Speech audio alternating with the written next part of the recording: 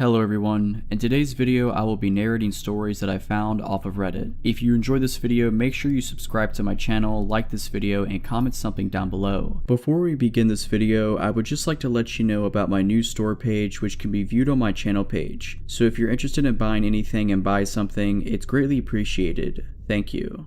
But without further ado, let's get straight into these stories.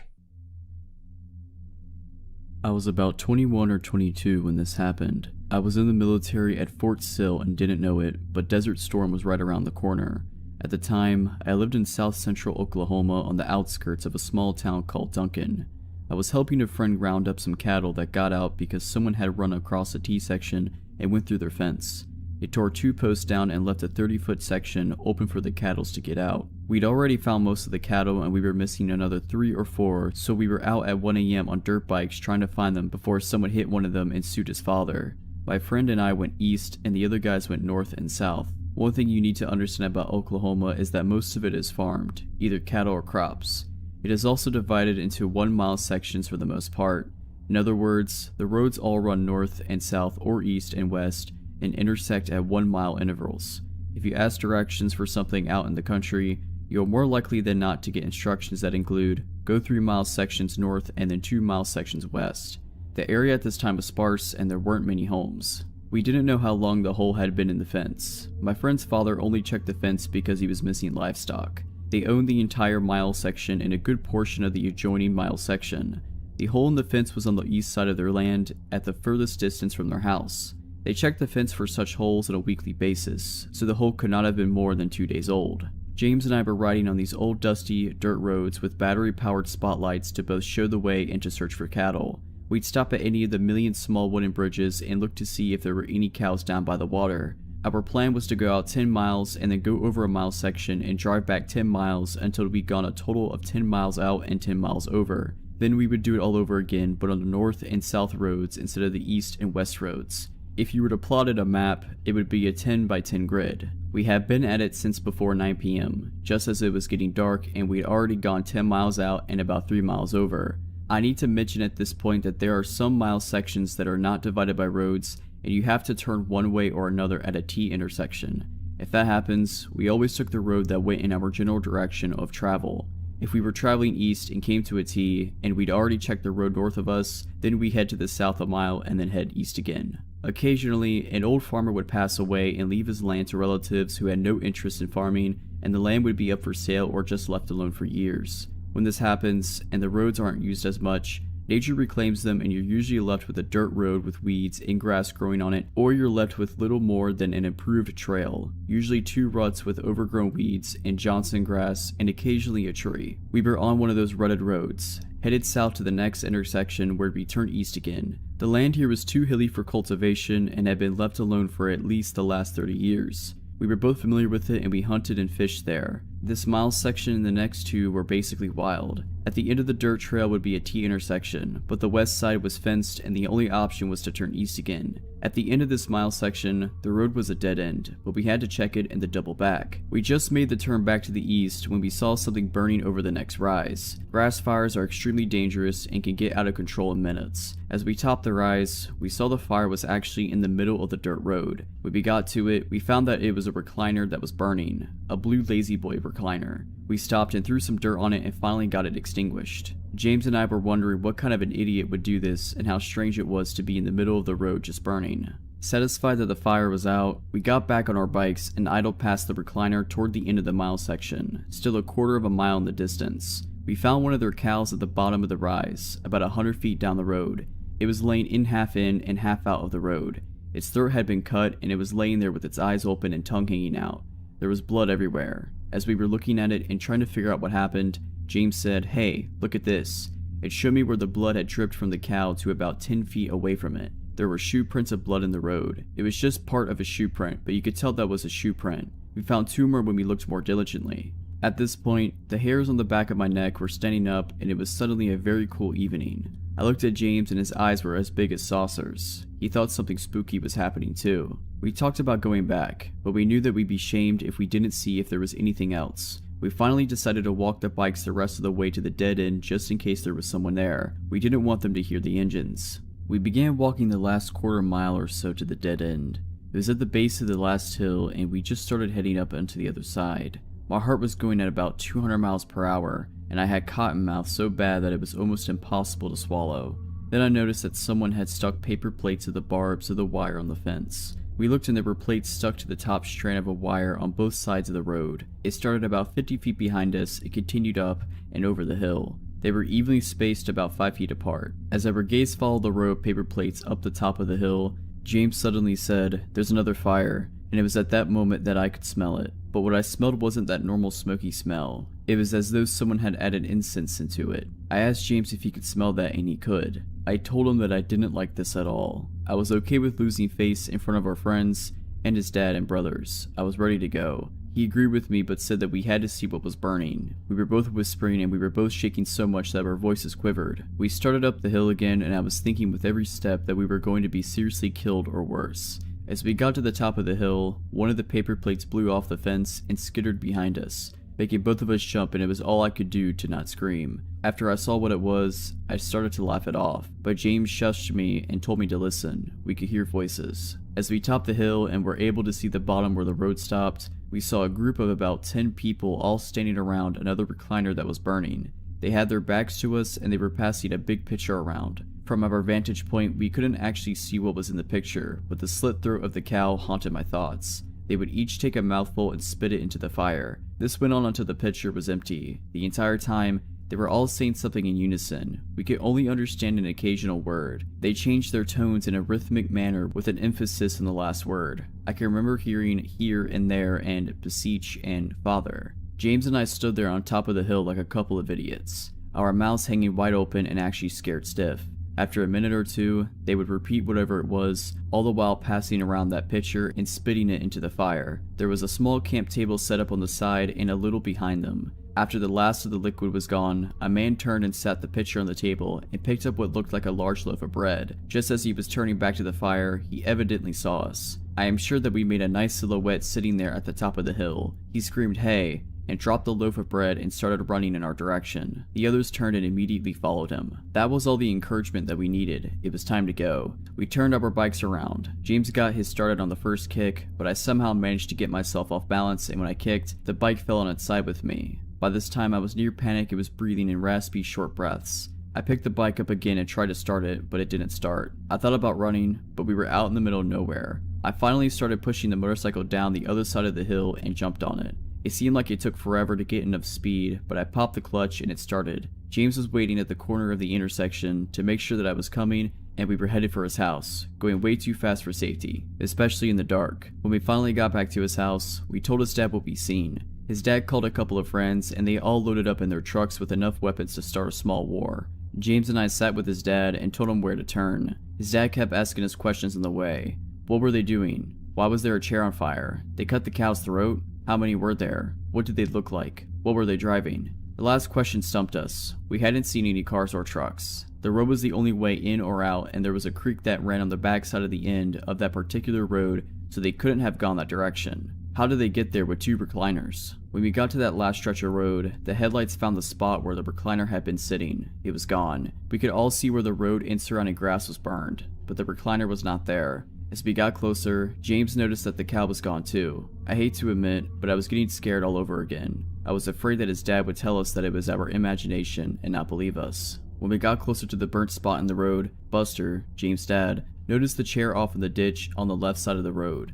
Then I noticed the cow on the other side. It was also in the ditch. The paper plates were all gone. Buster got out to look at the cow with the other men. They stood there talking and shaking their heads for what seemed like 10 minutes before getting back into the trucks. We continued toward the hill. The ruts made by spinning motorcycle tires were easily seen, but there was no fire on the other side of the hill. We all went down to where the other recliner had been burning, but it and the camp table were gone. You could see where someone had walked around the charred area and covered it with dirt. After we left, James saw a paper plate about 50 feet on the other side of the fence. Buster called the county sheriff when we got home, and by that time it was daylight and we went out again with the sheriff and a deputy. When we got back to the road, the first recliner and the cow were gone, but you could still see where something had been on fire and there was still blood on the road and in the grass.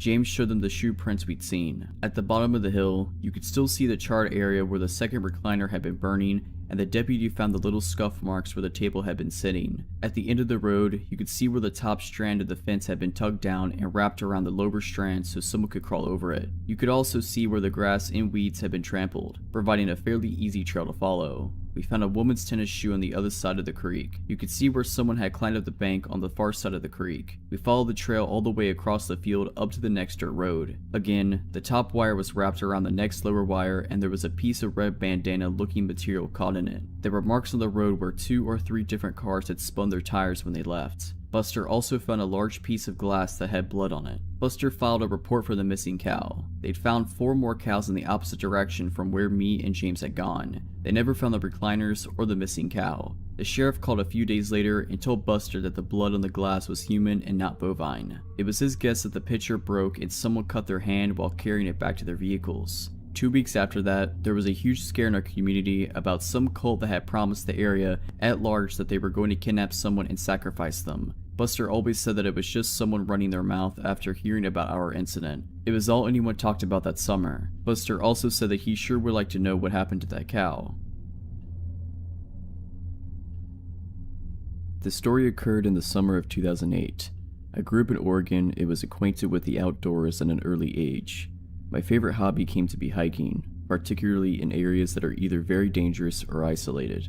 The health benefits of hiking were secondary to the thrills of walking the edges of exposed cliffs, being in cougar and bear territory, knowing that I was very far away from help. Into the Wild was released in the fall of 2007, and I immediately fell in love. Being a high school senior, I could barely go another week living in my parents' house. The movie spoke to my sense of adventure and inspired me to hike the California portion of the Pacific Crest Trail upon graduation. I made it from the Mexico border to Northern California without much incident. I saw rattlesnakes and black bears, experienced dehydration, but nothing happened that made me fear for my life. Somewhere in the Lassen National Forest in northeastern California, I walked around a bend in the trail only to be startled by 2 people sitting on a rock dressed in nearly all white. Their faces were dirty, their appearance disheveled, and the man had a long unkempt beard. Both seemed to be in their 40s. What struck me as odd about the encounter was encountering anybody at all. I frequently went days without seeing a single human being. Their white clothes could be explained away by the need to escape the California summer sun. Their scruffy appearance could be explained away by the fact that most thru hikers abandoned personal hygiene on the trail.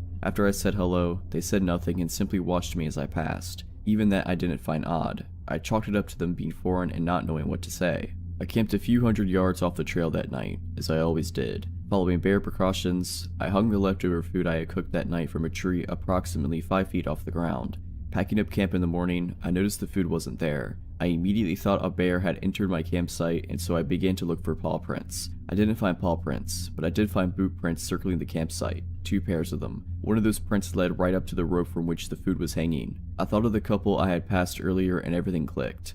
I quickly packed up and left. My mind was racing the entire day, but I figured the couple was simply hungry. If they had nefarious intentions, they would have come for more than food. Several days passed and my mind was at ease again. I had begun to circle my campsite with sticks to wake me in the event of an intruder, animal or otherwise. I awoke in my tent one night to the sound of those sticks crunching. I grabbed my hunting knife. I tried to relax by telling myself that in the middle of nowhere, the source of that noise is much more likely an animal than a person. Then I heard frantic whispering. It was impossible to tell which direction the voices were coming from. Being in the dark, surrounded by trees, 100 miles from the nearest city plays tricks on your senses. I debated yelling out claiming to have a gun, but instead decided to be silent and retain the benefit of surprise. I heard footsteps circling my tent and was ready to slash at whatever opened it. But just like that, it was over. No more footsteps, no more whispering. I lied frozen awake in my tent until sunrise and opened my tent to find nobody there. The only evidence something had actually happened were the boot prints, the same as before. Several more days passed and I was now in Shasta National Forest, probably 50 to 70 miles from where I first encountered the couple. The trail became more or less a goat trail, being on the side of a mountain and above the tree line.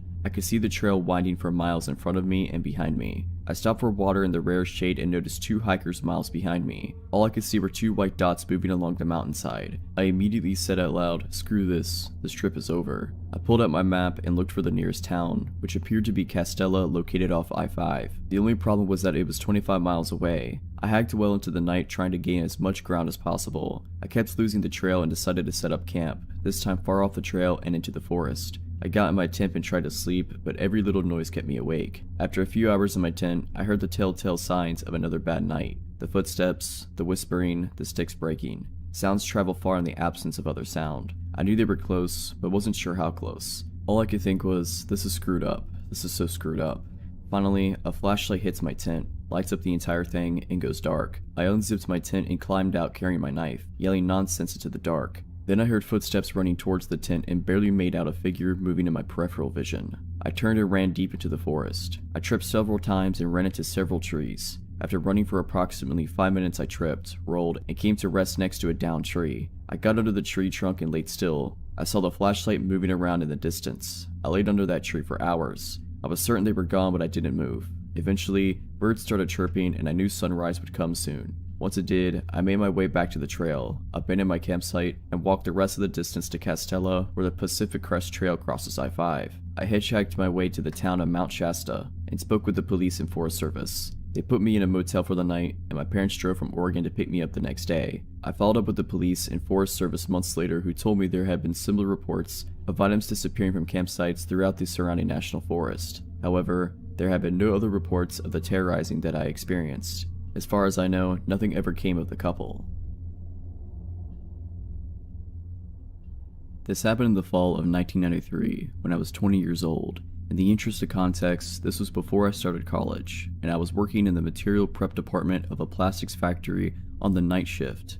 I was the only woman in the department, and my male coworkers were initially skeptical that I could handle the job, but I proved myself and earned their respect. It was hard work, but on the plus side, it also put me in the best shape of my life. I had just gotten off work, and it was about 1:30 a.m. My car was running on fumes, so I stopped at a local gas station to fill up.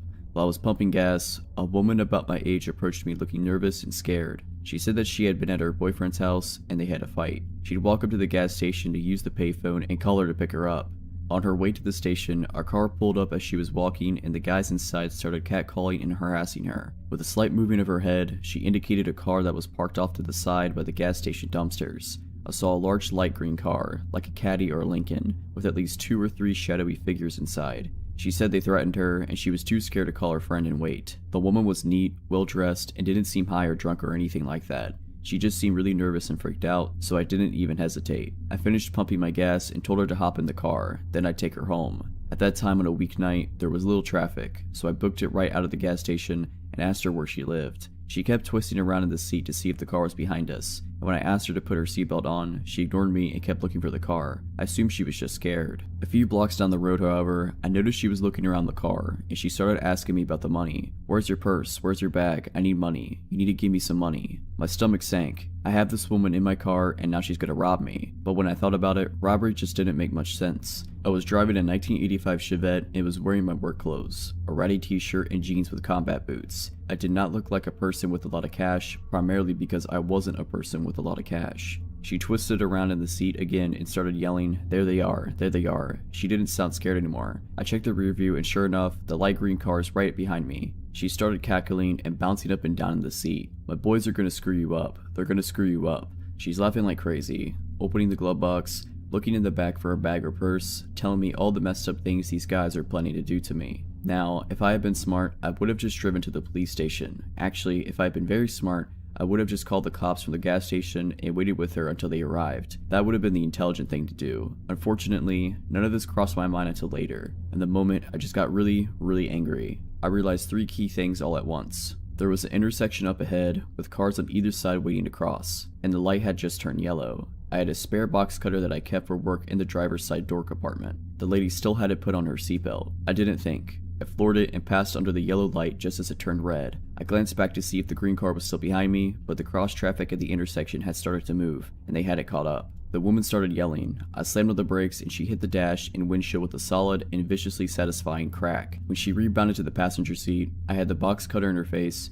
and was screaming some serious stuff. I can't remember exactly what I said, but it was along the lines of, get out of my car before I cut off your face and make you eat it." The crazy screaming and box cutter combo worked. She grabbed blindly at the handle and popped the door open, and I started shoving and punching her until she tumbled out the door to the curb. I stomped on the gas, got to the next turn, and squealed around it with the passenger door still open. I made a few more turns because I was afraid that the green car might catch up to me. After a little while, I stopped to close the passenger door, and then I cut across town and got onto the highway to go home. I was on the highway for about 5 minutes before the shake started. I pulled off to the shoulder to calm down and get my act together, and then I drove home. I told my older sister. I was living with her temporarily after the breakup with my ex. She grabbed me in a tight bear hug while simultaneously yelling about how stupid I was for not going to the police. I've never been so glad to be yelled at in my life. I've lived most of my life way out in the valley countryside of Ontario. Given it's not a whole lot for an 18-year-old, but for me it's the only place I can call home. And I like to think that I know the entire area, as far as sprawling that is, like the back of my hand. Adventures across the long, cross-crossing roads, pastures, and woods that made up the skeleton of my village were a common venture in my childhood. As a young kid, I had a habit of biking extremely far out in hopes of finding new places.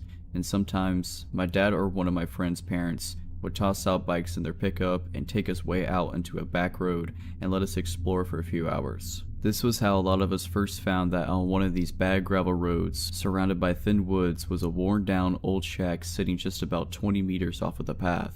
Honestly, I never thought anything of it, except for the fact that it was creepy. It had no windows to see inside, and I never went anywhere near it. But one of my friends at the time said that her older sister had tried to go in it and that the door was always locked. We all had better things to do than to be curious about that at the time anyway, so I quickly moved on and became nothing more than a mundane landmark of that area.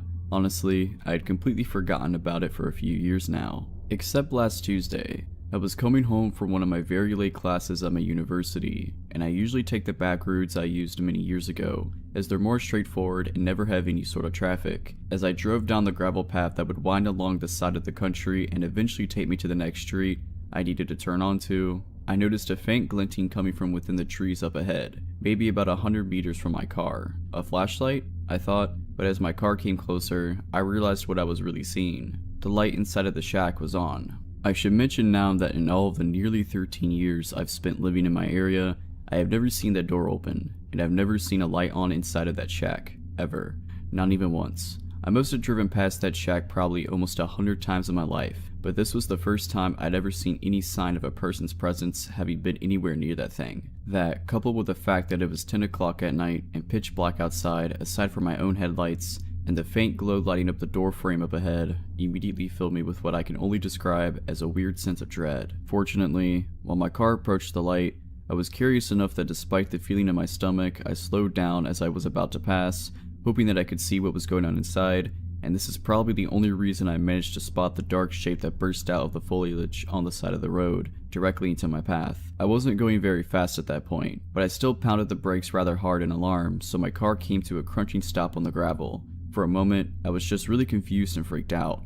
What was that? Had I almost hit a deer or something? This far out in the country, a deer would have been the most likely and most reasonable assumption, but in the beams of my car, I could see what had stopped me. A very tall, a very lanky old man with scraggly and balding gray hair. He looked dirty and unkempt, and as his clothes hung off of him, I felt extremely unsettled over what this guy could be doing way out here, and why he had walked out in front of my car. As I sat there confused, the old man came around to my window and knocked on the glass. I rolled down the window just a crack, only enough for someone to be able to hear me and for me to hear them. I was already creeped out enough as it was. Immediately, I had to say what I was thinking. What are you doing out here? In my peripheral vision, I could still see the light from the shack, but in my mind's eye, I wasn't really registering it anymore. Stupid, I know. I should have made the connection immediately, but I was still kind of shaken by the fact that I could have run this guy over if I hadn't been able to stop in time, and being a new driver and all, the thought of that was terrifying. After a small pause, the man started talking to me. He had a thick, croaky sort of voice, and he spoke very slowly. "My truck, it's broken," he explained. Oh, okay. I was also getting the feeling that he wasn't really all there, mentally. I didn't have to look around to notice there wasn't any truck on the side of the road, but I did anyway, turning my head around to confirm what I already knew. There was definitely no truck. Had he somehow driven it into the trees or something? As far as I could remember and see, there wasn't enough space anywhere in them for a truck to fit through. What was the man talking about? While I was looking, it was honestly as though I could feel that he was watching me, and when I turned back, he was still leaning down to peer inside of my window at me. Where? I don't see it. I was definitely distrustful of this guy already. At first, he didn't respond, and my nerves were only getting worse the longer we were alone out here. Then he replied, "It's just up the road," he said, turning just to point with his finger in that general direction. The lights on my car aren't exactly the greatest, but I could still see far enough that I really couldn't imagine where on earth this truck was supposed to be. I couldn't spot the faintest sight of it. While I squinted up ahead, he continued, "I'll show you where, if you come." At this point, I really had no idea what this old man was thinking I could do to help. I'm just an 18-year-old girl. I don't exactly look like the type of person who knows a lot about cars or how to fix them. And for the record, I'm really not. But I was tired from a long day at school, so I absolutely was not at my brightest. And for some reason, a part of me felt guilty about leaving him out here alone if his truck really was broken. "Okay," I said, and I reached to my gear shift to start driving slowly up the road. But as soon as he saw my hand, he shook his head. "Just walk, it's not too far." "What? Excuse me, but no thanks. How was I going to see anything in the dark if I got out of my car and followed him anyway? There was no harm in driving wherever he was trying to lead me.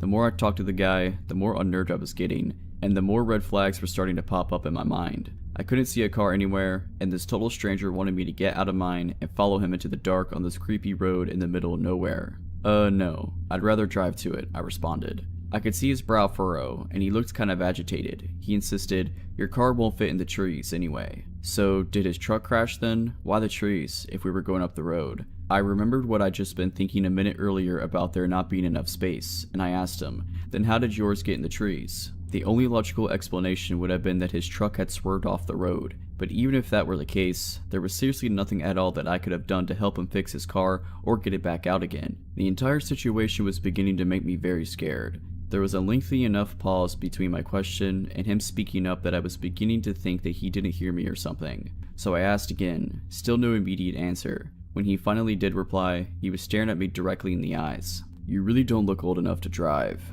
I hear comments like this a lot, since I do look very young because of my size. Normally, somebody would say this with a smile or something to signify that this is, in fact, meant to be taken as a joke, but this guy's face didn't change even slightly. He just kept staring at me with a completely cold expression. That type of remark in this kind of situation immediately had my heart racing, and all I could think was, what did this guy want from me? What I wanted to say next was, "Well, who are you?" But instead, I anxiously fumbled for my phone in my pocket, babbling in a way that probably made it really obvious I was completely freaked out in my mind. Okay, I could just call someone to come help you out. There's not really anything I can do." As I said that, it occurred to me to wonder, did this old guy not have a cell phone of his own? I know not every older person has one, even if they're becoming much more common, but seriously. And then I also remembered, with a sudden streak of massive fear, the shack with the light on. I could still see the light coming from it just up ahead in the trees. My dumb brain finally put two and two together. The old man hadn't even mentioned it at all. It was like it wasn't even there to him, and there was definitely no one out there that could have turned the light on but the guy who was just standing outside my car right now. What was he doing out here in the shack then, which had been locked for all these years by someone I never knew? There was definitely no truck around here. He wanted me out of my car for a whole nother reason. I think maybe the old man must have seen on my face that I was scared out of my wits and about to book it out of there. Instead of any words, without warning, his face contorted with rage, and he swung his fist, pounding against it my window with enough strength to make it shudder. His eyes were wide and he looked furious and completely insane.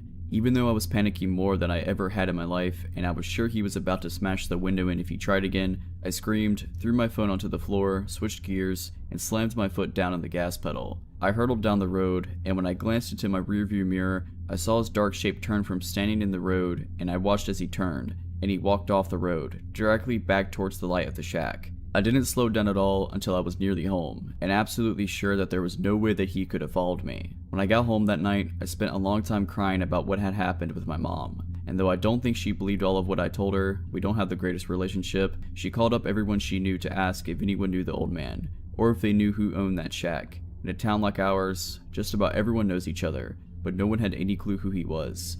One of our family friends even swore that he was sure it's been abandoned for at least 4 years now. And since most people don't usually take that road, no one said that they've ever seen a light on or the door open but me. I've been taking a different route home from school since, and I really don't think I ever want to head back down that road. Creepy guy in the shack, please, let's not meet again. This happened when I was in college. I lived in Isla Vista, the student community at UCSB, notorious for being a party school. It fully lived up to its reputation. I liked to party, but wow, these people were off the wall. As such, there were a lot of people who put themselves in dangerous situations, drinking to excess, not being careful, not locking doors, etc. It had a very isolated and insular vibe, and anyone who was hanging around who wasn't college-aged immediately looked at a place and strange. One night after having a few drinks, I came home to my small house where I lived with 2 other girls, probably around 2:30 a.m. We were all serious students. I was probably the least serious actually, and we partied, and it was not your typical UCSB mega rager, more like a small get-together with friends. We would often have a few people spend the night, sleep in our furniture, or in our beds as this case may be. That night my roommates had a few people over who I didn't know, and I saw when I returned home that one of them had opted to sleep on the couch from the shadow that I saw there. I didn't turn the light on so I wouldn't wake anyone up, but as I was passing the couch to enter my bedroom, I noticed that the figure was lying very stiff. He just had this weird energy to him. He was lying down, but it was like he was putting all of his energy into lying as still and rigid as possible. I paused, and the guy quickly jerked his head to face me, without moving his limbs. So quickly that it startled me. I could see his wide open eyes glinting in the dark. Figuring that I'd startled him, or that he was drunk, or maybe on some kind of stimulant and unable to sleep, I just hurried past into my bedroom and locked the door. The dude made me so nervous, and I wasn't taking any chances. I fell asleep.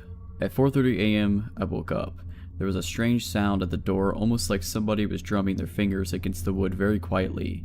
I lay still and listened. There were more quiet sounds like someone scratching the door with their fingers, which got louder and louder until it was clear that he was using both hands and scratching as fast and as hard as possible. It created an extremely loud and intimidating sound that filled me with fear. I got my cell phone and texted my roommate because I was afraid to make a sound. "Your friend is freaking me out. Is he coked out? Can you talk to him? He's banging and scratching on my door." She didn't text me back, probably because she was asleep. I texted my other roommate to the same effect, covering all of my bases. Keep in mind that the scratching has been going on at this point for a couple minutes. I have no idea how he could have sustained it. Scratching a wooden door with your fingernails can't feel good. He also grabbed at the knob and jiggled it super forcefully. Because neither of them answered, I decided to call and really wake them up, though I was scared to make a sound. I know it sounds stupid, but there was something seriously horrifying about being teased like this through the door. I knew that he was trying to terrify me. I felt like a little kid, but I could tell this guy was screwed up or something, and maybe the police needed to be called, and I wanted to loop my roommates in since it was one of their friends. The scratching stopped abruptly, and I called my roommate, who answered sleepily. "Yo, your friend is messed up. Can you please deal with it? Do we need to call the cops? He's seriously scaring me, and he was scratching at my bedroom door. He's really weird." She didn't say anything for several seconds, and when she did speak, her voice had no sleepiness in it at all. "What friend?" she said. "That guy that was sleeping on the couch," I said. She was quiet again. "We didn't have any guys over," she said. "Call the police." My adrenaline surged, and I told her to please lock the bedroom door as quickly as possible. I realized that I hadn't heard scratching in a while, and I had no clue where the dude had gone. Suddenly, I heard a loud banging in the other end of the house, where my roommates, Lauren and Monica, shared a bedroom. The bangs were followed by the sound of them screaming in fear. I quickly dialed the police as this maniac proceeded to bang against the, luckily, locked bedroom door of my 2 roommates as they screamed. The heaviness of the blows left no doubt that he was trying to break the door down. I told the 911 operator the situation, and she dispatched 2 squad cars. The police in Isla Vista are generally used to peeling drunks off the sidewalk and breaking up brawls. This was really serious and strange, and I think the dispatcher got the sense from my tone how terrified I was. She stayed on the phone with me. At one point the banging stopped, and everything was quiet for a while. I talked with the dispatcher and suddenly looked down to see that this guy had slipped his fingers through the 1-inch gap between my door, and the floor was just kind of waggling them around, making this weird growling sound. I screamed and backed away, which is my biggest regret about the situation, since when I look back at it, it would have been so awesome to just stomp his fingers and hear the guy howl in pain. When the cops rolled up, I heard running and the sound of our sliding glass door opening and closing, and then he was gone. The cops never caught him. He had broken in through our side door by jimmying the lock somehow. My door was covered in what turned out to be huge gashes he'd made using a pair of scissors, which he discarded on the ground before he left. What terrifies me the most about this was that I walked right past him. I looked him right in the face. I realized now that he was not trying to sleep or on drugs, but was lying so stiff like that because he was hiding. He probably heard me open the door and freaked out because he hadn't realized there was another girl living there, and tried to blend into the couch in the darkness. This story takes place in August of 2013, in the mountains of southern Oregon. I'm a USAF Security Forces airman, military police. My girlfriend was at work, and as a sweltering hot day began to turn into thunderstorms, my buddy Nick, another military cop, and I decided to go explore some back roads and get out of the heat in town. Southern Oregon is crisscrossed with logging roads, some actively used, and many totally forgotten and grown over. Nick and I spent many of our days off starting on roads that we knew, finding roads we didn't know, driving for hours into the mountains, eventually navigating back to paved roads. On this particular day, with storm clouds building over the mountains, we set off on a road we had never been on, and began the drive into the mountains. After driving for around an hour, we hadn't seen nor heard any signs of other people in the woods. We rounded a bend in the thick fir woods, and emerged in a meadow that was totally surrounded by thick aspen groves. The meadow was perfectly flat, and eerily still. We both noticed the strange stillness almost immediately. No birds, hardly any insect noise, no squirrels, and certainly no other people. On the far side of the meadow, right at the edge of the tree line, there was a picnic table. The table was very odd, however. It was painted a bright orange. It was much larger than a typical picnic table in a park. Remarking on this, Nick drove through the meadow to get a closer look. I remember being apprehensive as we approached. The whole scenario was exceptionally strange. The overall silence of the aspen grove was unsettling. Also, it was nearly impossible to see far into the trees as aspens grow extremely close together. When we parked by the table, I hopped out of the passenger seat of the truck to check it out. I'm not very tall, only about 5'5". Regardless, the table was ridiculously oversized and practically unusable. The seats were nearly at chest level, meaning I would not have to climb up to even sit on them. As I was looking at the table, Nick called me over to the truck, and I noticed he was looking back into the aspens. At first, I couldn't see what he was looking at, but then I noticed a splash of color that was completely out of place in the thick trees. A small one-man tent was set back in the trees, about 50 feet from the strange table. I had an initial feeling of dread, and felt certain that there was someone in the tent, and if we could see the tent, they could see us. There were no campgrounds in this area, no people, no main roads for miles. Surely someone camping so remotely would be, at the very least, a strange person. However, as we observed the tent, we didn't see any movement or hear any sounds coming from it. Nick suggested I call out. I didn't want to, but I did. "Hey, anyone in there?" I yelled. No reply. Feeling completely on edge, Nick and I thought about driving away and leaving this strange area, but we began to fear the worst. What if there was a body in the tent? What if somebody had gotten kidnapped? Foolish, I know, but we thought it, all the same. After some debate, we decided to have Nick turn the truck around to drive away from the camp, should we need to leave in a hurry. He would be waiting behind the wheel. With my heart pounding, I started walking through the trees towards the tent. I was totally keyed up with my senses on full alert. When I reached the campsite, several things struck me as odd. Backpacks were scattered all over.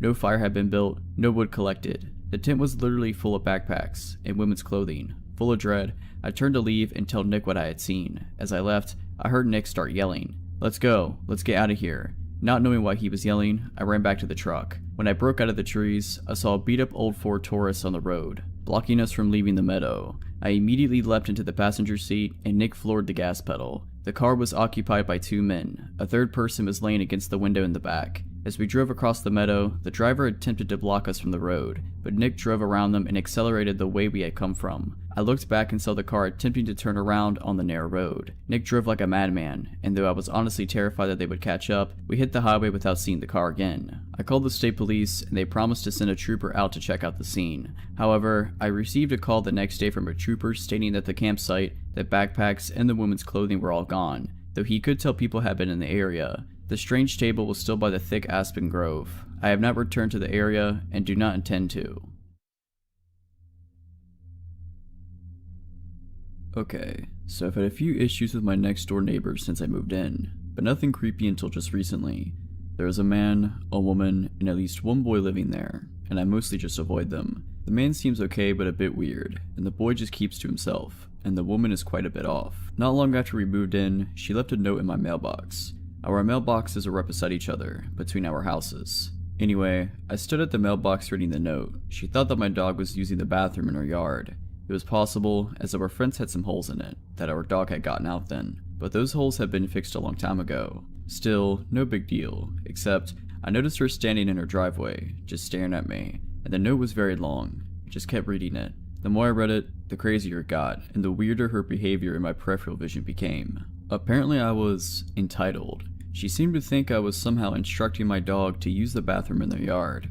Her note went on a tangent about how awful dogs are. She was also 100% convinced it was my dog, even though there are always tons of loose dogs, cats, and wildlife wandering around and no doubt traveling through her unfenced backyard. In my peripheral vision, she got into her SUV, backed out of her driveway, then parked it along the street directly behind me and just idled there, staring. The note then went on a weird, long tirade about the previous family to live in my house, saying I was Anthrodeb, as if I'd have any idea at all what that is even supposed to mean, then concluded in some odd insults and some implied not quite threats. This is the closest thing we ever had to a conversation at this point. I could understand not wanting a dog using the bathroom in our yard, but this was a bit of an extreme reaction, as this was literally the first time I'd even heard of there being a problem. A simple note would have done, but this note was insane. She was still staring behind me. I decided to try to ignore her and just go to my house. That's when she shouted out her window, "Are you playing a game?" That reaction made no sense. "Are you nuts?" I replied, as I officially ran out of patience. She shouted more nonsense and insults at me while blocking my driveway, which was right next to the mailboxes, with her vehicle, while I repeatedly told her to leave before I called the cops. This went back and forth like this for a while, but she eventually sped off when I pulled my cell phone out. Later, my boyfriend, who had not been home at this time this happened, had a chat with the neighbors. He said they seemed agreeable and reasonable and basically dismissed me of just being dramatic. The woman told a very different version of events, of course. I was annoyed that my boyfriend wasn't taking me seriously, but let it go. I think he just wanted to keep getting along with the man next door, as they sometimes borrow tools. They speak to him a lot differently than how they speak to me. They don't do anything rude to me while he's around. In fact, they don't speak to me when he's around at all. They always wait for him to be away. Anyway, I mostly just avoid them. Sometimes, the woman stares at me, but I just ignore her. Until recently, I've been mostly successful. Here's the creepy story. I don't sleep well at night when I'm home alone, and I'm always home alone now because my boyfriend is out of the country on business for months at a time. I often feel like there's someone just outside my house or at my door. Sometimes, my dogs act up at odd hours, but I never see anyone. I keep my house alarm armed and my pistol on my nightstand. The other night was one such night. I didn't sleep well and kept having a sinking feeling that something was wrong. Anyway, I got out of bed at about 2 a.m. because I thought I was scheduled to work at 3 a.m. I had mostly given up on getting a restful sleep then anyway. As I left my house, I heard something to my left, the direction of my neighbor's house, but didn't see anything. I was always nervous in my driveway because the motion sensor light was broken, but there was always a lot of darkness between my door and my truck, so I always moved quickly to my driveway. I got in my truck and went to work. It turned out that I misread my schedule and didn't work at 3 that morning after all. Annoyed at the mistake, but grateful I'd get to go home and sleep a little more before the actual start of my shift at 7, I went home. I pulled into my driveway and didn't see anything in the beam of my truck's headlights. I always look around my truck before getting out. I turned the headlight off and got out. I took a few steps ahead of my truck, and then all of a sudden a large man called out to me, shouted really, from the shadows at the corner of my house. He scared me so bad that I screamed, reached for my pepper spray, and fell down. Not useful. He apologized in a tone that didn't sound sorry at all. It was my neighbor, and that wasn't much of a relief. Apparently it was my fault that he occasionally found trash in his yard, in Windy, Colorado. Complaining about this seemed to be a lot more important issue than scaring the heck out of me while I'm alone at night. He showed no real concern or realization that was even wrong at all. Again, I have no problem with neighbors bringing issues to my attention, but seriously, hey, can you make sure trash from your bins isn't blown into my yard? Is not a question that takes 10 minutes. Nor is it one that needs to be addressed at 3 in the morning. I'm not in agreement to keep the peace, but I know the trash isn't mine. We live in a windy area. Trash gets blown around in people's yards all the time. No big deal. But he would just not stop going on about it. He kept needlessly repeating himself and made some not quite but kinda threat about getting along. Think about the lines of, "It would be a shame if something were to happen," type sort of threats. He was keeping me busy. I didn't even notice his wife flank me. Before I even knew she was there, she appeared from the shadows by a tree. She wanted to yell at me about some eggs. A few weeks ago, I found a bunch of eggs smashed on the road near our shelved mailbox. As the carton was right next to them, I thought the carton had obviously just been dropped, not that someone was trying to egg anything. I assumed my neighbor had dropped the eggs on her way to get the mail and just left them. She denies this, but I still think that's the most likely explanation because no one else has any reason to be out at our mailbox with eggs. But I didn't care enough to say anything to her about it at the time, so I just let it go and forgot all about it. Now she was accusing me of leaving eggs around. Again, inexplicably expressing the grievance at 3 a.m. Weird that she hadn't brought it up weeks ago when it happened, but I know why she didn't. My boyfriend was still here then. My boyfriend has been away on business for several weeks now, long enough for them to have noticed his absence. They were also probably aware that my motion sensor light was out. They sure seemed to know how to avoid my headlight beams. Being surprisingly patient, I explained that I knew nothing about the eggs. I mentioned that I later found a lot of the shells in my yard and figured a squirrel must have carried them there. She proudly informed me that she tossed them onto my yard herself. Apparently she thought that was okay, but someone dropping them in the first place isn't. Anyway, this is where I started to get over my shock a bit and started getting pissed. Initially, I had been somewhat relieved that the man in the shadows had been my neighbor, not some random crazy person, but now I was pissed. I had now been outside with them for like 20 minutes, while they accused me about stupid stuff. While I tried to be polite and agreeable even though I had nothing to do with it, but now everything wrong with the situation had just kicked in. I eventually remembered that I don't actually have to put up with any of this and cut her off mid-rant and said, "It's 3 a.m, I'm going home, good night," and turned on my heel. I heard her say something in an unkind tone as I left, but didn't catch what it was. They had staked out my house, waited for my boyfriend to leave, and long enough to be sure he was gone, all to complain about some insane stuff long after it supposedly even happened. If they have concerns, surely there are better times to address them than at 3 a.m. What were they doing out at 3 a.m. anyway? And that man had totally purposely hidden a shadow at the corner of my house where he could avoid my headlights. It didn't reveal himself until I was out of my truck and exposed. And shouldn't the woman have walked up beside her husband, not gone around while I was distracted? They kept doing odd behavior, never enough that they're doing anything illegal or anything to report the police. But none of this is normal behavior. Honestly, I think these complaints are just excuses and they're really just taking the opportunity to intimidate me. I think they're messing with me on purpose. Then again, I could be wrong. Either way, I will be installing a motion light soon. I was so shaken up and had my adrenaline so high from someone scaring me from a blind spot by my house. Because seriously, that could have been someone else and a whole lot worse. The story starts several years ago. Me and my friend's interest in urban exploration. I was a junior in high school at the time, which was when everyone started to earn a lot more freedom, so we took the chance to be out late whenever we could. Now, keep in mind that I live in a major city in central Colorado, so the nightlife is never lacking. We could always find something to do, and were especially drawn if there was an element of danger. We wouldn't always plan these trips, but we made sure that if we were going into any old building in the dark, we would have a knife and a flashlight for safety. We never really had to defend ourselves, but we came very close one evening. It must have been around November, because there wasn't yet snow on the ground, but it was actually a chilly evening. Directly across the street from the abandoned hospital, which we have hypothesized is still around from the TB area, is a hospital that is newer and in use. The two are connected by an underground tunnel, which I can only assume was a way to move bodies without alerting the patients. We had been inside the hospital a few times, but never found anything strange, only the occasional sign of others having been or lived there. What was piquing our interest that night was the abandoned library next door to the hospital. It was connected, but only by exterior walls. To get inside, you could not cut through the hospital, but instead had to hop over a tall wall and climb a very high fence. A few of us had backpacks, containing the aforementioned safety precautions and a couple bottles of water, so nothing too heavy or valuable that would get damaged when tossed over the obstacles before us.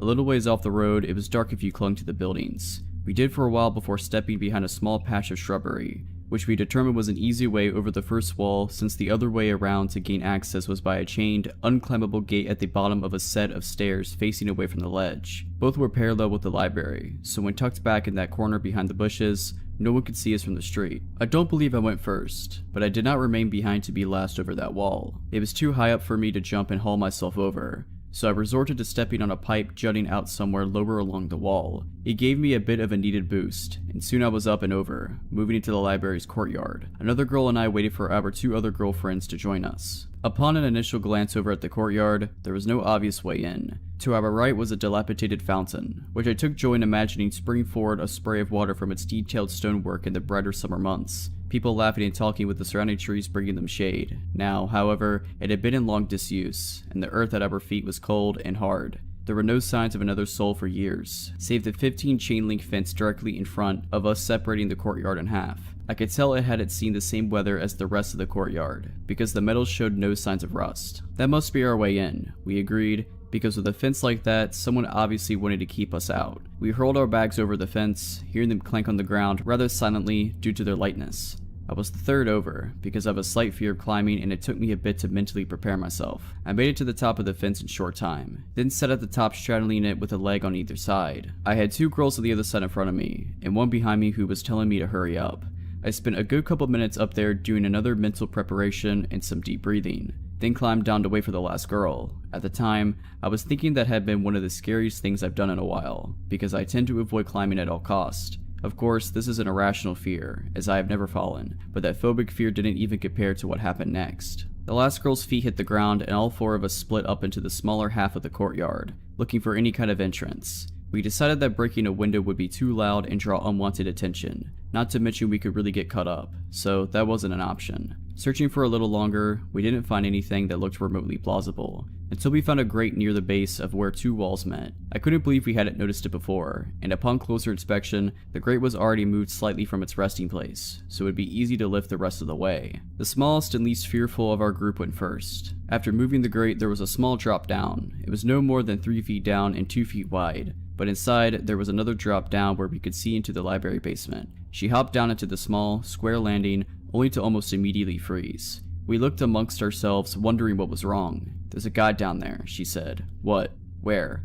"I could see his outline," she said. I leaned forward and tried to make out a shape, but it was further down than my line of sight and it was too dark. "Hello?" she called out. He responded the same, asking who we were. "Just a couple of chicks," she spat out bluntly. What he said next sent chills down my spine. It was as if I could feel the darkness radiating out of the hole in the ground. All of a sudden, it was very still and quiet, like the darkness had spilled out and weighed all of us down in that gloomy courtyard. He said in what I can only describe as a lustful tone gripping with ill intent. I'm addicted to following the sound of women's voices. My friend looked over at us blankly, but there was nervousness underneath. Unease. Something in his voice sounded like it wasn't an empty threat, like he wasn't just saying something creepy to get us to leave. She looked back to where he was and said slowly, "That's not cool." The man under that dark earth began laughing maniacally, and not in the kind of way a really good actor does, in the way that we could feel his utter insanity hit us like stale air. We looked at each other for what felt like hours in that gloomy courtyard, but I knew it was only a couple seconds, because we all exchanged without even speaking that we had to get out of there. And now, I was not about to risk some crazy guy coming after us, even if we did outnumber him. The friend scrambled up out of the landing, and I was never over a fence faster in my life. 15-foot potential fall, and I didn't even have time to think about it. We didn't stop running until we were on the street and halfway down the block out of breath. So guy that was down there, let's not meet again.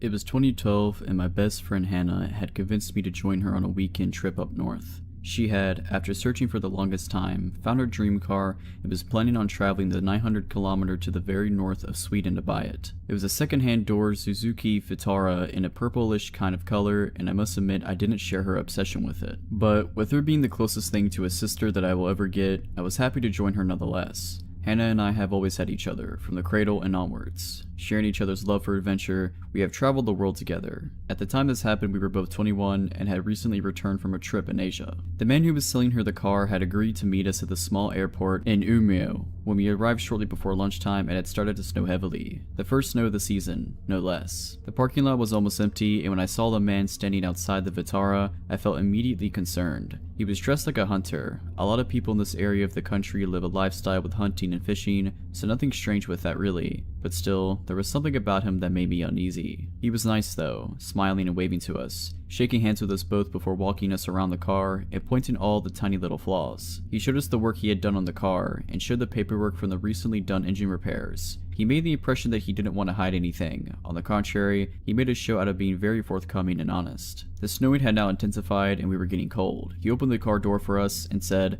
"I got the paperwork at home. Let's close the deal over some coffee." Against all my instincts, I climbed in after Hannah, both of us now trapped in the back seat. I had no reason to feel threatened by this man who had been nothing but pleasant to us, other than the alarm bells going off inside my head. I can't tell what it was that made me feel that way, but there must have been some sign that something was wrong, something that my subconscious tuned to. The man was constantly talking. He showed the stereo, told us about the features of the car, about the places we drove past, about the wildlife and the nature. There was not a silent moment. After about 20 minutes, I started to notice that we were in no way moving in the direction of civilization. Instead, it seemed we were driving further and further into the vast wilderness. It struck me that he had us in the back of a two-door car, diving us into unknown territory and no one knew where we were. I looked at Hannah, who was happily listening to the man telling stories about the area, and I noticed she didn't look at all worried. Maybe I was totally overreacting. We drove past a group of people standing by the side of the road, hunters planning their day or taking a break maybe. This truly is very different Sweden compared to the city. The car finally stopped outside a small wooden cottage with no neighboring houses.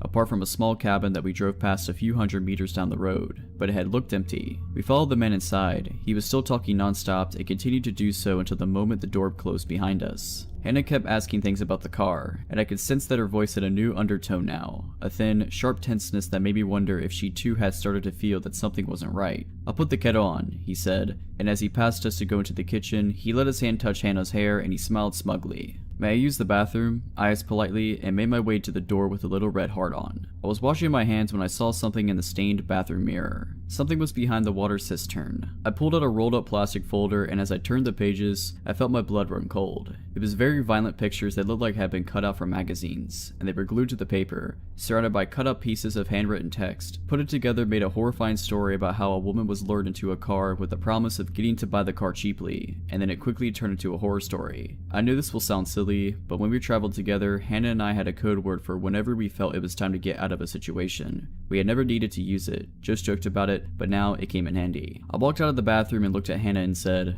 "Potatoes. We forgot to buy potatoes.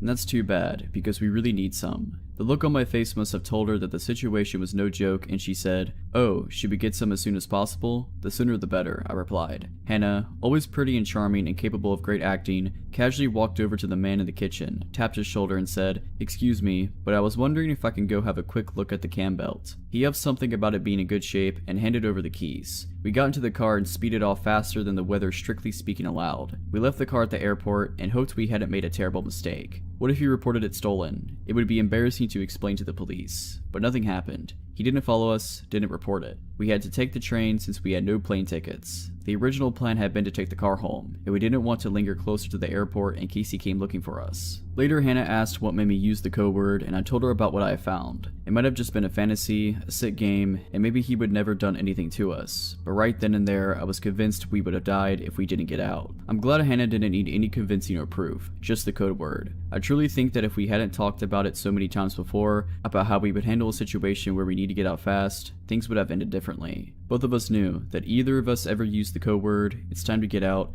no questions asked, just move. Okay, so I've had a few issues with my next door neighbors since I moved in, but nothing creepy until just recently. There was a man, a woman, and at least one boy living there, and I mostly just avoid them. The man seems okay but a bit weird, and the boy just keeps to himself, and the woman is quite a bit off. Not long after we moved in, she left a note in my mailbox. Our mailboxes are right beside each other, between our houses. Anyway, I stood at the mailbox reading the note. She thought that my dog was using the bathroom in her yard. It was possible, as our fence had some holes in it, that our dog had gotten out then, but those holes had been fixed a long time ago. Still, no big deal, except I noticed her standing in her driveway, just staring at me, and the note was very long. I just kept reading it. The more I read it, the crazier it got, and the weirder her behavior in my peripheral vision became. Apparently I was entitled. She seemed to think I was somehow instructing my dog to use the bathroom in their yard.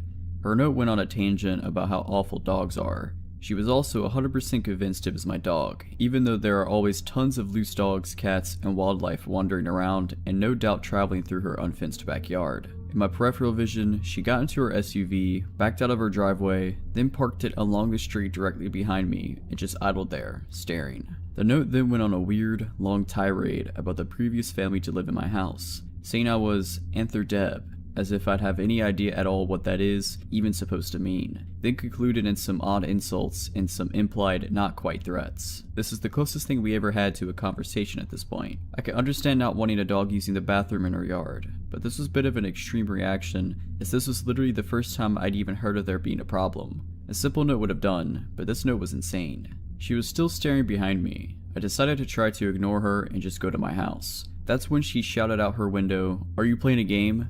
The reaction made no sense. "Are you nuts?" I replied, as I officially ran out of patience. She shouted more nonsense and insults at me while blocking my driveway, which was right next to the mailboxes, with her vehicle, while I repeatedly told her to leave before I called the cops. This went back and forth like this for a while, but she eventually sped off when I pulled my cell phone out. Later, my boyfriend, who had not been home at this time this happened, had a chat with the neighbors. He said they seemed agreeable and reasonable and basically dismissed me of just being dramatic. The woman told a very different version of events, of course. I was annoyed that my boyfriend wasn't taking me seriously, but let it go. I think he just wanted to keep getting along with the man next door, as they sometimes borrowed tools. They speak to him a lot differently than how they speak to me. and they don't do anything rude to me while he's around. In fact, they don't speak to me when he's around at all. They always wait for him to be away. Anyway, I mostly just avoid them. Sometimes, the woman stares at me, but I just ignore her.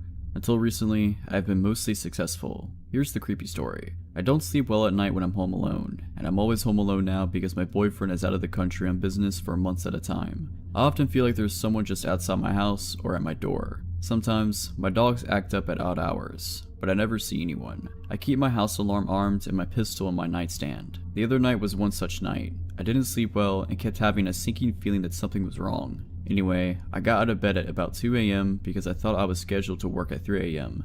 I had mostly given up on getting a restful sleep then anyway. As I left my house, I heard something to my left, the direction of my neighbor's house, but didn't see anything. I was always nervous in my driveway because the motion sensor light was broken, but there was always a lot of darkness between my door and my truck, so I always moved quickly to my driveway. I got in my truck and went to work. It turned out that I misread my schedule and didn't work at 3 that morning after all. Annoyed at the mistake, but grateful I'd get to go home and sleep a little more before the actual start of my shift at 7, I went home. I pulled into my driveway and didn't see anything in the beam of my truck's headlights. I always look around my truck before getting out. I turned the headlight off and got out. I took a few steps ahead of my truck, and then all of a sudden a large man called out to me, shouted really, from the shadows at the corner of my house. He scared me so bad that I screamed, reached for my pepper spray, and fell down. Not useful. He apologized in a tone that didn't sound sorry at all. It was my neighbor, and that wasn't much of a relief. Apparently it was my fault that he occasionally found trash in his yard, in windy Colorado. Complaining about this seemed to be a lot more important issue than scaring the heck out of me while I'm alone at night. He showed no real concern or realization that was even wrong at all. Again, I have no problem with neighbors bringing issues to my attention, but seriously, hey, can you make sure trash from your bins isn't blown into my yard? Is not a question that takes 10 minutes. Nor is it one that needs to be addressed at 3 in the morning.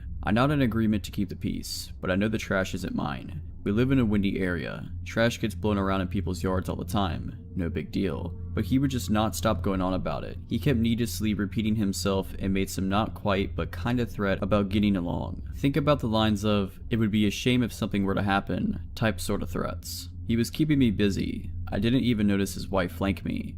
Before I even knew she was there, she appeared from the shadows by a tree. She wanted to yell at me about some eggs. A few weeks ago, I found a bunch of eggs smashed on the road near our shelled mailbox. As the carton was right next to them, I thought the carton had obviously just been dropped, not that someone was trying to egg anything. I assumed my neighbor had dropped the eggs on her way to get the mail and just left them. She denies this, but I still think that's the most likely explanation because no one else has any reason to be out at our mailbox with eggs. But I didn't care enough to say anything to her about it at the time, so I just let it go and forgot all about it. Now she was accusing me of leaving eggs around. Again, inexplicably expressing the grievance at 3 a.m. Weird that she hadn't brought it up weeks ago when it happened, but I know why she didn't. My boyfriend was still here then. My boyfriend has been away on business for several weeks now, long enough for them to have noticed his absence. They were also probably aware that my motion sensor light was out. They sure seemed to know how to avoid my headlight beams. Being surprisingly patient, I explained that I knew nothing about the eggs. I mentioned that I later found a lot of the shells in my yard and figured a squirrel must have carried them there.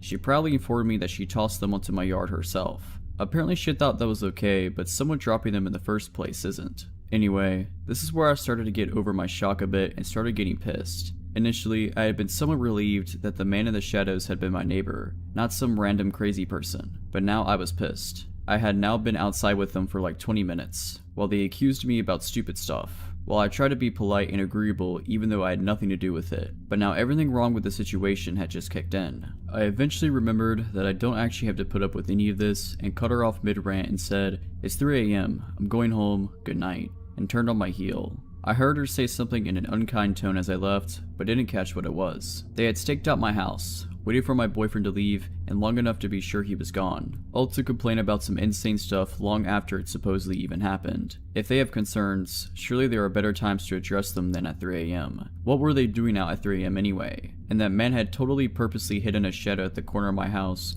where he could avoid my headlights. It didn't reveal himself until I was out of my truck and exposed. And shouldn't the woman have walked up beside her husband, not gone around while I was distracted? They kept doing odd behavior. Never enough that they're doing anything illegal or anything to report the police. But none of this is normal behavior. Honestly, I think these complaints are just excuses and they're really just taking the opportunity to intimidate me. I think they're messing with me on purpose. Then again, I could be wrong. Either way, I will be installing a motion light soon. I was so shaken up and had my adrenaline so high from someone scaring me from a blind spot by my house.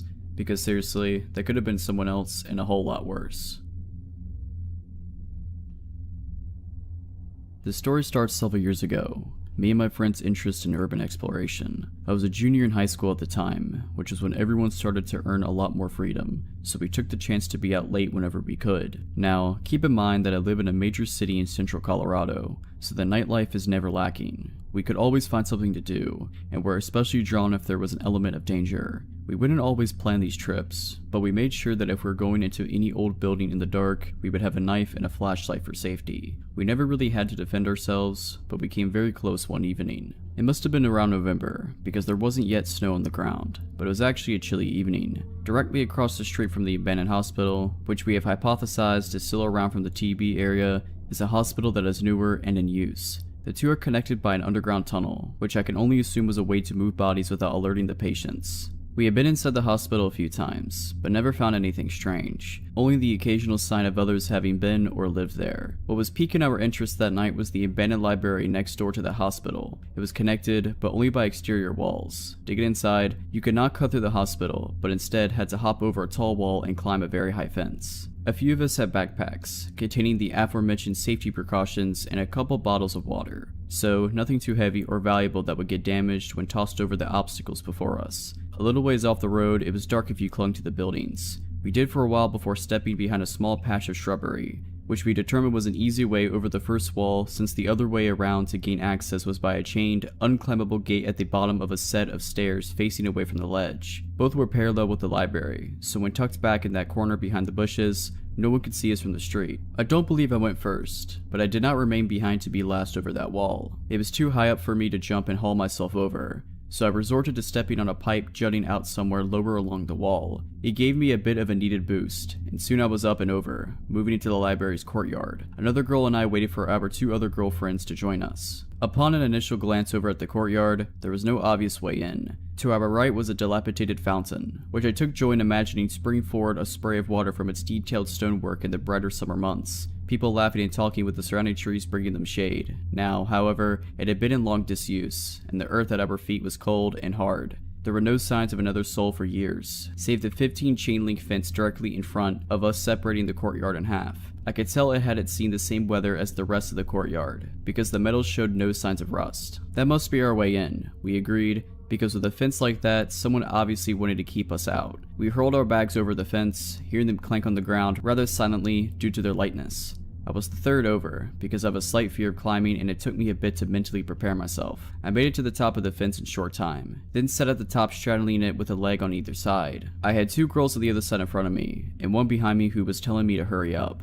I spent a good couple minutes up there doing another mental preparation and some deep breathing, then climbed down to wait for the last girl. At the time, I was thinking that had been one of the scariest things I've done in a while, because I tend to avoid climbing at all costs. Of course, this is an irrational fear, as I have never fallen, but that phobic fear didn't even compare to what happened next. The last girl's feet hit the ground and all four of us split up into the smaller half of the courtyard, looking for any kind of entrance. We decided that breaking a window would be too loud and draw unwanted attention, not to mention we could really get cut up, so that wasn't an option. Searching for a little longer, we didn't find anything that looked remotely plausible, until we found a grate near the base of where two walls met. I couldn't believe we hadn't noticed it before, and upon closer inspection, the grate was already moved slightly from its resting place, so it would be easy to lift the rest of the way. The smallest and least fearful of our group went first. After moving the grate, there was a small drop down. It was no more than 3 feet down and 2 feet wide, but inside, there was another drop down where we could see into the library basement. She hopped down into the small, square landing, only to almost immediately freeze. We looked amongst ourselves, wondering what was wrong. "There's a guy down there," she said. "What? Where?" "I could see his outline," she said. I leaned forward and tried to make out a shape, but it was further down than my line of sight and it was too dark. "Hello?" she called out. He responded the same, asking who we were. "Just a couple of chicks," she spat out bluntly. What he said next sent chills down my spine, and it was as if I could feel the darkness radiating out of the hole in the ground. All of a sudden, it was very still and quiet, like the darkness had spilled out and weighed all of us down in that gloomy courtyard. He said in what I can only describe as a lustful tone gripping with ill intent, "I'm addicted to following the sound of women's voices." My friend looked over at us blankly, but there was nervousness underneath. Unease. Something in his voice sounded like it wasn't an empty threat. Like he wasn't just saying something creepy to get us to leave. She looked back to where he was and said slowly, "That's not cool." The man under that dark earth began laughing maniacally, and not in the kind of way a really good actor does, in the way that we could feel his utter insanity hit us like stale air. We looked at each other for what felt like hours in that gloomy courtyard, but I knew it was only a couple seconds, because we all exchanged without even speaking that we had to get out of there. And now, I was not about to risk some crazy guy coming after us, even if we did outnumber him. The friend scrambled up out of the landing, and I was never over a fence faster in my life. 15-foot potential fall, and I didn't even have time to think about it. We didn't stop running until we were on the street and halfway down the block out of breath. So God that was down there, let's not meet again. It was 2012, and my best friend Hannah had convinced me to join her on a weekend trip up north. She had, after searching for the longest time, found her dream car and was planning on traveling the 900-kilometer to the very north of Sweden to buy it. It was a second-hand door Suzuki Vitara in a purplish kind of color, and I must admit I didn't share her obsession with it. But with her being the closest thing to a sister that I will ever get, I was happy to join her nonetheless. Hannah and I have always had each other, from the cradle and onwards. Sharing each other's love for adventure, we have traveled the world together. At the time this happened, we were both 21 and had recently returned from a trip in Asia. The man who was selling her the car had agreed to meet us at the small airport in Umeå when we arrived shortly before lunchtime and it started to snow heavily. The first snow of the season, no less. The parking lot was almost empty, and when I saw the man standing outside the Vitara, I felt immediately concerned. He was dressed like a hunter. A lot of people in this area of the country live a lifestyle with hunting and fishing, so nothing strange with that really. But still, there was something about him that made me uneasy. He was nice though, smiling and waving to us, shaking hands with us both before walking us around the car and pointing all the tiny little flaws. He showed us the work he had done on the car and showed the paperwork from the recently done engine repairs. He made the impression that he didn't want to hide anything. On the contrary, he made a show out of being very forthcoming and honest. The snowing had now intensified and we were getting cold. He opened the car door for us and said,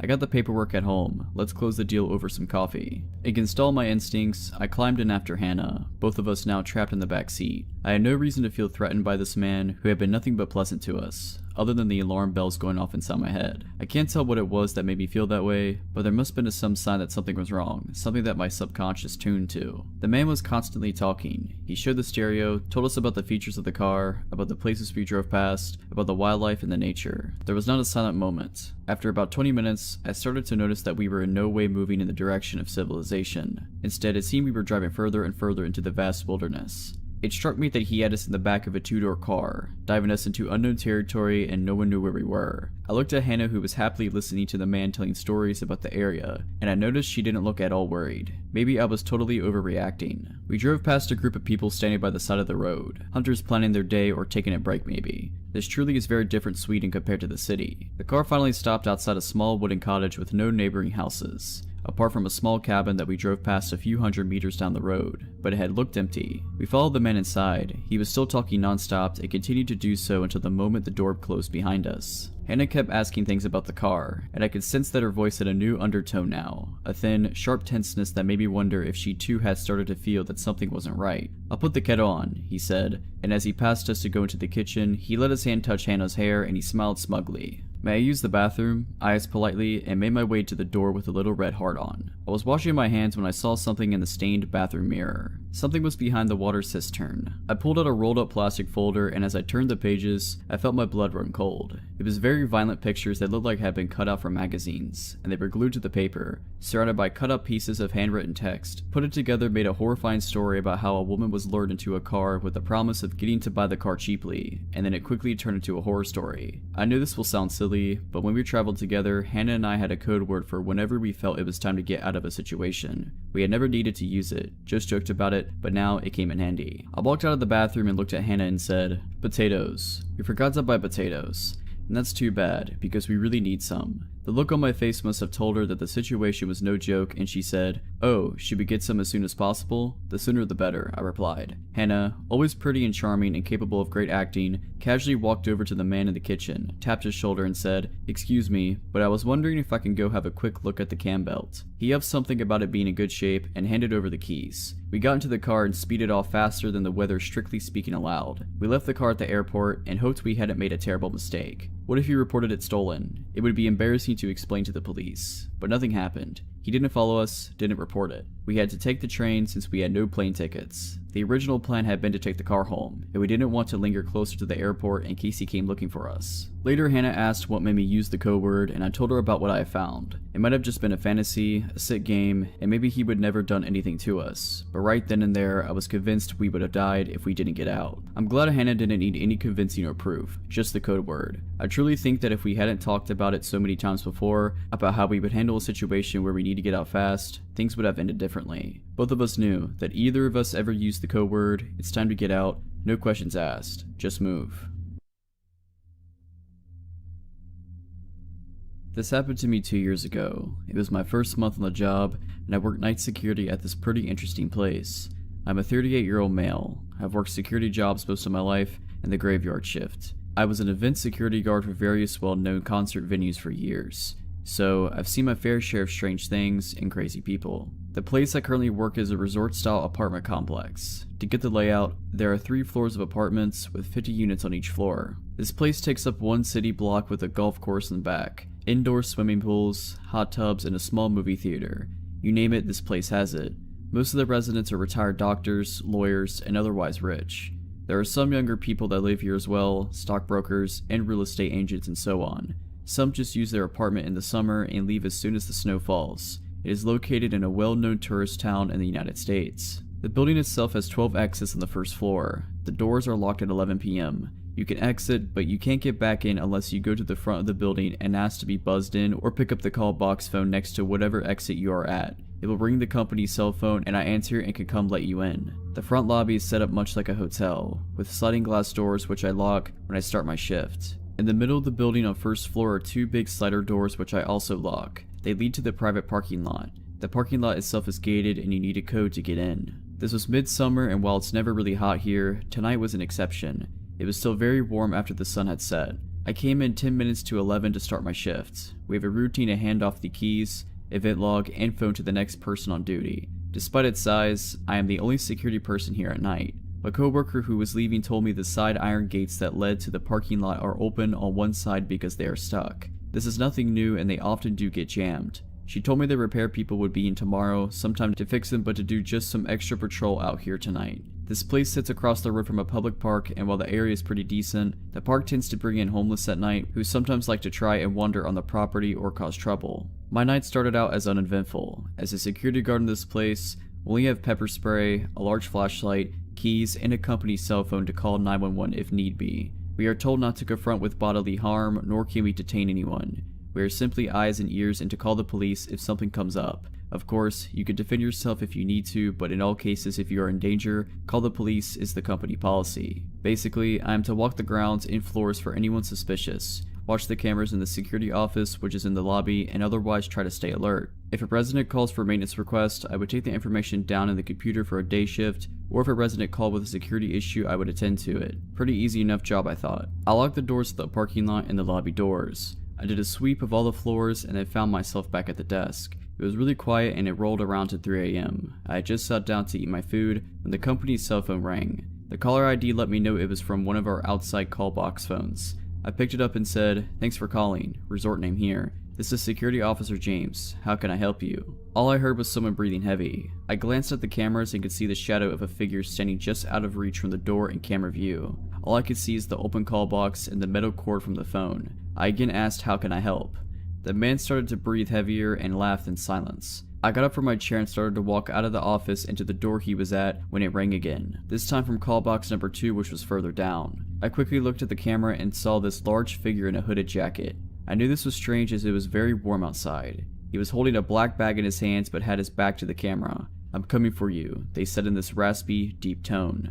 He hung up before I had the chance to say anything. Then the phone rang again. This time I picked up and before he could speak, I let him know the cops are on their way and to leave the property now as he is on camera. He tried the doors and both were locked. This time he was at yet another call box. The guy had to be running at top speed to make it to the next and the next call box as they were a good distance between doors on the outside. "I can see you. The cops won't make it much here in time," they said. I spoke loud and pretended like I was talking to another security officer and asked him to send 3 other security guards to such and such location and that police are dispatched. The guy slammed the phone down loud against the call box receiver and I watched him on camera take off into the darkness of the park area. I figured it scared him off. I was going to call the police, but honestly, the location of this place, it would take them at least 15 minutes to get here, and I figured this guy was just some homeless guy from the park. I scanned the cameras and walked the back lot just to be sure no one was there. I had my pepper spray in my hands just in case, but no one was out there. I returned to my desk and wrote what happened in the incident log. But a half hour passed, I had finished my food and was just about to do rounds when the phone rang again. This time it was from an unknown number. I thought it would be a resident calling for a repair issue or something. I picked up and said my normal line, then I heard, "Where are the cops? I don't see them, but I see you," the voice said. It was that guy again. I scanned the cameras and did not see anything. I went to the front door to look out there. There was nothing but darkness and a few front floodlights on. "I know you're alone," he said. I basically told him to get screwed and hung up. I called the non-emergency number to 911 and let them know what was going on. The dispatcher said she would send out a car to check the area and make contact with me. The next thing I hear is a loud thud against the glass windows to the day manager's office, which sits across from the security room. Another 3 loud bangs. I run to the door and unlock it. I pull up the shades and shine my flashlight through the window into the darkness. I catch the face of this hooded man. He looked to be about 40 with long, stringy hair poking down and these wild eyes. He looked right at me and grinned before slamming his head into the window to try and break it. I started yelling at him and told him the cops are coming and to get out of here. That's when he pulled the biggest butcher knife I've ever seen and make a slicing motion like he would use it to cut my throat. The guy was crazy. He continued slamming his body against the glass trying to break it. He used his head to try and break the window but managed to bust his head open, so the window now had blood all over it. I backed out of the office and locked the door to it. I then decided to wait for cops as this guy was out of control and my pepper spray wasn't going to stop him, and the last thing I wanted was to handle a bloody crazy person. He then ran to the nearest side door and took the call box phone off the hook. He then ran to each call box and removed all the phones, which caused my company's cell phone to ring and jam up the line. This guy had to be on something because he ran as fast as I could imagine. I watched the camera and noticed to my horror, the sliding door to the garage was open. Now it was common for residents to go out to their cars and unlock the doors themselves. It's just a sliding lock like the kind in department stores, but this is the last thing I need with this guy running around. I sprinted across the building and took a shortcut through a couple banquet rooms to make it to the garage. As I was doing so, I saw that crazy guy running up the garage pathway. I slid that door as fast as I could and locked it before he got to the entryway. He then slammed his body into the glass, over and over, but the door did not move. I locked the second set of doors in case he got through the outside ones. He would at least be trapped or slow him down. I reached for my pepper spray, thinking maybe he would just leave and yell the cops are here. He started to laugh and howl and then held that knife up again before running to the darkness of the parking garages. I called the cops on my personal cell phone to let them know that the man has a knife. The dispatcher told me the cops will be there shortly and I let her know what happened. I made my way to the front again and locked myself in the security office. At least this place had no windows and I could watch on camera. I heard another loud thud and bang and realized he was at the front lobby doors trying to get in. I was hoping the cops would roll up any minute, but they didn't, and while it probably didn't take them long, it felt like forever at this point. The guy was standing at the lobby doors with a knife in hand. He faced the camera, and by this time his hood had fallen back. He was bald-headed with wild, long, stringy hair on the sides of his head. His eyes were huge, and I will never forget that grin on his face as he mouthed to the camera, "Die, die," while making stabbing motions with that knife. Blood running across his face from slamming it into the glass, he then ran out into the darkness. About 5 minutes later, the cops show up. They sent one officer. He asked me what the guy looked like and I told him I have camera footage. He drove through the area first and shined a spotlight. The cop returned to tell me he couldn't find anyone and he had driven around the entire block and back area behind the golf course. I showed him the footage and printed out a picture from the camera. The cop said he didn't see any sign of the guy and that he would patrol the area and to call back if he came again. It was now nearly 5 a.m. when the cop left. I waited until 6 a.m. when it was daylight and the people were starting to get out and about before I walked around and hung up all the phones from the call boxes. This guy literally took all the 12 phones off the hook. When my manager came in during the morning shift at 8 a.m., I told her what happened and she said that they would keep an eye out and have a meeting to let everyone know who worked here know and to be aware. They had an extra security guard on my shift for 2 weeks after, but the guy never returned. The cops never found the guy or who he was. So crazy bloody guy with a knife, let's not meet again. A couple of summers ago, my girlfriend and I were camping in Chequamegon National Forest in northern Wisconsin, and after our experience, we did not plan to return unless we go with a large group of people. My girlfriend and I are from college, so northern Wisconsin was our go-to place for R&R. We've done a number of hiking trips in northern Wisconsin and in the UP, but never to this area. We are not backpacking experts, but we have been to a number of national parks and have been out hiking and exploring when we can find the time away from work. We love getting away from people and relaxing in nature, but this trip made us appreciate the presence of other people around us in unfamiliar places. Our plan was to hike a remote section of the North Country Trail. The North Country Trail is a national scenic trail, like the Appalachian Trail, but it gets much less use. In some parts of northern Wisconsin, the trail is very remote, and the only access is via logging roads. We planned to hike 15 miles along the trail to a backpack shelter, spend the night, and hike back to the car the following day. We spent the night at a friend's house in Wausau, and we set out early the next day to the trailhead. As we entered the national forest boundary, we were captivated by the beauty of the thick green forest.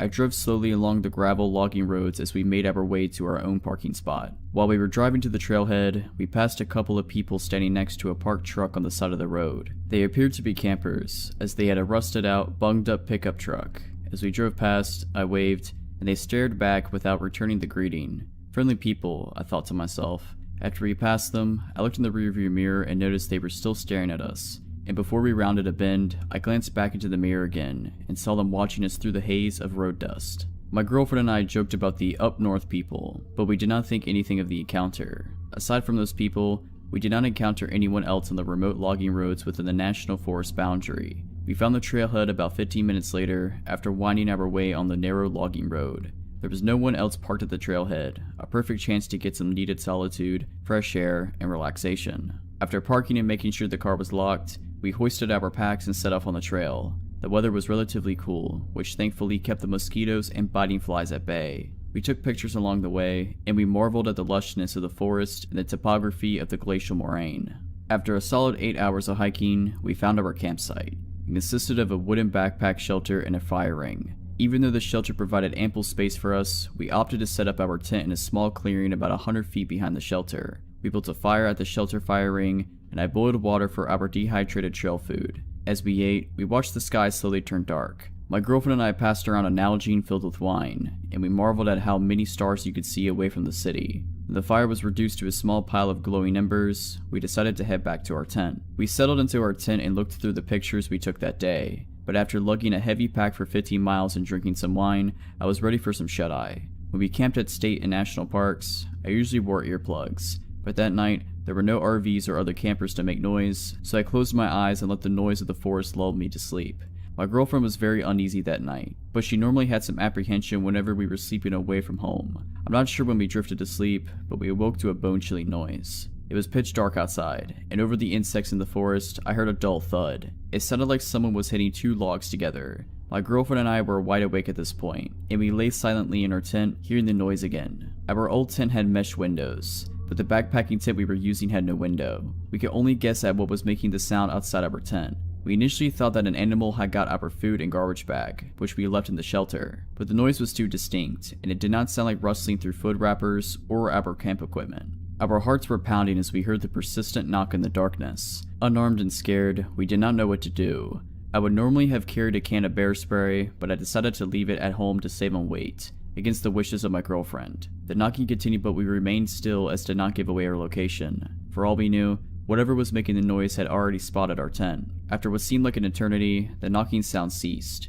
We lay in complete silence with only the dull buzz of the insects in the background. Then we heard it, leaves rustling, a branch breaking, voices. We heard low talking in the distance. We could not make out what was being said, but it sounded like a couple of people talking in the distance. The voices continued for a bit, but to our relief, the voices did not seem to be getting louder. Whoever was out there did not spot the tent or decided to leave us alone. We sat in our tent for the rest of the night, adrenaline surging through our veins. At the first light, we slowly got out of our tent. I looked around in all directions to see if anyone was out there, but I only saw the forest and the backpack shelter. We quickly rolled up our sleeping bags and camp pads and put our tent away. When we got to the shelter, my girlfriend screamed in horror. On the entrance to the shelter, the wood was freshly cut. The word "kill" was cut into the shelter wall, and there were a number of axe and knife cuts where someone was chopping at the wall. I looked at the ground and saw a scattering of fresh wood splinters. After grabbing our food supply and garbage bag, we got out of there. We were nearly jogging with our gear as we made our way back to the car. I kept glancing back over my shoulder and gazing out through the woods to see if anyone was following us. We traversed the glacial eskers that we saw the day before, and we knew we were getting closer to our car. We were quietly rejoicing as we neared the trailhead. We made it back to the trailhead in near record time, but something was wrong. The windshield wiper on my car was sticking straight up and there was something stuck in the wiper. As we inched closer to the car, I saw there was blood smeared on the windshield and a squirrel carcass was impaled on the wiper blade. Hair and blood still stuck to the wiper and on the hood of the car. I didn't bother cleaning off the car. We threw our gear in the trunk and I sped off without removing the animal from the wiper blade. As I sped down the gravel logging road, I kept glancing in the rearview mirror, but I could not see anything through the cloud of road dust behind the car. When we got to a gas station by the nearest town, I removed the carcass with a wad of newspaper, and I tried to remove as much dried blood as I could. I filled up on gas and we didn't stop until we made it to Milwaukee. This was the last trip I took to the woods of northern Wisconsin. A few years ago, my friend Tez and I set out on the Great American Road Trip. We were going to drive from New York to Los Angeles, zigzagging through the country for 6 weeks. We were both in our early 20s, pretty broke, and as my mom had been a long-haul trucker, I suggested that to save a ton of money, we would sleep in the back of our hatchback. It was a pretty cozy setup.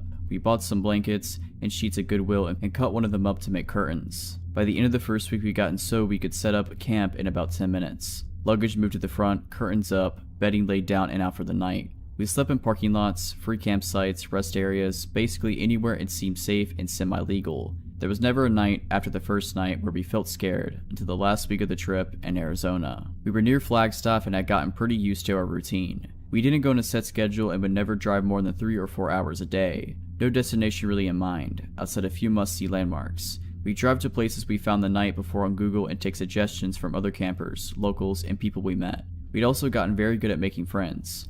We went to Denny's with a group of people we met at a campsite in the back of their pickup because I got hungry and overheard them saying they were going to go. We met an 80-year-old cowboy who took us out drinking and taught us to line dance at a country bar, played the guitar with some musicians in the middle of a thunderstorm, got fed breakfast and dinner by tons of campers who invited us to hang out with them, spent the 4th of July with a family who basically adopted us into their campsite. Basically, every encounter we had with a stranger was a positive one. This night didn't look out to be any different. We found a free campsite on Google and drove up into the woods, following our GPS. We were pretty far out of town and something seemed a little bit off when we pulled up to the campsite. There was one RV parked and 2 cars further up in the trees. We pulled up near the RV and a man opened the door. Tez waved hello and he just stared at her. His expression was completely blank. Then, as if she hadn't said anything, he just slowly closed the door again, staring at us the entire time. Figuring he just wanted some privacy and thought we'd be obnoxious, we pulled further down the road and found a flat spot to park the car. Instead of our usual routine of setting up camp immediately while it was still light out,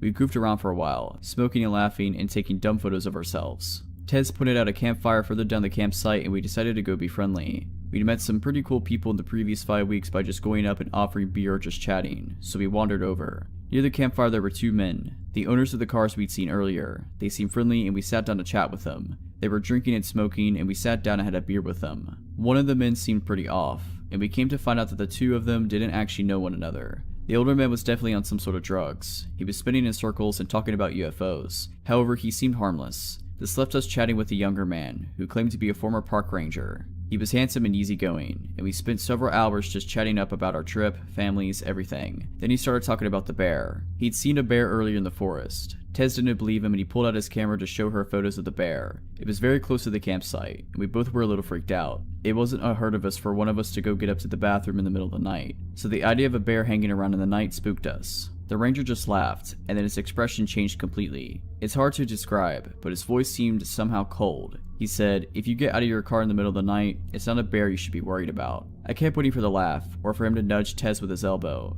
Jokes on the foreigner and the city girl, right? He never did. I laughed awkwardly and made a dumb joke about serial killers in the woods. My friend laughed as well and joked about Texas Chainsaw Massacre. We moved on to another subject, but within 5 minutes, the ranger had come back to it and was talking about how something grabbing us from our car in the middle of the night. No matter how we tried to steer the conversation away from serial killers, he kept latching back on. The older man was high as a kite at this point and was staring at the stars, not talking. We would just awkwardly laugh and sip our beer and try to get the conversation going somewhere else. Then the ranger stood up and walked towards the cooler to get another beer. At this point, it's pitch black out, and I can't see anything outside the circle of light from the campfire. The beer cooler was outside of that circle. Suddenly, there's a red dot in the darkness, and it took a moment for me to realize that it's a camera. The ranger is holding a camera. He had taken a photo of us. I could see the screen of the digital camera lit up.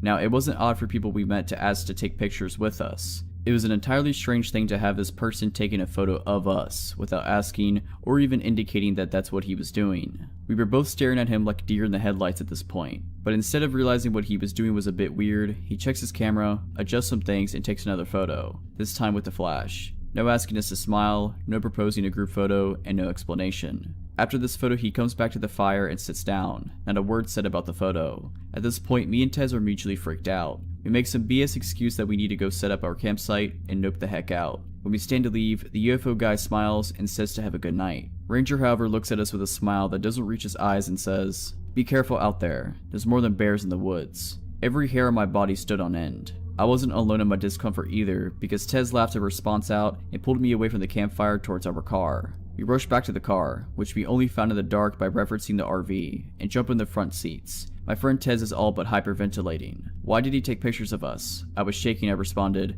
"I read that serial killers sometimes warn their victims." She stared at me for a second and locked the car doors. "Do you think he just took victim photos of us?" We both freaked out. She's in a full panic and turns the headlights on in the car. I immediately yell at her to turn them off, because now he knows exactly where our car is. That is the only night we not set up camp.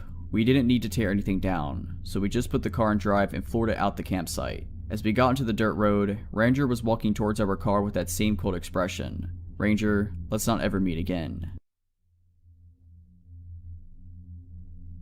This happened on a Sunday night when I was about 10 years old, in the mid-90s. My family house was on a short street, a dead end created by a railroad track. We had a 3-story house, which was the farthest from the tracks, with windows on every floor, 2 in the basement. The stairs from our bedrooms upstairs led directly to the front door, which connected to a closed-in mudroom/porch, which also had a screen door and a glass door that only locked from the inside. Even friends and extended family would wait outside to be let into the porch, as that's where the doorbell was. From inside the porch, you could see right up the stairs to the window and the door. Across the house, parallel to the front door, was the back door. Both had a large window in them. It must have been June because my older brother had a soccer game, and I only had a week of school left. I personally found watching him struggle on the field and being forced to cheer while being eaten by bugs really boring, and I just gotten a box set of books I desperately wanted to be alone with. After about an hour of reasoning and pleading, I finally convinced my parents to let me stay at home alone for the first time while they went to the game. They were only going to be gone for a few hours, and although we didn't live in the best neighborhood,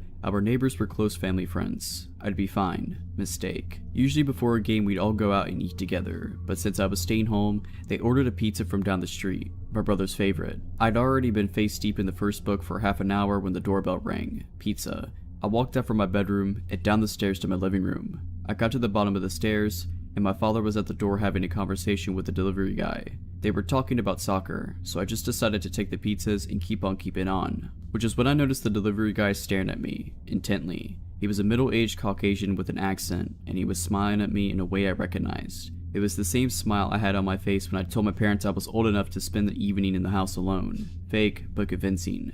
I walked past him through the living room to the kitchen and threw the pizzas on the counter and shoved my face into my book. My father talked to him for a few more minutes about sports, and then closed the door. My family sat down to eat and chat while I forgot all about them, the food, and the delivery guy. Before they left, around 6:30 p.m., my parents wrote down all the emergency numbers, gave me instructions not to open the door, and headed out with my brother, and I waved them off, excited to finally have the house to myself, if only to read in silence. I locked the main door and headed up to my room to read. It was blissfully quiet, save for the sound of my dog's occasional barking in the backyard. I had just finished the first book, and immediately started on the next when the doorbell rang, and my dog lost it in the backyard. I was up in my bed immediately. I looked at my alarm clock for the first time since they left. It read 8 p.m. My whole family was at the game, and any extended family in the province was as well. No one would be coming over without calling, especially on a Sunday night. The doorbell rang again, and again. I remained frozen in place, my book crumpling in my shaking hands. I, for the first time, was completely alone and terrified. My sly kid smile flashed in my mind. I thought I was so clever convincing my parents I wasn't scared to be alone. And then another smile flashed to my memory. The pizza guy. And then the banging started. Loud successive bangs that rattled me if not the house. And now from the backyard my dog was livid. I could hear him barking and whining at the back door. I wanted to call someone, but the only phone was in the kitchen, which involved walking right past the front door. I panicked. I was scared to leave my room, as my feet would be visible to whomever it was once I entered the hallway. But what if it was just a neighbor?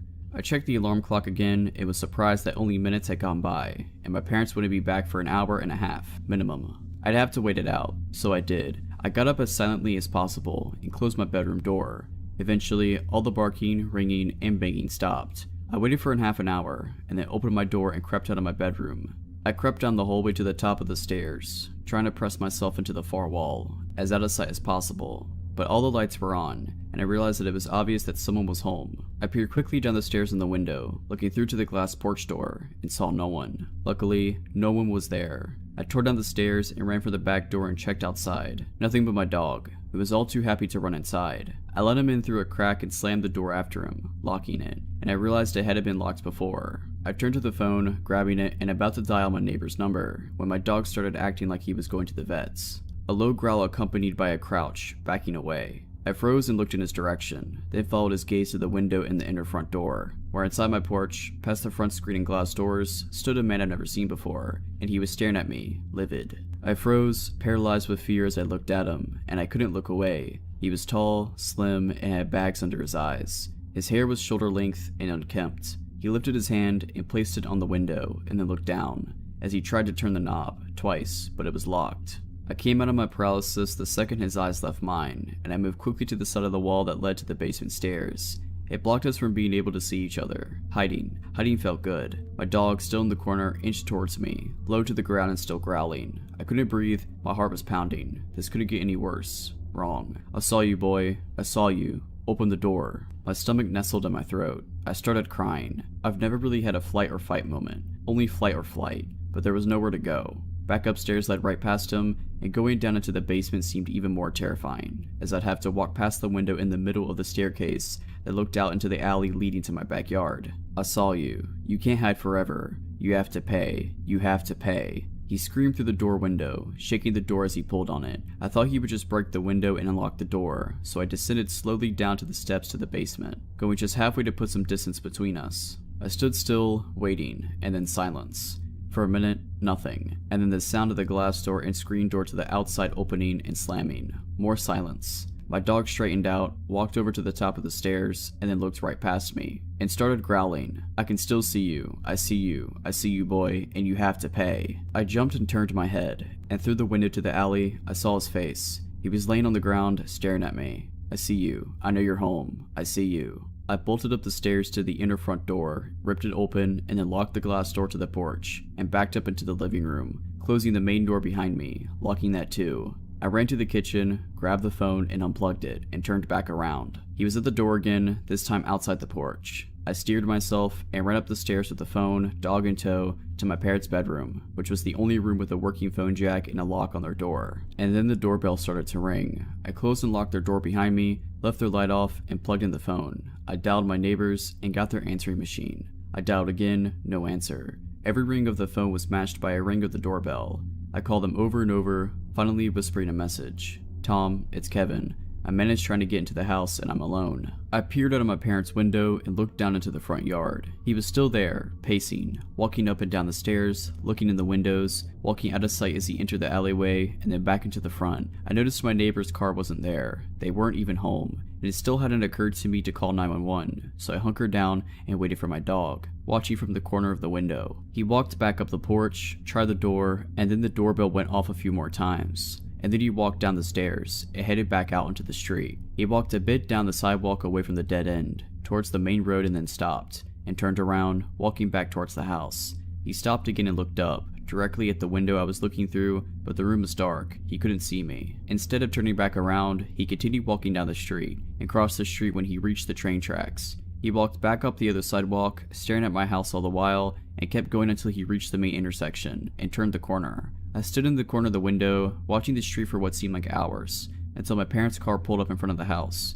along with the neighbor's car. They all got out and my mother headed towards the house while my father started chatting with the neighbor's husband. I unlocked the door and booked it downstairs, instantly crying with relief as I unlocked the inner door, and then the glass porch door. I recounted the night's events to my parents in the kitchen through tears, and they had just started to calm me down. And that's when the doorbell rang. I started to shake and cry again, and my father burst out of his seat and barreled towards the door and swung it open. And there he was, the man. He stood there smiling a disgusting smile, and I immediately took off down into the basement. My mother was right behind me. I heard my father and him arguing loudly for a few minutes, and then my father slamming the door. My father called my mother and I back upstairs, and then after I made him promise the man was gone, I walked up into the kitchen. My father sat me down and explained the situation. Earlier, my father hadn't had enough cash on him for the pizzas. He had told the delivery guy that he would be back in 4 hours, but had to make the game and didn't have time to get more cash. The delivery guy agreed, wished my brother good luck in his game, and then had passed the message on to the guy who would be working the closing night shift. The delivery guy had misunderstood, thinking that he was to return immediately and collect payment. He explained it all to my father as if he had rang the doorbell a few times, and then had left. Not that he had been circling the house terrifying me for over an hour. He told my father he wasn't sure if anyone was home, so he looked around back, but only saw my dog, so he left, only returning, coincidentally, minutes after my parents returned, armed with a convincing story. Kids have such an imagination. Sorry that I frightened him. Suffice it to say, but I brought my books with me to every soccer game after that. This happened a couple weeks ago. I'm 17 and my parents were out of state for the month on vacation. I live in a small, nice neighborhood that has quite a distance from any other neighborhoods around us. My neighborhood likes to be involved with each other, so there's always neighborhood summer barbecues and neighborhood parties now and then. Everyone always attends to these, so I'm very familiar with who lives in the neighborhood as I can name off a majority of them. My neighborhood is always dead quiet after 9 p.m. as the kids are inside by then and families are usually heading off to bed. I'm into spray paint art and I decided I wanted to work on a painting in my garage at around 10 p.m. because it was cooler by then. Mind that the garage door is fully open. I'm setting out a tarp so I can start painting when I hear someone walking on the sidewalk. I look up expecting to say hi to a neighbor going on a late night walk around the neighborhood. Instead, it's a man I thought I couldn't recognize at first glance due to it being dark and the only distant light source around was from the garage. He was at least 6'3", lanky, and looked completely normal from what I could see. The man stood at the end of my driveway facing me. With the little light stretching across the driveway hitting his face, I didn't recognize him. I live in a very friendly state where we're usually nice to strangers and make conversations. I thought nothing suspicious as he could have been just a neighbor I wasn't familiar with, so I just struck up a conversation like I usually do. Hi, how's it going? Hi, it's going good so far. Sorry, I don't really recognize you because it's so dark. Oh, I'm Xavier. I don't think I've ever met you before. Did you just move into the neighborhood or something? Yeah. I moved into the corner house up the street. You moved in with the Millers? Yeah, the Millers. I moved in with them. They're my cousins and they're letting me stay with them until I figure some things out. I thought nothing of this, as this seemed normal for a family to let a member of theirs stay with them for a while, and the Millers are just those kind of people. Well, I better get going. I need to finish something. It was nice meeting you, Lainey. I never introduced myself, I think? Oh, the Millers told me all about you. I thought nothing of this as well because I would babysit the Millers' kids frequently and my family is close with them. Xavier kept walking and I thought nothing of what just happened and started painting. The next morning I went on a run to my high school that was about 3 miles away. My high school is on a common road that always has cars on it. As I was nearing the school, I heard a car pull up behind me. I stopped running and turned around to see a beat up car with the windows rolled down. A smiling man was sitting in the driver's seat. He looked to be in his mid to late 20s and he had a fairly handsome face. Hi. I probably had a confused look on my face as I didn't recognize the man, but I knew his voice from somewhere. Xavier? We met the other night. Oh, hi. Sorry. I didn't recognize you. It's fine. Hey, you're pretty far from home. That's quite a long run. Aren't you tired? I can give you a ride home if you'd like. Oh no, it's fine. I like running. Thanks for the offer though. Wanna go out for a cup of coffee? No thanks, I don't drink coffee. We don't have to get coffee then. I'll pay for you. Come on, I wanna go get something with you. No thanks, I'm not really interested. Oh come on, let's go. Hop in. He reaches over to open the passenger door and beckons me to come in. At this point, it's clear that I don't want to go and I step off from the grass and back onto the sidewalk. I said no, sorry. Come on, just get in the car. It's not a big deal. I gotta go. Some friends are expecting me. That's when I full-on sprint to the school's track and called a friend to pick me up. While waiting at the track for my friend to pick me up, Xavier's beat-up car goes down the road, away from the direction of my neighborhood. Few bad things happen in my city, so I didn't think much of what happened and shook it off, which was stupid of me to do. A couple of days later, there was a neighborhood barbecue. Although my parents weren't home, I didn't mind going to the barbecue alone because it's always a blast.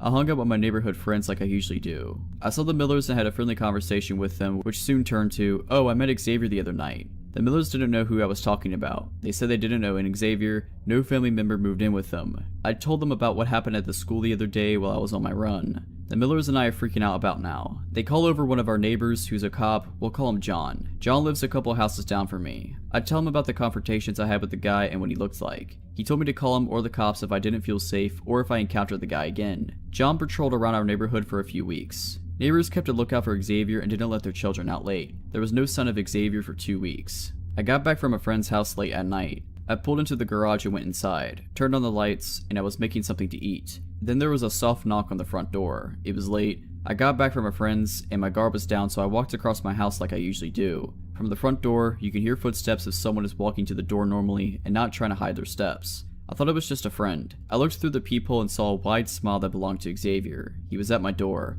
late at night, and he had a large backpack with him.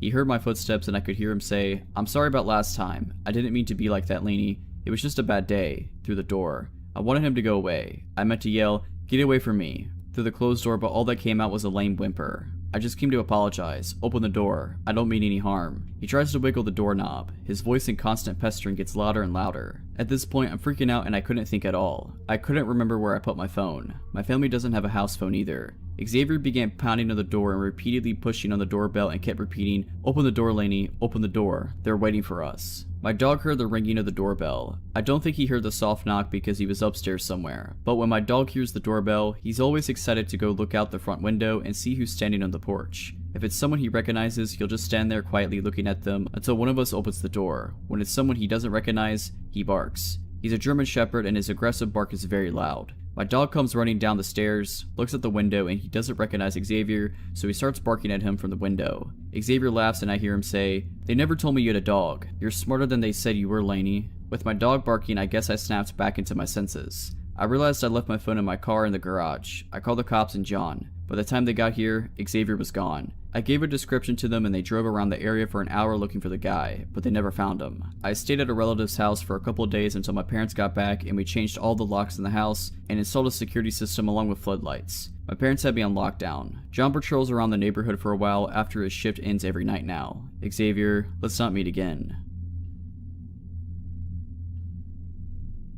I'm from the middle of nowhere, born and raised, which can get awfully boring. In order to shave off boredom in my particular little corner of nowhere, my friends and I often enjoy something called contra dancing, which is basically New England folk dancing, where one pairs off with a different, random partner at each dance. This hobby would bring us to all corners of the area and in contact with lots of interesting and usually older people. One night, a friend and I had driven about 40 minutes into the woods to this old townhouse. It's an incredibly scenic little area, even at night, great view of the stars, crickets chirping, people dancing in the tiny town hall. A perfect hot summer night with friends and about 60 others, again mostly old town folk. I had even made cookies for everyone to enjoy, which was announced at the beginning of the dance and was applauded by everyone there. I had danced maybe 2 dances when an older man in his mid-60s approached me for a dance. This was far from unusual. In fact, most of my dance partners were over 40. I had seen this guy at several contra dances, so he definitely wasn't new. This guy came off kinda creepy though. Most of the older guys struck 18-year-old me as grandfatherly, but some just are uncomfortable to be close to.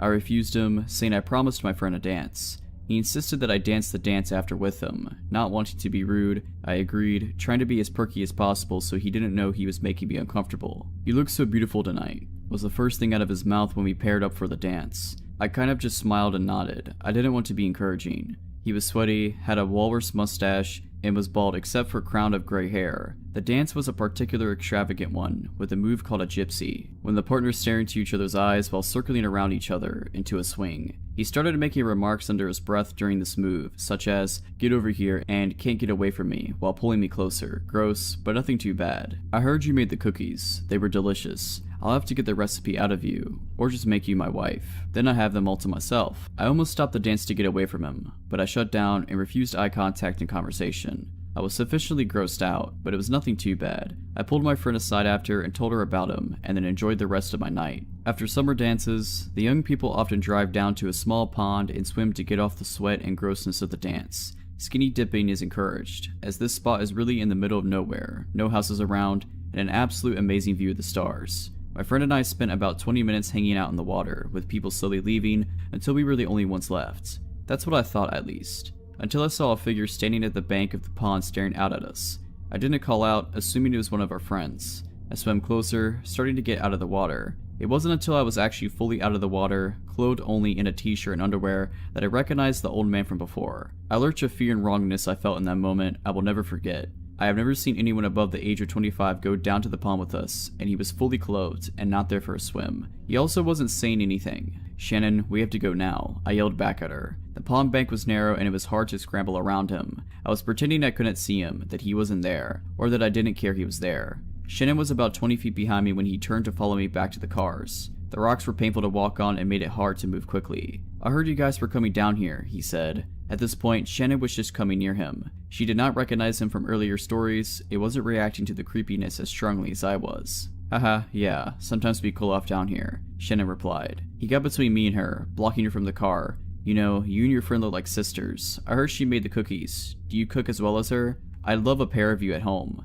This is when the situation really hits Shannon. We're alone with this guy who's apparently followed us to the middle of nowhere with unknown intentions. "It was nice talking to you, but we have to go now. Come on, Shannon." I was practically running to the car, throwing the words over my shoulders. He put a hand on Shannon's bare shoulder, which spurred her after me. "Come on, you two. I'm just trying to have some fun." I was already in reverse by the time Shannon got in the car with me. We tore out of the dirt road at about 50 miles per hour and hit pavement at around 70. I almost puked when I saw headlights turn out from the road, following us. Since I was about 40 minutes from home through all the back roads, I took a gamble and headed towards the nearest gas station, followed the whole way. We stopped at the station, right in front of those huge windows in front. He slowed down, looked at us, and then sped away. I haven't seen him at a contra dance since, which is the scariest thing to me, as he used to be a regular. In my experience, contra dancers are a loyal bunch, but this guy just sort of drifted in for a couple months and disappeared just as quickly. Still makes me uncomfortable to think about. If you're liking this video, all I ask is that you make sure to subscribe to my channel and like this video. Thank you. Here is a little bit of background. I was 20 at the time. I moved in with my uncle in San Antonio, Texas, with the agreement that I didn't have to pay rent as long as I helped him out with chores and my cousins. I got a job at a super known coffee chain downtown close to the touristy part of the area. We had a lot of regulars and a lot of homeless coming in and out. I felt relatively safe though because I got to know the people there and it was almost always a lot of foot traffic. I used to even take walks after work in the area, especially since I was super close to the Riverwalk. Skip to a couple of months into the job and I was friends with everyone I worked with. We were all super close. On this particular day, it was one of my co-workers' last day. There was about 3 guys who had been in there almost all morning. They hadn't bought anything and were just hanging out, which was not unusual for my location. On my break, I decided to walk down to a nearby drugstore so I can get a farewells card and maybe a small gift for said coworker. I walked out and put my earphones in, and before I could press play, I hear the door open behind me and footsteps following behind. Whoever it was caught up to me and started walking beside me, matching my pace exactly. I turned to look and it was one of the guys that had been there all morning. He was a bit taller than me. He tried to ask for my number and I kindly told him no. He persisted to deny with a short temper, told him to screw off. He stopped and stared at me in surprise. He stood there as I walked away and by the time I went back they were gone. I proceeded to tell my coworkers about the encounter and we laughed it off. I thought that would be the end of it. I was wrong. Every shift after that he would already be there just hanging out or would walk in mid-shift. Sometimes with somebody else and sometimes by himself. I assumed he was just another homeless person because how else was he always able to be around? My shifts were sporadic. Some days I opened, some days I closed, some days I worked mid, but it didn't matter, he was always there. At that point I started feeling paranoid. I would always catch him staring in my direction. He never ordered anything, never talked to me, and luckily wouldn't follow me. He would just sit there, watching me. I started mentioning it to my coworkers and they started noticing it too. One of my team leaders would help me out by sending me to wash dishes in the back or organize the cooler. My coworkers would also try and place themselves to try and block me from his view. I started feeling uncomfortable at work. Sometimes when I closed, a coworker would walk me to my car before heading home themselves. Or if I didn't close, they would walk me to my car and turn around and head back to work. Then one day of him just staring, I was working the register that day. He walked up and ordered a water. I asked for his name for his order. I now had his first name just in case. He took his water and sat down. I had mentioned him before to my manager, but because he hadn't really done anything, we couldn't do anything beside note it in the manager book. The next day I worked with my manager. It was him, 2 other co-workers, and me. I told him I had to go to the bathroom real quick. There were 2 bathrooms right next to each other, but sort of hidden from the coffee bar and register, and they weren't gender specific. I walked around the bar to the lobby area. I had to pass this table and walk down the lobby to get to the bathrooms. I noticed him get up before going inside the bathroom. I sat down to do my business when someone rattled the knob. I shouted out that it was occupied, but whoever it was kept rattling the door until I finished. When I opened the door, no one was there, and walking back I noticed him adjusting back into his chair. I was super freaked out and told my boss. He couldn't tell him anything because we had no proof that it was him. Later that shift he got up and picked up a coffee from the pickup area. My boss assumed that he had ordered it and let him take it. I told him it wasn't and that it wasn't even his name. My boss used this as an opportunity to tell him if he does something like that he can't come back. The man apologized and actually stuck to the rules every day after that. He went back to just watching me. Cut to Valentine's Day. One of my team leaders and I would be scheduled to work certain Thursdays after close to deep clean the store. We would stay until 1 AM. This was one of those Thursdays. We were almost done and I had to clean the bathrooms as one of the last chores. I finished and as I walk out the bathroom I see him peeking in with both his hands pressed to the window, eyes wide, just staring at me with this super intense look. I froze for a second just staring back. I notice on one of his palms that is pressed to the window a purple foam heart. He doesn't move at all. I freak out and run back into the bathroom. I shout, "Hannah, Hannah, he's here, he's back." She barely hears me through the music we were blasting. Hannah was the team lead who would help me hide me from him, so she knew the huge fear I had towards him. She walks towards the bathroom shouting back, "What are you saying? What's going on?" As soon as she gets close she sees him. I told her again, "He's here, he's watching me." She started shouting through the window, "You need to leave. If you don't leave, we're calling the police." I step out a little to see if he'll leave and he's ignoring her and his eyes were fixated in my direction. I step back into the bathroom and my lead continues to shout at him to leave and threatens him with the police. About 5 minutes pass and he realizes that I'm not stepping out until he leaves, so he does. The next day my lead and I told my manager I want to file a police report and he tells me to wait until he talks to his boss.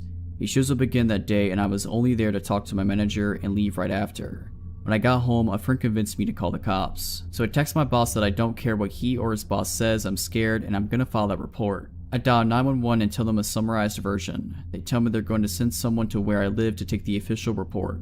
The two officers were nice and supportive. I told them my whole story and how my boss didn't feel the need to get cops involved since I wasn't harmed. The officers told me that I should have called right away and defended me, saying they could get him for harassment. I thank them and they tell me that if he shows up to dial 911 so they can take him in for trespassing and harassing.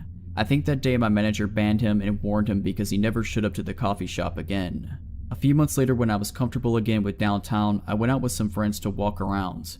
We were close to where I worked at and as we round a corner I see him and so I ducked into a little corner store and my friends follow. I told them I saw him and they kept an eye out. Once he was out of view we left the store and that was the last time I saw him. I just hope that he never comes back. I'm in a school still and work for my family member on certain weekends at a local college selling concessions at the stadium. It's about twice a month and the stadium is off towards the edge of town. It's Friday night and I just gotten out of school and I had to go straight to work. I get to work for 4 hours, half shift tonight, and my boss, my aunt, tells me we need more spoons for tomorrow's event. We sell ice cream, and these events have like 5,000 plus people at them. I say okay and I'll go grab them on my way home. The only store open with heavy duty spoons is all the way on the other side of town, and I still wanted to go meet up with some of my friends and mess around. I decided to take the faster but more sketchy way around the outskirts of town. I live in a weather bipolar state. It snowed last night but I figured the roads would be fine enough even if they weren't plowed. I take off to the store and the first 5 minutes go by and nothing's wrong. I haven't seen a single car or any buildings the entire time, but keep in mind it's approaching 9 PM and I'm on the outskirts of town, and no one really takes this way in case they really have to. All of a sudden I see something in the corner of my eye, and it looks like a man, roughly 5'8" I'd say, wearing shorts, t-shirt, and a backwards hat. He's in the ditch, walking in snow when it's 10 degrees out. My first thought is to pull over, but I'm on the phone with my mom at the time and she warns me not to as some things have happened before in this town. I consider stopping, but for some reason I tell myself not to. I wasn't really worried about anything. I passed the man, going about 40 miles per hour. Like I said, roads aren't the best. I drive not even 500 feet past him, and immediately, a car that I did not see at all before turns on and pulls out of a field entrance off the road and starts to follow me. At first I thought I just was focused on the man in the ditch and didn't see a road and that's where they come from, but I later found out there was not a road there. I start to approach the town again and have to take some turns to get to where I'm going. I turn left, the car turns left. I turn right, the car turns right. I go around a roundabout and skip my turn and go twice as no one else was there. Car follows. At this point I start to worry a little, but maybe they just need to go to the store also. I then pull up to a stop sign and I turn without my turn signal. The car follows. Now at this point I should have went straight to the police station, but I still didn't think much of it. I'm 2 miles from the store, where plenty of people will be. I take a few more turns and the car continues to follow me. I completely blew a stop sign at a non-busy intersection and the car does a quick stop and go and catches up. At this point, I have 2 turns till the store, so I'm still not worried. I turn into the store and the car turns also. The store also has a gas station, so I pull there first to act like I was getting gas. The car sets off to the side of the road, in between gas station and store, and just sits there. I wait about 10 minutes and the car doesn't move. At this point, I start to get worried. I call my friends I'm supposed to meet up with later on and give them the license plate for worst case scenario, then take off to the store. I cross the street and the car comes straight behind me. I'm freaking out on the phone, not knowing if I should call the cops or not. I go and park as close as possible to the store, and the car parks 3 rows behind me and a couple down. It's getting late at this point and the store's closing soon. There's only a couple others in the lot. I turn my truck back on and go park on the complete opposite side of the lot. Get out and I completely bolt inside the store. I get spoons and take my time in the store. I go to call my friends to walk back outside and my phone is dead. I look out the sliding doors and suddenly there's a white van next to my driver's side. Looks like no one's in it, but the back windows are covered and it's running. I run to customer service and explain everything, but they think I'm some young kid messing around. At that time, I didn't see the original follow car, but no way I'm going outside with that van next to my truck. After waiting for about 30 minutes, the van pulls forward, and the original car appears from the side of the building. I wait another 10 minutes and dash outside. I speed to my friend's house, and when I get there, I park in his garage. My one buddy asked why there's a big orange mark on my tire, and my heart sinks. When I was inside, the follow car must have marked my tire. After inspecting the rest of my truck, we find a small pipe dropped in the bed of my truck surrounded by snow. It was wrapped in duct tape. It was not mine. I was alone, no phone, scared, in a part of town I'm not familiar with. I can't help but think what would have happened if I walked outside. Last December, I was visiting my family down in Florida and we spent some time in Treasure Island. My brother and I took my dog down to the beach at about 2 a.m. to play some fetch and drink and have a good time.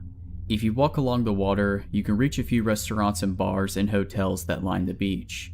Out of nowhere, we see someone walking pretty quickly in our direction from over there, and a few minutes later, we can make out that they're being followed. My dog is arguably pretty well trained. We work search and rescue, and I've never once had her run off without permission, and never once has she not instantly returned when called, but that changed that night. She was about 5 feet from me and I saw her hackles shoot up and I went to grab her collar, but she took off in a full sprint, making some truly terrifying barking and growling sounds.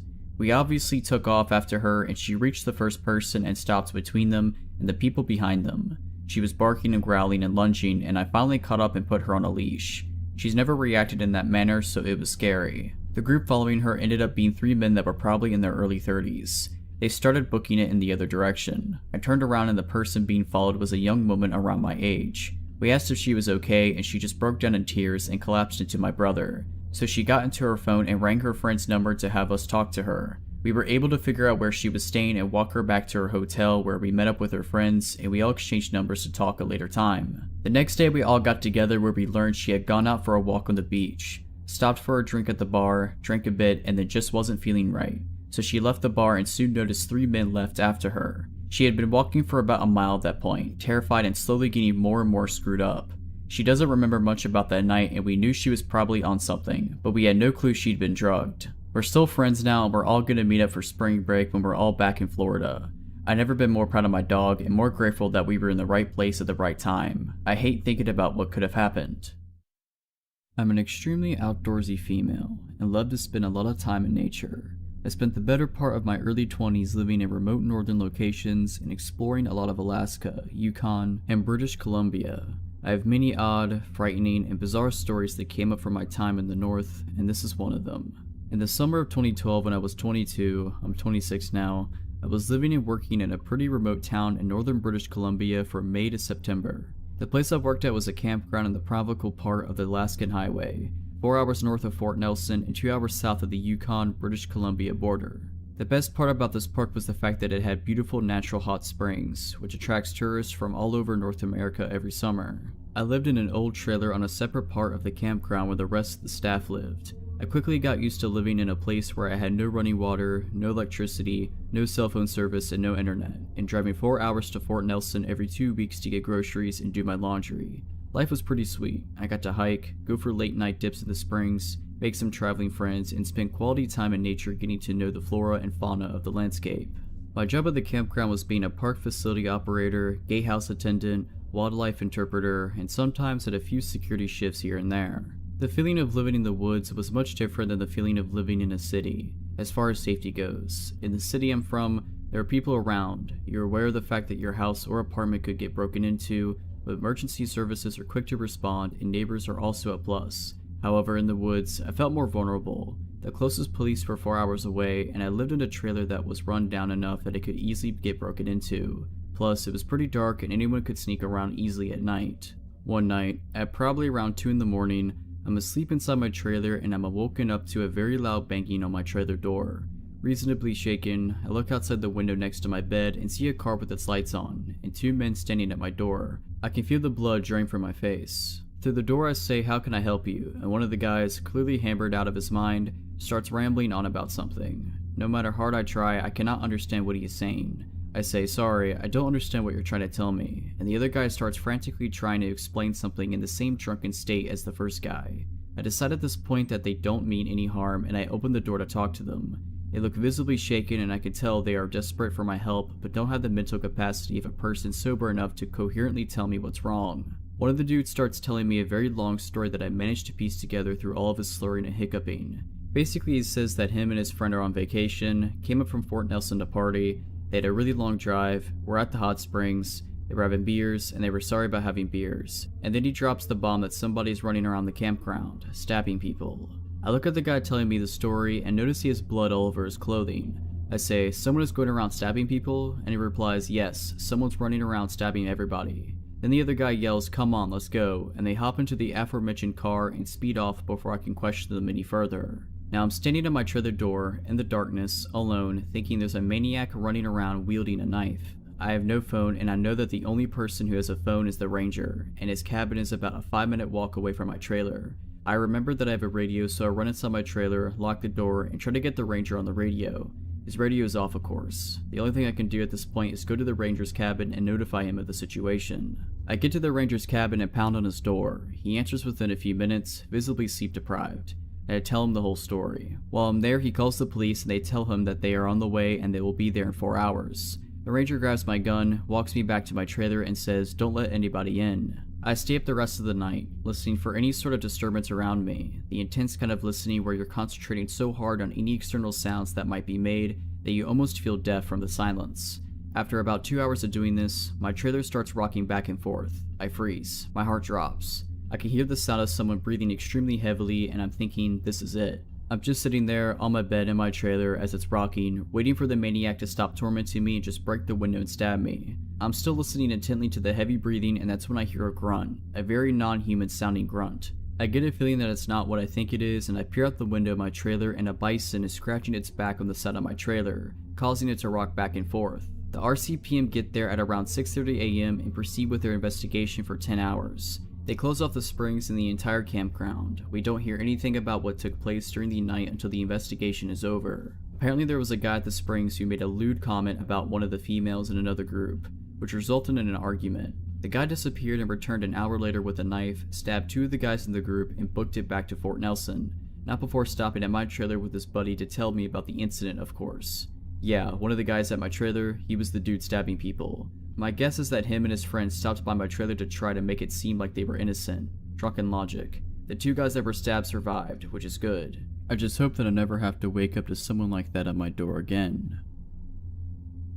A couple of years ago, I was still adjusting to the adult dating scene. I was using Tinder, and though I had been on a few dates and had a few hookups, it was mostly just situations where I either wasn't that interested in the guys, or it was strictly a one-night stand. It was a college town, not where I went to school, about 45 minutes from my parents' house, and I went on a few dates there. It's a cool city to hang out in, so it was always worth the journey even if a date didn't work out. I started chatting with this guy who I matched with on Tinder. He wasn't exactly my usual type, but he was charming enough. He was a little bit of the stoner/alternative type. He was funny and confident over the phone as well.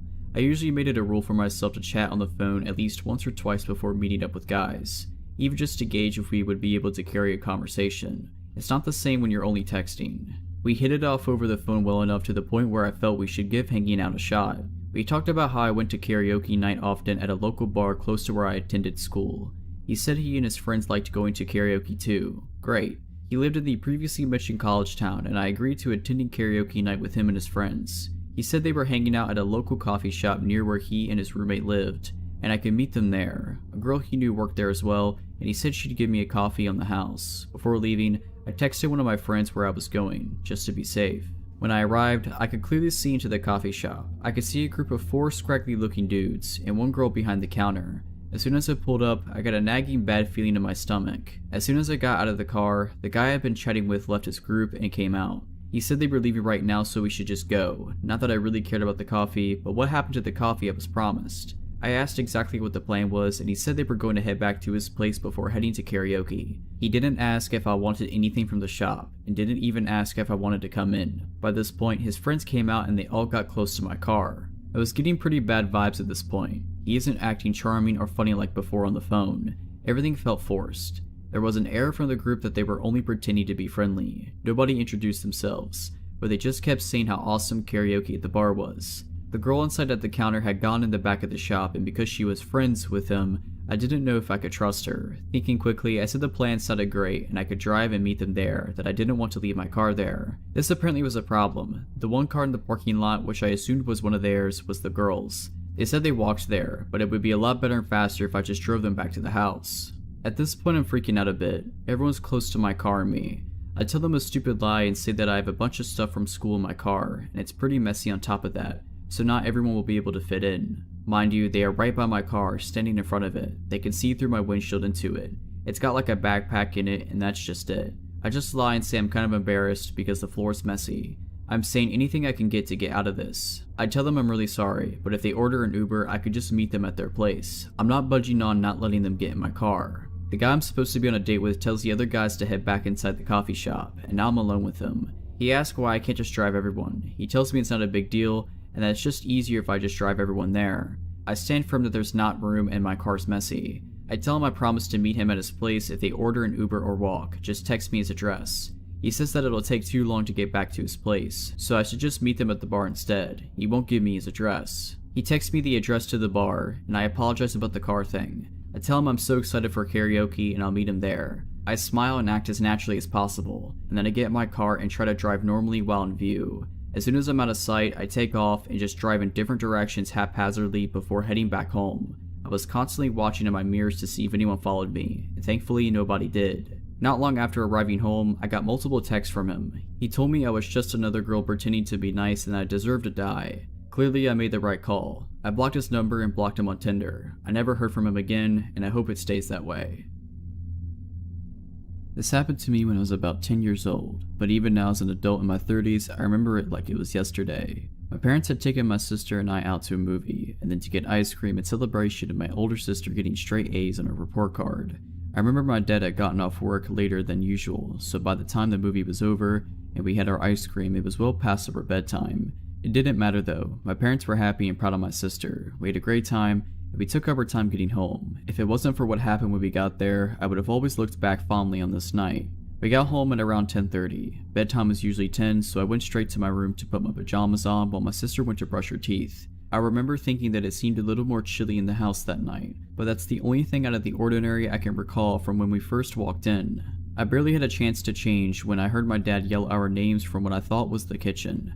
I didn't know what was wrong, but I knew it was bad because I heard fear in his voice for the first time ever. It scared me really bad. I bolted out the door and into the kitchen as fast as I could. My sister was already there, and her and my parents were standing very close. My mom looked like she was on the verge of panic, and she motioned for me to come close. She wrapped her arms around my sister and my dad was already dialing on the house phone. Then I noticed some glass on the floor. I asked my mom what was wrong, but she didn't want to tell me. She said we needed to go outside right away. As we headed out the front door, I heard my dad talking to a 911 operator and telling them that when we got home, he found our back sliding glass door shattered and objects strewn about the kitchen. He went to the neighbor's house and waited for the police to come. After a few minutes, my dad joined us. He seemed to be well shaken up, which was a new sight to me. The police arrived and searched the house extensively. It was a big scene with all of our neighbors outside, and flashing lights illuminating our entire street for hours. They never found anybody in our house. Whoever had been there had come and gone. The thing that gets to me is that nothing was stolen. Whoever it was didn't want any of our possessions.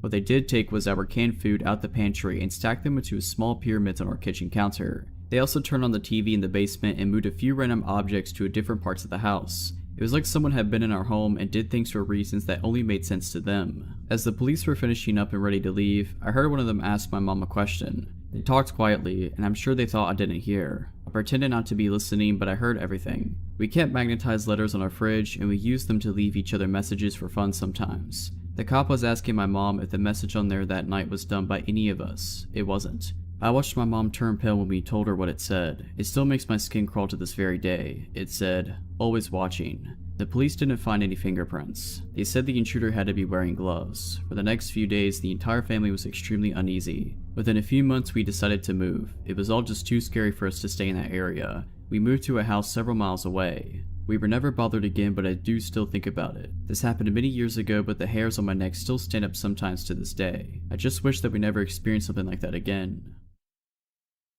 In April of last year, my boyfriend and I were walking home from our friend's house, and I had just finished my first year at college and we wanted to go out and celebrate and have some fun. We live in a rural town and our friend lived on the far side of it, so our walk was about a half an hour or so. I had a drink or two and smoked some of the joint they had rolled. Smoking makes me paranoid, and this night was no different.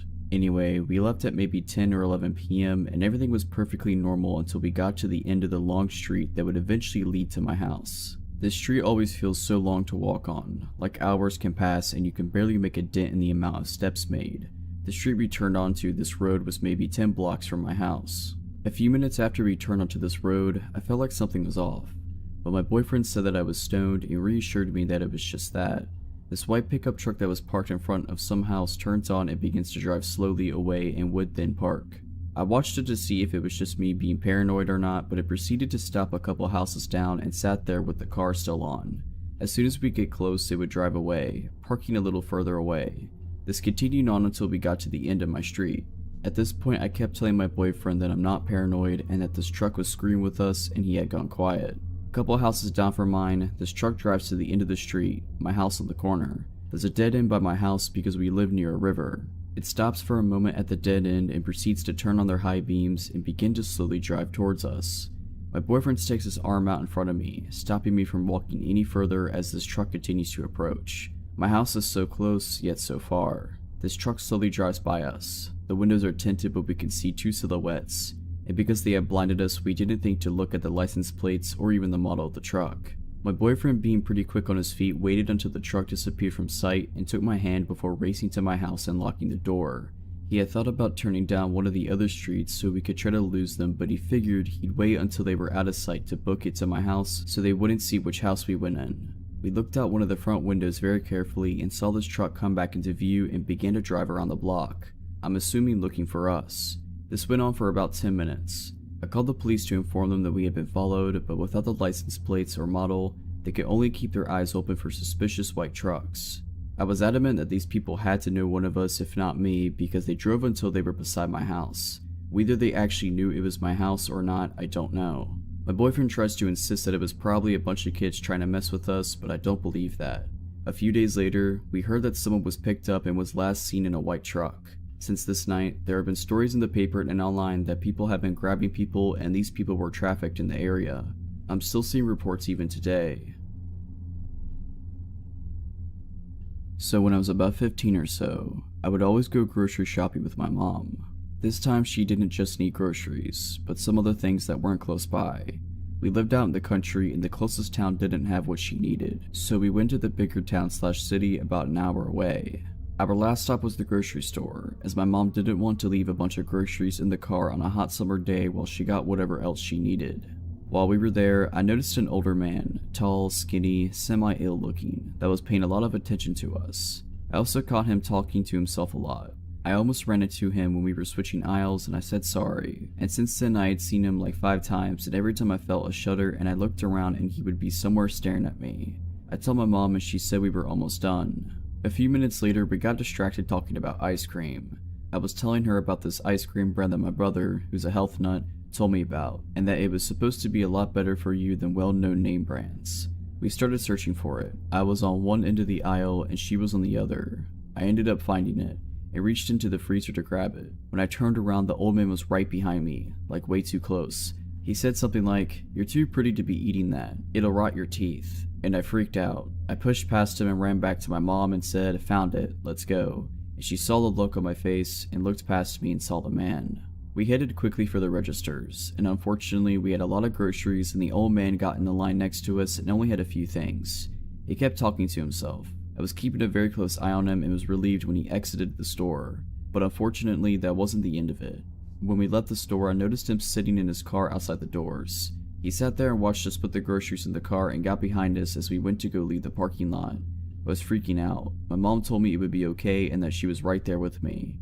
We ended up taking some back roads home. My mom thought maybe he would get lost. As I said, we were about an hour away from home, and the back roads made it even longer. We were about 5 to 10 minutes away from home and he was still following us. When I asked my mom if I should call the cops, she said, "No, call your dad and tell him what's going on. Tell him to be waiting outside with the shotgun." So I called my dad and told him what was happening, and he had an idea. Since we lived way out in the country, my parents' neighbor was about half a mile down the road from us. They had a long driveway that you can't see their house from the road. He told me to have my mom go there instead so that the guy wouldn't know where we lived. My dad got there first, told the neighbor what was going on, and they both grabbed their shotguns and waited outside for us to pull up. The guy followed us down the long dirt driveway, and as soon as he got to the clearing with the house and saw my dad and our neighbor with their guns out, he threw his car into reverse and hightailed it out of there. So far since that incident, my family nor I have seen that man again, and I hope it stays that way. This happened a few years ago in my old one-person flat. I had a strange feeling that something wasn't right for a few days. Like I was sure that food in the fridge was less than I put back the last time, I found pills for my couch on the floor, stuff like that. I lived alone back then, so there wasn't anyone else with access to my flat, or so I thought. Well, one night I woke up around 1 in the morning sweating from a nightmare. Since I was drenched in sweat, I decided to take a shower. So I put my phone up in the bathroom for music, turned on the water, and enjoyed my shower. A few minutes in, I heard the door move. I never close it, but it still never moves. I took a look at the shower curtain and saw a shadow against it, and a look at my phone confirmed someone was there, since I could clearly see a reflection on my screen that showed someone was standing next to the shower curtain. It took me a lot not to scream and to keep acting like I didn't notice anything, while silently taking the shower head off the holding and turning the water all the way to hot. Our water got really hot when you cranked it all the way to hot, and a few seconds later steam was raising and the water hurt my feet flowing to the drain. I turned around, ripped the shower curtain open, and held the shower head right at the person behind. It was a woman and she screamed in pain. I whacked her in the face with the shower head and jumped out the shower and ran to the door, taking the key out of the lock and locking it closed behind me. A little later she started to bang on the door, but the door didn't give. I called the cops and went to the kitchen to get my big kitchen knife, just for safety. I felt like my throat was closing up when I saw it missing and realized there was only one place where it could possibly be right now. The police came and arrested the woman, who turned out to have been the former person living in the flat and was evicted after not paying rent. Seems she made a copy of the key and came into the flat when I was at work and sometimes at night. I just hope that I'll never have to experience that again. This happened 5 years ago. I was 25 and used to live alone in a small flat in England, about an hour south of London. It was a medium-sized town well known for being a good place to live, with excellent schools, low crime rates, and minimal unemployment. The kind of place where people didn't panic if they left their front door unlocked when they left for work. My flat was on the first floor above pavement level, midway down a hill. There was nobody underneath me. My flat was a kind of bridge with a footpath below it, and my kitchen window was directly over a pavement on a fairly busy road. The flat had a small galley kitchen, a living room, and an upstairs bedroom. There was nobody beneath or above my flat, and because of the hill, my kitchen window was literally face on with the pavement and where people walked. There was a printing company opposite that went out of business and then just grass. I always used to close the blinds once the sun had gone down, but liked having the kitchen window open during the afternoons. It had a safety latch so it didn't open far enough for anybody to reach in, and I was not on the ground floor, so I didn't worry too much. One day, I got home from work early, about 5:30, and as it was summer, I had the kitchen window open and the blinds open. I'm chopping garlic for my dinner, glance up and see an older man literally stood on the pavement watching me, only a few feet away. I glare back as if to say go away and decide to walk out the kitchen into the living room as if I'm talking to someone. I walk back into the kitchen, glance at the window, and the man is still there, watching me with a small smile on his face. At this point I am slightly panicked. I am alone, nobody's around as I have no direct neighbors. I go into the living room and sit against the wall, clutching my phone. I didn't want him to be able to see me at all.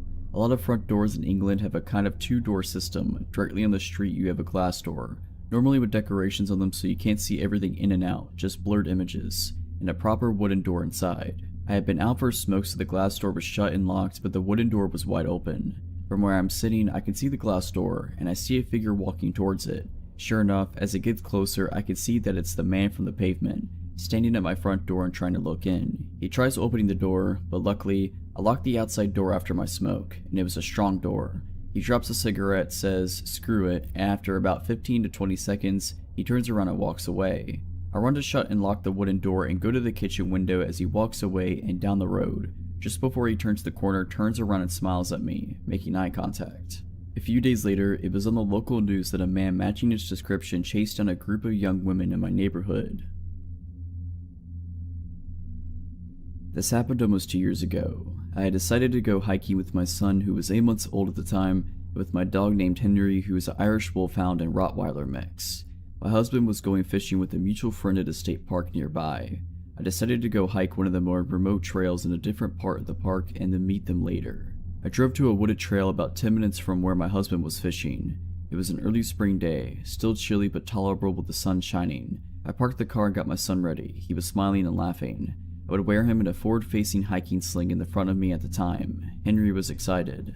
We started off on the hike and it was a really beautiful, peaceful trail. Towering trees mixed with pine. A crystal clear creek wove its way through the trail at points. We would periodically stop and all three of us would play. About an hour and a half into the hike, we had gone about 3 miles and rounded a narrow bend in the trail when we nearly collided with a gentleman in his late 40s or early 50s. Henry was snarling and lunging for the man. Before I even completely registered what was going on, I quickly backed up and pulled Henry back the best I could. My bumps were goosed at this point. Henry would not calm down. This is very unusual behavior for him, but not if he was trying to protect us. Trying to talk over Henry, I loudly said, "I'm sorry, Henry's just very protective of my son. If you move off to the side, we can pass you." My son was very quiet during this entire exchange, which I found a bit odd. The guy was staring very intently at my son. He then laughed slightly and said, "Oh, he should be. It's a good thing he's with you." Then he motioned to something around his neck and said, "I'm just out here taking pictures. It's a hobby of mine." Except he wasn't wearing any kind of camera around his neck or anywhere that I could see. He had a canteen around his neck. I politely asked him again to step aside so that we could pass. At this point, Henry was sitting down but growling still. Henry would not take his eyes off this guy. I have no doubt that Henry would have eviscerated this man if he had tried anything. I am positive this guy felt that. The guy looked at Henry for a few seconds, then at my son again. He took a few steps off trail so there was room to get by and so that Henry couldn't reach him when we went by. As I warily walked by him, he was like 10 feet to my left. He muttered something about how he used to be able to see his kids. I kept looking back as we walked away to make sure he wasn't turning around to walk our way. He did continue to stare after us for several minutes though until I could no longer see him. We kept hiking and eventually came to an opening point where cars would park. There was no one there and luckily I still had cell phone reception. I called my husband. He and his friend came to pick us up right away and they took us back to my car. There was no sign of the guy we encountered. We went home after that. Henry has since passed away and I am sad that my son doesn't get to grow up with him. He was really the best dog ever. So thanks Henry for being gentle yet fierce. I hope I never have to see that photographer ever again. This story happened about 2 years ago when I was 19 and my foster sister, Kira, was 16. It was the summer before I was going to college, and I mostly lived with my mom and Kira except for every other weekend, where I'd stay with my dad.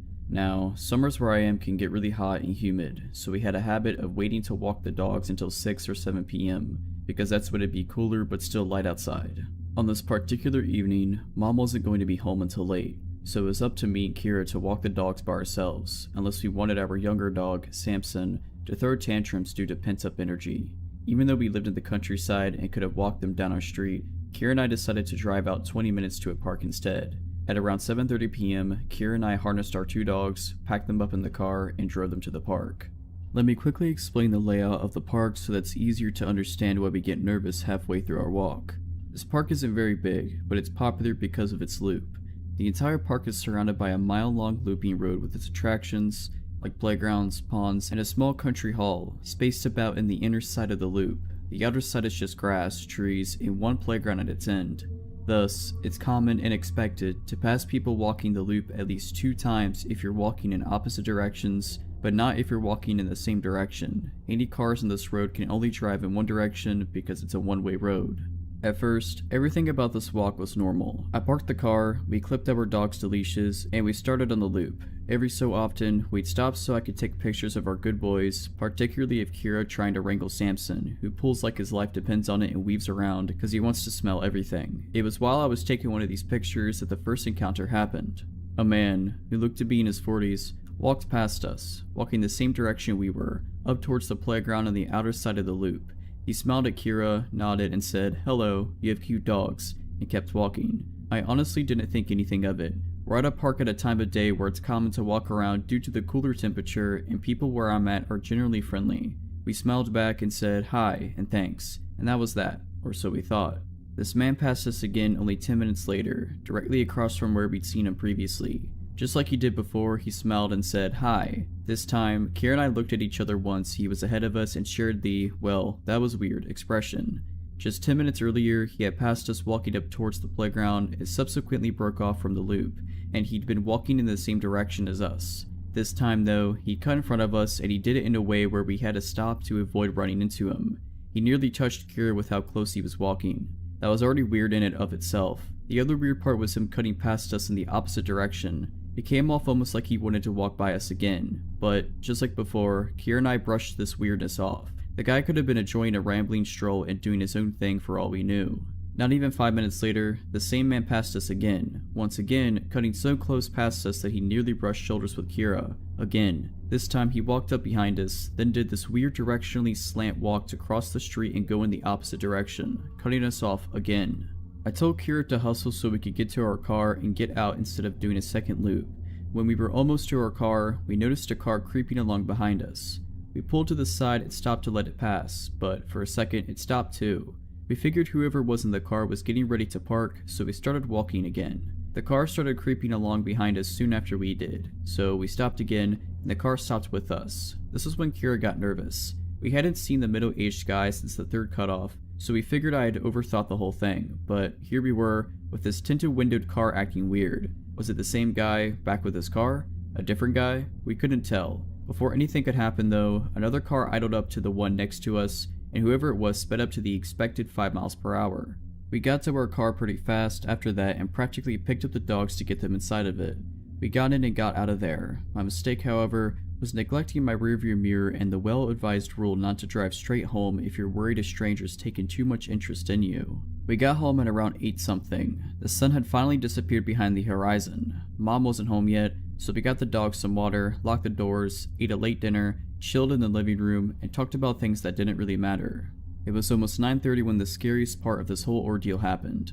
There Kira and I were, sitting on different couches, talking about something, when we noticed the ceiling briefly light up over where Kira was sitting. Due to our long, slightly curvy driveway, it's common to see headlights stream through the window, light up the ceiling, fade, then intensify. It means someone's just come home, so when the ceiling above Kira lit up, we thought nothing of it, assuming Mom was finally coming back from wherever she went that night. Mom has a habit of pulling in then checking her phone for whatever knows how long before coming inside. After a couple of minutes, I noticed the small, motion sensor light Mom set up on a table on the porch light up. Right after the light went off, we both heard the storm door open, but we didn't hear anyone pressing the code keys of our lock or jiggling the door handle, like Mom usually does right away. The moment the storm door creaked open, our 2 dogs jumped up and ran to the door, barking like mad. Our golden greyhound mix, Calvin, has a deep and scary bark. Samson, who is a big dog, jumps up on his hind legs and scrabbles to one of the small windows in a desperate attempt to see who's outside. Immediately, the storm door slammed shut, and we heard heavy footsteps on the cement of our porch. Calvin started going nuts and jumped up on Kira's couch, standing on its back instead of the cushions to look out the window. Samson ran out the room and went out the doggy door that leads to the back porch, which is a ramp going down into a fenced-off portion of our yard. I sat there, my mind steadily going blank as my heart sped up and my limbs refused to move. Kira gets up and spins around and looks out the window but can't see anything because, besides the motion light on the porch, it's too dark. So, naturally, she gets up, grabs a stray dog toy which just so happens to be a tug-of-war rope with a ball on one end, and opens the door. I tell her very calmly to shut the door and stay inside. She ignored me and stepped out onto the porch. She comes back inside after not seeing anything, but, to my utter disbelief, she disappears into the kitchen, comes back with a knife, and goes outside again. This time, she's gone for a handful of seconds before running back inside and slamming the door shut. Breathless, she tells me she went out a bit into the yard and saw the outline of a man by the run-down dog kennel we don't use anymore. When she saw him and froze, he moved. This time, she listened to me when I told her to lock the door. I managed to call Mom and she convinced me to get up and make sure all the doors were locked, including the basement and making sure the dogs were inside. After Mom got home and looked around, finding nothing, we called the non-emergency number for the police, not wanting to bother them in case we were overreacting. 2 cops came by and walked around our yard and found nothing. We got the sense they didn't believe us, but instead saw us as 2 overexcited girls with exaggerated imaginations. Still, they humored us and told us, after we told them about the park, that if we think anyone might be following us, or if someone's acting a little too creepy, not to drive straight home and to check if anyone's following us. Then, they left. But when we heard those footsteps and Kira went outside, she swears she saw someone. The dogs don't run up to the door like that and bark their heads off if no one's there. I don't know if whoever was at our house was the same guy that ran into us at the park. If it was, I don't know the reason why he cut in front of us multiple times. I don't know if he was in the car that inched behind us and stopped when we stopped. I don't know what would have happened if Calvin didn't have a scary and manic bark. I don't know much of anything, but what I do know is, if you're out and about, minding your own business, and a stranger is taking a lot of notice of you, following you, frequently running into you, or whatever, trust your gut. Don't drive or walk straight home, meander, get to a public space, or just take your time. Pay attention to your surroundings. You never know who is watching you. This happened a few years ago when I was an 18-year-old girl in high school. I worked at a store in the mall of my mid-sized Midwestern city, and that evening, I worked a closing shift. I was walking back to my car in the snowy darkness when a black SUV pulled up beside me. A woman opened the window and yelled, "Hey, excuse me, I need your help." She was a round-faced woman in her 30s or 40s and spoke with a very heavy Spanish accent. She went into a story about how her sister got into a car accident and the woman needed to get gas in her car before she could help the sister. However, she could not find a gas station and had no money, and she even said she had driven around to several churches to ask for help, but no one would help her. She was difficult to understand and did not tell the story super clearly, but I understood that she needed to find a gas station and she needed me to pay for it. She told the story between sobs and she seemed so desperate that I was moved to help her. I told her that she could follow my car to a gas station that was just across the highway and that I would buy her some gas. At the gas station, I parked in front of the store and was surprised when she did not pull up to a gas pump, as I had expected. I got out of my car and said, "Okay, don't you want me to buy and pump gas for you?" She then said something like I had misunderstood her first story. She didn't need gas. She needed money to give to her sister, and added a bunch of other facts I don't remember to continue the story. Her accent and changing story was difficult to understand. I said, "Well, I don't have cash on me, only my card. I mean, I suppose I could see if there's an ATM inside?" She immediately replied that she knew there was, which definitely is suspicious in hindsight, but I didn't pick up on it at the time. I agreed to go in and get her some money from the ATM, and as I turned to go inside, she said, "Wait, but if you give me money, I will have to repay you somehow." I said, "No, that's okay, you don't have to." She said, "No, give me your phone number so I can contact you to meet up later so I can repay you, or give me your address and I will send the money to you." I refused both, and she tried again several more times, begging me to meet up with her later to give me the money. This probably lasted 5 minutes or so. Finally, as I refused the last time, she said in a very chilling way, "Don't be so nice." Despite all of this, I for some reason was still convinced she needed my help, and I went into the gas station to use the ATM. However, in my teenage wisdom, I could not remember my PIN number, and was unable to withdraw money. I went back outside to tell the woman, and she rolled her eyes, huffed something under her breath, and very quickly got into her car and sped off. I never saw her again after that. As I drove home, I became suspicious about the scenario. I figured out after a while that the woman was definitely trying to scam me for my money, but it disturbed me more that she tried so hard to get me to meet up with her later and give her contact information. I just hope that I never have to meet someone like that in the future. When I was young, I used to live in rural Pennsylvania. Where I lived wasn't quite suburbs, but the houses were all within walking distance of each other, and we knew nearly all of our neighbors. My small neighborhood was blocked off from the ones on either side by decent-sized creeks, and to get to them you needed to climb down a fairly steep slope. This is an important detail later. My friend Rachel was a bit younger than me, by 2 or 3 years. I was 11 at the time. We had decided to go on a bike ride and ended up dropping our bikes and helmets at the top of the hill leading down to one of the creeks, and we went exploring. We were making a racket, I'm sure, squealing as we jumped around trying not to get wet. We noticed bubbles in the water and became concerned for the swans that lived down at the other end of the creek in the pond. Out of nowhere we heard a man chuckling, and he was standing at the top of the hill above near where we were standing. I said nothing. He asked what we were doing and slowly started making his way down the rough terrain of the slope. He obviously didn't know where the path to come down was. Rachel answered him that we were trying to find out where the bubbles were coming from and that she was scared it would hurt the swans, as there had never been any bubbles before today. He told us he could take a water sample and test it if we could bring it up to him, then asked our names and how old we were, still making his way down to us the entire time. Rachel told him her name and had started to say mine when I stopped her by grabbing her shoulder. I had an extremely bad feeling about this man, and I was very uncomfortable with the situation. I perked my head up looking off to the side and asked her, "Did you hear that, Rachel? I think your mom is calling us." I turned and dragged her up the path across from where the man was climbing down at, and we jumped on our bikes. I noticed this man's car parked next to where we put our bikes. Our helmets were missing. We heard the man scrambling after us, screaming that he hadn't heard anything. We started pedaling back toward my house, as Rachel lived in a different neighborhood, and the man started following us in a car after he finally reached the top. The man was still trying to get us to talk to him, so I turned off into my uncle's yard where I saw my cousin out cutting the lawn and started yelling for him. He was a big dude, 16 or so at the time, and the man in the car burnt rubber, speeding off when he saw we were no longer alone. We ended up calling the police, and we were not the first girls that had the same issue with a man of that description and that car that day. So whatever that man's intentions were, I'm just glad that Rachel and I didn't have to experience them. This was my very first apartment and I was so excited to be in it. My freshman year I lived in a dorm on campus, and before that I just lived with my mom, so I had never lived on my own before. The apartment was a 2-bathroom and 2-bedroom, and I shared it with my friend who I had known since we were 13. I had just turned 20 when all this happened. Josh was my friend and it was his first year at the university, so naturally I showed him around. We did pretty much everything together.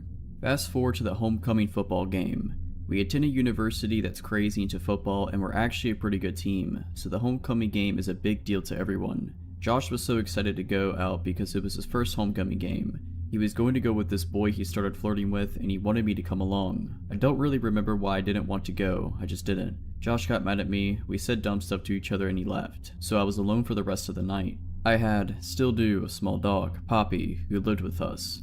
She was around a year old at the time. We actually had a pretty relaxing night in the beginning. I took a shower and put on face mask and Poppy and I watched TV in bed and stuff. I remember listening to a song on repeat the entire day because that's what I do when I find a new song that I like. To this day, I still can't listen to it without being reminded. We went to sleep around 10 PM I think. I wasn't keeping up with what was going on with the football game, so I really have no idea if it was just ending or whatever. But I knew not to expect Josh home early because he was going out with the guy he was seeing, Dylan, afterwards. There is a strip of bars along one of the main roads running towards campus, and that's where they would be. That's where everyone would be after the game ended. I don't know what time it was, but I woke to cabinets being slammed and really loud noises. It was really dark in my room and the only thing I could see was that the kitchen lights were on. I saw the light coming through the bottom of the door. It sounded like people were going through our kitchen cabinets one by one. Poppy was at the edge of the bed barking like a crazy dog. I had never seen her act this way. I was struggling to keep myself awake because I'm a really heavy sleeper, not anymore, and I just knew it wasn't Josh or Dylan, but some stupid part of me decided to call out, "Hello?" But it was weak sounding and I really don't know if they heard me or not. Suddenly, my bedroom door opened. I shot up. Poppy was snarling and trying to lunge at the stranger in my bedroom. I couldn't see anything because the light from the open door was kind of blinding. I just saw his figure. He was wearing a hoodie and he stood there for maybe 15 seconds and I was just staring at him. The whole time Poppy was trying to screw him up. He quickly closed my door and I don't know why, I just didn't move. Then my door flings open a second time and we're staring face to face again, for the same painfully long amount of time. My heart was racing and I remember thinking he's gonna hurt me. Now that I look back, I should have screamed or something. Poppy was at the very edge of the bed now, vicious and snarling. She sounded like a big dog, honestly. And then he slammed my door shut. As soon as he did, I jumped out of my bed and locked my door. I heard them take my car keys. I was terrified they would find my car and steal it since I had just parked directly outside. I frantically called 911 and was sobbing the whole time. I said, "Someone is in my house, they came in my room, please help." And it took them 30 minutes to get there, when I know that there were cop cars everywhere surrounding the bar since it was homecoming, which I live a 5-minute drive from. When I finally came out, the living room and my roommate's bedroom were completely ransacked. My roommate's TV was on the floor because they tried to carry it out, but I guess decided just to leave it. They stole my Xboxes and all my games. They stole my book bag with my textbooks and my homework in it. The 2 policemen got here and I told them everything and asked if I could call my roommate. Josh picked up the phone but was heavily slurring and I could tell that he was inside of a bar and could barely hear me. I just screamed, "Please give Dylan the phone," hoping that Dylan was at least more sober than Josh was, so Josh put Dylan on the phone, and I don't know how, through my tears and sobs and through the screaming, people, and house music, but he heard me say that our apartment was robbed. He frantically said, "We are coming," and hung up. They probably ran. While I was waiting for them, one of the policemen asked if he could try to take prints from my roommate's TV and I agreed. He proceeds to then drop his flashlight directly on the screen, and as it shattered, he just looked at me. So then Josh and Dylan get back and the policemen totally change their tone. They get aggressive and say that they were targeted for a reason. I'm pretty sure that since it was homecoming, the robbers were not expecting me to be there, and were trying to just rob apartments blindly. We also lived on the ground floor, so it's easier to get in those than in the 2-story and 3-story apartments. Josh is in the military, but Josh looks just like any other regular college freshman boy, and his only friends at the time were literally me and Dylan, so we were the only ones who knew he was in the military. They tried to accuse Josh of stashing guns and drugs everywhere, and that's why we got robbed. I literally was like, are you kidding me? They then tried to pull me to the side and say that Josh hired people to come rob his own apartment while I was inside. They asked me, how do you know these guys? I said, sir, I have known Josh since we were 13. We moved here together to attend university together. He just gave me a look. When they left, we got our locks immediately changed, and then I had to take the next day off of school to drive to the nearest Nissan dealership, 30 minutes away, and then wait 7 hours for them to rewire a key fob for me. To the men who robbed me, and to the cops who accused my roommate of robbing his own apartment, I hope I don't have to meet you again. This happened to me 4 years ago when I was 16 years old on a school trip, but I still remember it to this day. I had recently graduated from one school and enrolled in another, more advanced one via special program. Germany's system of education is sometimes complicated. There were about 20 people who did the same as me, and we were all put in one class to catch up with the regular students. To get to know each other better, the class went on a 3-day trip to a youth hostel in our county town. The trip was organized by our school and overall pretty nice. 2 of my friends had transferred with me and we had fun, except for the second evening. It was late summer and the sun was still up despite it already being around 7 p.m. One of my friends, Sarah, and I decided that we wanted to go for a walk before accompanying our other classmates to the river to have some drinks. We wanted to visit the newly built benches along the river and just talk for a bit. To get to those benches, we walked over a long parking lot next to the river. Between the parking lot and the river, there was a small path which was, in some places, divided from the parking lot by a small grass strip with a few bushes and trees. On the other side of the parking lot, there was a bridge approach which could be used by cars and pedestrians alike. This will get relevant later. There were some rocks in the parking lot to prevent cars from driving too far and falling into the river. My friend and I had some fun by jumping from one rock to the other. At some point, a man on a bicycle, probably in his early 20s, emerged next to us on the other side of the parking lot. He applauded us for some weird reason we didn't understand. My friend applauded back ironically, and we just continued walking but stopped jumping on the rocks. When we arrived at the benches, we chose the first one we came across and sat down. Bicycle guy stopped right next to us, got off his bike and just lingered. I started to feel uneasy, but since there were no free benches left, I thought he just wanted to hang out there too. At some point, he pulled out his cell phone and called someone. Even though he was right next to us the whole time, I couldn't understand him because he was speaking a foreign language. Sarah and I sat there for about 1 to 2 hours until it started getting darker. Bicycle guy was still right next to us and still on the phone, circling the area around us and just generally creeping us out by continuously staring at us. At this point, Sarah had also started feeling uneasy and we shared our feelings about this guy. Since it was almost dark, there was no one around anymore. We wanted to return to the hostel. The second we got up and started walking towards the parking lot, Bicycle guy also got onto his bike. My heart sank into my stomach when I realized he was going the same direction, just slow enough to stay next to us. He continued following us. When exiting the bench area, Sarah and I took the path next to the river to get to the parking lot.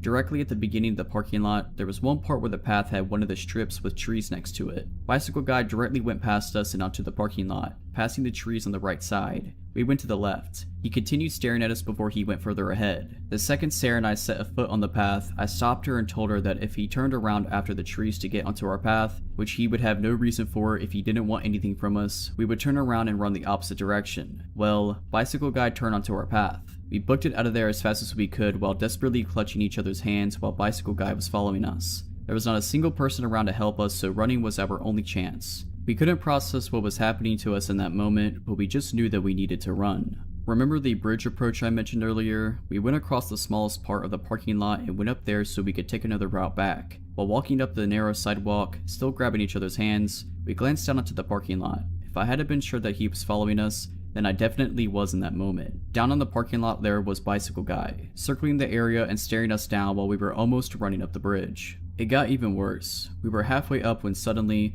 another guy on a bicycle passed us and stopped a few meters in front of us. He started talking to Bicycle guy who had been following us and then also stared at us. Bicycle Guy had basically called another friend over for whatever he was trying to do. Sarah and I immediately changed to the other side of the bridge approach and took the stairs down there. We chose to take a route where we wouldn't be alone on the streets. I was shaking the whole walk back. I am incredibly thankful for my gut feeling. To this day, I still think about this encounter when I'm walking somewhere alone in the evening or night. I don't think I'll be able to forget this anytime soon.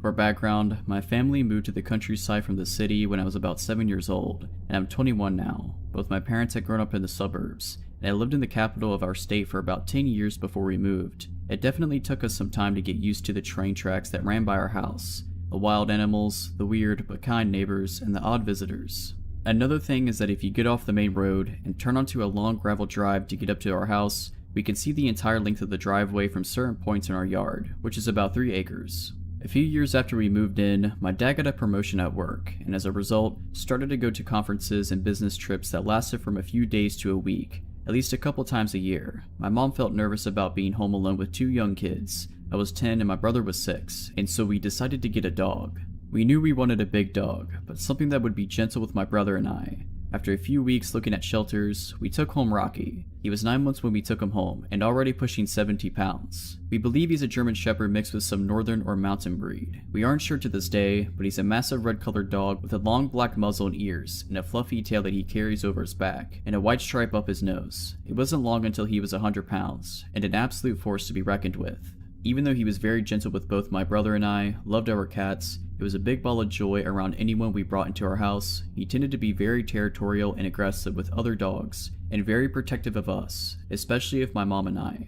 Once, the electric company came to do work on the telephone poles on our property without telling us first, and after 20 minutes they finally had to call us because Rocky had them trapped in their truck. It was jumping up and barking at their windows. I doubt he would really have attacked them if they'd gotten out of their trucks, but it was more than enough to make them think twice. This protective instinct came in very, very handy one day. It was summertime, my dad was at work, and my mom was home with my brother and I, since she was a teacher and off for the summer with us. My mom was working in our garden, and my brother and I were playing close by, with Rocky watching over all of us. Rocky all of a sudden sounded the alarm, throwing his head up in the air and barking and howling. He makes a deep woo-woo noise. I looked up to see a dirty white pickup truck pull off from the main road and into our driveway. This wasn't necessarily alarming at first, as people sometimes used our driveway to turn around when they got lost. But the white pickup truck slowly ambled up our drive, and I could see something strange in the bed. It was lumpy and discolored, but I couldn't really tell what it was until he pulled all the way up to our house, where our other cars were, and honked the horn to get our attention. It was meat. Giant, red chunks of meat with some of the limbs of various animals still attached. It was the creepiest thing I'd ever seen in my life. Just a weird man who looked to be in his early 50s, driving a pickup truck full of meat in the southern July heat. I immediately just got a really bad vibe from the guy, and I remember my mom telling my brother and I to go inside, and we did, but watched out the glass door. Rocky had surprisingly been quiet at that point, but was now next to my mom, and she had her hand around his collar. The guy rolled down his window and asked my mom if she wanted to purchase some meat. My mom said no and to please leave our property. Instead, he went on about the different types of meat and asking how much we wanted, beef, venison, pork, etc. My mom asked him to leave again, but instead, he decided to get out of the nasty white pickup. As soon as his feet were on the ground, Rocky went ballistic, barking and snarling. This finally made the guy stop. He looked at Rocky, looked at my mom, and asked, "Does your dog bite?" And my mom, deathly serious, replied, "Only if I tell him to." The guy took one more look at Rocky, and I'm guessing he decided not to mess with the giant, snarling beast. He got back in his truck, backed up, and headed back down our driveway. I don't know if he was really selling the meat or not, but apparently he'd been around to our neighbors, who also had gotten a really bad vibe from him. We'll never know what he was really up to with his giant slabs of meat in the bed of his pickup truck. Maybe he was just a weird guy trying to sell some sketchy meat. Maybe he was looking for something else. We never saw that guy again. Rocky's still kicking it, by the way. He's almost 15 and completely deaf, but he's still out in the yard on summer days, watching over us.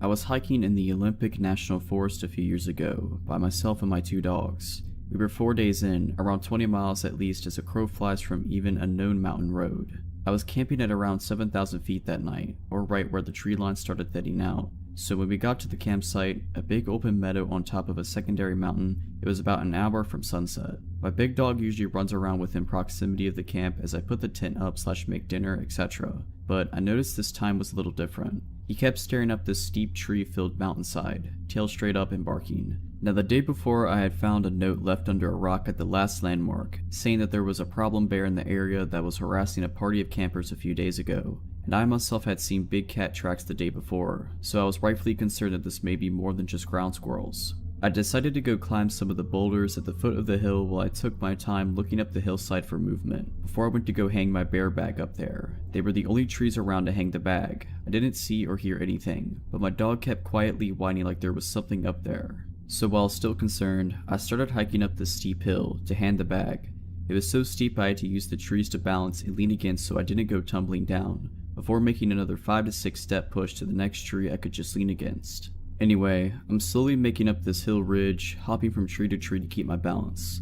Then I get about 100 feet up the hill, and I hear a whole lot of big movement at about 50 feet in front of me. My dog immediately goes from a deep low growl to a savage, slobber flying everywhere type barking now. My heart starts pounding out of my chest, and I start to panic. A million thoughts go racing through my head in the matter of seconds. Because if this is a bear, my dog is going to try to save me, in which he will most likely die, and I'm stuck here. If I have to get off that hillside fast, I almost 100% am going to trip and fall off the 12-15 foot cliff onto the boulders below, like hundreds of 5 to 20 foot boulders, so I'm feeling pretty screwed about now. Then I hear my other little dog start barking and freaking out down at my campsite, which is just out of sight. I had zipped her in my tent, so she didn't wander off like I was away, so yeah, I'm absolutely panicking at this point. A few seconds after I kinda snap back to it, I take another few seconds to start to put my survival priorities in order, and call my dog back to me. He comes and sits against my feet, as my back is against a tree, so I'm kinda pinned / stuck there for a moment, but my dog was seemingly trying to separate me from something up there, so I let him lean against me while I try to collect myself.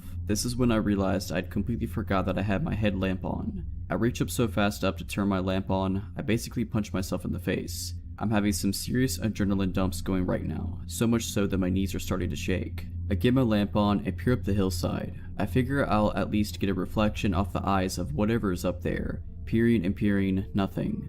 But I had just heard something. We both did, and whatever it was didn't get away or sound like it had made it too far. I knew something was there, so I'm kinda just steadfast at this point. I need to know what is up there because I have to sleep here tonight. And you know, I'm out in the middle of nowhere alone. Better to face it than wait like a sitting duck all night is my thought process. So yeah, as I'm looking up this hill, and at one point my dog lunges forward, unpinning me. He does a fake / bluff charge up the hill about 15 feet, and I mean he's snarling and foaming at the mouth at this point. As he does this, I finally see movement, something moving up and breaking the line of the horizon / sunset. My dog's bluff made whatever it was blow its cover, so I'm zeroed in. I call my dog back and silently watch, and what I make out made my heart completely drop. There was a man crouched about 75 feet directly in front of me, wearing not camo clothes, but some raggedy stuff with a hood that blended into the environment perfectly. Actually, almost like a makeshift ghillie suit, but with his face exposed. I couldn't see his eyes, and his face was covered in dirt or something, but I knew we were staring right at each other at that moment, so I stare for what seems like minutes. No words. I felt like I was trying to subconsciously convey that I was going to stand my ground. I wanted him to know I saw him, but I guess I was just too shaken to speak. As I'm staring, my little dog back at the campsite started to bark her head off again, like she was scared, and I also had to get off that hill before total dark, or I could be seriously hurt / risk dying trying to get back down. So carefully, I start heading down the hill with my dog, who doesn't want to leave but listens. Periodically, I would stop with my back against a tree holding me up, and then look in that direction again, just to make it even more clear I saw him, and eventually, I make it down to the boulders at the bottom. By the time I finally jumped down and hit the boulders, my little dog had stopped barking. I could only see the top of my tent from the bottom of the boulders. I thought she was barking just to bark back, or at my dog, but when I get there, my little dog had somehow got out of the tent and was walking around the camp growling, with her tail sticking straight out. Still trying to hold it together, I thought okay, maybe she just got her nose between the zippers and worked her way out, but I was positive I had zipped it so the zipper tab / openings was at the very top of the tent door, out of reach. So, in a mixture of being terrified, pissed off, and the feeling of needing to do something, I reached into my day bag and pulled out my pistol. I fired a single shot into the air as the sun was setting, climbed into my tent without eating, and lay with my gun next to me until first light. As soon as the sun came up, I was packing up my stuff and leaving, heading back down the mountain. It sucks. It was all downhill back, but I still couldn't cover the ground to get back to my car in one day. It was dark by the time I made it to the last camp, about 4 miles from my vehicle, but thankfully there were other people there. We sat around a fire they made, and I felt pretty relieved and safe. They started to tell me they are planning to head that way where I was the night before in the morning, so I tell them my story in detail. Needless to say, we were both walking back to our cars in the morning. Screw all that. The thing that still creeps me out to this day though, is when I got home and started reading reviews of the same hike I was on, other people had similar experiences like mine as well. Even a man found dead from a fall around the same boulder range 2 years ago, and a woman found murdered last year. This happened when I was growing up, around 2004 or 2005 when I was about 13 years old. It took place in a rural area, a good ways outside the town of Uvalde, Texas. The town itself was really small back then and not much to look at. It's just one of those towns that really isn't on the way to anywhere important. My father knew someone who owned a deer lease that was about 1,000 acres, down outside of that area, and was complaining about a ton of hogs that were tearing up their land. Being open season on hogs in the south, my dad thought he would surprise me that summer and take me down for a week to go hunting for them. Not only did that help him with networking for his job, but also gave us some quality father and son time. I remember the drive down there from Dallas was torture. It was about 7 hours in my dad's hardtop Jeep Wrangler. That car was so uncomfy, I hated it. All I had to do was either stare out the window or try and beat Super Mario Land 2 on my Game Boy Pocket, something I was never able to accomplish in my youth. The drive, obviously, took most of the day, so we got there in the early evening. The owner of the land had told my dad that he hadn't had anyone else lease it that year yet, and the cabin and the property might be a little rough and dusty. I didn't really care. At this point in my life, I had been in scouts for a couple years and spent a lot of my free time in the woods or fishing with friends. Needless to say, I was pretty comfortable roughing it. So after unlocking the gate and driving to the cabin on the land we settled in, the cabin was pretty rough, dust and dirt everywhere, flies. I remembered that it looked like some raccoons had gotten into the cabin. After cleaning up a bit and getting the sleeping bags out, then setting up the cots, we decided to sleep. Something about that night was weird. I was never able to get comfortable enough to fall asleep for any restful amount. I couldn't put my finger on why, but I had that feeling of being watched. I was finally able to drift off for what I guessed was an hour maybe. When we woke up, it was early, about 7 a.m. We decided to scout around the land for tracks and signs of hogs and find a good place to set up a blind. It was the summer and horribly hot in the afternoons, so morning was the best time to be out and about. After walking for an hour or so, we came to an area of trees, lightly dense, and luckily found some signs of hogs. Typical torn up ground where they had been rooting, so we followed them into the trees. I was looking for more signs when my dad stopped me with his arm. I remember looking up and seeing someone standing about 50 yards away. Some of their body was blocked by trees. This was private land, so they definitely weren't supposed to be there. We also had confirmation from the owner before we got to the lease that nobody was there, not to mention the gate was locked up when we first arrived. The person was wearing some bright colored red jacket. We slowly walked toward them. My dad called out something like, "Hey, we're hunters. This is private land." The person didn't move at all, dead still. We were about 30 yards away and could see that he was turned away from us with his hands in his pockets. Weird thing was that the person was in a ski jacket and it looked like to be ski pants. Now this is Texas in the summer. It was about 98 outside by then. My dad called out again, no reaction. He told me to stay behind him and unsnap the clip to his pistol holster. We approached the person's right side and then my dad told me to stay put about 20 yards away. I stayed and crouched down, watched him circle around to the front of the man, all the while talking to him asking if he was okay. He finally passed around to the front of the man and my dad stood straight up with a confused look on his face. I called out and said, "What's wrong?" and he called back saying, "It's a mannequin." I walked over to it while my dad stood there staring, and as I got closer, one thing stood out the most.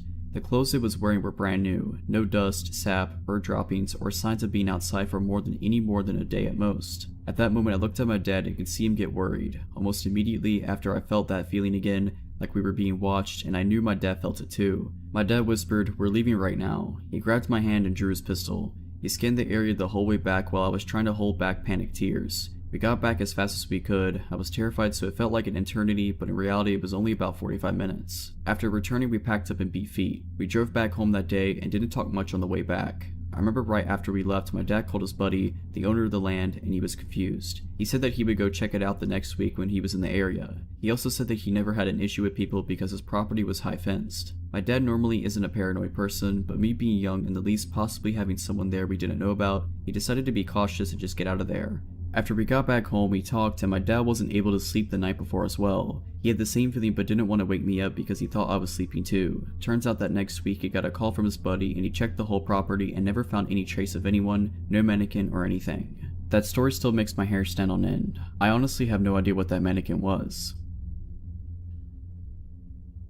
So this happened to me a couple years ago when my now husband and I were living in a townhouse in a pretty decent area. My husband was working third shift as a corrections officer at our local corrections facility, and I was working as a waitress/bartender. It was an unusually warm night for mid-March, so I took advantage and decided to take my husband's 80-pound Alaskan Malamute Siberian Husky mixed dog on a quick walk around the neighborhood near our complex.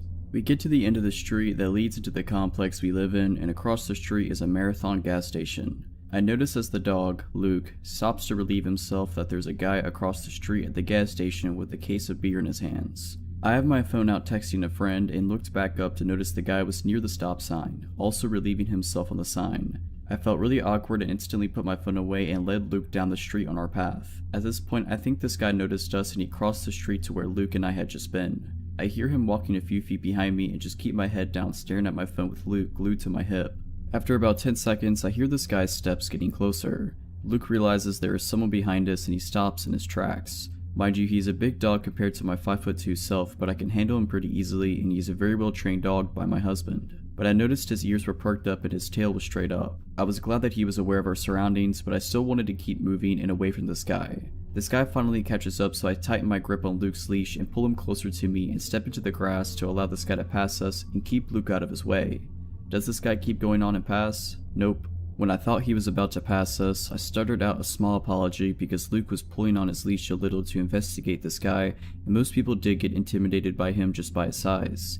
The guy stops and just stares at me for a minute, long enough for me to smell the cigarettes and booze rolling off of him and to notice he is probably in his mid to late 20s, dark hair, scruffy looking, and just dirty. He smiles and then finally seems to notice Luke trying to get at him and asks, "Cute dog, what's his name?" Instead of making up a name, I just say Luke. He then proceeds to ask me if he can pet my dog, and before I can even give him an answer, he leans down to start petting Luke's head. Luke did not like that. Luke jumped at him as a warning and the guy backed up chuckling. I apologized and mentioned that he was very protective and made up a lie that he was trained as my dad's former K9 unit. My dad is a software developer. Instantly, I saw this guy's face change. He asked me what my name was and I gave him a fake name. He then asked me if I lived around here and I said I was visiting a friend of mine for the weekend. He then made a sudden step towards me, and I'm not lying when I say I have never heard my husband's dog growl in the 5 years I have been with him, but the sound that came from my dog sounded like something coming from nightmares. Luke's hair was spiking on his spine and he was throwing himself up on his back legs and kicking his from legs at this guy.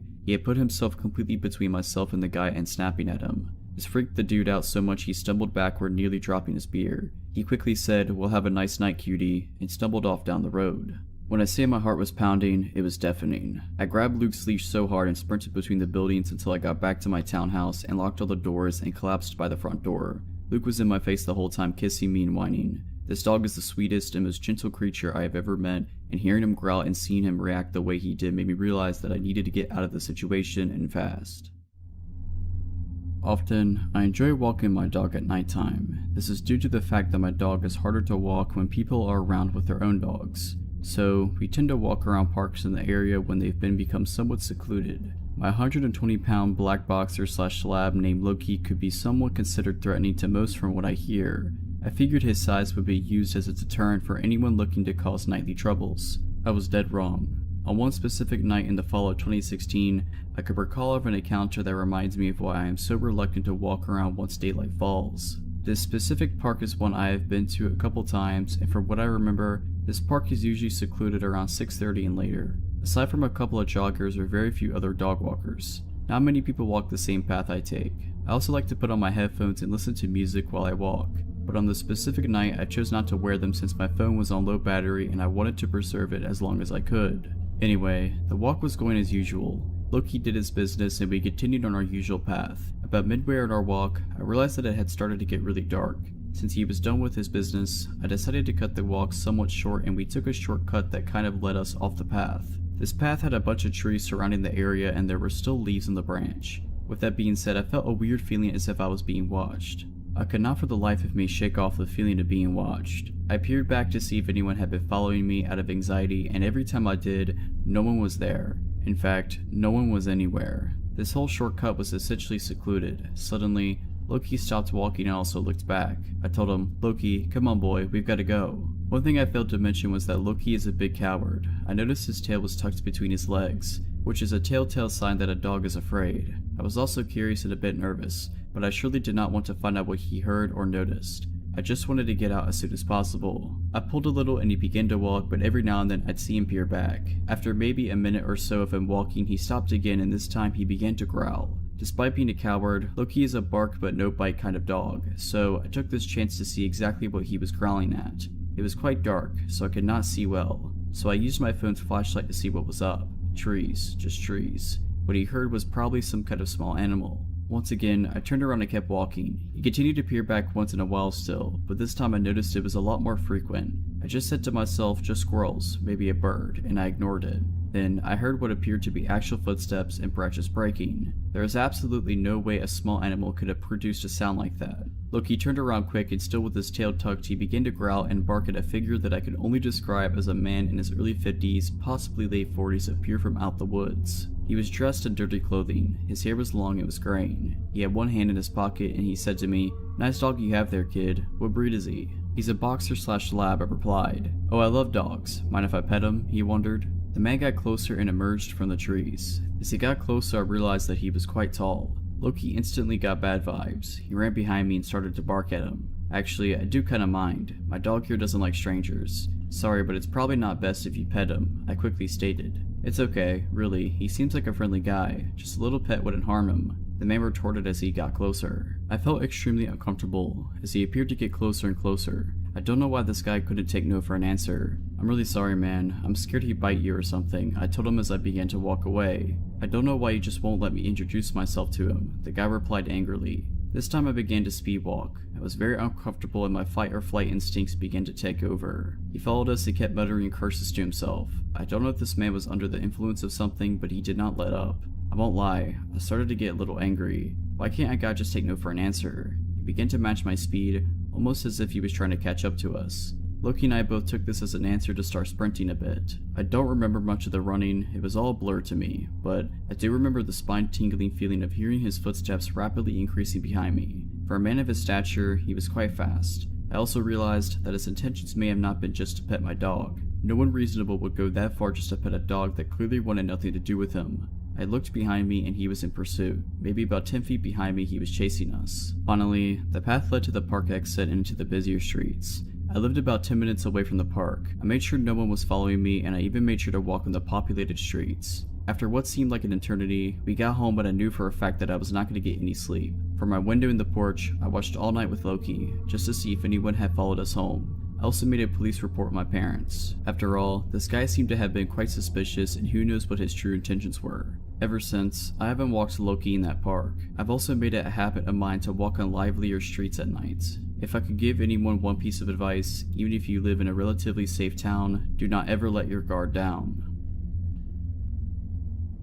This happened about a year ago to me and my husband. It was our 10th anniversary, so we decided to go camping, just the two of us, and of course our dog. There's a big national park/camping area near where we live, little less than an hour drive, so that was where we were heading. It's basically a big forest with many small lakes, ponds, trails, and camping sites around. Pretty popular place during summer, but we still saw some people, even though it was late September and the weather was cold. We found a good spot next to a lake to set up our camp. It was a beautiful day, so we wanted to hike a bit in the forest. There was a nice long path that was going around the lake where we had our camp, so we chose to go that way. The lake was quite small, and there was another camping site by it. You could see there from our camp, and from there you could see our camp. They were almost on opposite sides of the lake. We walked past another camp, and saw a man there alone just standing and staring at us, not answering when we greeted him. He was maybe in his late 20s, around the same age as us. I thought at that point that maybe he was just shy and a little weird. He had a small tent set up and some other stuff all around the place, so I figured he had been there for a while. We just continued walking and didn't think much to it. Eventually we got to our camp, and started to set up our tent before it's too dark. We made some food by the fire, and just sat there enjoying the peace. Suddenly, our dog starts barking like crazy. She was tied to a long wire around a tree. We immediately realized that she wasn't just paranoid, and that there was something really in the woods, and it was near. It had been very dark for hours at this point. I took the dog to a leash and my husband started to look around with his bright headlamp. Our dog just kept barking. We were confused and sure it was some kind of animal, maybe a bear or a moose, but we couldn't understand why it wasn't scared of us and why it wouldn't run away. My husband went ahead to the path that leads to the other camp. Right when he got to the path, which was just less than 10 meters away from our camp, he saw something on the ground. I told him to go check it out and followed with our dog. He stopped, turned at me and said, "It's a human, laying on the ground." The first thing I thought was that maybe they were hurt or dead or something. They just laid there not moving, facing the ground. We asked, "Are you okay? Are you hurt?" And they just suddenly stood up. Turned out, it was the guy from the other camp. He was very scared of our dog and told me to not let her near him. I was kinda relieved that it wasn't some bear that was going to eat us, but I soon learned that a bear might have been less scarier than this guy. After he stood up, he walked straight to our campfire and sat down. My husband tried to ask him multiple times why he was sneaking in the dark forest without any light. He didn't give us an answer. We even laughed a bit and told him how we thought that he was a bear or something, but he didn't even smile, just stared at the fire, looking annoyed. His right leg was soaking wet. He probably stepped off the path and dipped it in the lake on his way to our camp. He sat with us for 30 minutes, not talking much. He also clearly wanted to know where our dog was at all times. I saw he had a knife hanging from his belt, but I guess it's not that weird when you're in the woods. Every few minutes he put his hand in his pocket and just peeked at whatever was in there. Kind of like checking the time on your phone without taking it out from your pocket, but it wasn't a phone he had there. I felt very uncomfortable and anxious by the whole situation. So, when the 30 minutes had passed, he again stood up and mumbled about going back to his own camp, and left. He never gave us any explanation of why he came to our camp or why he was stalking us in the dark. He tried very hard not to be seen when we found him. When I thought he was far enough, I told my husband that there's no way I'm sleeping in that tent. The biggest nope ever. Fortunately for me, he agreed and said that that guy might come back when we are sleeping. I just wanted to leave as soon as possible, so my husband started packing up things up. Our car's nearby, thank goodness, and I was guarding and looking around with the light if he comes back. Just when we had almost all of our stuff in the car, I saw a quick flash of light on the path from the guy's camp towards ours. He was coming back. Maybe he thought we went to sleep because he couldn't see our campfire anymore. So yeah, we got in the car and left real quick. I don't know if we overreacted, but I had such a bad feeling about him. Who crawls in the dark, wet forest alone just to stalk some strangers? What would have he done if our dog wouldn't have hurt him? What were his motives? I don't know and didn't want to stay there and find out. I'm just glad that we had our dog with us. There's a chance that she saved our lives. This happened to me when I was 19 and in college. I met a guy named Sam through a friend of a friend. Sam seemed nice enough and I would see him around, but that's as far as it went. One day we managed to end up alone. As I'm coming out of my building, he sees me and starts chatting me up. At first it was simple small talk, but I became uncomfortable once he starts complimenting me saying I have nice teeth. Not nice smile, but nice teeth. I thought this was a weird way to phrase a compliment, but I just ignore it. He then goes on to ask me, "What are you?" meaning he wants to know my ethnicity. I tell him I'm Latina. He asks if I speak Spanish and I say yes. He makes a comment saying he likes Shakira's music and that he likes her song La Tortura. He then asks me what La Tortura means. I tell him it translates to the torture. I notice his eyes get wide and he starts smiling. At this point I'm done talking to him and I tell him I have to go. I make a mental note to stay away from him after that because throughout the rest of the conversation he had a really creepy smile on his face. I get busy with classes so I forget about him quickly. One day I get a call on my cell phone from an unknown number. I decide to answer it and I hear a raspy male voice breathe heavily and say, "La Tortura." I hang up and think what was that, but I just take it as a stupid prank and move on with my day. For the next week or two I keep getting calls from an unknown number but I don't answer. Weeks go by. I had forgotten about the phone calls when I end up running into Sam again outside my building. He starts making small talk again, then with a giant grin he says, "Have you been getting any phone calls lately?" It takes me a second to realize that it's been him calling me from that unknown number. I don't want him to see me reacting so I say no, but internally I'm freaking out. He then goes on to tell me, "I've been watching you through your window for weeks and you never noticed." For context, my dorm room window was split into 3 parts. One big glass pane in the middle, with 2 smaller panes on either side that you could open for fresh air. If those side panels were open enough, you had enough room to slip your hand in, move the curtain out the way, and get a good look inside. Obviously after that I was thoroughly creeped out and was wondering how many times he watched me dress, nap, or do any of the other things you do in the comfort of your own space. I ended the conversation somehow and wondered what I should do. After I calmed down, I decided to report what he said to me to my residential advisor, and then reported it to the director of housing at our school. Luckily, the director took the situation seriously and encouraged me to report him to campus police. A report was made. They would have to speak to him to get his response to my allegations, and I was told that in the meantime, if he approaches me again, I should come back and make another report. A couple of days later, the director of housing comes to my dorm to tell me that campus police spoke to Sam, and he admitted to them that he told me he had been watching me but that it was all a joke. He was told to stay away from me, and I was told to report him again if he kept harassing me, but it never went further than that. Over the next few days, I ended up telling the girls in my dorm what happened with Sam. They obviously think it's gross, so we make plans to go out on campus as a group for the time being and to keep our curtains closed. Going out as a group definitely made me feel safer, and everything was fine for a little while until, one day, we are coming out of the dorm dining hall and we run into Sam and some of his friends. He sees me, gets visibly upset, and starts approaching me yelling, "Why did you tell him what I said?" I got scared thinking he might do something, but luckily my dorm mates rallied around me and rushed me out of there. I knew he was mad about reporting him because before this happened, our mutual friend, a male, had told me he's mad that you reported him. Thankfully, this is the last time I was ever near that guy. The school year ended soon after this happened. I moved off campus, got a new friend group, and moved on. Who knows what would have happened if I hadn't made a report and ignored him. When I was 16, I used to attend English classes that were for people of all ages, so I was used to having colleagues older than me that also wanted to improve their language skills. I was really close to another girl my age back then, Jasmine. She was much more popular than me, so she would always introduce me to new people. One day I noticed this guy in her group. He was 32 and very talkative, always smiling. For some reason though, he made me feel uncomfortable from the get-go. I think it's because he would stare at me for no apparent reason. While everyone was talking as a group, he seemed to address me specifically every time, but I didn't give it much thought. As the days passed, he started waiting around before my classroom door and started conversations about my friendship with Jasmine, my high school, my family, etc. I thought it was weird that he was so interested, given that he was much older, but I felt guilty for feeling bad, like he was just being nice and I was being mean to think he was weird. I should have listened to my instinct. Instead, I forced myself to answer, to make small talk. He told me how close he was with Jasmine, and that made me feel a bit safer. When I asked her about him though, she said she didn't know him that well, but that he seemed nice enough. One day I got a call from a number I didn't recognize. When I picked it up, it was him. He said he got my number from Jasmine. I was upset and confronted her about giving my number to him, and she said he insisted, so she ended up agreeing to it. He started calling me all the time, like 2 to 3 times a day, to ask about my day, saying he missed me and wanted to chat. He started telling me private stuff about his life because he felt like he could talk to me since I was so mature for my age. I didn't like it, so I stopped answering, or would make an excuse and quickly hang up. And he would send me messages. That's when things started getting worse. The messages would vary in tone. Sometimes they were really childish, with lots of emojis. He would wish me a lovely day or say he was thinking of me. Other times they would simply say, "You're so pretty," "too pretty," with no context. He would say he was glad I didn't have a boyfriend, that I should never get one or he would be mad. I never answered to those and showed them to Jasmine. I told her I didn't want to see or talk to him anymore before or after class, and she said she would help. I started going to class late so I wouldn't meet him in the corridors.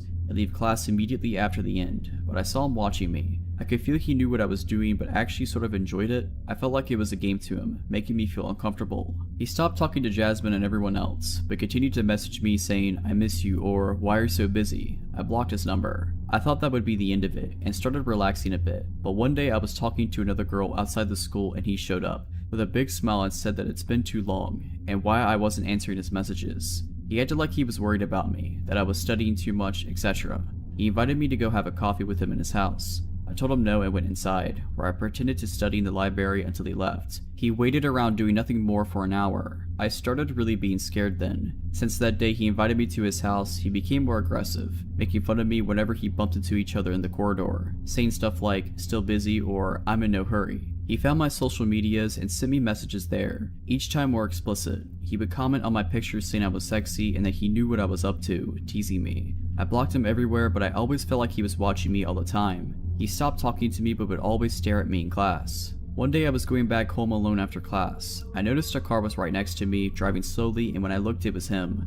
He talked to me through the window and invited me in, said he would give me a ride home. It was a residential street, not many people around. I said no and continued walking. He kept insisting and saying he knew where I lived, he could drop me there. I started walking fast then, stopped interacting with him at all. I just wanted to get to the main road so there would be more people around. He got angry then, said, "Get in a voice I almost didn't recognize. I looked at him in shock and his facial expression had changed completely. He had a dark look in his eyes, no smile at all. He looked like he wanted to hurt me. So I ran and got into the first shop I saw, a mini market. I waited until his car left and then sped home. After that I didn't want to go back to class. I asked my mom to change classes. I never told her why. For some reason I felt ashamed, like I somehow caused the situation. I finished the semester without incidents and thought it was all over, but after 2 years, yes, 2 whole years, he came back. By then I was starting university, and any thoughts of him were out of my mind, until he created a new account on Facebook and started messaging me again, like nothing happened, like no time had gone by. He said he was hurt I cut him out of my life, that he wanted to be my friend.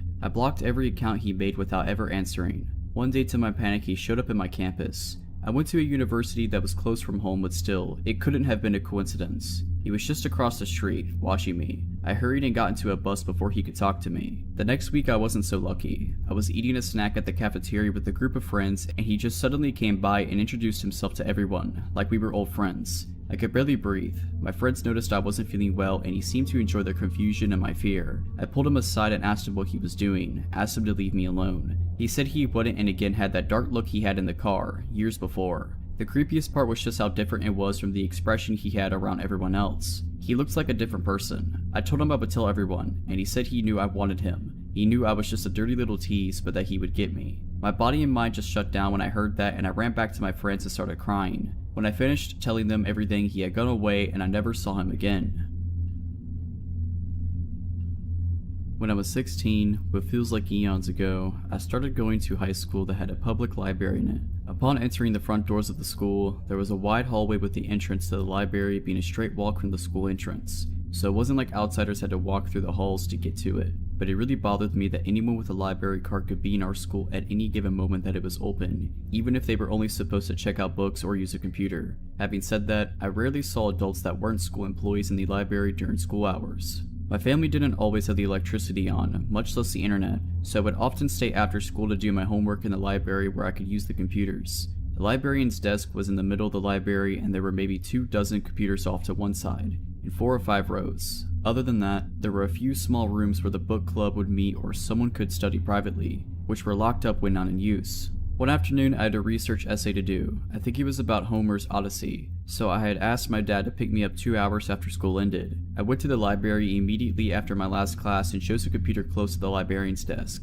Blissfully, only the librarian and I were in the room. I was really pleased to be able to work quietly, and started plugging it away at my assignment. 30 minutes into writing, I heard the doors of the library open. I didn't look up, but I could hear a man speaking boisterously to the librarian, with her responding in a very chummy way. They were talking like they knew each other very well. After a few minutes of chatting, the librarian excused herself. I can't remember if I heard her say why, but she bustled out of the room and did not return before I left. More than an hour later, which hadn't happened before. I can't say for sure, but I'm almost positive that she was supposed to not leave the library unattended while it was open. They actually closed it when she took lunch sometimes because I'd seen the "back in X minutes" sign on the door previously. Almost as soon as the librarian left, this adult man decided to use a computer. Being that we were the only 2 people using computers, you would think he sat nowhere near me, right? He sat 1 chair away from my right. I could see from the corner of my eye that he was a very large man in every sense of the word, but otherwise, he looked like your average guy with generic black frame glasses. After the first peripheral glance, I tried to avoid looking over at this guy.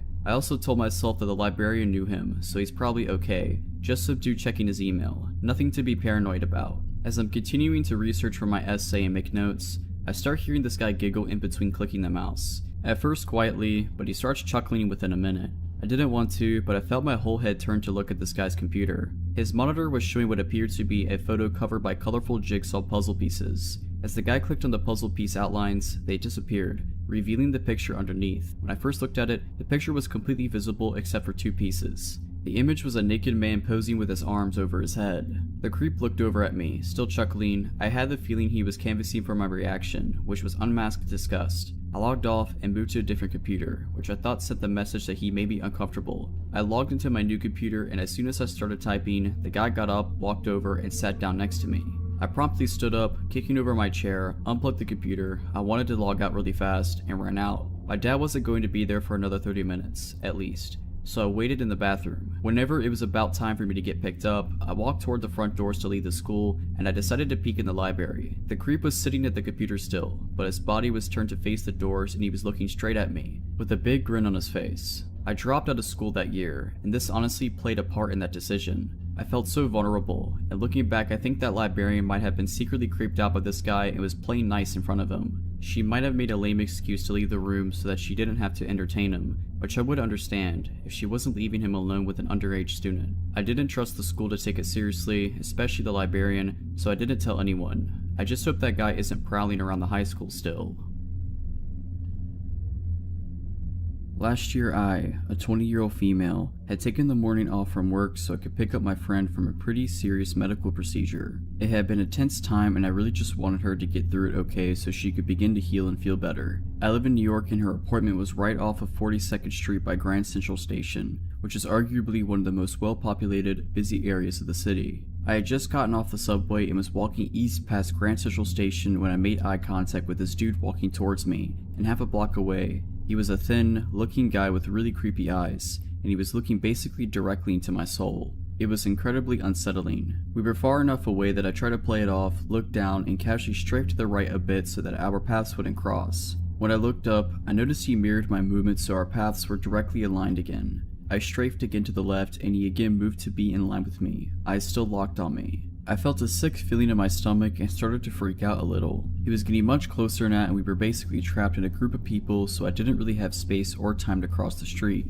I also didn't want to turn around and go the opposite way because then my back would be towards him. I took my headphones out and kind of slowed down, but he was absolutely still coming for me. When he inevitably got close enough to me that we were within arm's reach of each other, I guess my fight or flight took over and I grabbed him by the shoulders and shoved him aside, sidestepping him. He was full on attempting to collide with me. The group of people around us barely reacted, which is crazy to me. I thought I dodged a bullet, except after shoving him out the way, he began screaming at me. I yelled back at him, "What were you doing? Get out of here, you're creepy, keep moving." And other random phrases that just felt right in the moment. Deep down I think I was just hoping if I made a scene someone would step in to help, but nobody did, and then I noticed that he'd stopped walking and had fully turned his body around to face me again, and then began to walk toward me again. He was yelling at me this time, calling me disgusting, crude names, telling me he was going to smack me and teach me a lesson, etc. I absolutely panicked and began jogging away, only to look back and realizing that he was now jogging after me, still threatening me and screaming at me.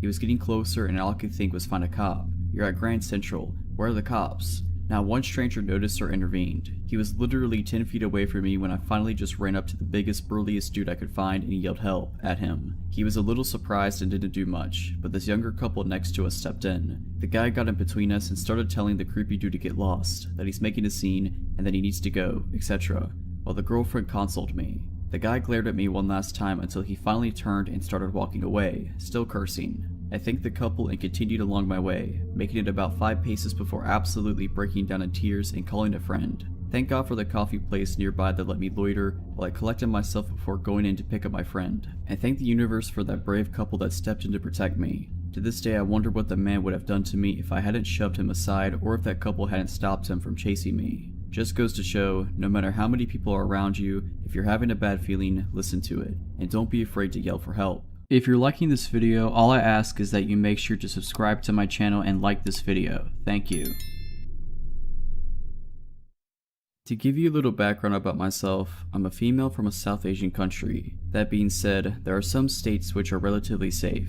2019 had been a rough year for me, but by October I started feeling rather better and decided to take a solo trip for my birthday. I spoke to some friends and decided to head to this small village down south. My brother helped convince my overprotective mother as he'd already been there. To put her mind at ease, I decided to get pepper spray. Unfortunately, we couldn't find one, so I kept a bottle of deodorant and a knife handy. I decided to stay there for 5 days and booked a room at a guest house only for 2 days, thinking I'll check out this guest house that my friend had suggested and hopefully move there. To tell you a little bit more about this village, everyone is extremely friendly and warm, and they have tourists coming from all over the globe. Once I got to the room, I was a little paranoid because it seemed a bit dingy. Forget about a security system, the latch on the door was barely functional. The first night was a bit unsettling, but nothing happened. The next day was my birthday, so I rented a bike and went on exploring the village. Sometime after lunch, I decided to check out the guest house that my friend had recommended, which was a little secluded but extremely peaceful. As I reached there, I was greeted by the owner, who showed me around. This place had big huts on one side and a row of small rooms on the opposite side.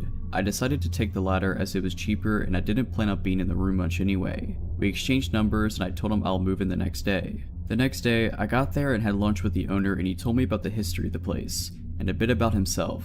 I realized that he wasn't around when my friend had been there. I was trying to read him, seeing if I was getting any creepy vibes from him since I was going to spend 2 nights there. I didn't see any red flags in particular. After lunch, I went to a restaurant that was right behind the guest house. I met some of the locals whom I was already acquainted with. Along with them were 2 new guys, one of whom was from my city. The 3 of us instantly clicked and started hanging out. Once it got dark, we came back to my guest house to chill. when the owner told us that he's planning a bonfire with some of his guests/friends who were sitting at another table. An hour passed as we ate and played cards, but those guys didn't seem like they were in the mood for a bonfire and soon left the place. Since the owner had already set things up, we decided to spend some time by the fire with him. We were all sitting and talking up until midnight, when the other two boys decided to take off as they weren't staying there. I told the owner that I head back to my room too. He tried to convince me to stay a bit longer, but I didn't want to be alone with him. My room's door had around 4 to 5 locks, but only 2 of them were functional. So I locked them and realized that the windows facing each other did not have any panes and the curtains were made with scraps of thin cloth,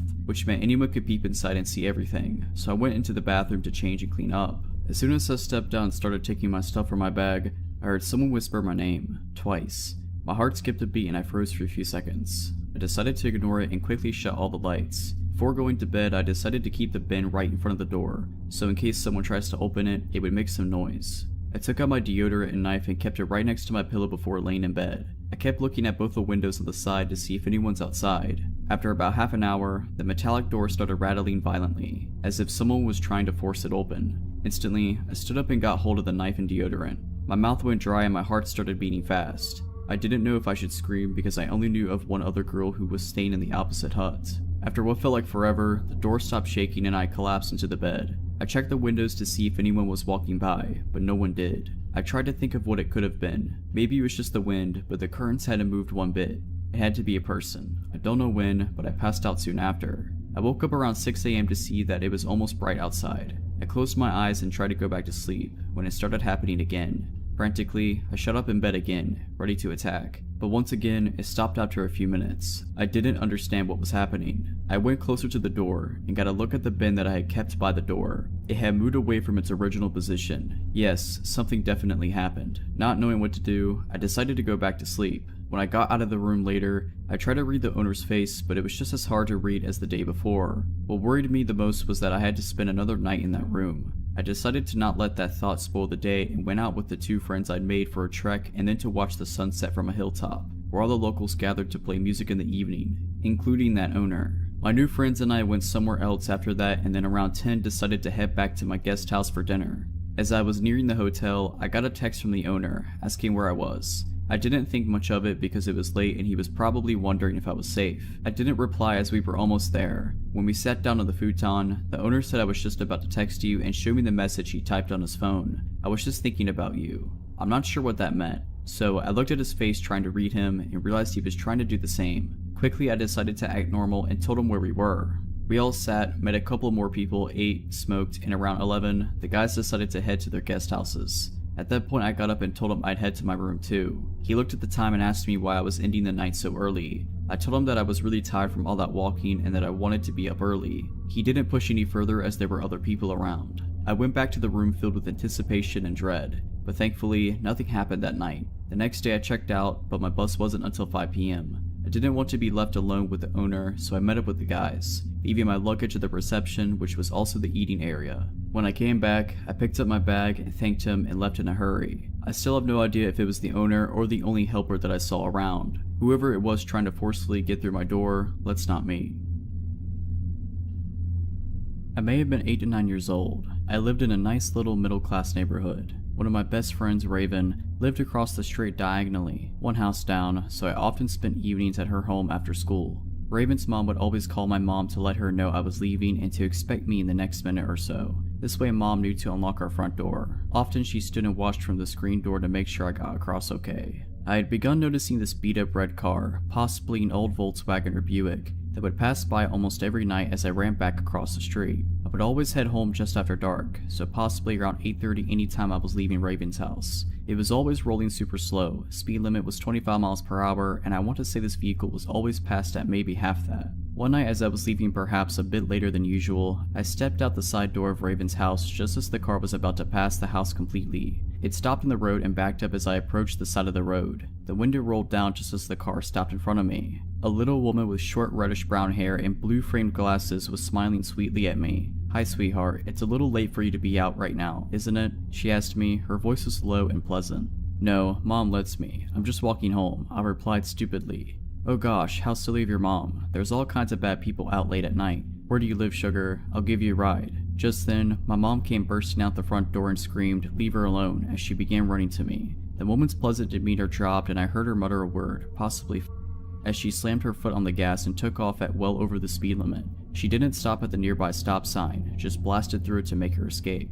I got a nice lecture that night, but also a lot of tight hugs. My mom was super glad that she chose to look out the storm door to check on me instead of just letting me wander home. I could have been taken, and she told me as much. I cannot remember if the police were called, but I never interacted with any officers. This doesn't end here though. Like most little kids, I really liked setting up lemonade stands. Like most little kids, I also enjoyed hand making and baking cakes and brownies and cookies, and also selling those at my lemonade stands. About 2 weeks after the prior incident, a beautiful sunny Saturday, Mom helped me with the baking and helped me make lemonade and set me up in the front yard with my sign. She had been paranoid ever since the prior incident and had hardly let me out of her sight, aside from school and the bus, and this was no different. She stayed outside with me all while I sold my little treats to passerby, until she had to run to the restroom. It would obviously be a pain to take everything down and bring it inside while she went, and then to bring it all back out and set it up again. She figured I'd be okay for a few minutes, considering it was the middle of the afternoon and usually kidnappers aren't that stupid. Mom left me alone for several minutes when she went to the bathroom and presumably went to grab a snack as she was gone for 10 or so minutes.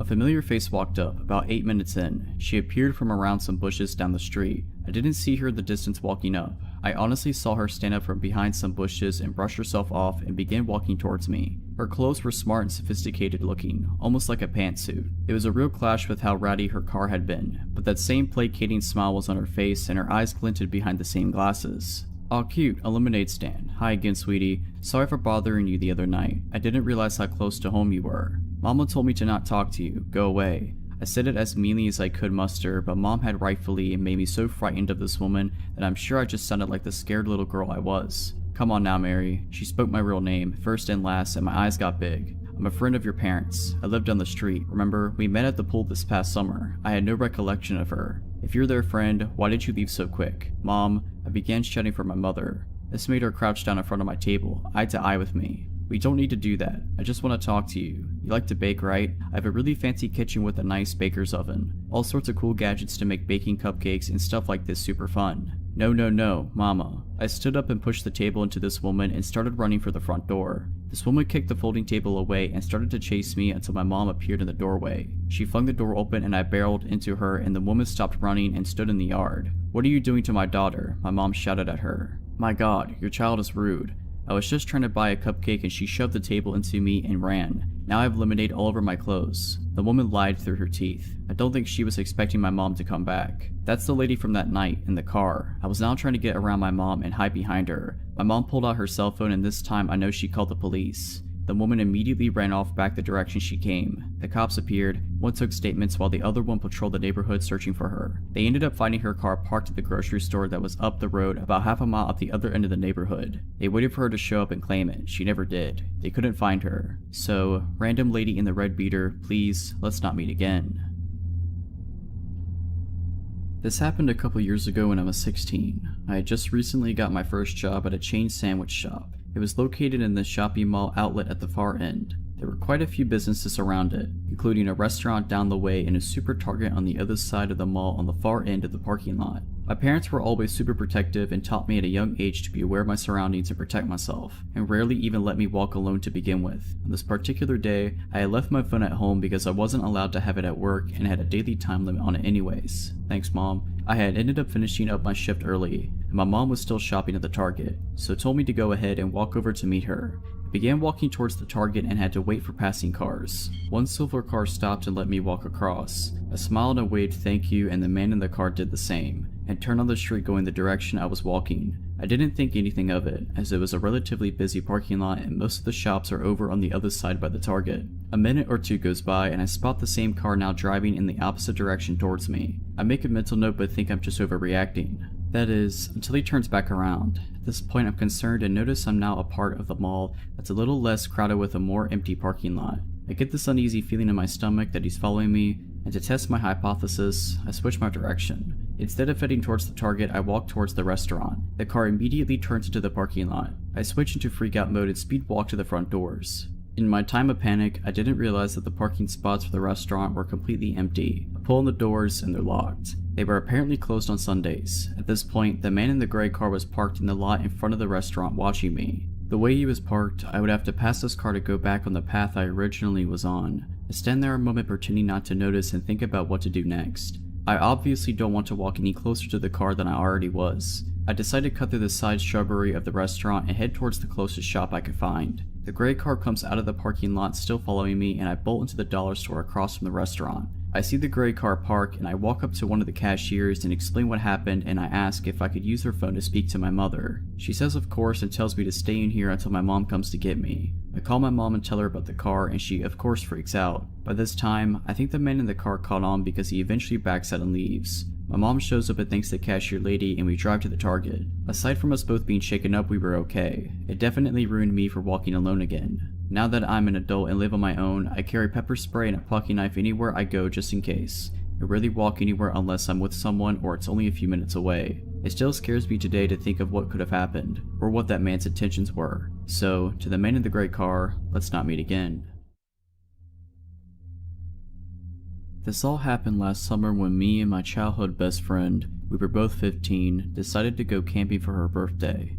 We were originally supposed to be a 5 to 6 person group, but it ended up being just the two of us. So we met at her grandma's house, me with my scooter and her with her mom in a car, and headed to our camping site for the next 2 nights. The camping site was very deep in the woods beside a public trail, but there were still neighbors who had a lot right next to the one we were using. My friend's mother warned us to not go take a walk on the left side of the trail, which would lead us to the weird and possibly dangerous neighbors. We obviously listened since we didn't want any trouble at all. So after unpacking most of our stuff, her mother left, letting us alone in the middle of the woods with only a 50cc scooter to get out in case of emergency, which, don't get me wrong, is very useful but not very fast. So we started doing our thing, eating junk food, listening to music, catching up on both of our lives. Since we haven't talked in a very long time. She moved away a few years prior to this, so we don't get the chance to talk to each other that much. The sun was slowly going down. It was getting darker and darker. We were talking and singing when we heard an ATV coming on the trail. It was coming from the left side. Me and my friend freaked out a little, so we basically just locked the door and ran to the back of the camper. The ATV stopped on our camping site.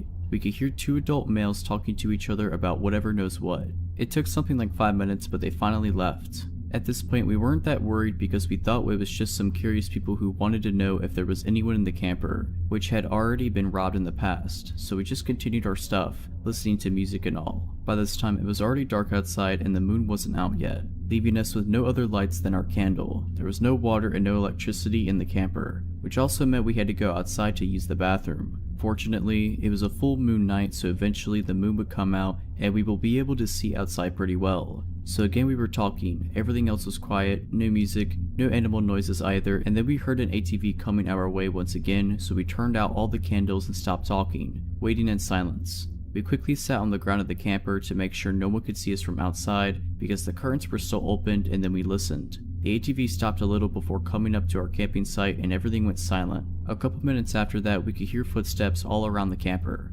Yes, it could have been an animal, but with the ATV sound and what happened after, we know it wasn't an animal. The steps eventually faded away. We then quietly moved to the back of the camper, closing every curtain, making sure the door was locked. We brought 2 knives with us. We eventually heard another noise. We immediately went silent and we hid the candlelight. We then heard the noise again. It was like someone was trying to open the camper door just by turning the handle. We then heard footsteps going all the way around the camper, and we could hear the person testing every single window to see if any of them were opened. We were almost crying. After they tested all the windows, the steps faded away with maybe 1 hour of tranquility and silence, during which we were quite panicking. When we finally calmed down, we heard noises at the door once again, but this time, it sounded more like someone was trying to unlock the door with the lockpick. We could hear the lockpick inside of the mechanism, and then the person would try to turn the handle. After 5 minutes of trying, the person probably got mad and started turning the handle angrily and punching and kicking at the door. We were freaked out. I had my brand new iPhone in one hand, hesitating on calling the cops or no.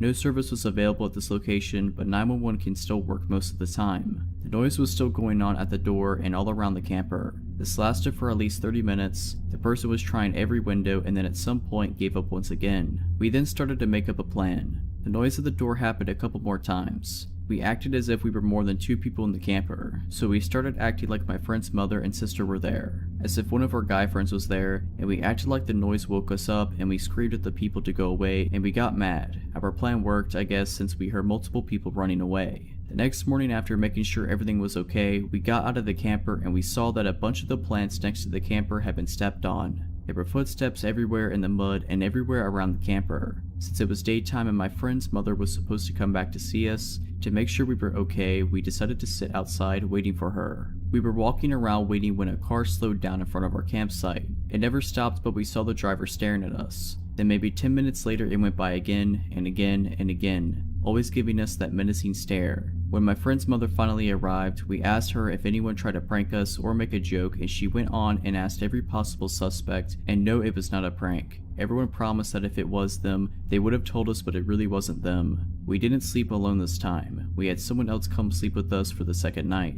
I'm just glad they weren't able to open the door to the camper.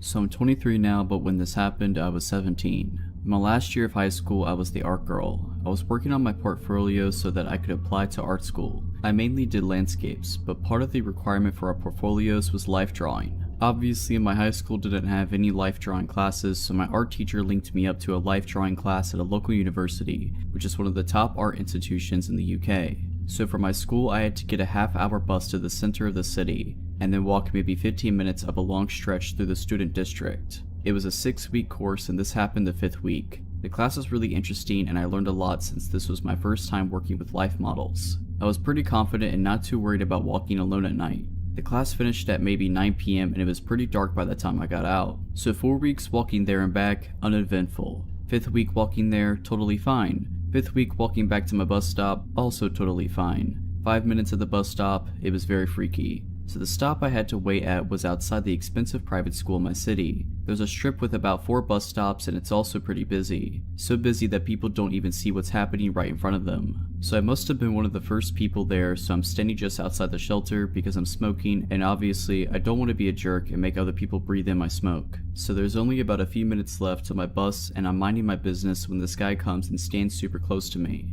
Like, not as in infringing a bit of my personal space here close, like literally I can feel him standing against me. He must have been in his 40s and just had that general creepy vibe and looked really grubby. So obviously I'm a bit freaked out and sidestep away. So does he. I look at him and he has the creepiest smug grin. But at this point I'm like, okay, he's trying to freak me out and he knows I know. I step away again, like fairly far away this time. He follows me again and is literally standing with the front of his body dead up against the back of mine. Honestly, I do not know how nobody noticed this or called him out. We were outside the shelter and it was dark. People are on their phones or their own conversations. I guess it must have been just that. I literally just froze in the moment, even though there were people around who would have helped. I don't want to overreact, maybe it's just a misunderstanding. I don't want to seem rude. So anyway, it gets worse. After dodging this creep for a few more moments as time dragged in slow, finally this bus comes around the corner. I know if I get on this bus before this guy, he's gonna sit next to me, which is what I want to avoid. So politely I gesture and say after you.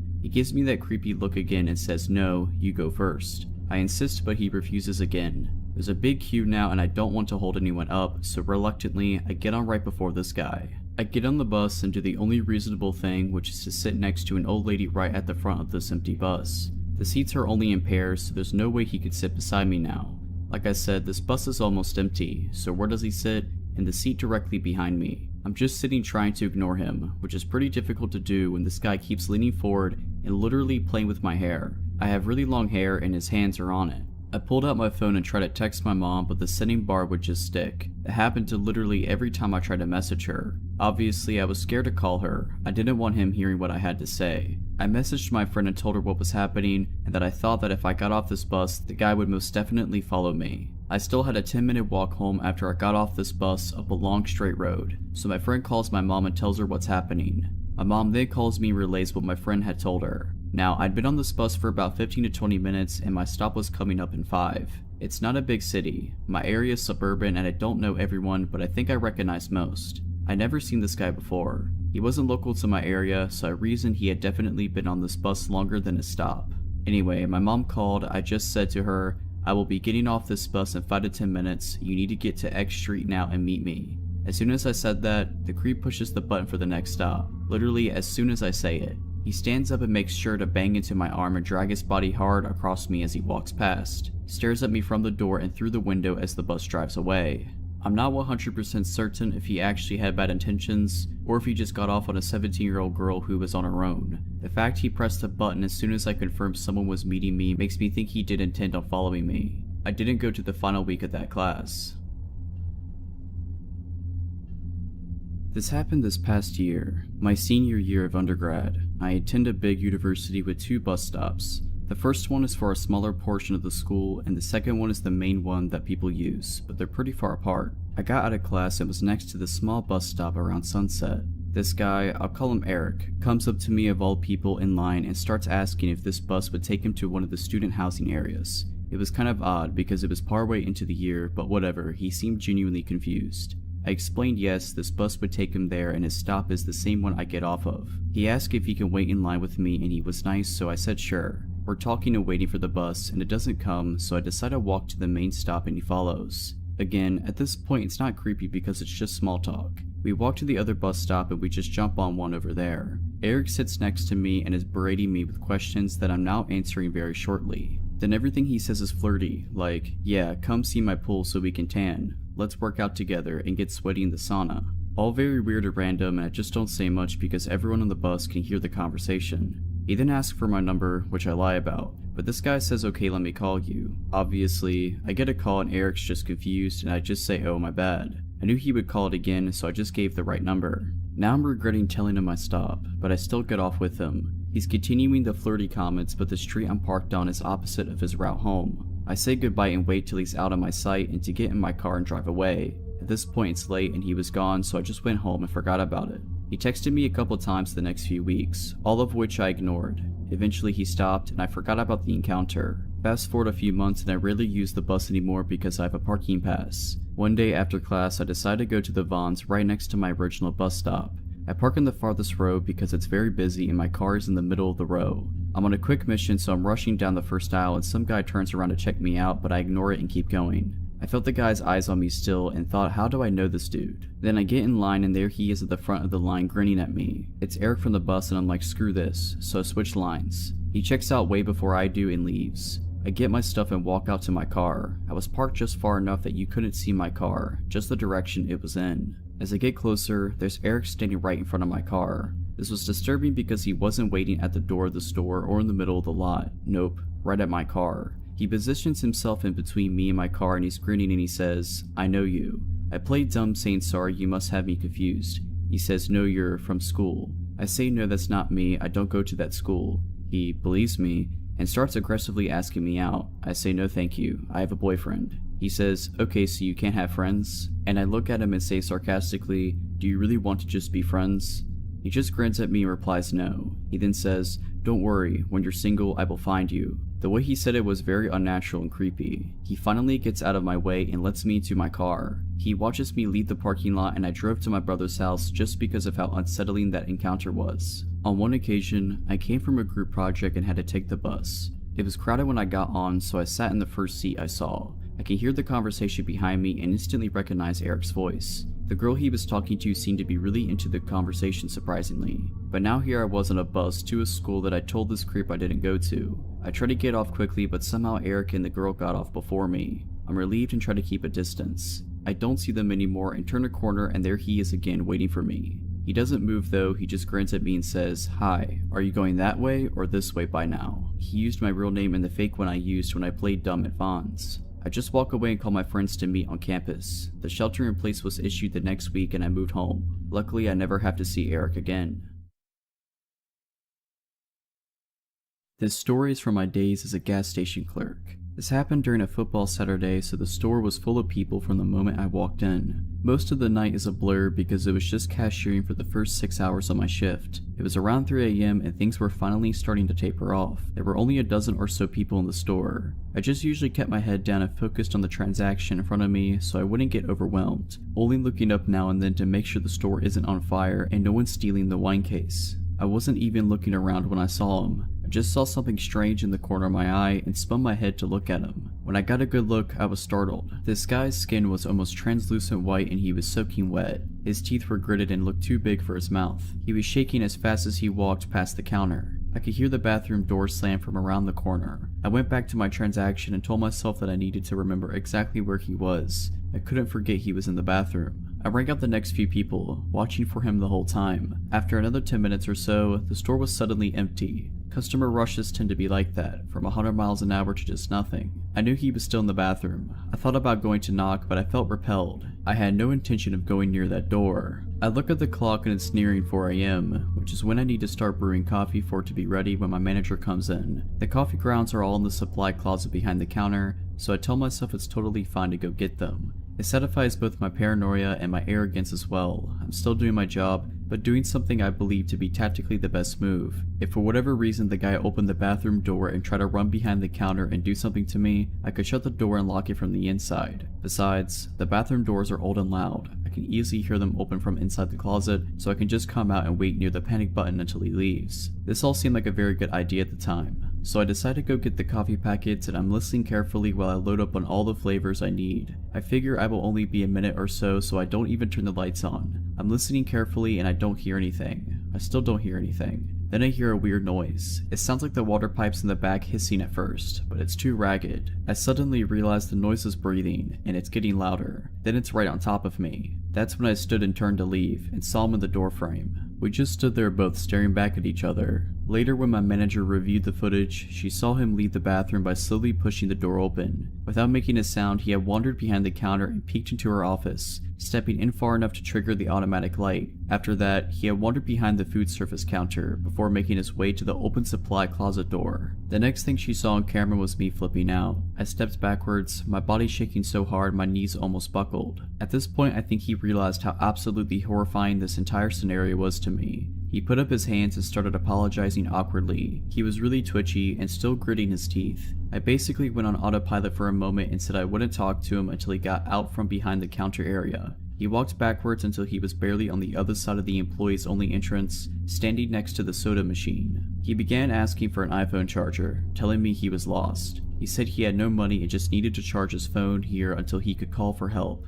I told him I don't have an iPhone charger and I couldn't help him. He sighed and looked down for a moment, seeming to think about what to do. Then he flipped his head back and screamed as loud as he could. He then punched the soda machine, hard. I backed up and ran around the counter, up to where the panic button was under the register. I watched him as he walked around the store, punching the walls and kicking the counters and screaming. I heard myself shouting over and over, "Get out right now." After a second he stopped and turned around to look at me. He quietly apologized before wandering out of the store and running off into the dark. At this point I was shaking, but tried to pick up and keep working. I started brewing the coffee, checking the windows to see if he was out in the parking lot, but I couldn't see him. After another few minutes, a regular came in and told me a strange man had come up to him asking for a ride. He said the guy was soaked and his teeth were gritting. That's when I decided to call the police. They found him in the parking lot next door, screaming and punching the moving trucks. They took him to sober up and calm down. They informed me that he was very sorry for losing his cool and he was just very drunk and very lost. He had come from out of state for the game and got separated from his friends. In the end, nothing bad happened, but it made me realize that something easily could have.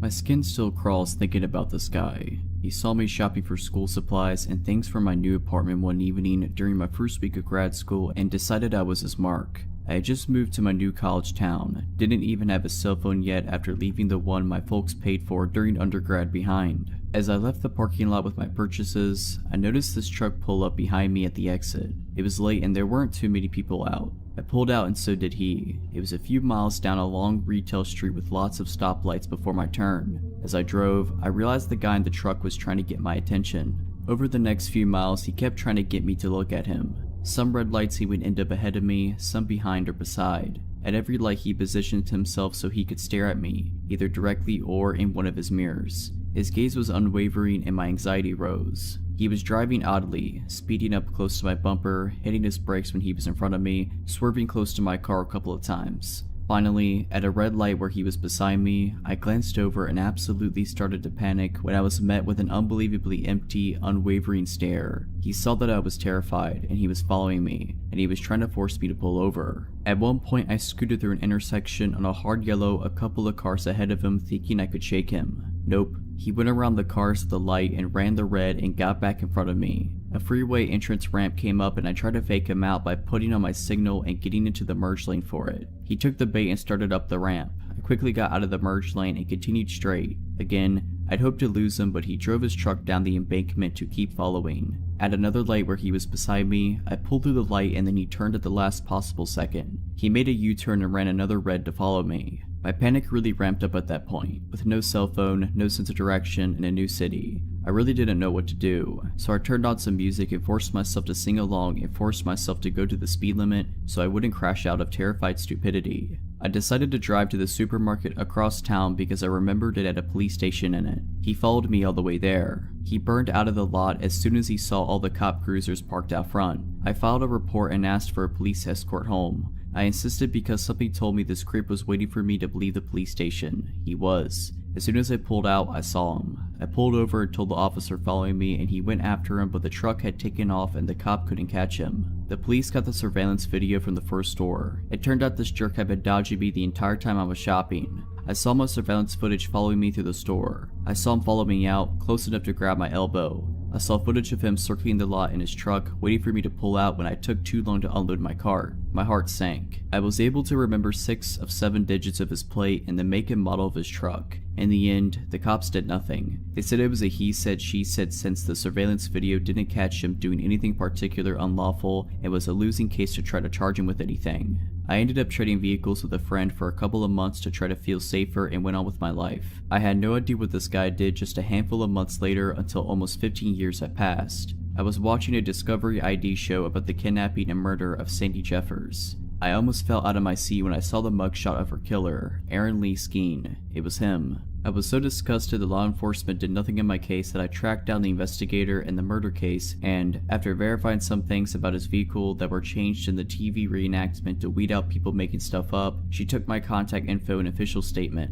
She could neither confirm nor deny that my run-in was with Skeen, but qualified her statement by saying at least you don't have to worry about him anymore because he got life without parole. I only wish something could have been done when he terrorized me. Perhaps things would have been different for Sandy. So yeah, creepy murderous stalker crazy dude, let's not ever meet again.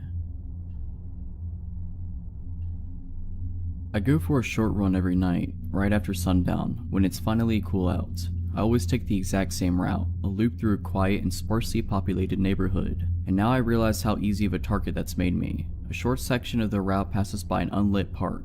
A couple of weeks ago, I'd seen a guy hanging out behind a truck that was parked next to the entrance, and it was so unusual to see someone else up there that I decided to be extra cautious, turn around, and head back home. I didn't get close enough to get a good look at his face. A few days later, I saw what looked like the same guy by the park again. I figured I was probably just being paranoid, but I decided to turn around again just in case. I hadn't noticed any activity by the park in the last several days, so I resumed my normal route and didn't even think about the guy I'd seen up there. Then last night, as I was passing by the park, I had this inexplicable feeling that I was being watched. I couldn't spot anyone nearby, but the park extends into pitch black darkness, so someone could easily hide there unseen. I decided to just keep running, look confident, and try to hurry past the park as quickly as I could. Suddenly, I smelled a strong wave of cologne in the air. That immediately put me on edge, and I'm pretty grateful he was wearing it so it tipped me off.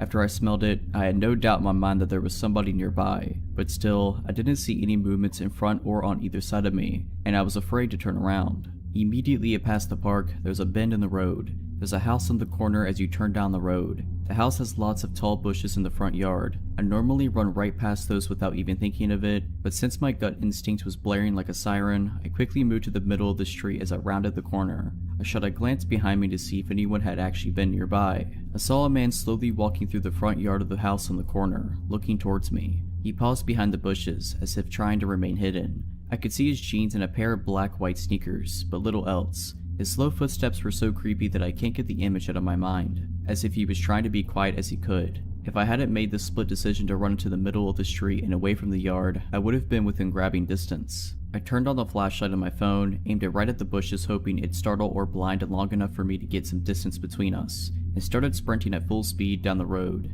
It was probably the fastest I've run in my life. At the end of each block, I glanced behind me to check if the man was there. Fortunately, I lost sight of him. If he decided to sprint after me, I'm not sure what I would have done. From what I could make out, this guy was at least a foot taller than me. By the time I got home, the adrenaline had dissipated and I was shaking with fear. I couldn't sleep at all that night. What scares me most about the whole thing is that I'm 99% sure this was the same guy I'd seen hanging out in front of the park recently, and now I can't shake the idea that he'd been watching me and calculating the right time and path to try to sneak up behind me. He knew that I always ran past there around the same time. The thought that he was probably watching me from the darkness in the park last night before quietly moving out of it and starting to follow me makes me sick. Needless to say, I won't be running past the park at night anymore, or running alone at night, period. The terror I felt when I turned around and saw the guy's shoes slowly moving behind the bushes and his head facing me is like nothing else I've felt before. I live in a small town, the kind where almost everyone knows each other, and it also really creeps me out to think that this might have been someone I've seen around town in the past. Part of me wishes I could have gotten a better look at his face for the police report.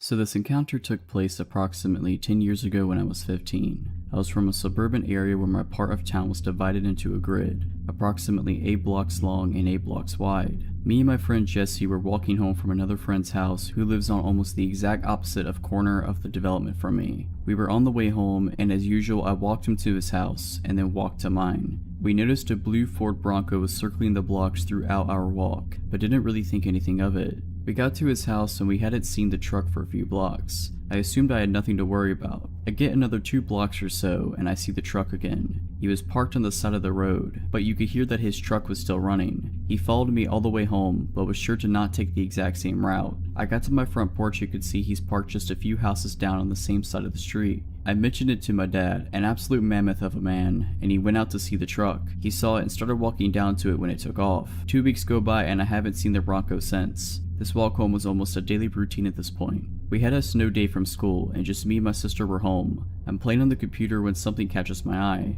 Directly to my right is a window and there's a man standing in it. Now this window's on the first floor, but still approximately 5.5 feet off the ground, bi-level house. This man's entire head and body still fit the window. He's got curly hair, a full beard, and looks to be pretty big as he fills almost the whole window. We locked eyes and I ran out to confront him. I know, stupid. He ran off down the street to the same blue Bronco parked in almost the same spot as last time. He pulled off faster than I could catch him. This time I called the cops. I gave them as much information as I could, and basically all they said was they'd keep an eye out for him. I showed them where he was, and they were able to confirm it by the footprints in the snow leading to and away from the window. Now what had me a bit concerned was I wore a size 12 shoe. My dad, who was still significantly larger than me at this point, wore a 14, and his shoes were still a bit smaller than the imprints in the snow. Well then, we're screwing with Bigfoot now. A few weeks go by and there hasn't been any more weird encounters. My head's been on a swivel every time I'm out of the house. I don't want to say that I was looking for a problem at this point, but I was. I was kinda hoping that this dude would show up and try something. I was ready for it. I wasn't ready. Me and Jesse were walking home from the same friend's house one night and we saw this Bronco again. Screw it. We're young and stupid dudes, so we figure we're gonna trap him. We went completely out of our way to go to the only dead end in the development to try to get to him once we confirmed he was following us. You never know it was a dead end unless you knew the area because there were never and still aren't any dead end or no outlet signs. I guess he had an idea to what we were doing because he knew where we both lived. He didn't follow us down. We thought it was the perfect plan because of how many moves he'd have to make to turn around. Several cars parked on the street, and it's not a cul-de-sac, just a road with no outlet, and thought we could run up on him when he tried to back out. He outsmarted us that day. The next day on the same trip, from the same friend's house, on the same road we see him again. I walk my friend home and figure screw it, I'm fine. I dare this dude to come out at me, and he didn't. This happened several more times over the next week or two, until the guy decided to make his move. I was on my way home after just leaving Jesse at his house. I got another block before I saw the truck. I'm walking perpendicular to his truck when as soon as I'm in his path, he turns on his lights. I ran up the few blocks to my house and waited on the porch to see where he was and what he was doing. This time he stayed put just a few houses down. I told my dad again and he went out to see. Truck's still there. Me and my dad start walking down to the truck and it's still not moving. This ballsy dude had the audacity to get out of his truck to confront us. Terrible idea. He gets out when my dad is still 25 feet from the truck. I guess my dad is about 6'4" and under 300 pounds with a body built by Bud Light and manual labor. This guy though had some size on him. What I saw next was one of the most impressive things I've ever seen in my life. So my dad's not much of a talker, and at this point he's already got a problem with this guy. The guy gets out of his truck with the most sadistic smile on his face. My first thought is the guy has a gun. I yelled to my dad that he might have a gun, and all he yelled back was, "I got it." Well, he definitely had it. They walked up to each other, and before a word was even said, my dad swung. The dude was done in. Before he even started to crumple, my dad hit him again. He hit his truck and hit the ground. I never saw the guy again, and after just moving back into my parents' old house with my young son, I hope I never do. So big dude with the blue Ford Bronco, I hope you never come back to my window.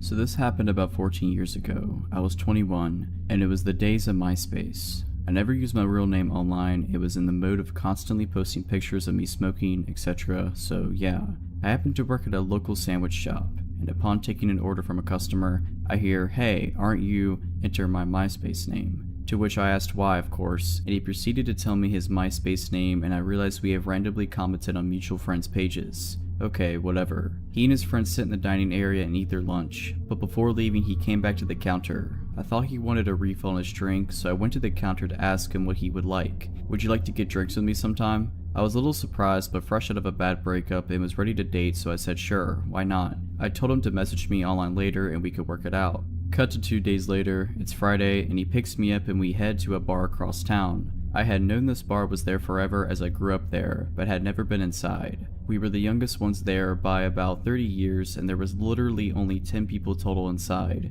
including us and the bartender. Weird, whatever. We have a few drinks, play some pool, and it's time to leave. I kept my pace and only had 2 cocktails because I didn't want to get drunk with someone I didn't know. He, unbeknownst to me, was about to be pretty tossed, so we leave. Not wanting to go home, I agreed to go to his house and hang out some more. He lived with his grandmother at the time and had a pool table. We wandered the house for a bit, him showing me random pictures of him growing up, awards won, etc. We play a game and I let him know I need to be getting home. I lived about 20 minutes away by car. He says he's too drunk to drive and that I should stay. Now, I lived with my mom and we didn't always see eye to eye, so calling her 2 to 3 a.m. and waking her up to ask for a ride was not in my list of plans. I told him fine, I would walk. It would have taken me over an hour to walk home, but I was not about to sleep at this guy's house and would have rather taken my chances. The route home didn't go through any bad areas and I had been a pedestrian for years at that point, so I was used to walking everywhere and was fine with it. All of a sudden, he can drive and doesn't want me walking home alone. Again, whatever. We get to my house and I thank him for the ride, and now he tells me he is too drunk to drive and can't drive home. The place my mom and I lived in was 3 stories and I had the whole bottom floor to myself and a makeshift living room with couches, so I figured screw it. Sleep it off on the couch and go home in the morning. By now, I had already decided this was going to be the only date we ever went on. Not because of the whole driving situation, but I just wasn't into him. He proceeds to lay on my bed the minute I let him inside like some stray dog or something. So being tired and annoyed and just basically over it, I said fine, I'll sleep on the couch. Well, I don't know how long I was asleep or how he even stayed awake, because it took me forever to fall asleep knowing he was there, and this was all just too weird. I wake up to this guy's hands around my throat. Well, kinda woke up. I remember laying there with my eyes closed and my mind thinking, what's going on? So I pretended to roll over to basically let him know I wasn't unconscious, and he stopped. 20 minutes later, same thing. This time I sat up, pushed him away, and started yelling at him. "What are you doing? Get out, now." And the strangest thing was, it was like he wasn't even fully there. His eyes were open, but it's like he was in a trance and wasn't even fully aware of what was happening. I grabbed his keys and wallet off the table, opened the door, shoved him outside, threw his keys and wallet at him, and slammed the door. He never knocked or anything, and I kept the lights off so he couldn't see me watching him through the window, phone in hand ready to call 911. My mom was 2 floors above asleep. He kind of staggered off where I couldn't see him, so I just sat on my bed listening. 30 minutes later, I heard his car start and drive off. I logged onto MySpace right away, blocked him, and blocked his number in my phone. I showed my boss his picture the next day, explained the situation, and just let him know that if I ever saw him walking again, that I was walking to the back until he left, and to just tell him I quit. Never heard from him again. I, a 23-year-old female, grew up in a rural area in Ontario. It was the kind of place where you never lock the doors because you know everyone in town. The all too trusting small town mentality stayed with me once I moved to a big city for university. I got an apartment in a student area with a college nearby and plenty of bars within walking distance. I lived with a guy friend, Roddy, who was a few years older than me from the same small town. I would go to the bars with friends on the weekends and stumble home by myself around 2 a.m. One night on my way home, my neighbor, Kyle, and I met in the hallway, both headed to our own places. He was also drunk and good looking. He said hello and invited me inside. I ended up staying the night with him. He was nice, and it was a fun night, if not a little awkward. We didn't exchange numbers, and it didn't seem like we cared for anything to come out of it, so I went home in the morning and that was that. Fast forward to 2 days later. I was asleep in my bed, and my roommate was half asleep on the couch with the TV on. He heard a sound that might have been the door creaking open, but he ignored it in his tired state. A few minutes later, he opened his eyes to see a naked man standing in front of him, lifeless and staring into his eyes. It was Kyle. Roddy tried to talk to him and ask him what he was doing here, but he didn't respond. Roddy ran to my room and said, I think Kyle's here to see you. So I followed him out into the living room and saw completely naked Kyle, staring at us with the most serious and concentrated eyes I had ever seen. Roddy tried to talk to him and asked him to leave, but once again he didn't respond. Instead, he went into our kitchen and opened the fridge. He proceeded to take our butter out and start smearing it all over his face and chest, saying nothing, and still with a completely serious look on his face. Roddy and I ran to my bedroom to talk about what to do. While we were in my room, Kyle walked down the dark hallway that led to us and stood in the dark right before the light of my room could reach him. All you could see was his silhouette, and he started whispering, "Hi, hi," repeatedly. Roddy and I ended up calling the police and staying in my room until they came and took him back to his house. They said he must have been on drugs, but probably wasn't a threat. I agreed I didn't think he was a threat, but I didn't sleep well that night knowing he was a thin wall away from us in that apartment.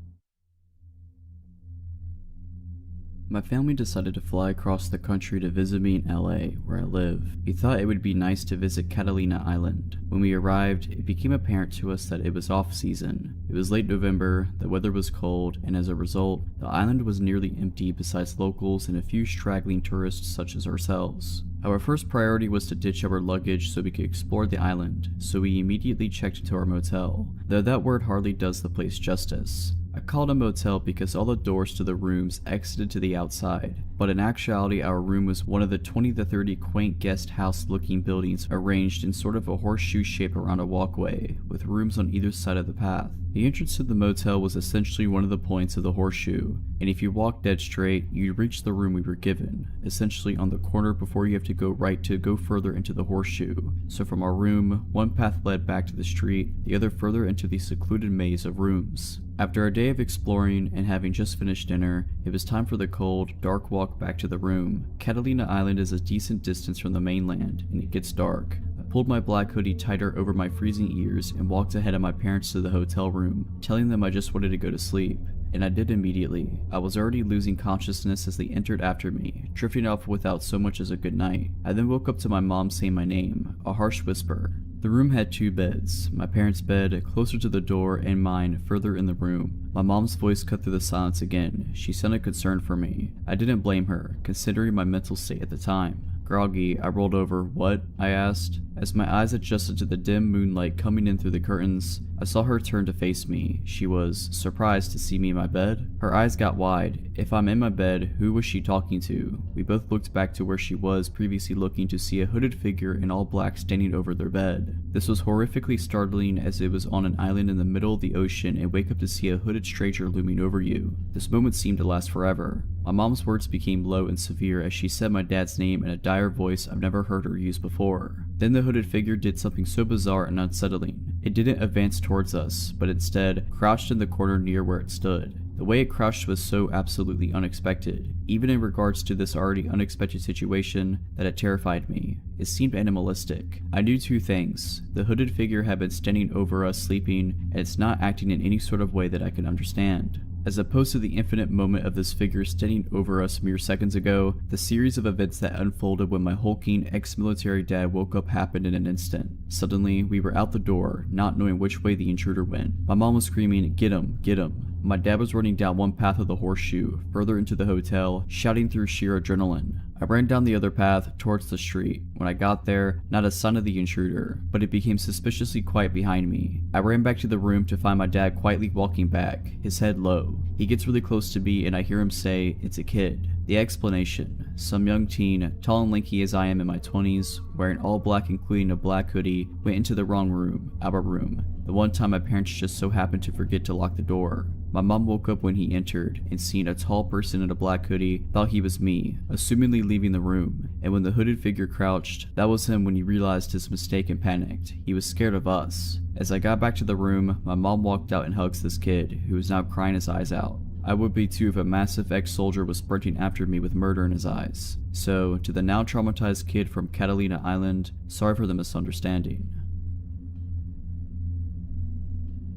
For a bit of backstory, I live in a big city which is mostly a friendly place, but like all cities, it has its rough areas. There are two main spots that are known to be particularly rough, and for the first 14 years of my life, I lived in one of those areas. So though it can naturally be a bit uncomfortable, I tend to be pretty unbothered by odd people talking to me in the street. Anyway, I moved from one rough area and moved to a safer one, but it's very close to where I originally lived. I know both of these areas pretty well too, which helped me with what happened 5 months ago. I had some stuff going on in my personal life and going through phases of bad anxiety as it is. I had to make the decision to take some time off of work, but wanted to try and stay in a routine and be productive. I went to the dentist way past when I should have, so I made an appointment, and when it rolled around, I walked there. My dentist is in the rough area that I now live close to. On my route home, I have to walk past a pub on a main road which has a super bad reputation. Anything you can think of, it's happened inside or just outside of this pub. Anyway, I noticed someone sat on the bench outside the pub. I have my headphones in but see him saying something, so I assume he's asking me for something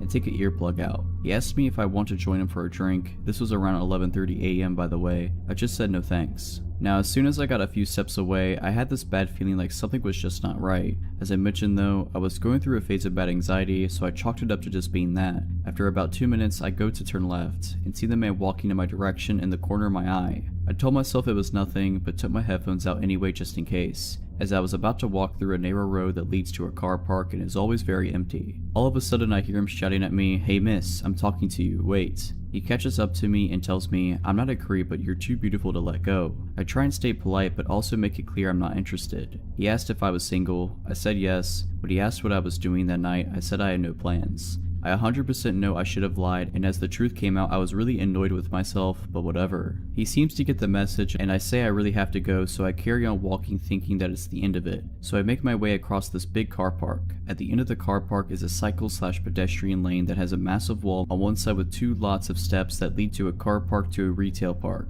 and bushes on the other end, and it's super narrow. I get into the lane and hear footsteps like someone is running, probably a jogger. I'm getting paranoid until right behind me I hear, "At least give me your number." I finally start to panic and realize actually it's not my anxiety and this is super shady. I give him my number but change the last digit, and this guy proceeds to attempt to drop call me. Clearly my phone doesn't ring, and then he starts getting annoyed saying I need to give him the right number. He then has his hand basically on my phone, standing way too close to me and orders me to type his number in and drop call him. Creep now has my number. Still not enough for him, I reiterate that I'm on my way somewhere and seriously need to get going. He then grabbed me by my elbow and I had a massive adrenaline rush. Next thing I knew, I was at the top of one of those sets of steps that lead to a much busier and open space. I ran as fast as I could. Luckily, one of my friends works in one of the stores in the retail park, so I ran over to it practically looking over my shoulder the whole time. I find my friend, visibly shaking, can barely speak. She asked if I'm okay and I just burst into tears. I gather my thoughts and tell my friend what just happened. He's been calling my phone this whole time. She takes my phone and notes his number and then blocks him. She takes me to the staff room and convinces me to file a police report, which I do.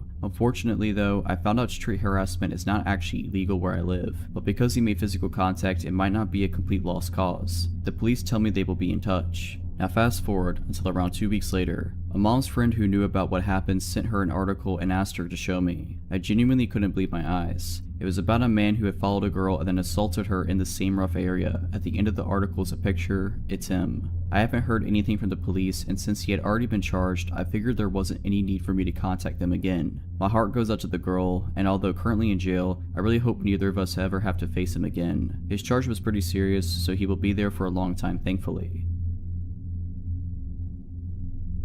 The following experience happened to me a few years ago when I was on the train home from school. It was around 10 p.m. at night as I had stayed back in a public library to study. One thing you should know is that my train line is particularly dodgy, and you can meet some truly weird people on the train when it's late. When I got into my carriage that night, it was particularly empty, apart from 3 women sitting on the opposite end of the carriage. I sat down and plugged my earphones in to watch YouTube.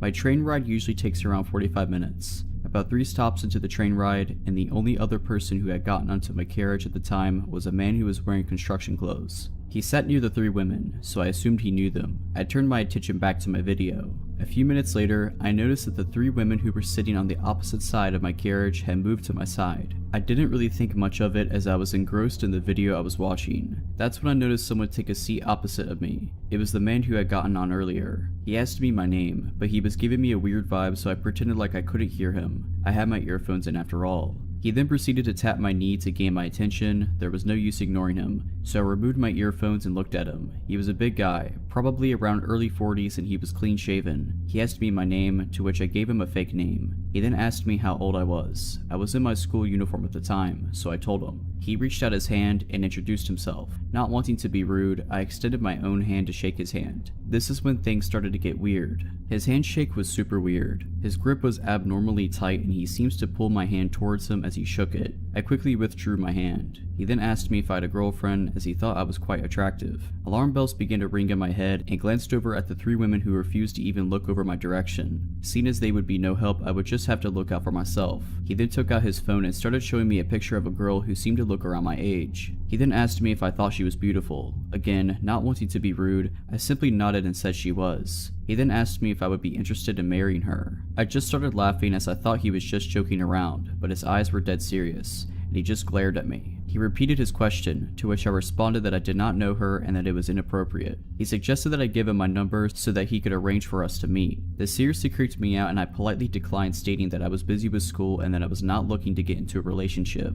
As I said this, the train was coming to a halt at a station. I was still 3 stops away from mine, but I decided that it was time for me to get out of the situation. I apologized that this was my stop and that it was nice to meet him. As I got up to leave, he extended his hand for a handshake and thanked me for talking to him. I didn't want to shake his hand, but I did not want to trigger him, so I reached out my hand. Suddenly, he grabbed my hand and pulled it towards him. His eyes were full of anger. He then asked, "What, you don't want to marry my daughter? I will break you." I quickly broke the grip and left the carriage. As it was nighttime, there were always police officers patrolling the platforms. I rushed towards one of the officers and told him everything that happened. I then described his clothing and which carriage he was sitting on. While waiting for the next train, the same officer came up to me and told me that officers had picked him up 2 stations down and thanked me for letting him know. Although the officer asked for my details, I was never notified as to what happened to him. I just hope that I never have to experience a man on a train like that in the future. I was about 19 and had transferred to a college very far from home. My parents had raised me pretty dependent, so it didn't upset me. I saw it as a fun challenge. One of the biggest changes to get used to was not having a car. I could have gotten one, I guess, but it would have just been a hassle to find places to keep it when I wasn't at school, etc., so I just opted for the bus instead. I'm not a big fan of person-to-person interactions, so I always made sure to sit up front, hopefully by myself, with my bag in the other seat, and not only headphones in, but a book open as well, all friendly signals to please go away. Thing is, I'm not that great at actually telling people to go away. I had gotten on the bus to head to the mall for a bit, and I realized someone was talking to me. I paused my music and looked up. A homeless man was asking if the seat was taken. There weren't really a lot of people on the bus, but I felt awkward and very rude saying no, like I was judging him. I didn't want to appear unkind, so I moved my bag and then made a big show of putting my music back on and raising my book up to read. I had to keep pausing my music because the man kept talking to me. I kept trying to downplay it to myself that it was just his idea of small talk, even though the questions pointedly fixated on details about me, my age, how pretty I was, if I had a boyfriend. I lied and said yes, of course, and that didn't dissuade interest at all, and so on. It was a very long 20 minutes. He kept getting closer, never overtly touching or filling the space in a way that I could make an obvious complaint about, but by the time we arrived he was practically faced completely toward me. It was definitely blocking me from moving to another seat. Finally my stop came and I jumped up.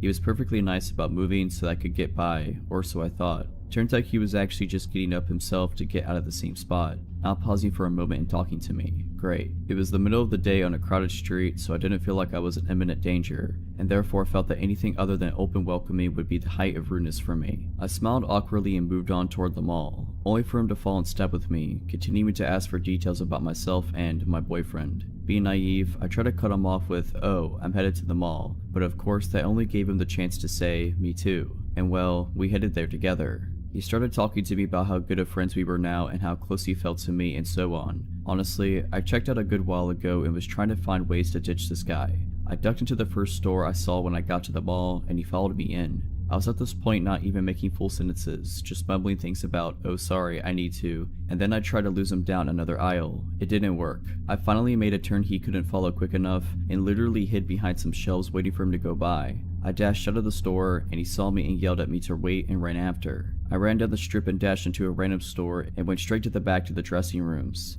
I hid in one of them for as long as I felt that I could, and then I peeked out and saw him in the larger mall area, scanning. He finally moved off down the wrong way and I stayed in the store another half an hour, pretending to look at clothes. I don't know what the shop girls must have thought. I was clearly shaken and to the point of tears, but I had called my mother by that point and was keeping her on the phone. When I left, I ran out of the mall and went around to a different bus stop, in case the man would be back at the first one. I was so scared that he would show up again and this time follow me to my apartment. There's a lot I didn't do right in that situation, but I'm just glad I was lucky enough to lose the guy.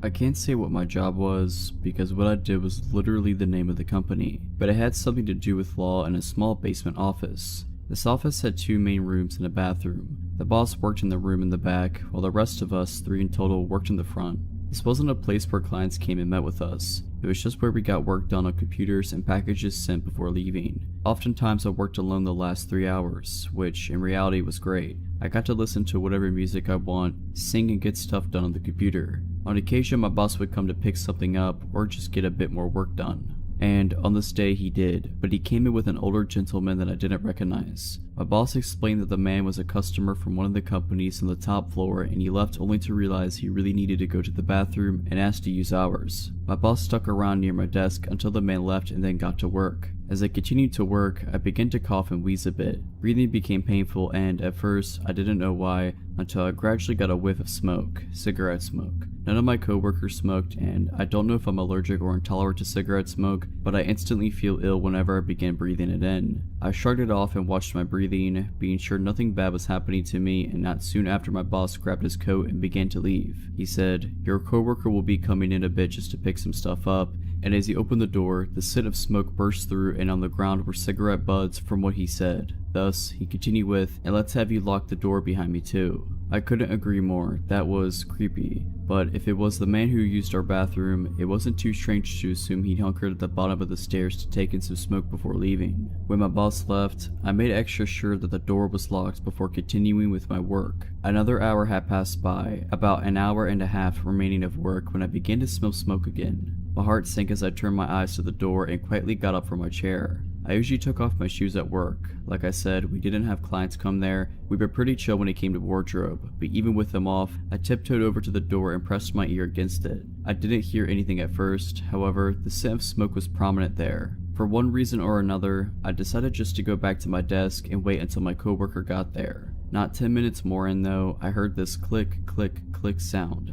It was subtle and I had to look around to spot where it was coming from. It was the doorknob of our office. From where I sat, I could see it just slightly jerk back and forth. The person was doing it slowly as I was sure they were trying to be quiet. By this point, I called up my coworker to come sooner. In some ways, I felt safe.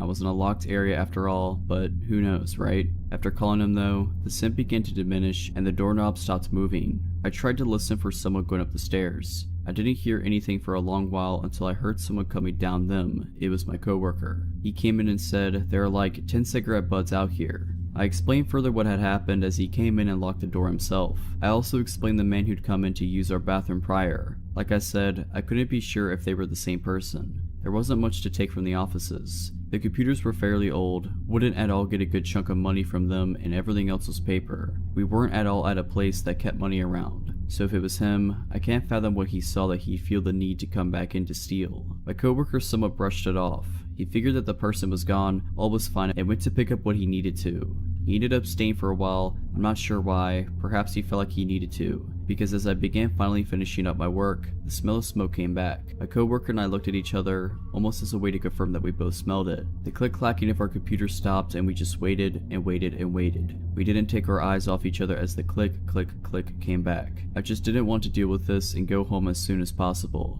but I shirked the thought of walking out there. My coworker was far more fed up. He stood, stomped to the door, unlocked it, and opened it. There was a man there. I didn't get a good look at him. I saw him raise his arm, freeze, and then he disappeared and sprinted up the stairs. My coworker walked me to my car soon after, told our boss about it, and we made it a rule that we always lock the door from that point on. Especially me, because after that day, every now and then, I'd smell smoke and hear the doorknob attempt to twist. Whenever I did, I either called up my boss or waited every now and then I heard the steps leave. Frankly, we should have put a camera up or called the police, something at least. When my coworker described him to my boss, it seemed like he was the same man who used our bathroom, but that is just speculation. We have no idea what he wanted or if there was a purpose. Be careful letting people use bathrooms. They could have ulterior motives.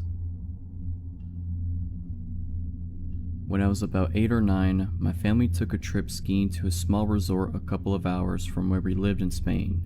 The resort itself was a sleepy little town of about 400 to 500 people max, with a few small supermarkets and hotels and not much else. Typically, we picked the worst time possible to embark on the trip, which we had been planning for a good few years. The night after we arrived there was a blizzard, and so we spent the first half of the week locked in the hotel. Although we were able to go outside for the remaining few days, we had little to do given that the slopes were shut. The story I want to tell comes from those first few days locked in the hotel. Despite my parents' annoyance at the timing of the trip being a nightmare, myself and my sister, who was 11 months older, were having a fantastic time. Locked up in the mountains with nothing to do, we were able to spend our days running around the hotel, eating sweets and watching the TV in the lobby. I should probably mention at this point that the hotel was somewhat of a maze. The large bar restaurant area where my parents sat each day reading was at the center of the hotel. The myriad of smaller rooms then connected to the bar area at random points, shooting off in different directions. These rooms often had no discernible function. Each one had the same mahogany interior,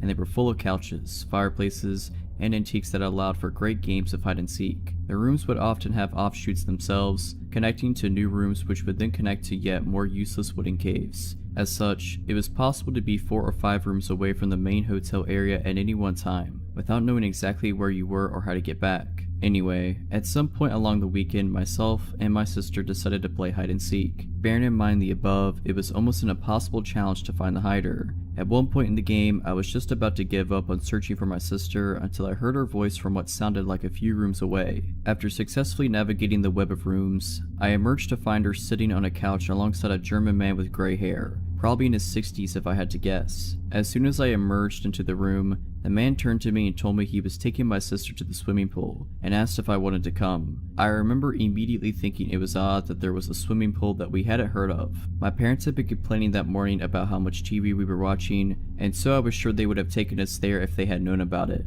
And besides, the hotel did not seem of the size to be able to host one. I told the man that I have to ask my parents first, and told my sister to come back with me to find them. He immediately replied that I should go and that he should take my sister on ahead. I told my sister that she absolutely had to come with me, but excited at the thought of the swimming pool, she said she didn't want to. We began to argue, with the man taking my sister's side and encouraging me to go ask my parents' permission whilst he waited with my sister. I dug my foot in, telling my sister that our parents would be very cross if we went somewhere on our own. And after a few minutes bickering, she eventually gave in and came back with me, giving her assurance to the man that we'd come back. Of course, when we told our parents, they were livid. My dad went back to the room to try and find the man, but with all the offshoots and given that all the random rooms looked the same, it was almost impossible to be sure that we were in the right one. In any case, there was no sign of him. I remember my dad screaming at the hotel lobby that he needed a list of all male guests and their room numbers, but of course they wouldn't give it to him. We spent the rest of the trip by our parents' side, terrified at the thought of being locked up in a blizzard with him. Thankfully, we never saw the man again.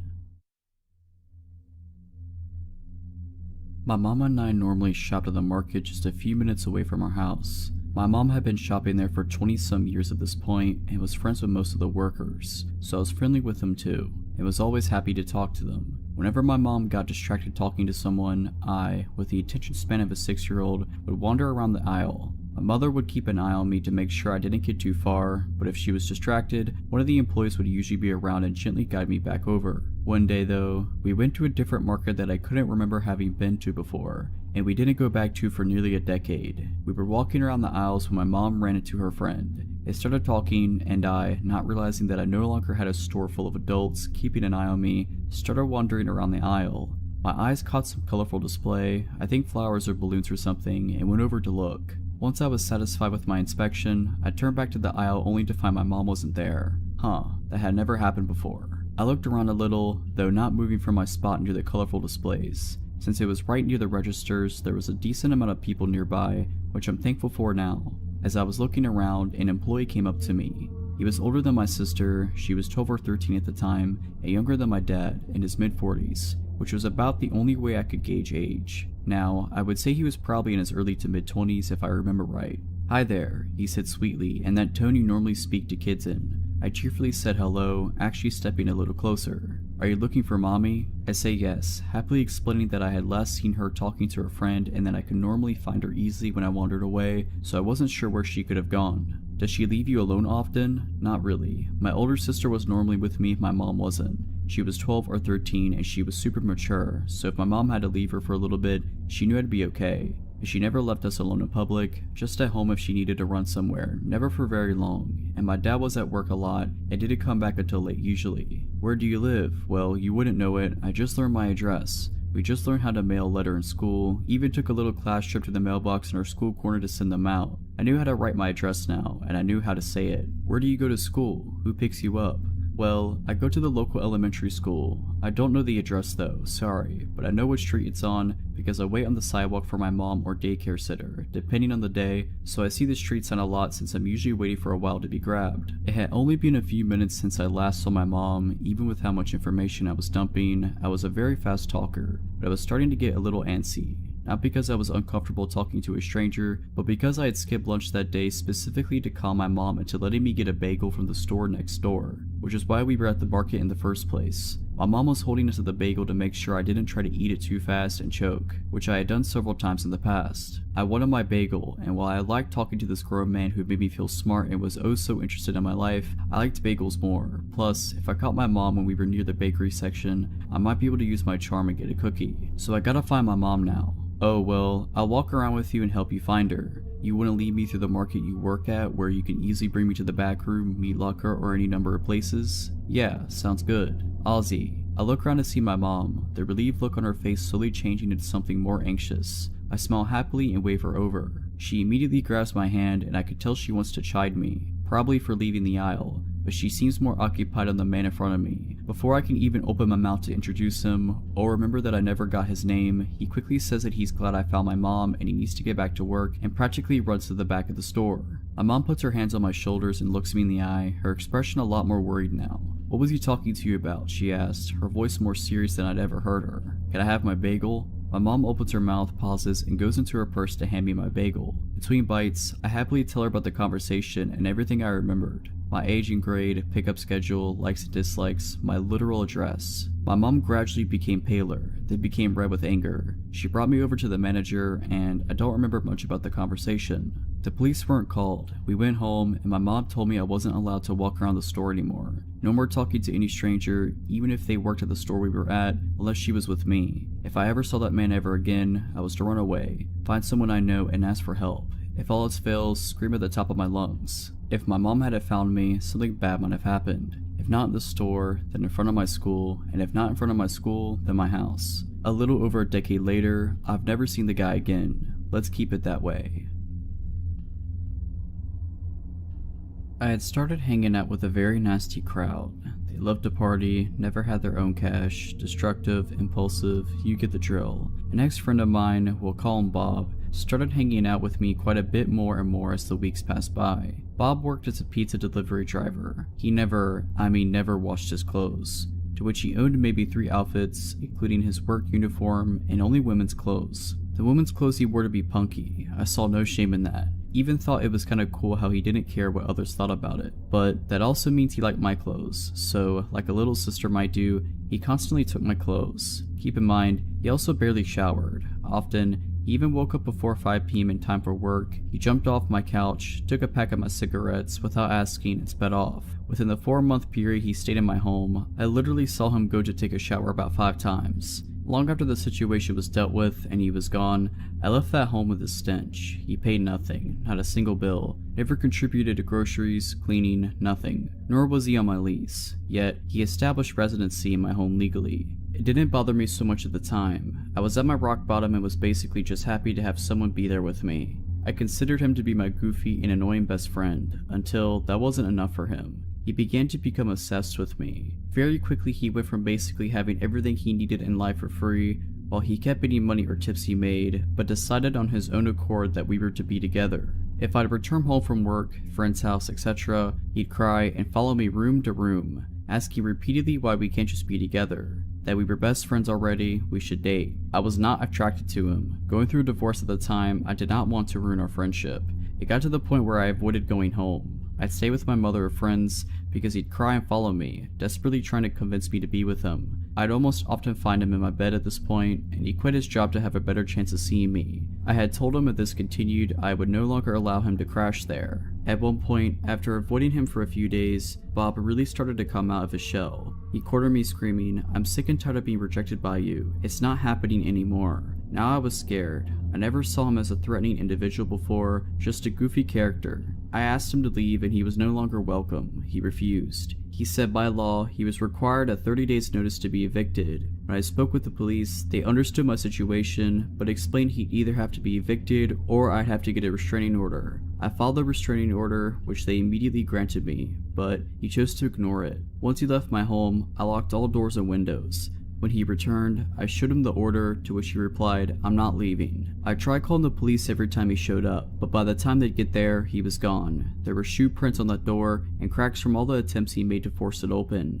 It never shut correctly after those attempts, and they were never able to officially serve him because they supposedly couldn't find him. I honestly believe they tried once, then gave up. I provided them with his plates, friends' addresses where he'd stayed, previous employment, everything needed. I'd stay up late, here in his vehicle. It was very loud and easily identified, slowly drive by my home, staring at me, day and night. At one time, he even hid behind my front door, had a mutual friend knock, then jumped out, shoved the door open, and entered. Even went as far to message my young, underage nephew who he met maybe one time on Facebook to try and gain sympathy and convince him to get me to change my mind, crossing even more obvious boundaries. It was a living nightmare. Eventually, he moved on to his next obsession, and I was somewhat at peace. Several months later, he was on our local news for attempting to slit his ex-girlfriend's throat and beating her until she was unconscious, until a neighbor brushed over and he fled. All I could think was how that could have been me. When I was 18, almost 10 years ago, I had a phone call that completely changed my life. I got woken up at almost 6 a.m. by an unknown number. I figured it was my boyfriend, now husband, since his phone number usually showed up as the famous unknown number. He usually called me before going to work at around 7:30 a.m., but sometimes he'd call me at 6ish if he wanted to talk to me while waking up. I answer, he says what's up, and I'm still half asleep but start talking. He tells me he has a little problem and that he wants to see me. Being 18 and the fact that I started dating him recently, I also was down for this. He tells me how he absolutely loved seeing me last weekend and how good I looked. He basically described what we had done during the weekend. If I remember properly, his parents weren't home for the weekend and we had the house and the car to drive around. And we had lots of fun obviously, and how much he loved some of the things I did to him. I replied and I was more and more awake and we were having a really good time. Then I noticed it was almost 7 a.m., time where he usually takes a shower, eats, and gets ready to go out the door. And I basically ask him, so this is fun and all, but aren't you going to get ready for work? He replied with, no, I think I'll skip work today. How about I come over? Now the thing is, by then I was pretty awake, and although the voice that was talking to me was very similar to my boyfriend's, something threw me off. My boyfriend doesn't say, no, like this guy does. Besides, I knew that unless he was sick, my boyfriend would never skip work because he was scheduled on his shifts and missing his shift was a big deal that could get him fired. I kind of froze. He noticed it, so he said, "Oh babe, you're right, I should start getting dressed. So you want me to come over?" By then I swear that his voice was back to my boyfriend's voice and I just felt silly. So what if he wanted to skip a day at work? Maybe he just wanted to see me. So I tell him, yeah, sure, come over, it will only be us here. He replied, great. Then he asked, where's your house? The last time I checked, I'm pretty sure my boyfriend knows where I live. He had been coming over for weeks now. I laugh it off and tell him, ha, you know where it is. That's when he laughed, and his laugh was absolutely not my boyfriend's laugh. I instantly ask him, you're not my boyfriend's name, are you? He said, can you just hang on please? I need to go grab something. Meanwhile, I get a text from my boyfriend. I figured that maybe this is just a sick joke. Maybe he coordinated it perfectly. Maybe he's sick and his voice doesn't sound the same. The text from my boyfriend said, at the subway, going to work now, love you. I texted him saying, why are you texting me? We are talking right now. At which point my actual boyfriend called. He was very confused at first and figured someone had hacked into his MSN. When I told him it was by phone, he reassured me that he absolutely did not call me and that whoever it was not him. He had to go as the subway train was there, but that he will call as soon as he was at work. Then, the other guy called back, I picked up and I asked him, who are you? What do you want? I pretty much went crazy on him. He said that his name was Mike, that we had met a long time ago, which was impossible because my phone number was fairly recent, and that he just wanted to have fun, that he didn't know I had a boyfriend. I asked him how did he know that I was wearing and what did we do and how he got my phone number. He just said, where are you? Why don't we meet? At which point I hung up. He called again, I didn't answer. Within minutes, I had called my mom to tell her what happened. She told me to change my phone number and not to stay home alone. I changed my phone number right away. I also alerted local police. They opened a file, but nothing ever came out of it. I still wonder how he knew what we did and what I was wearing. My boyfriend swore at the time he would never let any of his friends know all that, but his parents' house did have lots of windows and we weren't exactly careful. So Mike, let's never meet again. This happened while I was in college 5 years ago. I was a transfer student and was 21 at the time. I was set up to be living in a building that was for students 21 or older and moved in a week and a half before classes began. This school was in northern Michigan, so when I first arrived, campus was dead.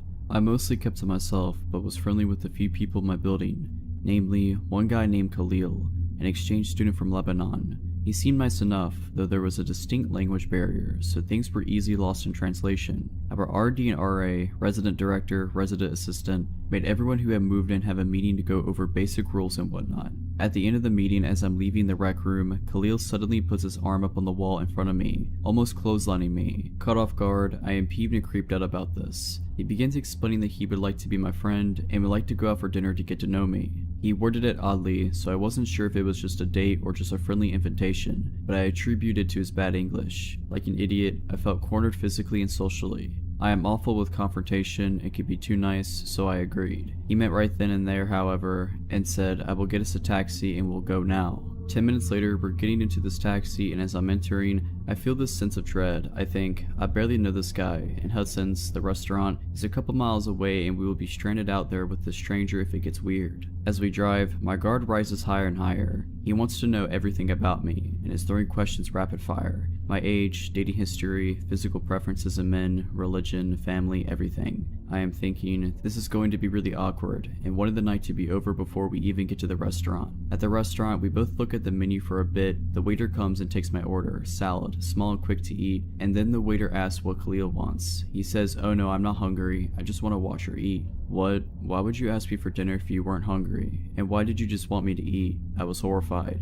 All of my family was in the lower peninsula of Michigan, 8 hours away. I had no friends up here. The only local numbers I had were of my RA and RD. I speed eat all of my salad as Khalil watches me, now talking about himself. He tells me about how he has anger problems and is looking for a woman to help calm him, but still be a submissive traditional wife. I am trying to hide the horror and uneasiness as I nod and eat. He continues explaining how he was known for his temper back home, and how his brothers have stopped him from doing awful things. At this point, red flags blinding my vision. It's time to end this. I finish my food and tell him to get a taxi back to campus. I intentionally sat in front of the taxi. I wasn't allowing the possibility of physical contact. When we get to the campus, we get in the building and I say a quick thank you and haul back to my room. Door locked, I get into my sweats and try to chalk it up to a weird experience and vow to avoid Khalil from then on. Around 12:30 a.m., I hear a knock on my door. I was watching Netflix and took out my earbuds to make sure I was hearing right. The knocking continues. Not a courteous knock knock knock, but a closed fist pounding. I am petrified and making as little noise as possible. Get to the door and look out the peephole.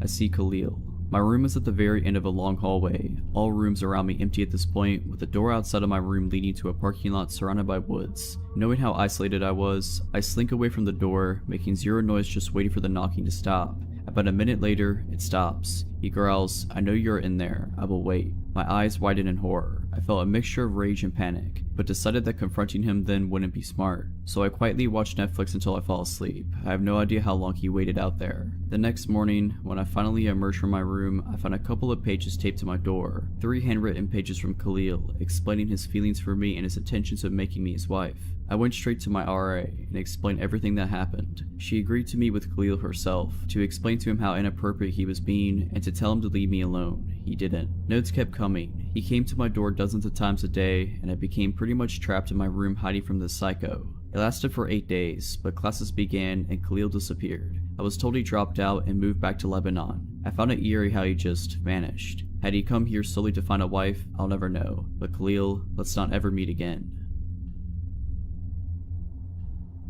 It was the middle of the afternoon and I was home from college for the weekend, driving home from an auto shop, having just picked up my car after some repairs. It suddenly started making a loud grinding noise. My car was very old, things were always going wrong, so I pulled into a shopping center parking lot and called my parents for advice on whether I should take it back to the shop or get a tow. I know very little about cars. My mom told me she would come and meet me at the shopping center and we'd figure it out. At this point, my phone battery was also dying, so my phone shut off after the call. As I was hanging out in the parking lot, a guy pulled over on the street in front of me, rolled down his window, and asked me for directions. I did my best to direct him, but instead of taking off, he then pulled into the parking lot and got out of his car. I found that a bit weird. It was broad daylight, I was in front of a shopping center, cars were driving by constantly, it's not like it was nighttime in an abandoned alley. So the guy started to make what seemed like small talk and I complied, still not understanding what he wanted. He introduced himself and asked what my name was, and I offered my first name. He asked what I did. I said I was a student studying art. He asked where I went to school and I told him. He asked how old I was.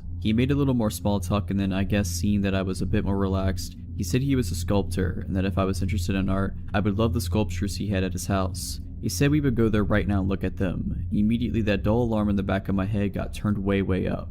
I was young and naive, but I knew enough to never ever get in a stranger's car and immediately felt very uncomfortable. Though he knew how old I was, I looked extremely young. I started to put two and two together. He was getting increasingly more insistent that I get in his car and go to his house. He reached for my arm, and at that point everything is a blur. I yelled that I had to go and ran from my car into the nearest store. It was a tiny game store, so there weren't really anywhere to hide, but I told the cashier about the guy and asked if I could wait in there until my mom showed up. The cashier assured me the man would not be let in the store and that he and his coworker would keep an eye on me until the man was gone. I also asked them if I could use their phone to call my mom and let her know what was going on since mine had died. I kept watching the guy outside by my car, worried he would try to come in, but as soon as he saw me use the store's phone, he got in his car and took off. I wish the story ended there. The whole encounter really shook me up, but as I reflected on it, I realized, through the questions the man had asked, he had my first name and exact birth date by asking how old I was and getting my birthday. He also knew where I went to school, though thankfully it was several hours away from my hometown where I encountered the man. I asked a friend of mine what kind of info he could get based on what he had,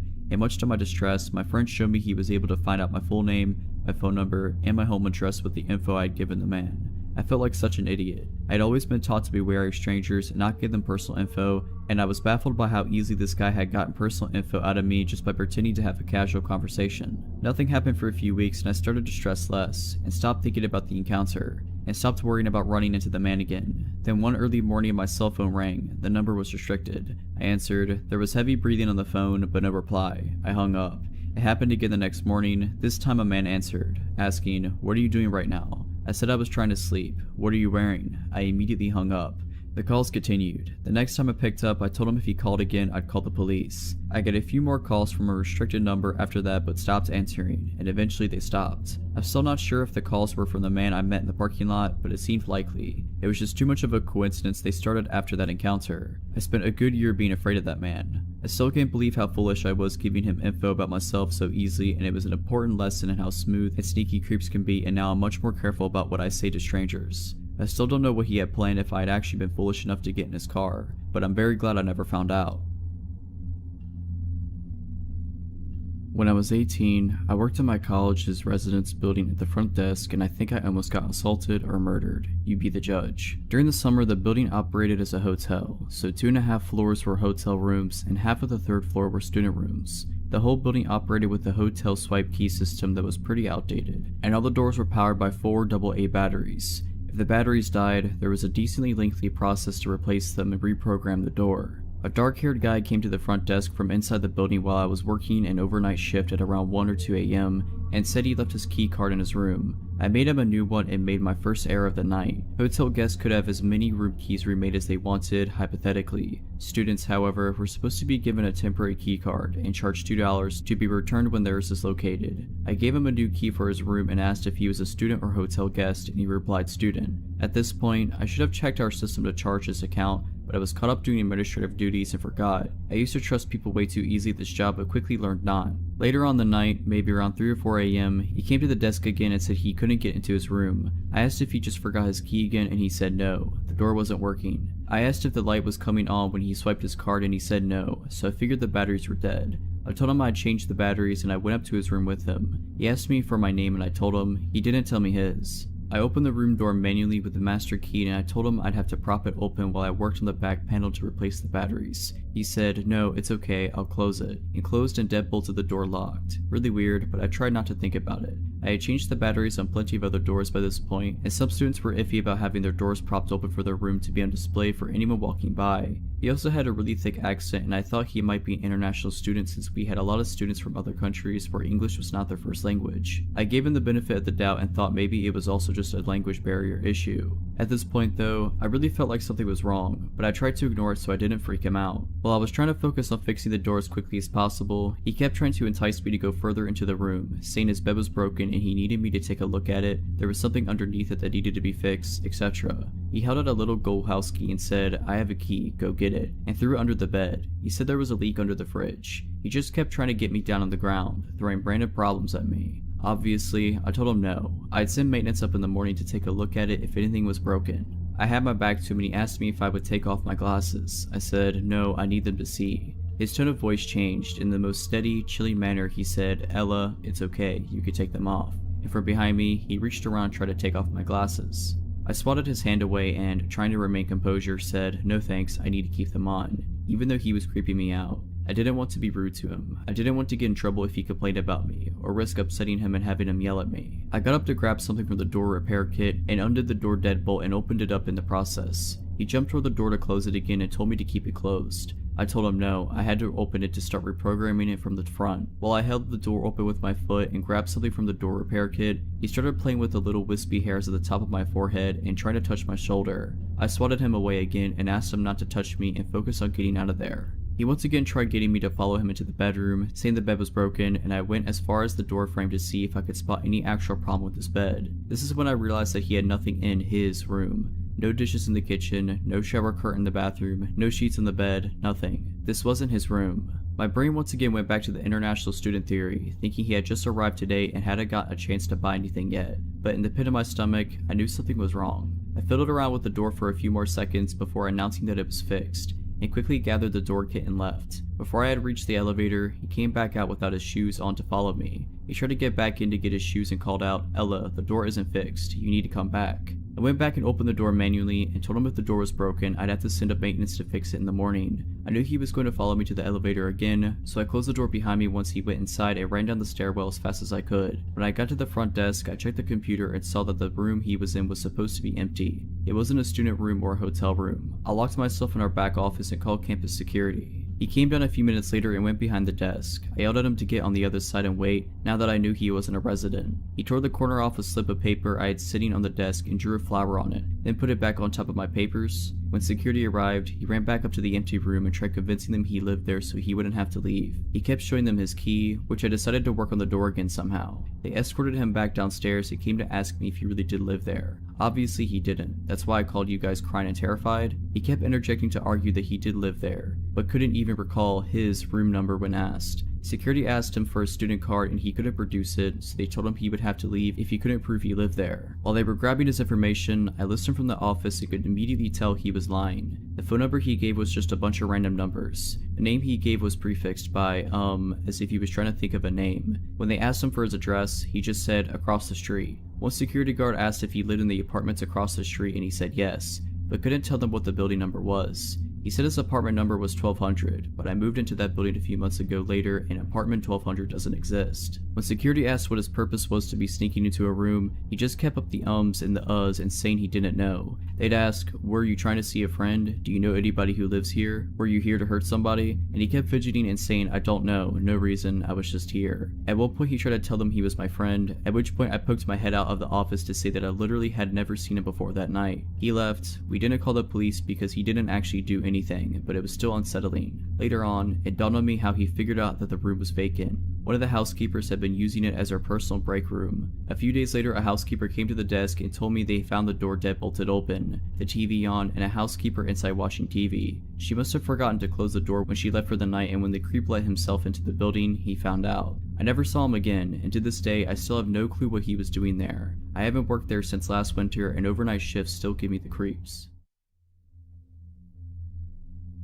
The lesson I took from the story was always read through your lease/rental agreement fully before signing. This takes place 4 years ago in Kansas City, Missouri. I'm originally from California, so trading up city life for a less urban life was very challenging for me. Making friends was hard, but I made the move to be with my dad, who lived in an apartment complex with a roommate. My dad was a trucker, so he was gone for weeks at a time, while I was left alone to work and come home to a foreign place that I was slowly being accustomed to. My roommate was gone most of the time because he had a girlfriend, and he would leave his dog with me, so I never truly felt alone. I had an old lady for a neighbor that would come up and check on me too. That's how people were in that area, and I found it kinda nice how people knew their neighbors. I got to know everyone in my building's name after about 6 months of living there, except one. There was a man, I'd say in his early to mid-50s, who lived directly below my apartment. He looked, for lack of a better description, like a creep.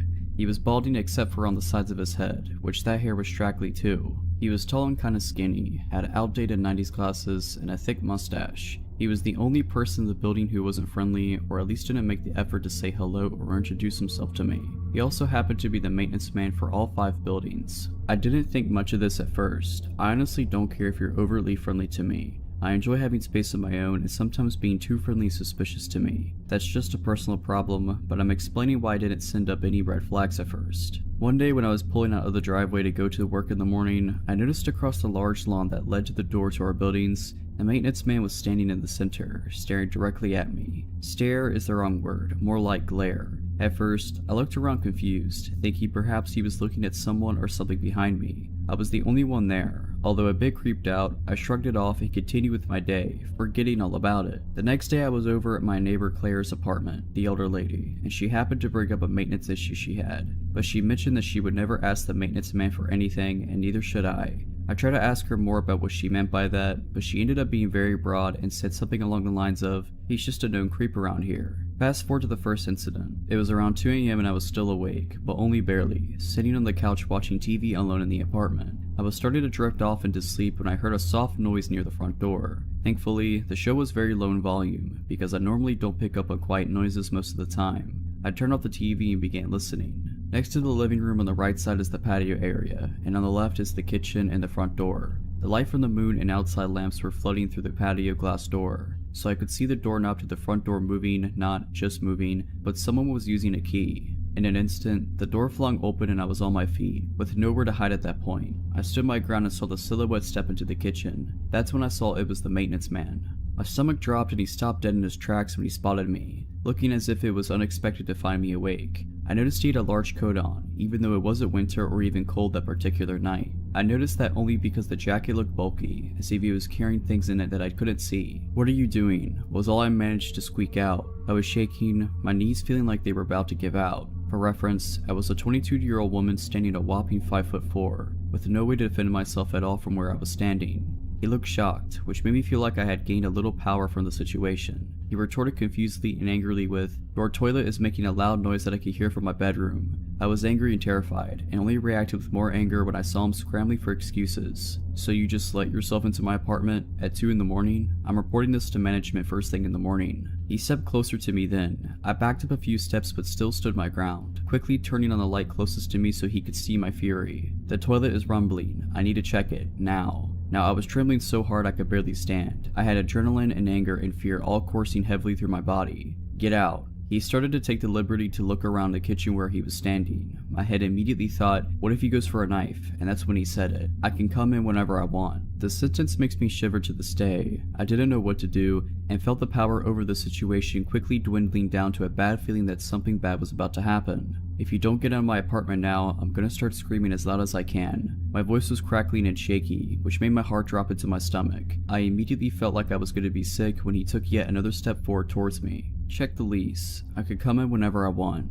I'll see you later." He winked at me, creating a wave of nausea, and I felt faint. He slowly turned around and walked out, closing the door behind him and even going far enough as to lock it from the outside with his extra key. The next day, I contacted management as soon as their office opened. I could tell the conversation wasn't going anywhere when the manager sounded irritated right off the bat. When I told her that the guy entered my apartment illegally, she cut me off and told me that they do not allow any illegal activity, and take what I was saying very seriously. I thought, yes, I've got him, until the manager said, "You can't just throw around accusations without proof. This man has dedicated over 20 years to working for this company, and we don't plan on getting rid of him anytime soon." Perhaps if you had read over your lease like you should have, yes, she was actually scolding me, you would have seen the clause that states that a maintenance worker has keys to the entire property, and if there is a maintenance issue, they are permitted to access the property at any time of day. This floored me. It couldn't possibly be legal, but of course I'm from California, and of course I didn't read the lease carefully. When I moved there, my dad was already living in the apartment and I literally had nowhere else to go. So if I were to be living there, I was gonna have to sign the lease no matter what. So I did. Needless to say, nothing got done. Fast forward again, a few days go by and I don't see Mr. Maintenance Freak until I do.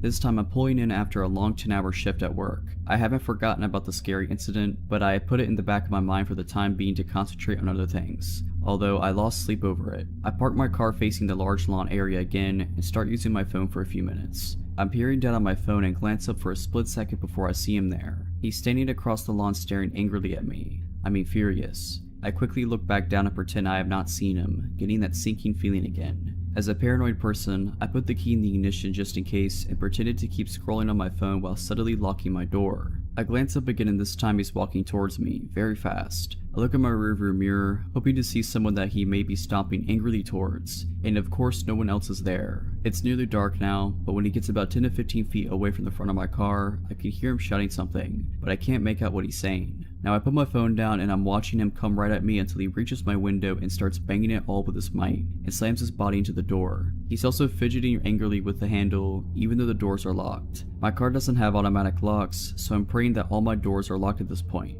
My hands are shaking so bad that I'm having trouble starting the car. When I finally do, I realize what he's saying, which was a repeated cycle of the following phrases. I'm going to get you. I told you I can come in whenever I want. You really want to take me on? I'll kill you. I peeled out of there so fast, not even knowing where to go. I drove to the next county over, found a motel, and stayed the night there. The next day, I took work off and went straight to the management's office. I told them exactly what happened, and no matter what I said, they didn't believe me. This maintenance man was apparently a gift to mankind or something. He was a monument to the company, and they appreciated his 20 years of service and dedication to them over him risking someone's life with threats. Long story short, I lost it. I called her psychotic and ended up getting evicted. I reported all this to the police, but between the lack of evidence I had and his perfect record / shining references from his employers that seemed to love him, the police said that there was nothing they could do to move forward at that point. My dad and I ended up finding a nice home about 10 minutes away from that place. I ended up inviting Claire, my older neighbor, to the new house a few months later. She told me there was a single woman in the apartment before the roommate, and my dad had moved in there that also left in a hurry after something happened with the maintenance man taking photos of her walking to and from her apartment to her car. When she confronted him about it, he told her, I can do whatever I want. I guess in Kansas City, maintenance workers are considered gifts to mankind.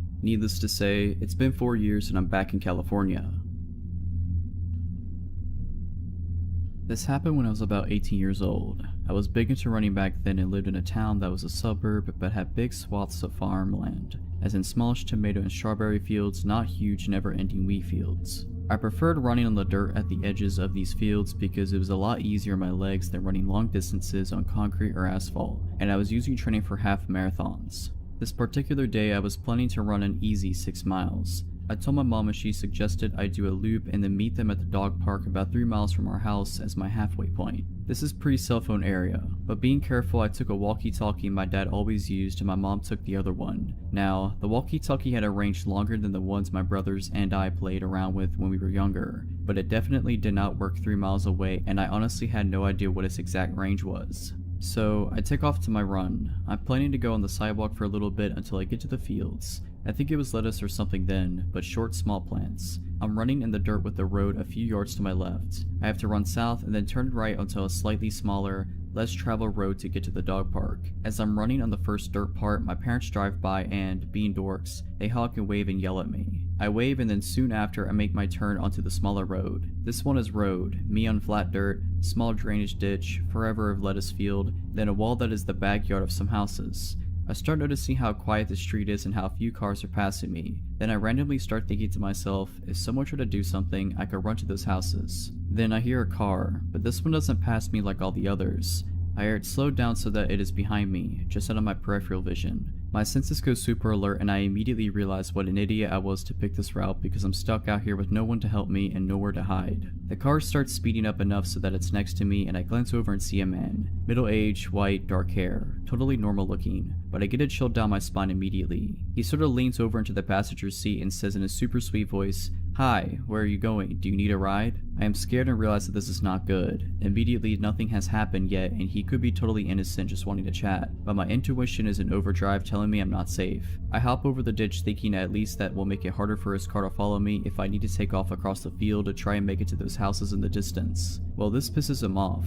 He guns it and gets closer to the ditch and in front of where I am, and then he says in a voice I can only describe as bone-chillingly evil, "You know, you shouldn't be out here all alone. Something horrible could happen to you out here and no one would ever know where to find you." He put his car in park and is taking off his seatbelt when I remember the walkie-talkie. Piece of junk is all static because I'm too far away, so I immediately turn down the volume and say loudly, "Hey Dad, yeah, I see your car. I'm over here by this red Buick. Do you see me?" Fake wave to no one. There was no car coming from the direction my parents were, and when I had started talking, there was no one behind us either. But by the grace of the universe at that exact moment, a car turned onto the road. The guy saw it, looked at me, and sped off so fast he left skid marks. I have never run faster in my life, and I was looking behind me every few seconds and thought he'd be waiting for me at every intersection I had crossed. I was shaking and I was scared and relieved when I got to the dog park. I told my parents everything and my mom called the cops. They took a statement but said it would just help if something actually happened to someone else. The weird part was, I was having trouble getting my story out and I was so upset, and before I gave a description of the car, the cop asked, "Was it a red Buick?" He wouldn't tell us why, but that just added to my feeling that I had narrowly escaped something awful.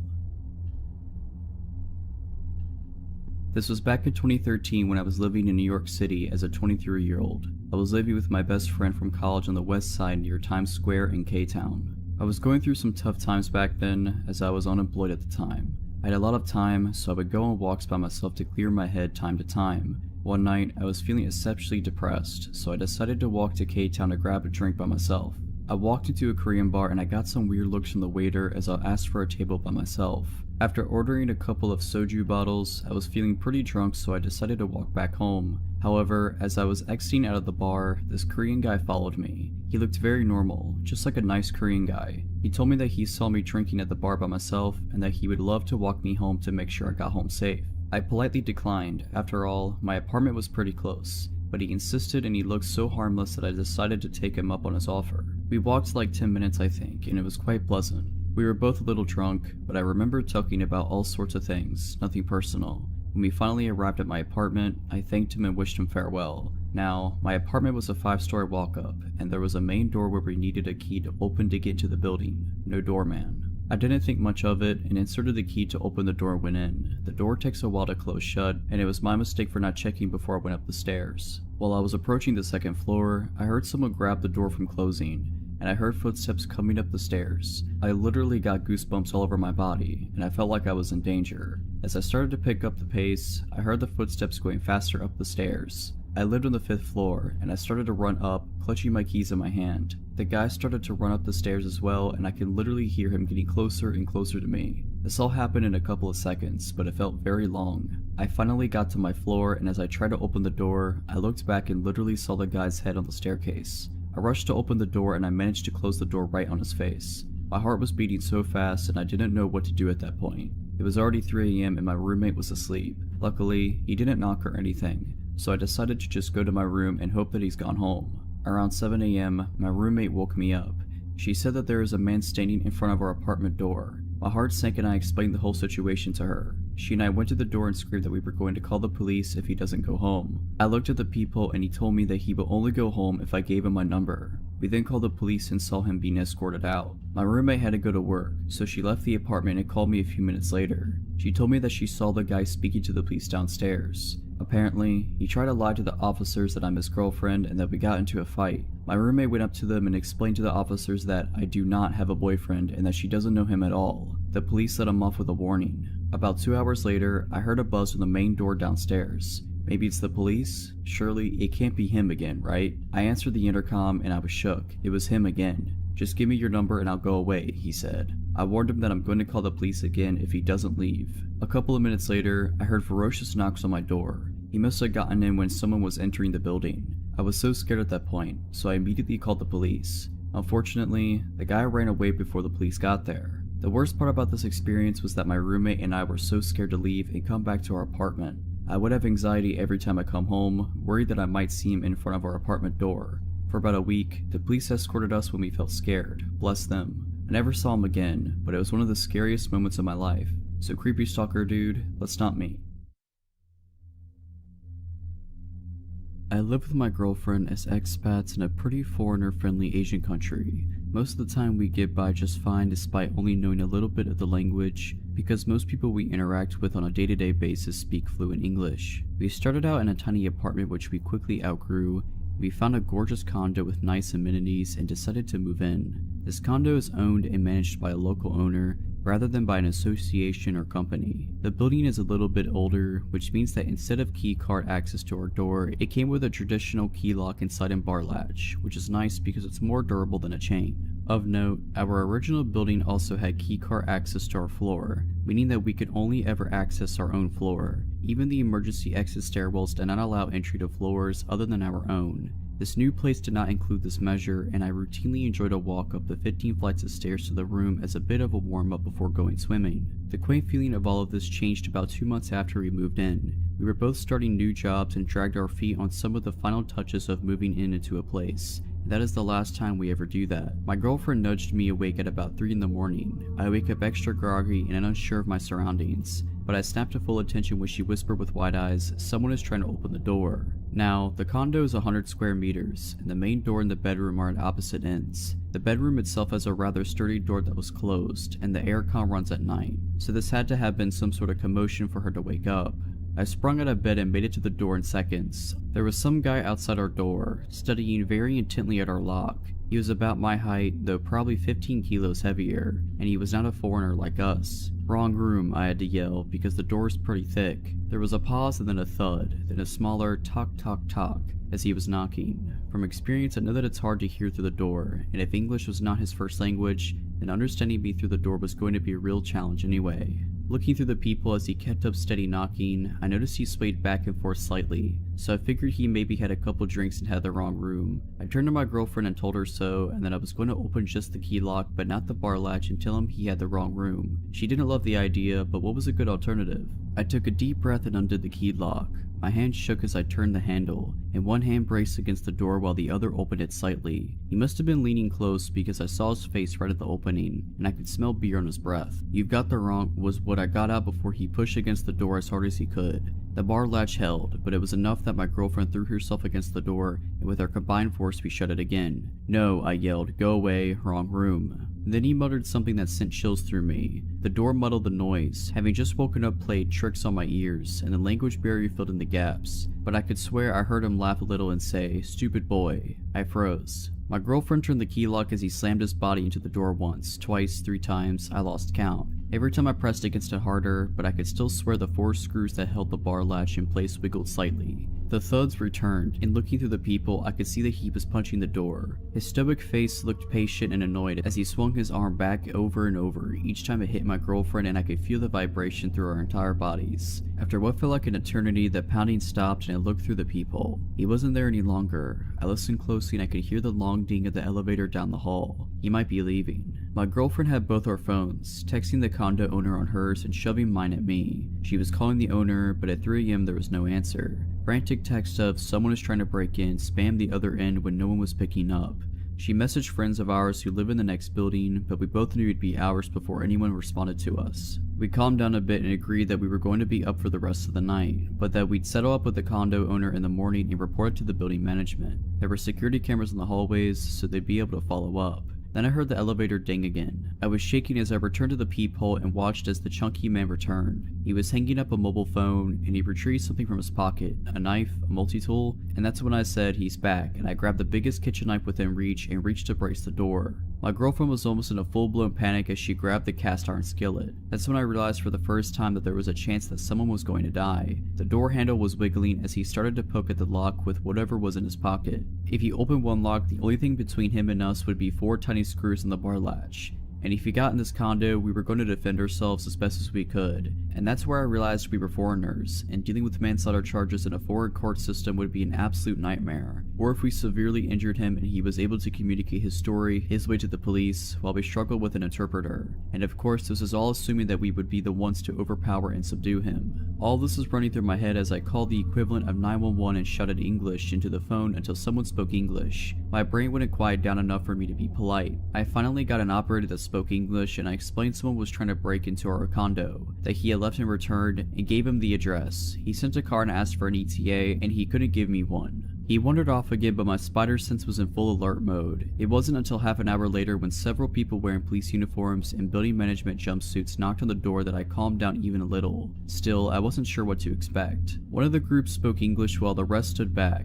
I explained everything in detail and pointed at the camera in our hallway, saying I wanted whoever it was found. One of the cops pointed at the nearby knife and raised an eyebrow, and I just confidently said, yeah, I would have if I needed to. After assurances and apologies and promises of follow-up, we received what we should have collected weeks ago: direct phone numbers to our building security room where cameras are monitored, as well as the local police station and the personal mobile number of our building security director. The sun was coming up and our condo owner called my girlfriend to comprehend what was going on. She promised us that she'd sent locksmiths there that day to install another deadbolt as well as a second bar lock if it helped us feel safe. The follow-up of everything was that the guy was indeed someone who got drunk and mistook the room. It was on the wrong floor. His wife had to come collect him more than once, and he would be fined for the cost of installing the extra locks. So while it is a bit comforting to know that he's a random drunk instead of a burglar, I still explained to building management that I have no desire for an apology from him. I don't care if he feels bad. Police reports here can be messy and locals can hold severe grudges that I did not want to deal with. I will only keep from a full police report if I literally never see or hear from him again.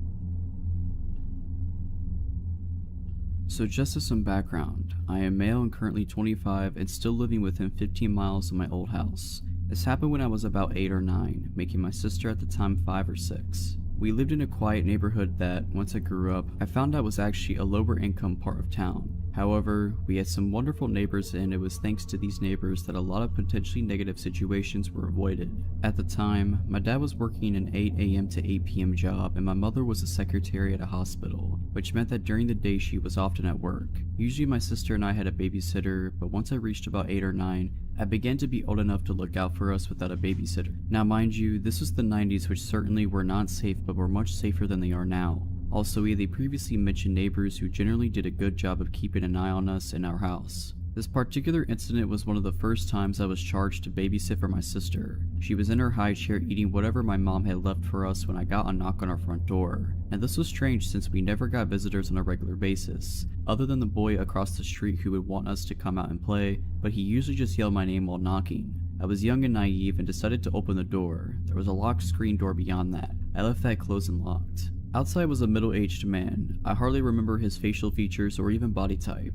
I remember his yellow shirt and dirty jeans. "Can I help you?" I asked innocently, no alarm bells going off yet. "Hey there, are your parents home?" Alright, first alarm bell. My parents teaching me not to trust strangers rushed through my head, but I still didn't quite fully grasp the potential danger here. My mom went to the store, she'll be back any minute. Weird half lie. I could have said she was here but in the shower or that she was laying down upstairs. I'm glad I didn't tell him that she wouldn't be back for quite a few hours, but looking back it's scary how naive I was. "Well, that's no problem. Hey, so look, my dog went missing and I think it went into your backyard. Do you mind if I can come in and we can go check it out?" Okay, so I might have been dumb, but I wasn't that dumb. There was no way I was letting this stranger into my house, especially with my sister there. She was my first thought. Sure, I didn't want to have any harm follow me, but she was my sister and it was my job to keep her safe. I should have closed the door right then and there, but once again I went with the less safe but still not totally stupid route. Well, the gate should be unlocked. If you want to go check the backyard, you can. And promptly closed the door. Now, of course I was very curious if there was a stray dog in my backyard. Dogs are great. Even with the weird guy being around, I was pretty interested to see how his search in the backyard went. So I decided to go check the back window and see if there was actually a dog, and if so, if the man would catch it. Now at this point, I am sure you have figured out that there was no dog, and when I looked out the back window, I could see almost the entire yard, including the gate. The man wasn't there. This was mere seconds after I had closed the door on him. I waited for a few minutes, but he never showed up. After about 5 minutes, there was another knock on my door. This time I was much more wary and I didn't like this guy showing up. I was pretty tired of the whole ordeal, but I still hadn't fully grasped the situation. I kept the chain lock on the door and cracked it open. "Did you find your dog?" Again, I can't remember his facial features, so I can't really recall his expression, but I remember his tone was a bit desperate as well as annoyed. "No, I looked all over the yard and I couldn't find him. I have a picture in my car if you want to take it just in case you see him." Nope, no more. I still didn't understand abduction, but I certainly was not going to go anywhere outside of the house with a stranger. I told him that he can leave a picture in the mailbox and we will keep an eye out, once again promptly closing the door. What followed is what really creeps me out to this day. Looking back, I was freaked out that I had to come that close to exposing my sister and myself to danger, but this really scared me. Suddenly there was more knocking on my door. Not the screen door separating the door itself. Like I mentioned previously, the screen door was locked and unless that was open, it was impossible to knock on the door itself. It freaked me out and I took my sister to my bedroom and crept back out to the kitchen where I could see out onto the front yard and saw the man quickly getting back into his car while my saint of a next door neighbor Joan stood on our front lawn smoking and watching him intently. It took a long time for me to add it all up and honestly, I had forgotten about it for a long time. When I finally remembered it all, I couldn't even believe my own memories. Either way, Mr. Yellow Shirt Man, yeah, let's not ever meet again. Also, thank you Joan wherever you are. You saved me on multiple occasions and I didn't even know it. When I was in 4th grade, my family was still living in Denver, Colorado in a small condo near my school. My brother, kindergartner at the time, and I only had to cross the street and walk between a couple of apartment buildings to get to the football field attached to our school. It was normally a pretty quick and safe trip to and from. My mother was taking night classes at NAU at the time, and her boyfriend, whom we lived with, would usually watch us in the evenings, although he wasn't off work until about 6:30 p.m. We grew up as latchkey kids, so this wasn't a big deal. One day, my brother and I were walking home together after school like we'd usually do and had just gotten to the street in front of our home when a white car pulled up in front of us. The man driving the car didn't seem like your typical weirdo, maybe in his late 20s and looking pretty clean cut. Looking back, the fact that he was driving such a fancy car, a Benz I believe, and wearing such a crisp outfit didn't really fit with our neighborhood. He asked my brother and I if our parents were home. I immediately got a serious sensation of stranger danger from this dude. I looked at our apartment across the street, then back at him, and in the most I'm not stupid tone I could find, I asked why. "It doesn't matter," he replied dismissively. "Are they home?" He seemed a little more insistent with his question and glanced around. Yep, despite fully knowing they were not home and that my mom's boyfriend wouldn't be able to be there for another 2+ hours, I figured it was better to lie and say yes. "What are they doing?" he asked, really looking us over. I then turned to my brother and ordered him, "Let's go," but he wouldn't follow me. I went to grab his hand and he quickly withdrew with a sharp no and looked back at the guy. The guy then looked at both of us and then back to my brother, and with a facial expression that made my hair stand on end, he said, "Come closer, I have something for you." My brother started walking to the door of the car and the guy was reaching with his hand out, nothing in it, like he was about to grab him. I grabbed my brother's coat immediately and started hauling him towards our apartment as fast as I could. He was screaming for me to let him go, but I was terrified so I just kept dragging him. The guy quickly put his car into gear and literally peeled out of there. My mother's friends started picking us up from school after that and a PSA was issued to the community. I still get a little creeped out when cars slow down near me while I'm outside walking. Potential child abductor, let's not meet again. If you're liking this video, all I ask is that you make sure to subscribe to my channel and like this video. Thank you. It was the middle of summer and my parents had left for the weekend to go to our house in the Cape Cod. It's about a 2-hour drive away, so it's no big deal for them to leave me alone for a few days. My mom had some pulled pork and pasta for me to heat up to eat whenever I had some money if I wanted to order a pizza.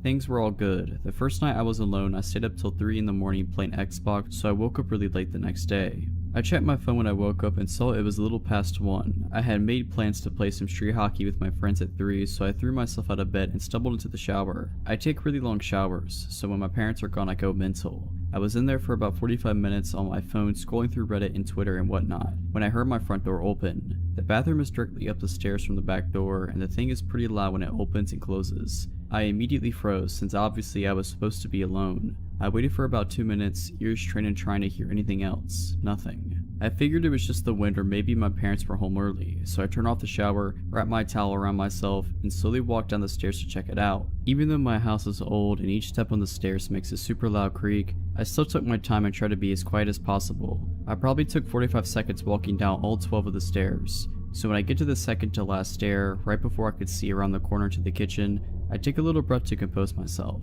In my mind, I knew I was being stupid. There obviously wasn't anything in the kitchen. There's no way I wouldn't have heard another noise, and there's no reason for them to still be in the kitchen even if they were burglars or something in the house. After sort of mentally chastising myself for being such a wuss, I sort of chuckled to myself for being so stupid and just normally walked the last 2 stairs and turned the corner to the kitchen. Standing about 2 feet away from me in the middle of my kitchen is a man staring straight at me, perfectly still, with a massive smile across his face, just staring at me. The thing I remember most vividly wasn't his face or his smile but his arms. They weren't just at his side. He held them in the strangest, most abnormal position I've ever seen. They were where one would normally hold their arms, but he had rotated them to the point where they were almost completely reversed, as well as lifting them up and a little behind himself. Honestly, I think I almost had a heart attack right there. Looking back, I can realize how creepy this situation was, but in the moment I just took a step towards him and punched him as hard as I could in the jaw, sort of half slapping / pushing him towards the ground. The second I connected, I beelined up the stairs, dropping my towel in the kitchen with my heart beating out of control. I sprinted into my room and locked the door behind me. I quickly put a chair up against the doorknob like you see in TV. Almost without thinking, I immediately called 911 and nearly in tears told the operator what happened. As I sat on the floor of my room in practically the fetal position, staring at the door praying that a cop would be here soon, I noticed the light coming from the gap between my door had stopped. The guy was standing outside of my door. There's no words to describe the feeling I had. I was paralyzed with fear, watching the shadow across the bottom of the door shift in tiny ways. I stayed balled up, staring at the gap, praying the man would go away for what seemed like an hour. All the while, the 911 operator was asking, "Hello, sir? Sir, are you there? Hello?" I didn't want to make a noise, and even if I wanted to move my arms to bring the phone to my mouth, I don't think I could have. Eventually the light returned to the gap and I heard the faintest of footsteps, slowly creaking the wooden floorboards as he walked down the hall. It was silent for minutes as I just sat there curled up, unable to even speak. I heard banging on the front door and the sound of 2 officers entering my house. I finally felt safe, and I opened the door to the 2 of the men standing there as I almost cried. Nowadays, my parents don't even leave me alone home anymore, and I check every lock on the house before going to bed. Even working with sketch artists in a few lineups, the police never found whoever was in my house. I have no idea what he wanted or who he was, but regardless, let's not meet again, ever.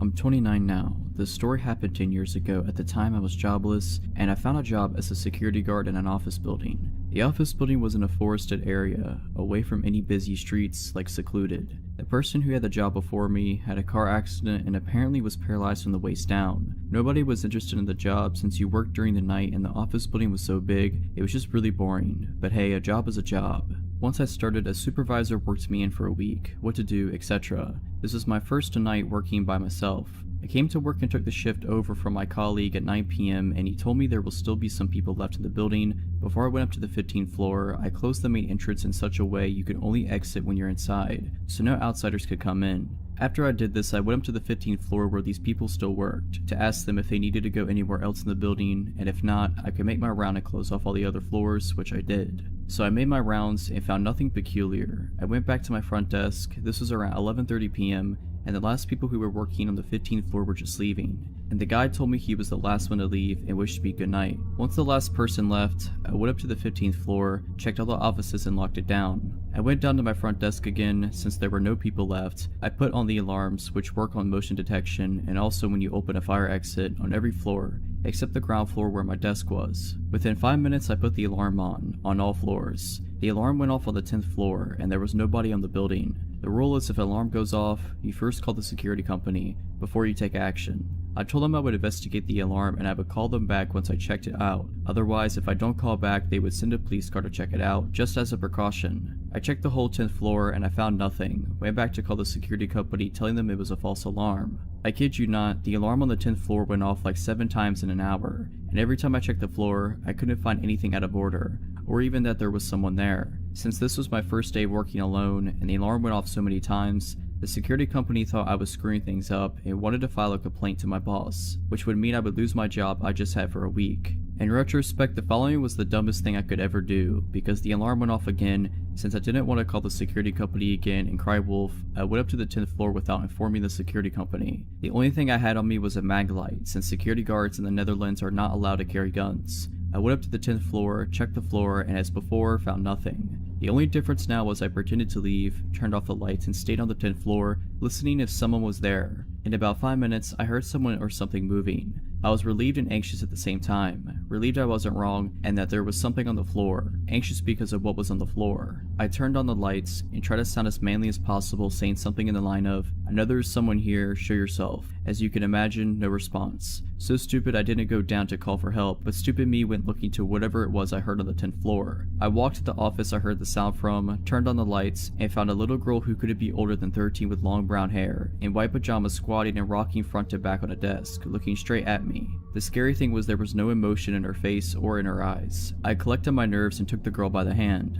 I took her down to the front desk, offered her a Coke, but she didn't respond whatsoever. The only thing I could do was call my supervisor and told him about what I encountered. My supervisor's response was, "Stay there, I'll be right over." The time I hung up on the phone until my supervisor came, I just had this underbelly feeling with this girl, that there was something really wrong with her. Before my supervisor turned up, he called me and told me to call an asylum which was pretty close to the office building I worked at, just to check if someone was missing. Why would there be a 13-year-old girl in an office building with no houses nearby whatsoever? So that's what I did. I called the asylum, asking them if there was someone missing from the asylum, and I got the scariest response you can get. Yes, as a matter of fact, someone is missing. I gave them a description of the girl sitting next to me, and it was in fact the girl who was missing from the asylum. They told me she was really dangerous and that I should watch my back at all costs. They immediately sent people over to take the little girl with them. A week later, my supervisor told me the story of the girl I found, since he talked with the people from the asylum. It turns out the girl killed her mom and dad and little brother whilst they were asleep when she was 11. Even in the asylum, she wounded staff members, either by stabbing them with a pencil or in another case biting a piece of an ear off. To this day, we still have no clue how she ever came in the building. We checked all the cameras and there was no footage of her ever entering the building. I grew up in a very safe, very affluent neighborhood. It was unheard of for anyone to lock their cars or houses, and when someone new moved to the neighborhood, it was mere moments before they were welcomed with open arms and open doors. Despite being surrounded by what could be described as one large neighborhood family, my mom was very particular about house rules being followed, one of which was never going out alone. Walking to a friend's house, 3 of us had to go, so 2 could walk home together after dropping you off. It was rare, but occasionally just 2 of us would be able to sneak out from under her watchful eye and run to the corner store a few blocks down for some candy or soda. One sweltering day during the summer, I turned 9. I found myself home alone and restless. I decided to take my sister's cool new 10-speed for a spin around the block a few times. Now, even though I was tall for my age, the bike was still a few inches too big for me. I decided that didn't matter, jumped on and started pedaling. My first lap around the neighborhood went off without a hitch. Birds were chirping, sun was shining, and the wind blowing through my curled hair felt wonderful. Second lap around the block, I passed an older, unfamiliar car parked on the side of the road, and the sun reflecting off the huge scrape down the side temporarily shocked my vision into bright blue stripes which I furiously tried to blink away. The third lap, I saw the car pull off the side of the road heading towards me, and a tiny pit of unease began to grow in my stomach as the driver slowed when he passed me. I chalked it up to being scared of being caught out being alone, and continued on my way. I picked up speed as I rounded the corner towards my house, and I decided to go for one more time around the block, but to make it quick so I'd beat my mom home and avoid the trouble I knew I'd be in if she caught me out alone. I hit the bottom of the hill next to our house with some speed and started to climb to the top, slowing more and more the closer I got. By the time I reached the top of the hill, I had to stop and catch my breath, teetering the too tall back at my hip. As I struggled to catch my breath, the hairs on the back of my neck stood up. My arms locked on the handlebars, and every inch of my body froze. I had been caught, I just knew it. I heard a car creeping up behind me, and it just had to be my mom, but it wasn't. When relief should have washed over me, the unknown dread only deepened, further stiffening my frozen still limbs.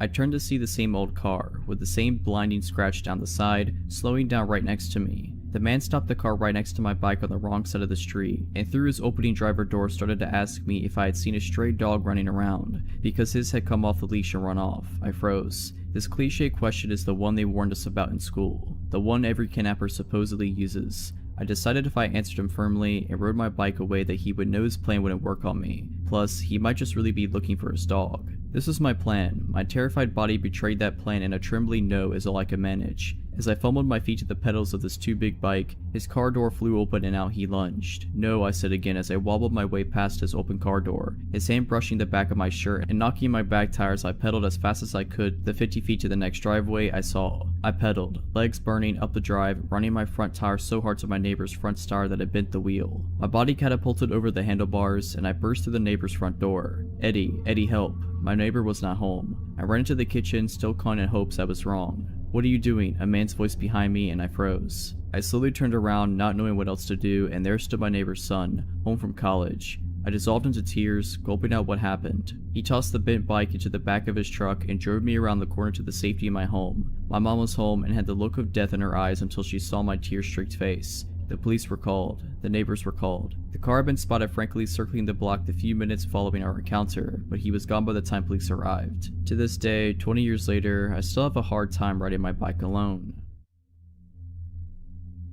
This all happened when I was 19. I'm not the best looking dude, so I've never had much luck with women, and I ended up on Tinder. I wasn't having much luck there either until the 3rd month of using it when a blonde woman named Katie messaged me. She was pretty enough that I just dismissed her as a bot. It wasn't until 3 days later that she messaged me again, which was odd because bots almost never messaged more than once. I clicked on her chat and replied, then looked at her profile. What I saw was pretty generic, but it definitely wasn't a bot's profile. We had been talking for like a month when she proposed the idea that I come see her. I was pretty reluctant as she lived nearly 8 hours from me by car, but I had to admit I really did like her quite a bit, and I had been thinking about asking her if I could come see her for a while now. After a bit more badgering from her, I finally said that I would take the drive to go see her. At this point, I had no reason to doubt she said who she said she was. We had video chatted every other week and called most days, and I just assumed I got really lucky. Things did get a little weird on the way there though. She kept messaging me, asking me where I was, and making sure I was still coming. At some points, when I took more than 30 minutes to respond, she would send me a slew of annoyed texts. Admittedly, I had chalked this all up to her being nervous about me coming to see her.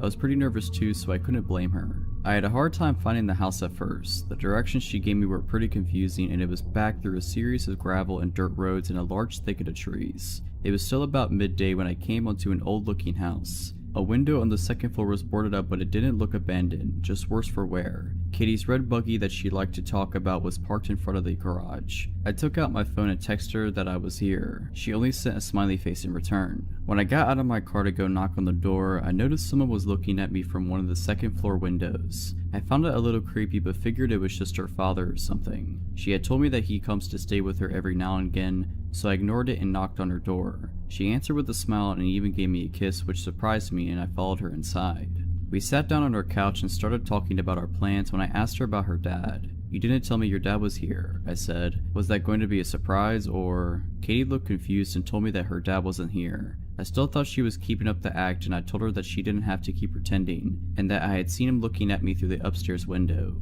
Katie went pale and said that we had to get out of there now. We both ran out to our cars, and when I questioned Katie, she informed me that her dad wasn't there and that she had been home alone until I showed up. I called the police, and while I was on the phone giving the address, Katie gasped and pointed to the window where I had seen the guy last. He was looking at us from out the window again. I got a better look of him, and he seemed older and frail, almost like he hadn't eaten anything in a while. He left the window after he saw that we saw him. The police took half an hour to show up, and the whole time Katie was crying and mumbling about how she was an idiot for not keeping her doors locked. When the police finally did show up, one started asking me and Katie questions, and the other two searched the house. They came back out a little later and told me and Katie that, while they didn't find anyone, they did find that the back door was hanging open. Whoever it was had ran out into the woods, but the cops were sure the house was empty. After the cops left, Katie asked me to stay the night because she was too scared to be in her house alone right now. I gladly did, and we slept downstairs on the couch as Katie's bed was the room next to the one the man had been in. Katie had also brought out the shotgun that her father had given her but she never used. I told her it was fine, the man's gone, but she insisted, saying she'd feel safer if we had it out. I'm glad she did. Later that night, I was still wide awake, watching TV. Katie had somehow managed to fall asleep.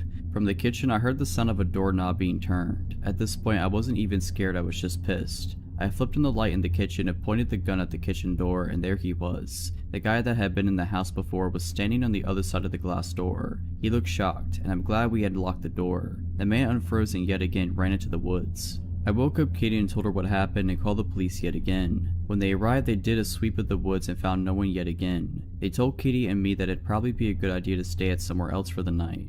Me and Katie said our goodbyes. She was going to stay at our friend's house and I was going home. I left a little after Katie did, and I was on the phone with my brother telling him about what happened. My headlights were on. As I was talking, something caught my eye. That man was standing at the corner of the house just watching me. I gunned it out of there and didn't even bother calling the police again, but I did text Katie and she said she was going to call them again. I don't think Katie ever even went back into the house alone. I had to fly out to a small town I'd never been to in order to look for a place to live. I'm moving there in the fall to start grad school. My boyfriend flew with me. Before the trip, I researched all sorts of apartments on Craigslist and set up a bunch of appointments. Our first appointment was in the afternoon in this sort of remote residential area. The landlord sounded fine over email and asked me to call him an hour before the appointment to confirm that I was coming. I called, he didn't answer, so my boyfriend and I started walking to the house and just hoped that he would show up. Maybe 10 minutes before the appointment, he called me. "Are you coming?" he asked. He sounded like an older man and had this very strange, slow way of talking, but I just thought that he was just older. "Yes, we're in front of the house now." He got extremely upset. "We? Oh yes, my boyfriend's with me. You never told me you had a boyfriend. You never said that." It had never crossed my mind to tell him this information, since my boyfriend would not be coming to live with me. He was just helping me look for apartments on the trip. I told the man so, and after a very long pause he said, "I'm sorry, it's just sometimes people don't tell me when they're married, and it surprises me. I'll see you soon." Then he hung up. I told my boyfriend about what the man had said, and he was immediately weirded out. He wanted to leave, but there were slim pickings in terms of real estate at this point, so I stupidly said that we had to stay, in case this place was the place. As we're discussing it, we see a man leave the house we're going to view. This man was young and extremely sketchy looking, greasy hair, furtive eyes. He took one look at us and ran out of the house to his car and pulled away from the curb with a screech. Okay, so now we're really weirded out, but this isn't enough for us to bail just yet, and as we look at each other wondering what to do, the landlord arrives. He's in his 50s, very tall and very strong looking. His eyes are completely blank and empty of warmth or emotion. He slowly walks up to us and says, "I'd shake your hands, but mine are dirty." "What from?" my boyfriend asked. "Work," is the flat reply. He asks us a lot of questions about me, completely ignoring my boyfriend. The entire time he stares into my eyes without blinking. What am I going to school for? What other places am I considering for living? Is my boyfriend moving to this town too? I try to give answers that are as vague as possible. Meanwhile, my boyfriend asks the landlord questions of the same kind, which he refuses to answer. Then he says, "Apropos of nothing, let me show you the basement." At this point, I should have noped out of there, but I didn't. I kept thinking this was an eccentric old man from a small town. We're city folk, and that we were just feeling paranoid. My boyfriend, on the other hand, wanted out of there, but he followed us as the man led us back to the house, away from the street, to this sort of detached shed. He opened the door and we saw that there were stairs leading down into the utter darkness. He flipped the switch at the top of the stairs and the light didn't come on. Normally the response for this is, "Oh, the lights are out," or something like that, but he just said, and slowly walked down into the darkness. Then he stood there without moving in the dark and said, "Aren't you coming down?" "There's nothing to see if the light's out," says my boyfriend. The landlord just stands there for a long time, then slowly walks up the stairs and closes the basement door without saying anything. He took us into the house. Weird and increasingly creepy things ensued. The front door, the only exit to the house, locked automatically, and when my boyfriend tried to fiddle with it, the man got really upset and told him to leave it alone. He managed to get it open secretly though. The man kept trying to box us into small rooms and, according to my boyfriend, kept reaching his hands into his pockets, only to take them away when he caught us looking. On Craigslist and in person, the man claimed that there was a grad student already living in the house, but the evidence of that seemed arranged. There were neat piles of generic textbooks on the table, but not other things a 20-something might read. There was a bowl of fruit on the table, but no other food in the fridge or pantry, or utensils. There were maybe 3 t-shirts in the closet. This supposed grad student wasn't out of town, but the landlord couldn't say what school he went to or how long he'd been renting the house. Finally, the man had showed us every single room in the house but one. This one he refused to open, claiming it was just the attic and we didn't need to see anything up there. He gave us several reasons when we inquired. It was unfinished, there was furniture up there, it would smell bad. This last one I believed, because standing near the door, it smelled terrible. Finally, we made our excuses and bolted out of there. The man walked us out, pretended to go into his car to leave, and when he thought we had turned the corner, slowly sauntered back into the house. My boyfriend, fixated on the idea that there was something wrong with this guy, googled the man that night. We found out 3 things: that he was a pillar of the community, known by a lot of the townspeople, and that there was no evidence of him owning or managing a real estate company, as he claimed on Craigslist, and he had listed his home address as the very house we had been touring, the house where the grad student lived. Yeah, we won't be renting this place.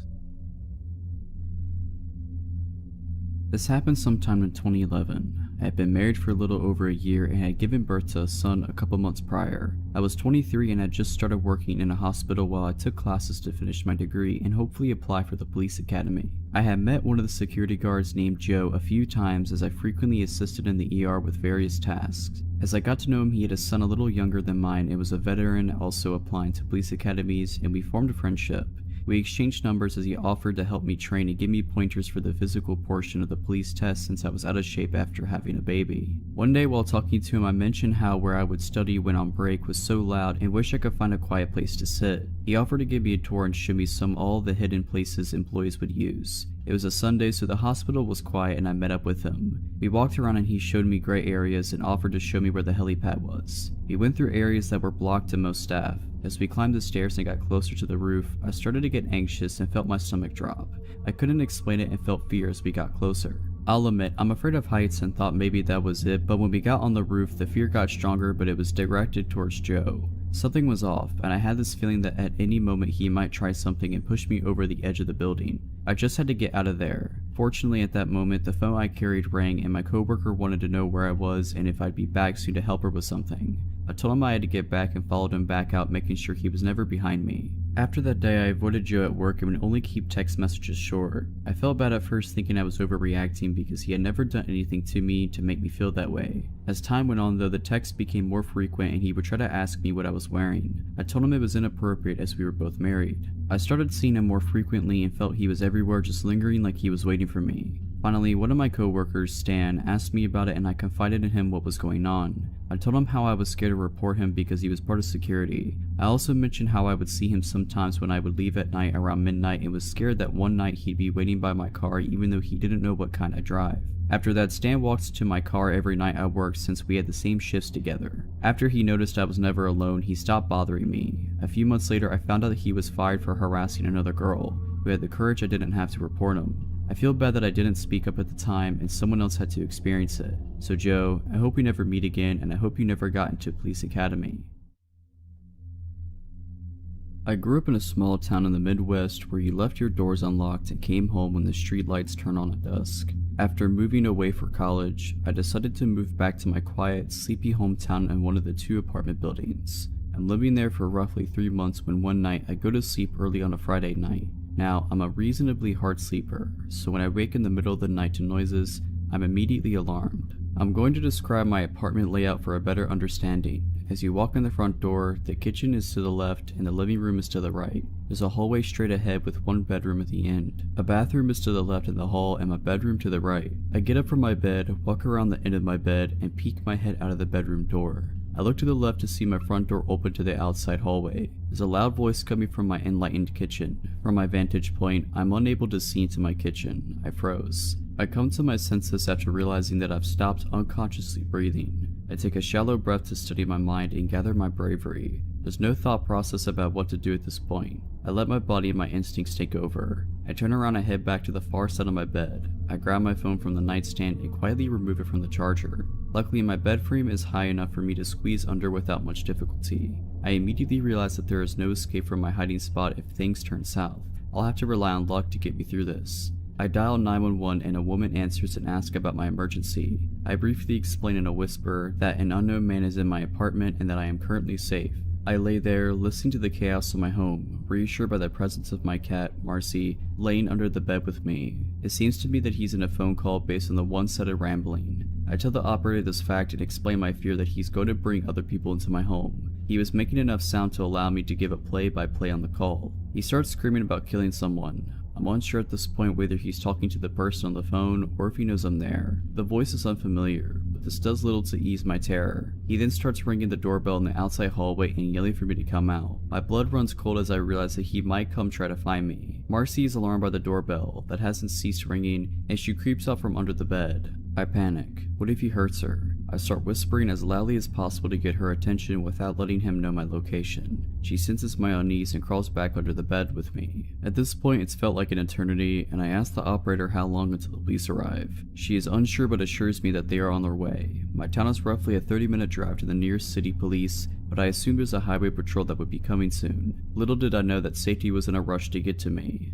I hear him walking around my apartment and enters my extra bedroom, which is a storage room with a bed. He hasn't stopped yelling. I'm still unaware whether he's on the phone or not. I hear him mention that it must be a kid's room. I shush the operator because he's ceased his screaming for the moment. I hear more noises like he's going through boxes and throwing things. Then my fear is realized, as I hear him quietly enter my room. I see his feet walk closest to my vantage point. He starts going through my clothes and emptying my hamper onto the floor. He turns around and walks to my bed and sits down. I stopped breathing. I think he lays down at this point since the pressure of the bed lessens on top of me. He's deadly silent and I'm still holding my breath.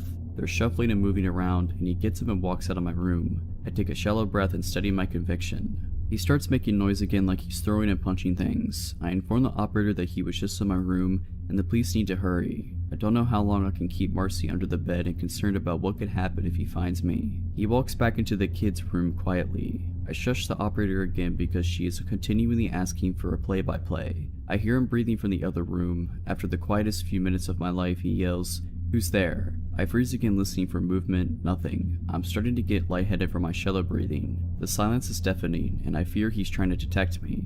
After a lifetime, I hear footsteps entering my apartment. I hear a man's voice say, "Hey bud, you're in the wrong house." I've never felt more relief in my life before this night or since. I hear my door close and I crawl from under the bed and break down. The adrenaline and anxiety take over as soon as the feeling of safety washes over me. A female officer comes around to my side of the bed and puts her hands on my shoulders. I'm trying to keep it together and failing miserably. She let me put my clothes on and I could hear 3 male voices coming from my apartment. The woman left and came back with a handful of clothes asking if any weren't mine. They all were, and I answered in kind. She shut the door behind her as she left again. I turned and looked out my window and see no lights from the cop car on the street. I look at my phone and realize the call to 911 took 19 minutes. I can't explain the feelings I had at this time since many hit me all at once. The door opened and the officer motioned to have me exit. Taking a first look at my home was almost as anxious as the event itself. My apartment was a complete mess. Clothes were everywhere mixed with garbage and other belongings from my shelves and counters. This man had removed items that he intended on taking and placed them in the outside hallway.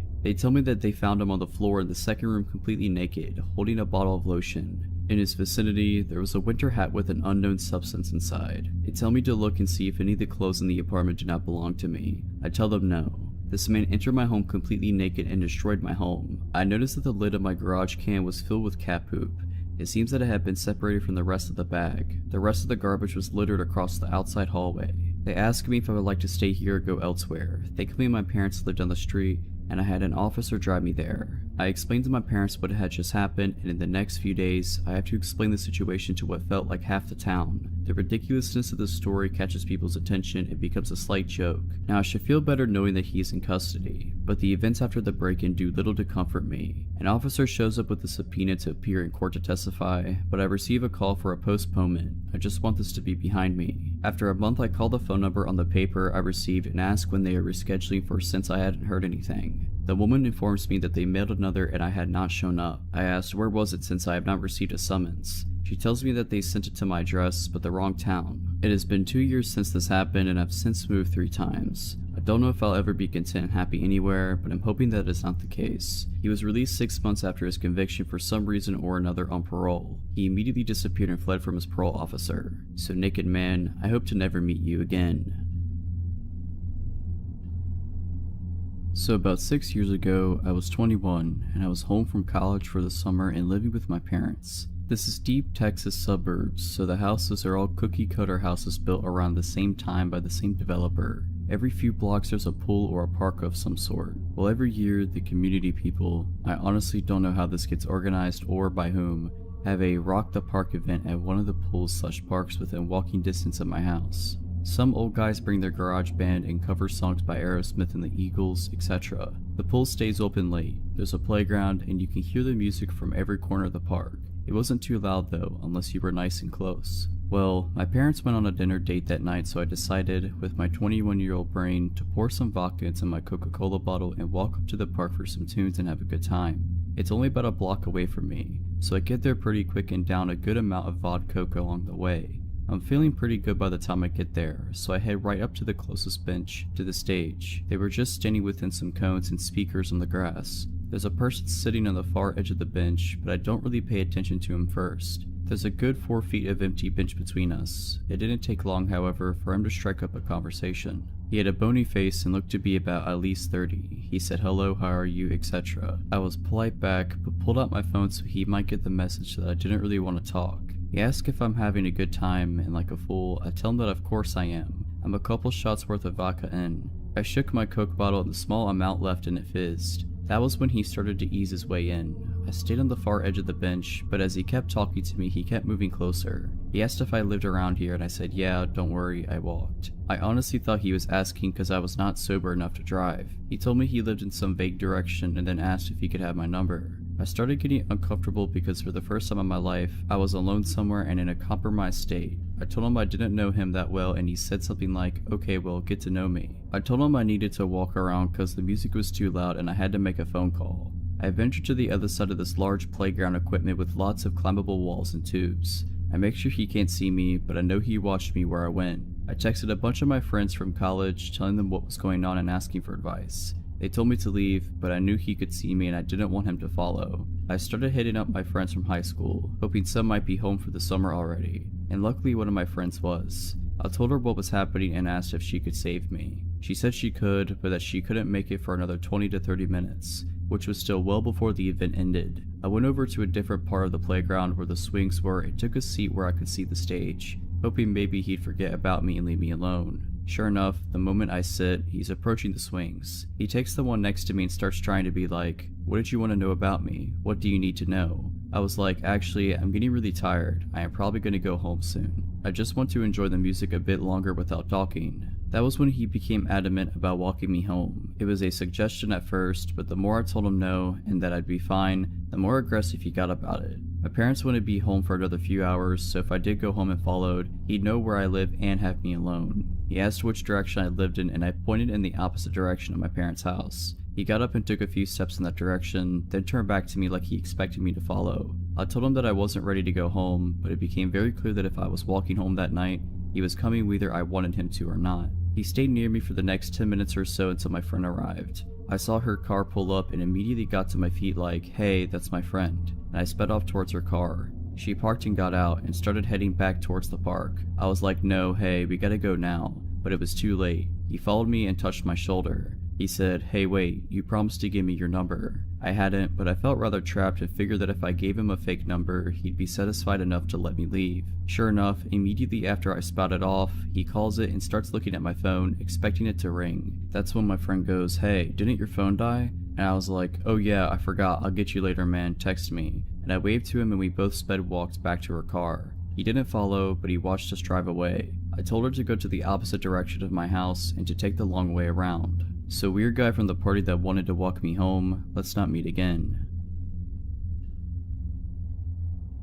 I am a 21-year-old senior in college, living with 3 other girls in an old one-story house. We are located about a 15-minute walk from main campus and the majority of our neighbors are college students. That being said, this town is notorious for being a little, well, sketchy. Millie is home to one of the first insane asylums built in America. After the majority of it being closed down / abandoned for years, the final building was shut down about a month ago and the remaining patients were released. Now, I doubt this is directly correlated with my creepy experience, but I am not the only one who has interesting encounters with strangers since the release in this town. 2 nights ago, after getting off work around 11:30, I came home to my roommates getting ready to go for a night out. I realize now how stupid it was, but we often had an open door policy, free for anyone to come over and visit as they please. We would lock the door at night, but the one time we forgot to really came to bite us. Around midnight, I was hopping in the shower as my roommates were heading out the door. We said our goodbyes and I told them I would be meeting up with them later. I had just stepped out of the shower when I heard what sounded like the front door slamming shut. I automatically assumed one of the girls had forgotten something, so I called out their names, no response.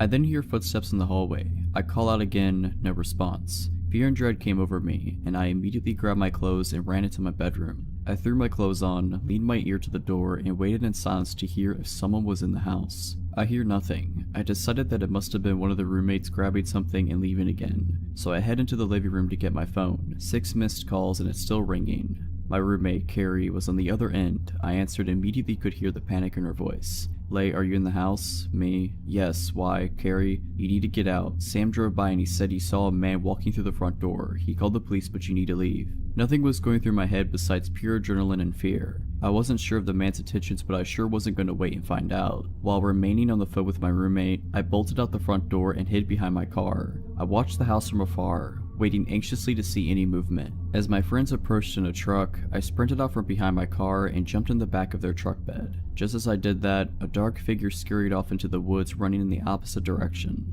I can only assume he had been inching closer to as I was waiting for them to arrive. I screamed and we floored it out of there. I refused to go back into the house until the police arrived and it had been triple checked. There were no signs of anything being touched or stolen, which makes me wonder what the man's intentions were. You can guarantee that I've locked my door every night since, and to the stranger who walked into my house while I was in the shower, let's not meet again.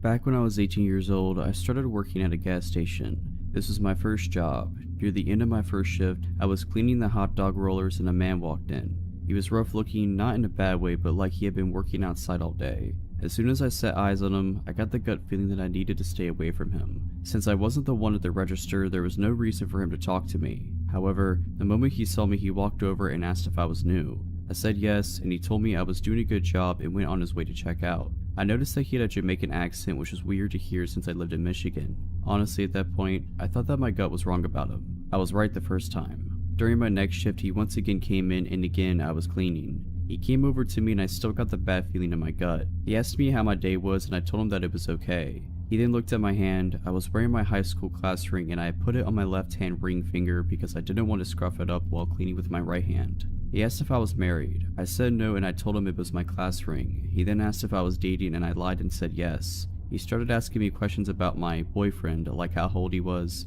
did I want to marry him, and if we were in a physical relationship. I told him I wasn't comfortable with answering that and he got mad but dropped the conversation. He would continue to ask me questions about my love life every time he would come in. After about a month and a half of this, I noticed that he would come in every day that I was working. This was weird because the days and hours that I worked changed from week to week. I asked my coworkers if he came in when I wasn't here and all of them said no. I also asked if any of them had told him what shifts I had been working, but again they said no. This honestly freaked me out and I'd start to feel nervous when I would see his car pull in. One day he tried to give me his phone number and I politely told him that I wasn't interested in it. He got mad and was telling me that I needed to take it. My coworker at this point told him that he needed to leave.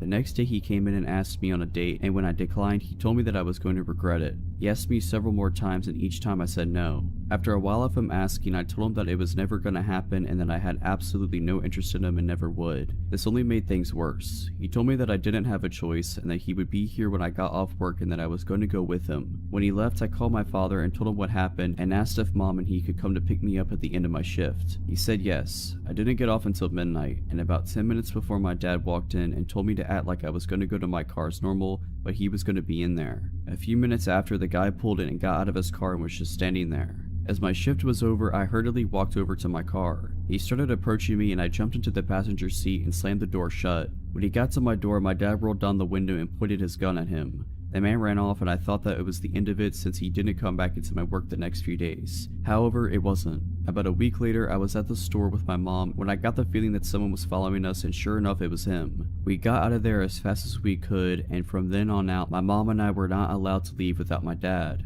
Everywhere I would go, he would show up. Even when I went to my friend's house, who lived about a half hour from me. We caught him driving by the house several times. My mother also caught him following her several times, which freaked her out. We contacted the police and told them what was going on, but they said there wasn't enough evidence and that there was nothing they were able to do. To this day, I am still mad at the police for not doing anything. He started coming back into my workplace, and I asked my boss to ban him from the store, but she said no. Later, I would find out that they were friends, and that is how he always knew when I was working. I also believe that she was the one to give him my phone number, because it was around this time that I started receiving strange messages about how I looked, about my parents, and other creepy things. I got to the point where I was so paranoid that I wouldn't leave my house without my father. I had to have him drop me off and pick me up from work, and when I was at work, anytime I had seen a car that even somewhat looked like his, I would run and hide in the back room. Even my poor mother was paranoid and wouldn't go outside without someone with her. Finally, my father had enough and told me to quit my job and that he would help me pay the few bills that I had. Even after quitting my job, I was freaked out and decided to go stay with my aunt and uncle, who was a police officer, who live about 6 hours away from me. When I got there, it was the first time in nearly 6 months that I was able to relax. It didn't last for long. One night, my uncle and I went to pick up a pizza. Less than a minute after he walked in, the glass on my door was broken and hands were grabbing me. It was the Jamaican man and another guy. They got the door open and were pulling me out. I fought them as hard as I could. I got a few good hits on them, but it didn't do much good. Thankfully, my uncle came out and both of them ran after my uncle when he announced who he was, and my uncle chased down the Jamaican man after I shouted which man he was. That day he was arrested. Later on, I found out that he was illegally here and was deported. It took me about 2 years before I would go anywhere by myself. Honestly, it wasn't until I got my CPO that I was comfortable going places without someone with me. So Jamaican man, let's not meet again. I was in college and I lived in a house with 5 roommates. I lived on the 2nd floor, and the way it was set up is important. There were 4 bedrooms on the 2nd floor and 2 bathrooms. 2 of the bedrooms each shared a bathroom, which was accessible only by the bedrooms, not the hall. So I could walk through the bathroom to my roommate's room and vice versa. My door had both a handle lock and a deadbolt, which I used every single night because it was a habit I'd had since freshman year. Because in dorms, drunk roommates or floor mates tend to wander in and wreak havoc if you don't. The door to the bathroom, however, didn't have a lock, so I could never secure that. One of my roommates had her boyfriend visiting, and he'd brought a friend with him. I hadn't spoken to the friend or gotten to know him at all, and I didn't really have any opportunities to since I didn't hang out in any of the common areas of the house, and frequently didn't even sleep there because I was casually seeing someone at the time. My first interaction with him was about 2 days into his visit. I was coming home around 6 AM from the house of the guy I was seeing, and I walked into the living room. When I came in, the visitor was alone and shirtless in my kitchen, which is open to the living room. He didn't even say hello, he just angrily asked me, "Where were you?" which I was taken aback by, because he sounded like a jealous boyfriend, but I told him I had been at my boyfriend's house and he said, "You didn't tell me you had a boyfriend." Well, of course I hadn't told him, I've never spoken to him. I made a weird face at him and went upstairs and didn't see him again for the rest of the day. I slept in my own room that same night, deadbolt secure. I woke up at around 7 in the next morning to him entering my room from the bathroom. Before I could say anything, he saw that he woke me up and said, "Sorry, I was looking for the bathroom." I replied, "Well, you're standing in it, so," and he retreated and closed the door. I didn't think much of it at the time because I was groggy and I just fell back to sleep.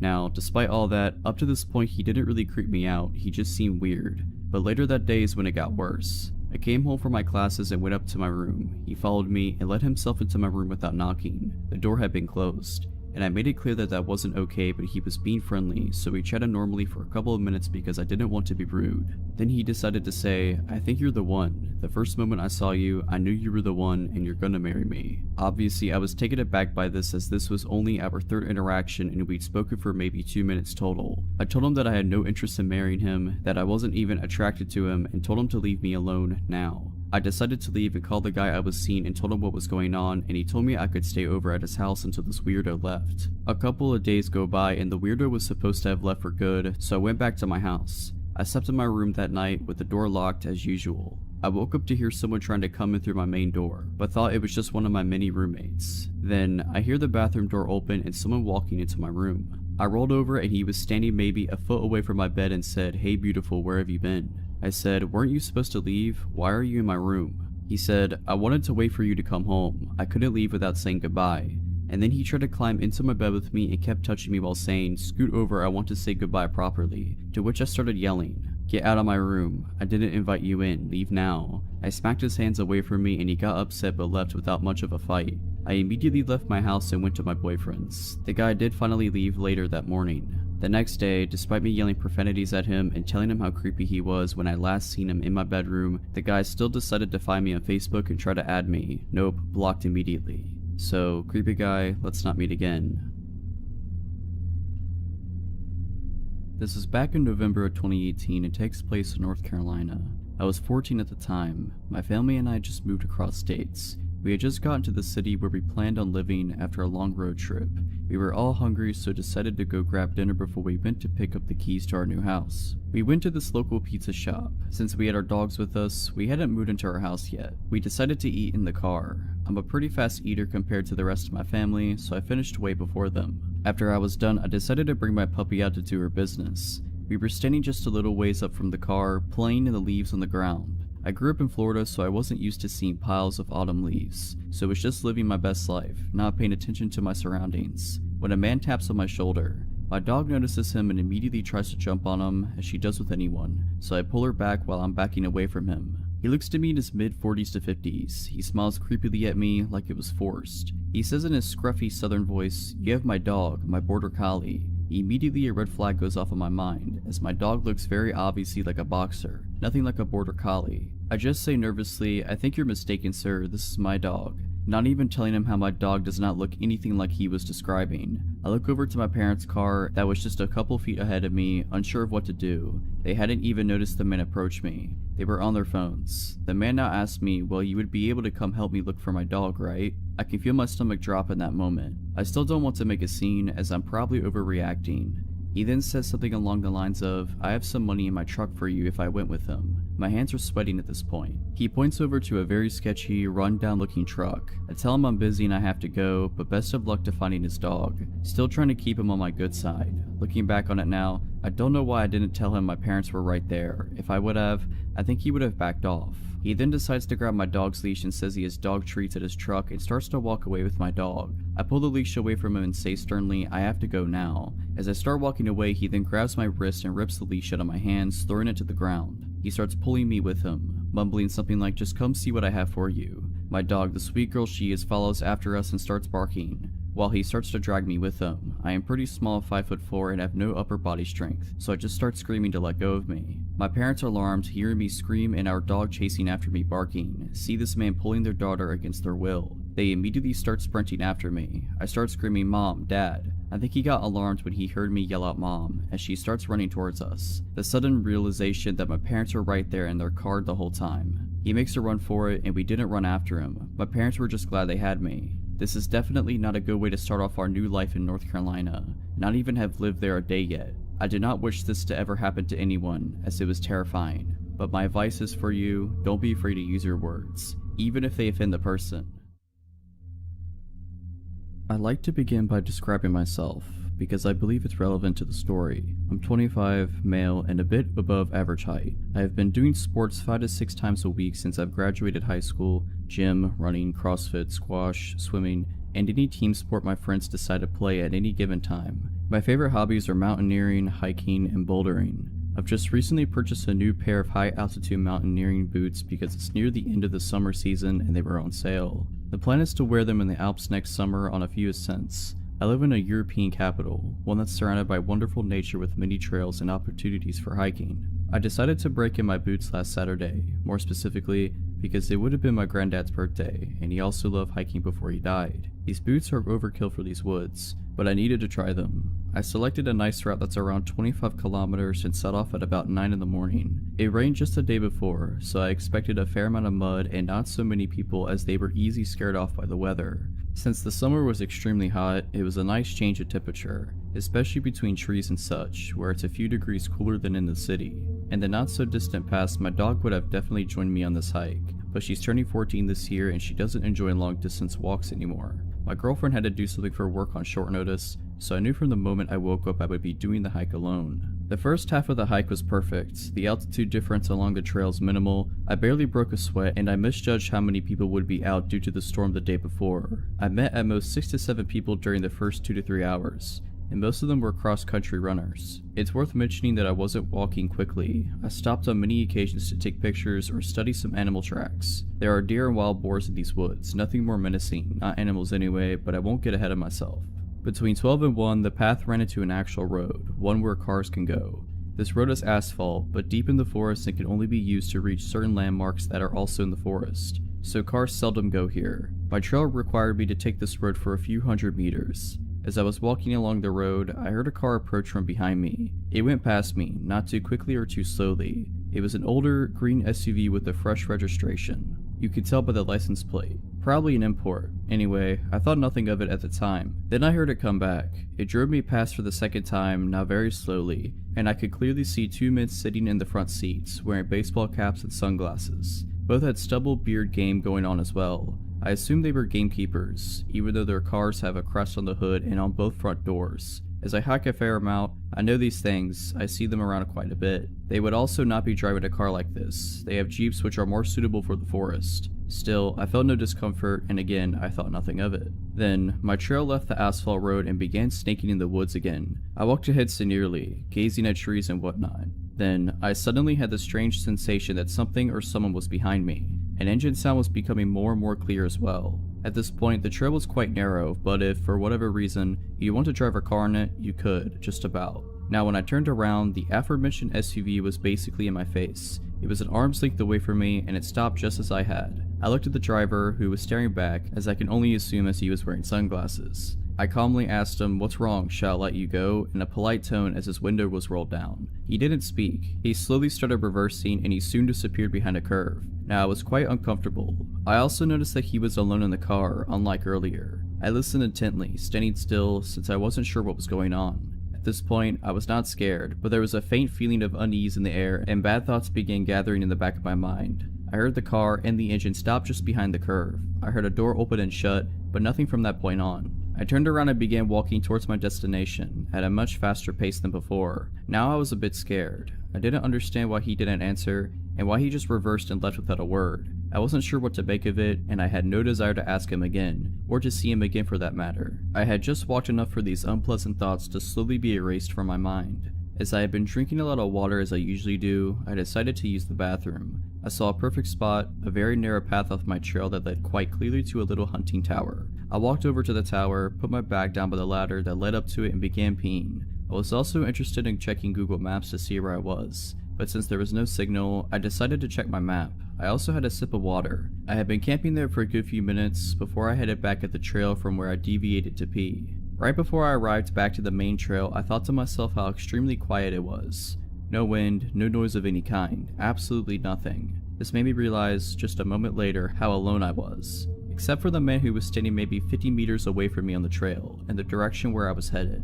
I only saw this as soon as I stepped back on the trail, since the small one to the tower was well hidden by trees and you couldn't see the main trail, as it was running perpendicularly to the small one. I looked at him and I was instantly chilled to the very bone. He was dressed in tactical clothing, with a baseball hat on his head. The only reason he was standing still, I believe, was a moment of surprise that I had appeared from a place where he didn't expect me to appear from. At this point, I was fully and utterly alarmed. He was holding a rifle that had a scope on it. Had this happened without the incident with the SUV, I would have probably walked along the trail thinking he's a hunter. However, in light of the strange encounter with the SUV, from which the second man was missing, something in me snapped instantly. In hindsight, it's also illegal to hunt in these woods this time of year. I figured, in the matter of 2 seconds, that I was going to sprint through the woods until exhaustion, towards and past the tower, as it seemed natural to do at the time. If there was no malicious intent on this man's behalf, or the others, he'll just think I'm an idiot and forget about me in 2 minutes. If I'm right, it's the best call I will ever have made. He began running towards me. Adrenaline blossoming within me,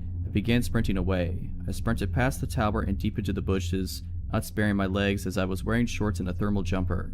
I crashed through branches, small trees, and slipped on several occasions. I really did sprint until I was exhausted. It must have been several kilometers. I even crossed some smaller trails but didn't even bother to look either way. My pulse was a billion the whole time. I began checking my phone for a signal, but nothing. I was already really angry at myself for not memorizing the license plate. After a while I began power walking, but still off trail straight ahead in a direction that I knew would sooner or later lead me out of the woods. When my phone got a signal, I told the story to several people frantically, but no one took me too seriously. They said I was overreacting and whatnot. You must have misunderstood the situation. Finally, I reached a trail that led directly to a cute little town that borders this rather large forest. It felt like an eternity, but I walked the last kilometer to the main square, took off my jumper and put it in my bag. At least I looked a little different from far away. I waited for a bus that took me back to the station near my car, rather anxiously. After the bus ride, during which I studied each car on the road, I walked back to my car, got in and drove home. My dog welcomed me like I was coming back from a 2-year deployment. Dogs are just amazing. She must have felt that something shook me up. The boots destroyed my feet, but they aren't meant to be sprinted in for long periods of time. I called the forest gamekeeper's office. I inquired about whether they have such cars in service as the one I come across. They do not. Their gamekeepers also don't typically work in pairs. Like 99.9% of the time, they are alone. I told them my story and they took me a lot more seriously than my friends, but they assured me that the police wouldn't. No one could have been legally hunting in the area during summer either. I've been reading local news but nothing extraordinary has been reported yet. I really hope nothing will be reported either. Gentlemen in the empty forest at lunchtime, let's not meet again.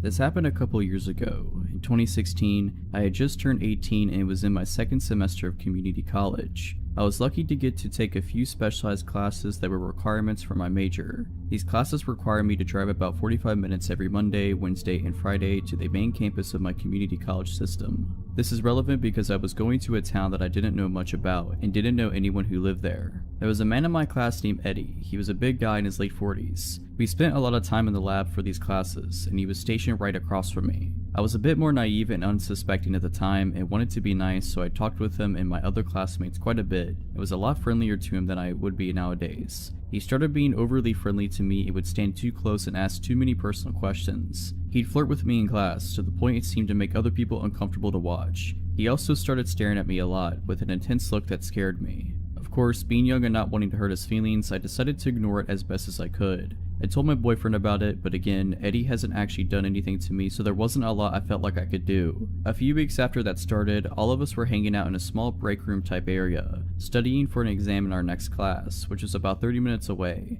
I was sitting at one table chatting with some middle-aged women in my class, and Eddie was at the next table over messing with his phone. I noticed that I was going to get something from the vending machine and stood up. As I did, he tried and failed to discreetly turn his phone toward me and snapped pictures of me as I walked in the machine, got my drink, and bent over to pick it up. I realized what was going on as I was walking back to my seat, with him still taking photos, and I shot him a look. He put his phone away and just sat there staring at me. I was trying to look pissed, but honestly I was just really freaked out. I excused myself from the table and called my boyfriend near tears, telling him what happened. He was angry and said that I needed to tell someone, but I said no, I didn't want to make a scene. He tried to comfort me as much as he could, but I had to go to class soon afterwards. Our last class finished at about 9 p.m. and since it was January, it was completely dark out when we all walked to our cars. I was actually texting one of my guy friends about what had happened when Eddie walked up to my car, stopped for a second, and looked at me through my windshield, then slowly kept walking, watching me through my driver's side window the whole time. He was parked nowhere near me and the windshield was below zero, so he had to have made a point to walk by my car like that. I was terrified and with my hands shaking, I started my car and drove home as fast as I could, calling my boyfriend on the way and crying. After that, I decided I needed to talk to my professor about what was going on. I was so nervous, but I asked her the next week if I could talk to her privately when class was over. We went to her office and I told her about Eddie and what he had done and how he acted weird toward me. She told me that she had noticed tensed up and went quiet when he got close to me, and had noticed paying a lot of attention to me, and told me she believed me about the pictures. She was honestly amazing with how she handled it. She promised me that she would move things around where I'd be away from him in the lab, and asked if I wanted her to talk to him about it. I said no, that I didn't want to make him angry, and she said that she'd respect that, but she was gonna have the security guard stand at the door and watch me go to my car every night, and that she'd tell the program director what was going on, but Eddie wouldn't know that I had talked to her. By the time we had got done, it had been around 30 minutes since class had ended, and she offered to walk me outside. I'm glad that she did, because when we came out the elevator to the first floor, Eddie was sitting there in the foyer alone. Everyone else had gone home. My blood ran cold, but I tried to act as normal as I could. He seemed as surprised to see her professor there as she was to see him. She asked why he was still here, and he said he noticed my car was still parked out front and wanted to make sure I didn't have to walk out by myself. I'm pretty sure I was as pale as a ghost, but my professor gave him a look that I couldn't read and said not to worry. She's walking me to my car from now on, and the security guard will be there every night. He said that was good and quickly said goodnight and left. It still chills me to think about what could have happened if my professor didn't walk me down to my car that night. I have no idea what he was capable of doing.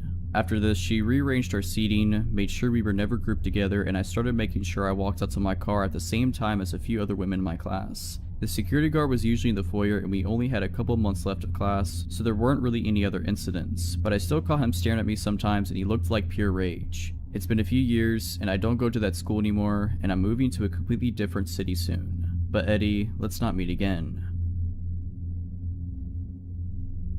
I recently ran into an old coworker from our time we worked at the sandwich shop in the truck stop. We chatted for a while before he had to leave, but I started thinking about my stint at that place, specifically the creepy sandwich guy.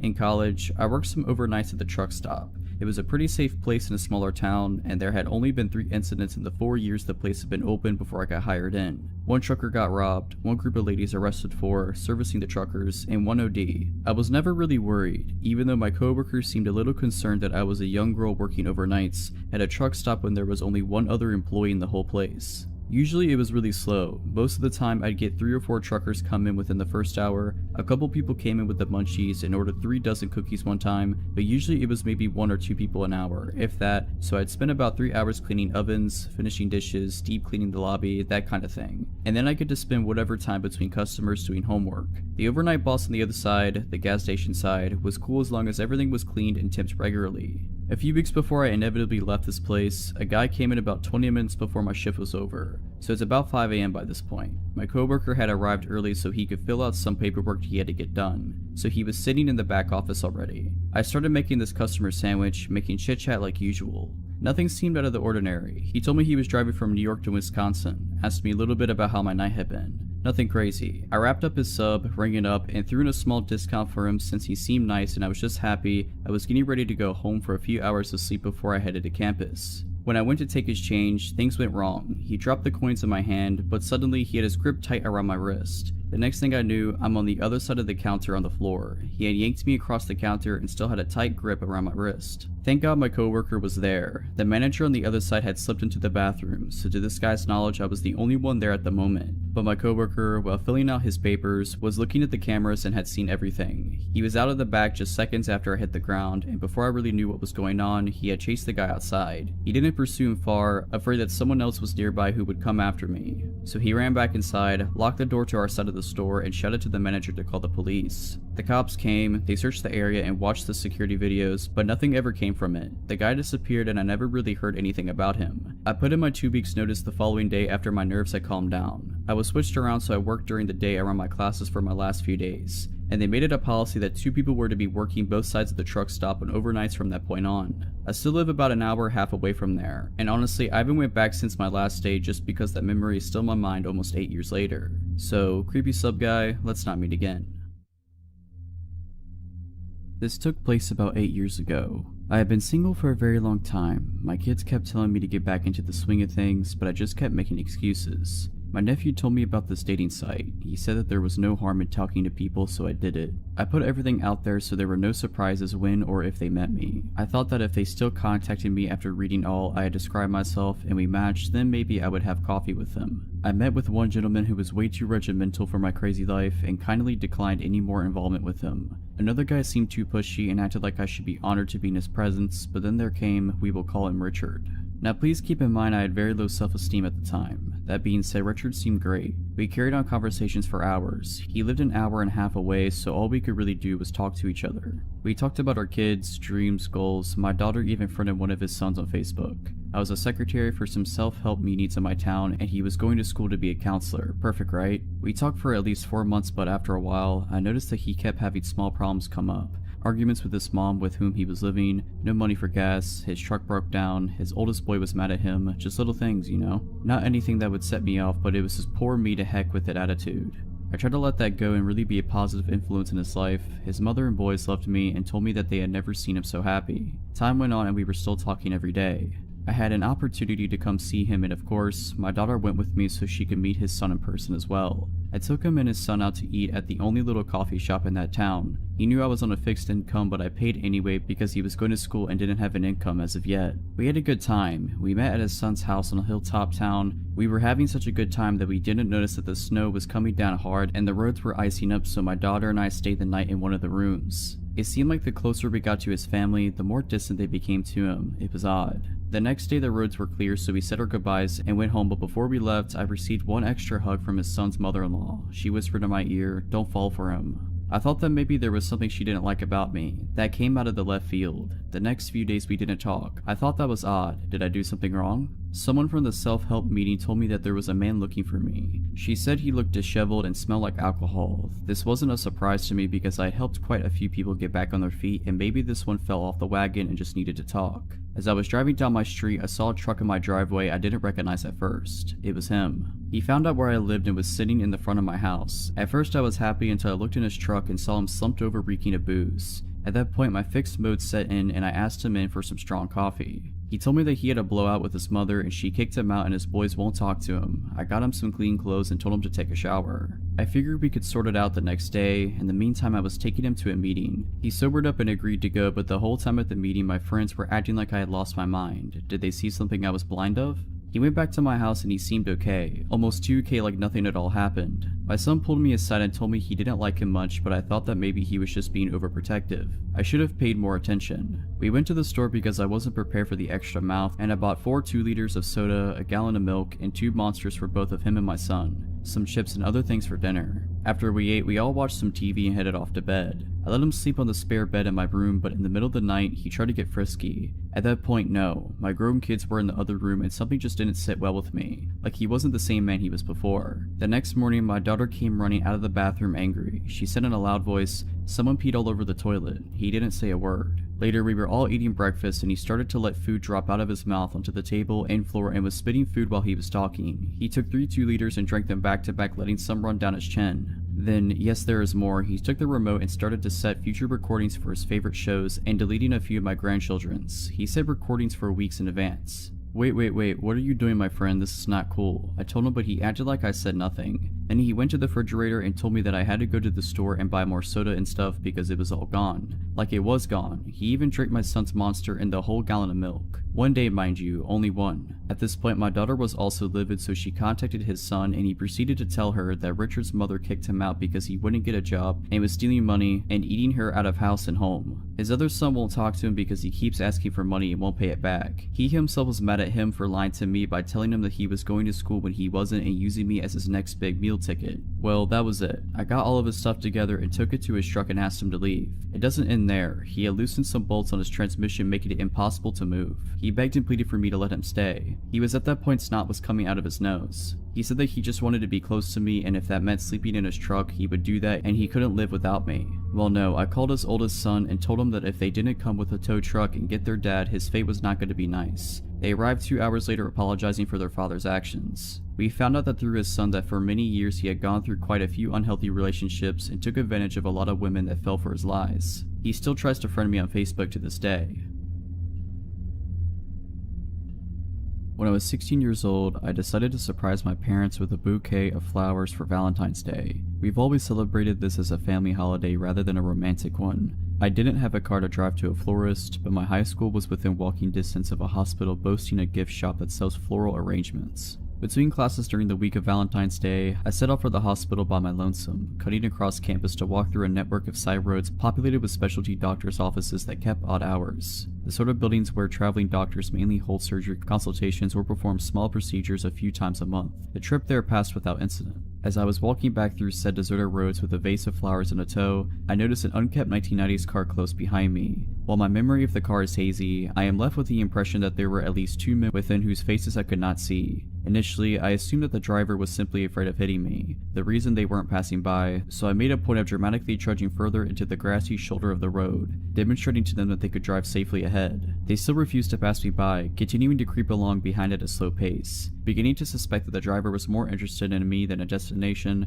I began to walk faster. The car confirmed my suspicions by matching my speed. Despite the impracticality of my shoes and the threat of spilling water from my vase, I commenced to run as fast as I possibly could. They hit the gas and again matched my speed. I realized at this point that the car was following me, that there was no one in sight to notice, and I needed to get away. I bolted into the first parking lot that I saw. The car turned in after me. Despite there being only 2 or 3 cars in the spacious front parking lot and there being no other set of activity at the office, this car did not stop to park in the numerous spaces available there. The driver instead opted to pursue me in the partially under construction back portion of this lot, behind the office. It passed every available parking space to corner me against a pile of debris and rubble from the construction, coming to a diagonal stop less than 3 feet away. Before anyone could emerge from the vehicle, I somehow managed to scale the small prominence of rubble against my back. Base in hand, it jumped from its peak to land painfully on the other side, which fortunately was a plot of undeveloped land within sight of my high school campus. I took a quick peek back over my shoulder to see if they were still in pursuit, but the car had sped off after it reached the top of the rubble pile and was nowhere in sight. They had not parked in the lot at all. They had no business there. The driver was following me. I sprinted at top speed and didn't stop until I was soaked with sweat in the dead of winter and panting in the student lounge among my classmates, who didn't seem to care when I told them. In retrospect, I should have told an adult, alerted campus security, and called the non-emergency line at the local police station, but I was young, foolish, insecure, and afraid of getting in trouble for leaving campus when I didn't have a signed permission from permitting me to do so. I kept trying to convince myself that I had misread the situation or was overreacting. I don't know what I would have even told the police had I called them, as I was entirely ignorant of the subject of cars and I couldn't have identified the make of it if I had been asked, and I couldn't see the faces of the occupants. I was also worried that my parents would restrict my already extremely limited freedoms if they knew I had been in any danger. Whoever followed and tried to trap a 16-year-old girl with flowers at a doctor's office just before Valentine's Day of 2016, let's not meet again. So when I was in probably 2nd or 3rd grade, we had an early dismissal. For those of you who don't know, that's when school goes for longer than half a day, but we still get out an hour or so early. I remember sitting silently in class working on math problems when the phone rang. I joked to my friend next to me that I hoped it was for me. We all watched the teacher answer the phone because we knew that 90% of the time it meant someone was leaving class. When the teacher's eyes met with mine, I suddenly got pretty worried. My teacher said something into the phone and then asked me, "When are you getting off the bus today?" I thought this was really weird. My mom knew I would be getting home because she had to leave work early so she'd be home when I got home. I just told the teacher the normal time. The teacher talked for a few more seconds and then hung up the phone. I asked her what it was about and she told me that my parent just wanted to double check what time I got off the bus. I didn't really think about it too much for the rest of the day. Later I got off the bus and walked home without incident. When I walked in the front door, my mom asked me about my dad and took my coat. I remembered the look on her face when I asked her, "Why did you call the school to see what time I was getting off the bus?" She looked shocked. She said that she hadn't called the school. I told her the whole story and she immediately started making frantic phone calls. I knew that something was wrong. I watched some TV while my mom talked. About 20 minutes later, my stepdad came home early from work. About 10 minutes after that, a state trooper pulled up. I was pretty scared because I thought that somehow I was in trouble. The state trooper asked me a few questions like, "Has anyone tried to talk to you while you've walked from the bus stop? Have you seen anyone parked at the bus stop who didn't have a kid get into their car? Has anyone tried giving you a ride?" The answer to all of his questions was no. I had never seen anyone suspicious as we lived in a pretty nice neighborhood and it was mostly old retired folk who live around us. My mom asked me to go upstairs to pack my bag as it was my dad's weekend for visitation. When my dad got there to pick me up, he was questioned pretty heavily by the state trooper. I had been eavesdropping from upstairs. My mom called me back down and I left with my dad for the weekend. My dad ended up teaching some basic self-defense, which I thought was pretty cool. I never heard anything about the situation and eventually I forgot about it. Fast forward to today. I was watching a horror movie when I then remembered the whole incident. I asked my mom about it and what she told me chilled me to the core. She told me that someone had called my school posing as my dad. This man knew my dad's full name, my full name, and my mom's full name. He kept saying that my mother wanted him to pick me up from the bus stop because she wasn't going to be able to leave work early. The school didn't even bother calling my mother. I believe that the only thing that saved me from being abducted was the fact that I had told the man that I'd be getting off the bus at the normal time, which was around 3:15. I had actually gotten off the bus at around 1:45. So creepy guy who wanted to abduct me, let's not meet. For context, I am a 19-year-old girl and was taking summer classes at a community college this summer. One of the classes I took was public speaking, which met Tuesdays and Thursdays. This guy, I don't even know his name, immediately gave off weird vibes. To get from our classroom that was on the second floor, he had to go down a hallway, down a stairwell to the first floor, through the main lobby, and out the sliding doors. He started waiting for me after class and followed me all the way down this route to my car. Didn't matter if I pretended to be on the phone, had both earbuds in, kept my head down, literally power walked away from him, gave him bare minimum responses, etc. He would wait for me, follow me / try to walk with me, and the whole way would be talking to me and asking me questions. Like asking me about each of the cars I drove to the school, since my family has to share cars. Even after I suddenly dropped I had a boyfriend. So he definitely knows my car. I got a very bad feeling after a while of this happening and told the class's professor. She immediately took it seriously, notified camp security, and told me to always stay after class so she could walk me to my car. However, true to form, the guy stopped showing up to class for at least 2 weeks or so I thought it was fine and that the crisis was averted. And it was, until one day he showed up to class again. As soon as I saw him enter the room, my heart dropped. During this class, I slipped a note to my professor telling her he's the kid in the blue shirt, and she told me to hang around after class. I did, and so did the guy and another female student. Before he tried to talk to the professor about why he should pass the class despite never showing up or doing the work, the professor asked me and the other girl to wait in the hall. From the hall, we could hear him yelling aggressively at the professor. He eventually left and came out into the hallway we were waiting in and pointed at me and said, "Wait for me." Mind you, I have no idea who this kid is. I instantly got the creeps and rushed back into the room to tell my professor, who was equally creeped out. Having overheard our conversation, the other female student came back into the room approximately 10 minutes later and told me and the professor that the guy was just standing in the hall waiting for me. The professor called campus security multiple times, phoned the front desk multiple times, but she received no responses. So we took it to our own hands and came up with a plan to leave the classroom together, pretending to be in a very deep conversation with each other, walk past the guy without even looking at him, and walk down the stairwell to the main lobby. His eyes bored into us as we passed him, and we entered the stairwell. He stood up and followed us. The professor and I exchanged looks of terror but kept her cool act up, stopping at the main desk in the lobby and pretending to converse with the secretary. The guy passed us, still staring at us, and walked out the sliding doors where he was out of our field of vision. We literally had to track down the campus security ourselves and tell them everything that had happened, and my professor was furious. After we saw security camera footage of him lurking around, she contacted the local police because she and I both had that very strong gut feeling that this kid was not right and that we weren't safe around him. So that public speaking class was from 3 to 5 p.m. and I had another class from 6 to 8 p.m. So I would usually drive to Wawa or something in that hour gap. However, there was no way I was going anywhere because I knew the guy was waiting for me to do so. For over an hour me, the professor, security, and secretary, tried to figure out who this kid was. None of us knew his name because he literally didn't come to class, there weren't photo IDs next to the class roster, and approximately half the original class stopped showing up so we couldn't use process of elimination. All we had was the security footage of him. I was escorted to and from my next class into my car at the end of the night. The security officer asked me to point out my car, and when I did, he said, "Oh wow, so he was parked right next to you." Confused, I asked what he meant and he told me that he had been watching more security footage and the guy got into the car parked right next to me, waited in there for a long time, and then eventually left. The thing is, I knew for a fact that I hadn't parked next to anyone when I arrived at the school because the lot was practically empty since it was summer. After finally getting home that night, I was the only person home for a few weeks, go figure. Local police did drive-bys by my home all night in a well check. When I returned to the school 2 days later for my Thursday classes, I was informed of chilling information. Footage showed him waiting for me in his car on Tuesday after our shared class, which I had already been told, but it also showed him coming back to the parking lot at around 8 p.m. when my last class got out and sitting in his car. I never told him about my schedule or any other classes I was taking. This whole time, my public speaking professor was filing reports, making complaints against the school for their incompetency, and even got a lawyer because she felt so uneasy about the kid that if he showed up again, she would walk out. I was in contact with the president of the entire college, the director of security of the entire college, police, etc. for days. They told me that he was banned from campus and everyone was on watch for him, and that if he was spotted he would be asked to leave.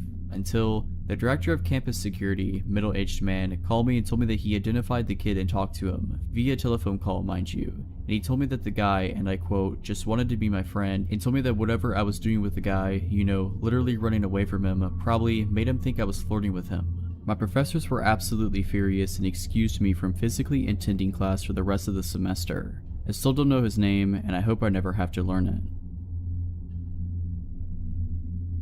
My New Year resolution 2012 was to get in shape again. After my first kid was born, I lost my athletic interest, but I had every intention of getting it back. So I started running 4 days a week with my friend Hannah, who is a great runner / motivator. We would run after work, 5 to 10 kilometers, usually favoring the forest trail. It's the kind of trail that got lighting in the darker months of the year, so you could run there anytime really. Once you turn on the lights, you got 45 minutes to run the shorter trails, and longer to run the longer ones. Then the lights shut off automatically. We had been running for about 2 months when we started seeing the same man hanging around the parking lot every time we got there. Thin man, 25 to 30 years of age, always dressed in sports clothes but never actually running. He never looked you in the eye either. We speculated that he could be homeless camping nearby because he was constantly there. We got used to seeing him, sitting somewhere close by, silently and always on his own. We felt sorry for him. He never seemed to talk to anyone or interact at all, but there was something about him that made us hesitate to talk to him or ask if he was okay. Can't pinpoint what it was, but something wasn't completely right with him. One evening, Hannah didn't make it to our run and I decided to go on my own. I arrived at the parking lot, my car being the only car there. I did some stretching, turned on the lights, and set off on the 5-kilometer trail.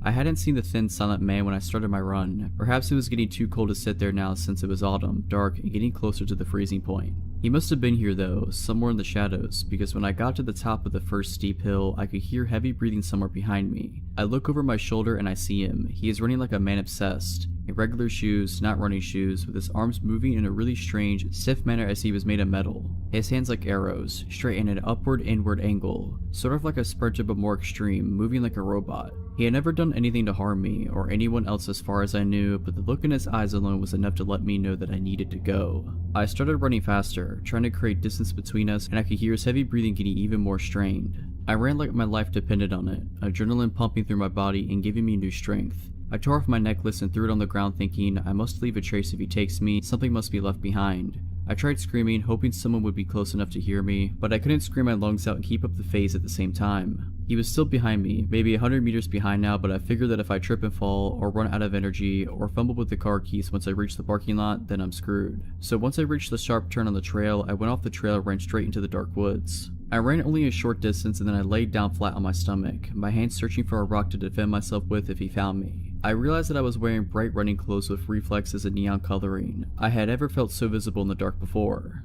I could hear him reach the turn and thankfully he kept on running. I started to move slowly and as silently as possible move further into the darkness. My heart sank again as soon as I heard rapid footsteps closing in from the trail. He realized that I must have got off the trail once he saw that there was no sign of me ahead. He stopped and I stopped. I could imagine him listening for any sound, and I held my breath and prayed to make him go away.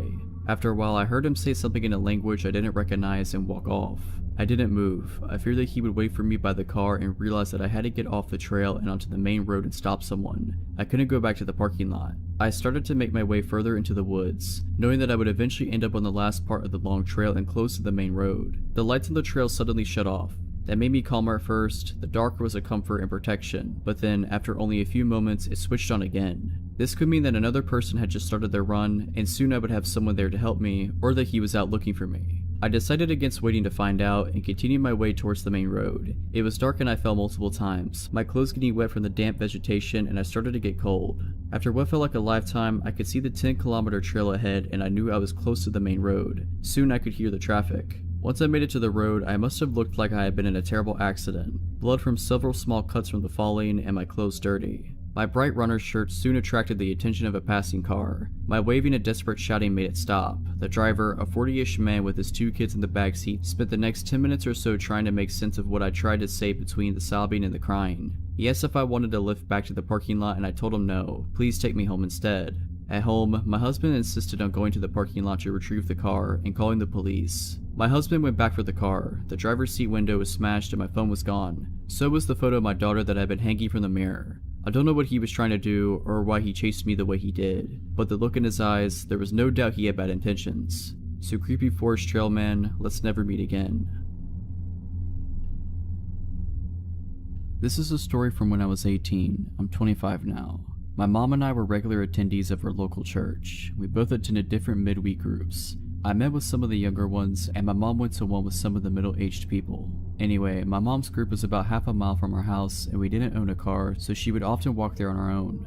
For the 7:30 start, this was fine in summers because it wasn't getting dark until around 9ish. When her group ended at 10, she would call me and I would start walking/running to meet her to walk her home. We would usually meet not too far away from her group, but we would always stay on the phone until we met. On the night in question, all was usual. She called, I got my trainers on, and locked the house and began jogging to meet her.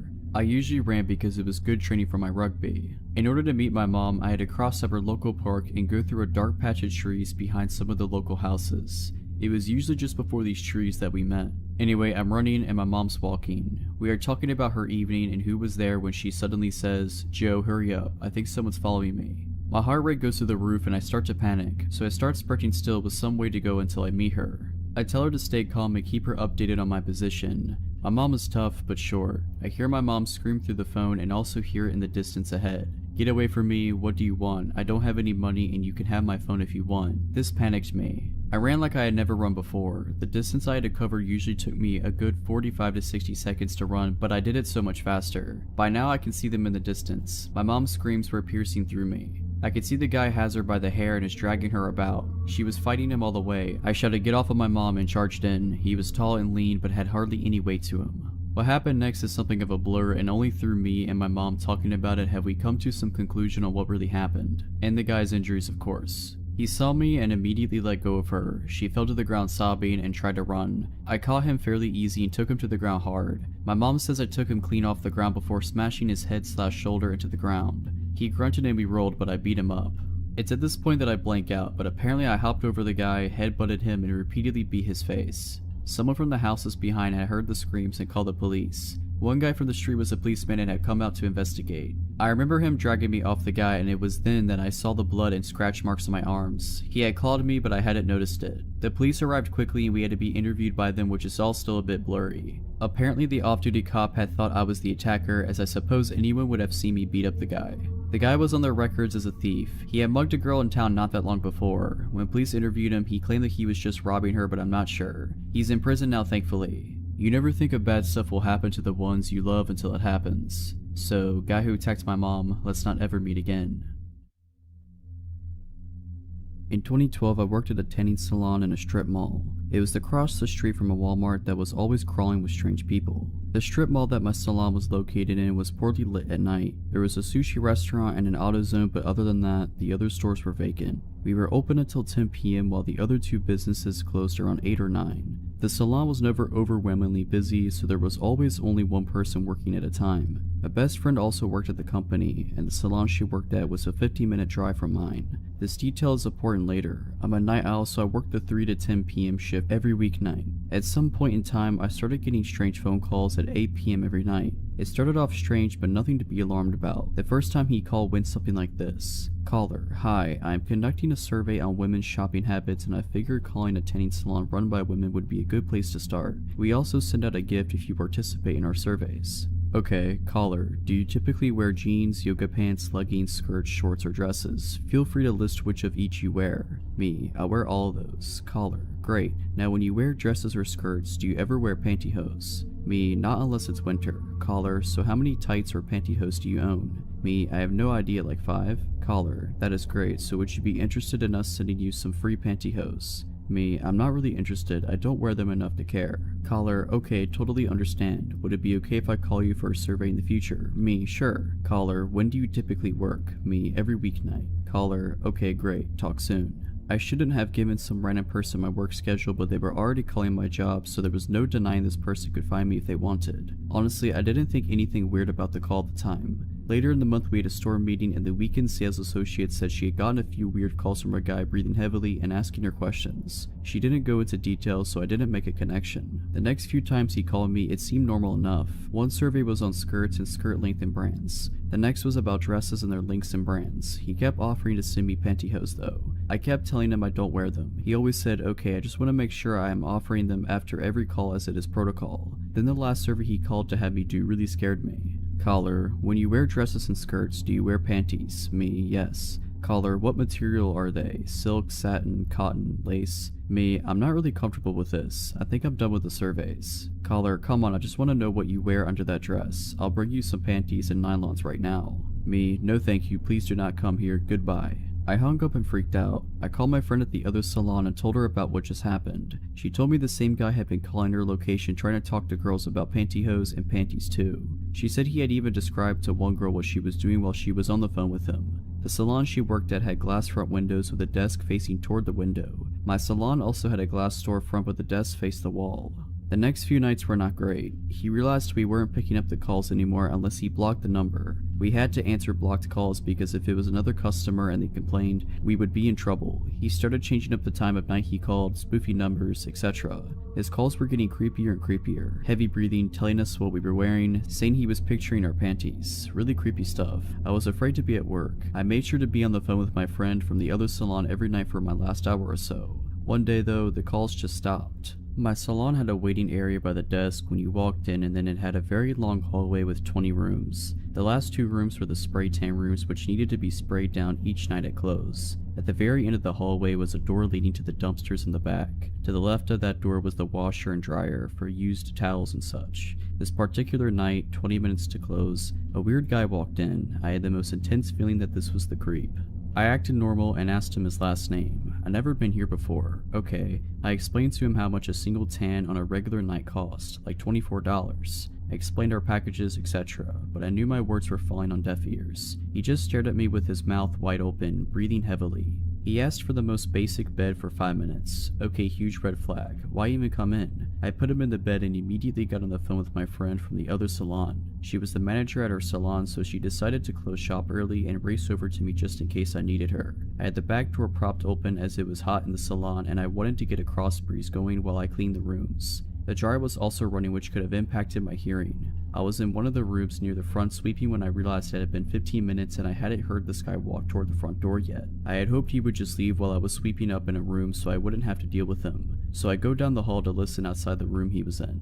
The room was empty. He clearly had not used the bed as there were no marks or anything and the glass remained clean. I called out to see if he was still in the salon. Sir, no response. I called my friend so fast. I had a horrible feeling of dread. Where are you? I yelled into the phone. I'm pulling up, relax. Did he leave yet? She asked. I frantically explained to her what happened and told her loudly so he would hear if he was still in the store. Bring your bat. My friend comes in about 3 minutes later with a steel bat. Together we started going in rooms one by one. When we got to the 6th room, we heard the back door slam shut hard. We ran to it and locked it. We still checked the other rooms, but we both knew what had happened. He had been hiding in one of the empty rooms and bolted when he realized what we were doing. I don't know what the guy's plans were for me that night, but I'm also thankful my friend was there to save me. So tanning salon perv, let's not meet. About 7 years ago, when I was 17, my parents were out of town for a weekend and left me at home. This is a pretty common occurrence. My parents trusted me. I would usually spend these weekends away staying with friends or family, as my parents' house is a bit creepy to be alone in, even during the day. We live in a small rural town where everyone knows each other, and generally it's pretty quiet and pretty safe. Saturday I was supposed to stay with a friend, but her parents decided at the last minute not to let me stay. It wasn't a big deal that I had to leave. I was somewhat prepared to have to go home because her parents got weird about company sometimes. I left her house, which is about 15 minutes away from my parents' house, at around 9:30 or 9:45.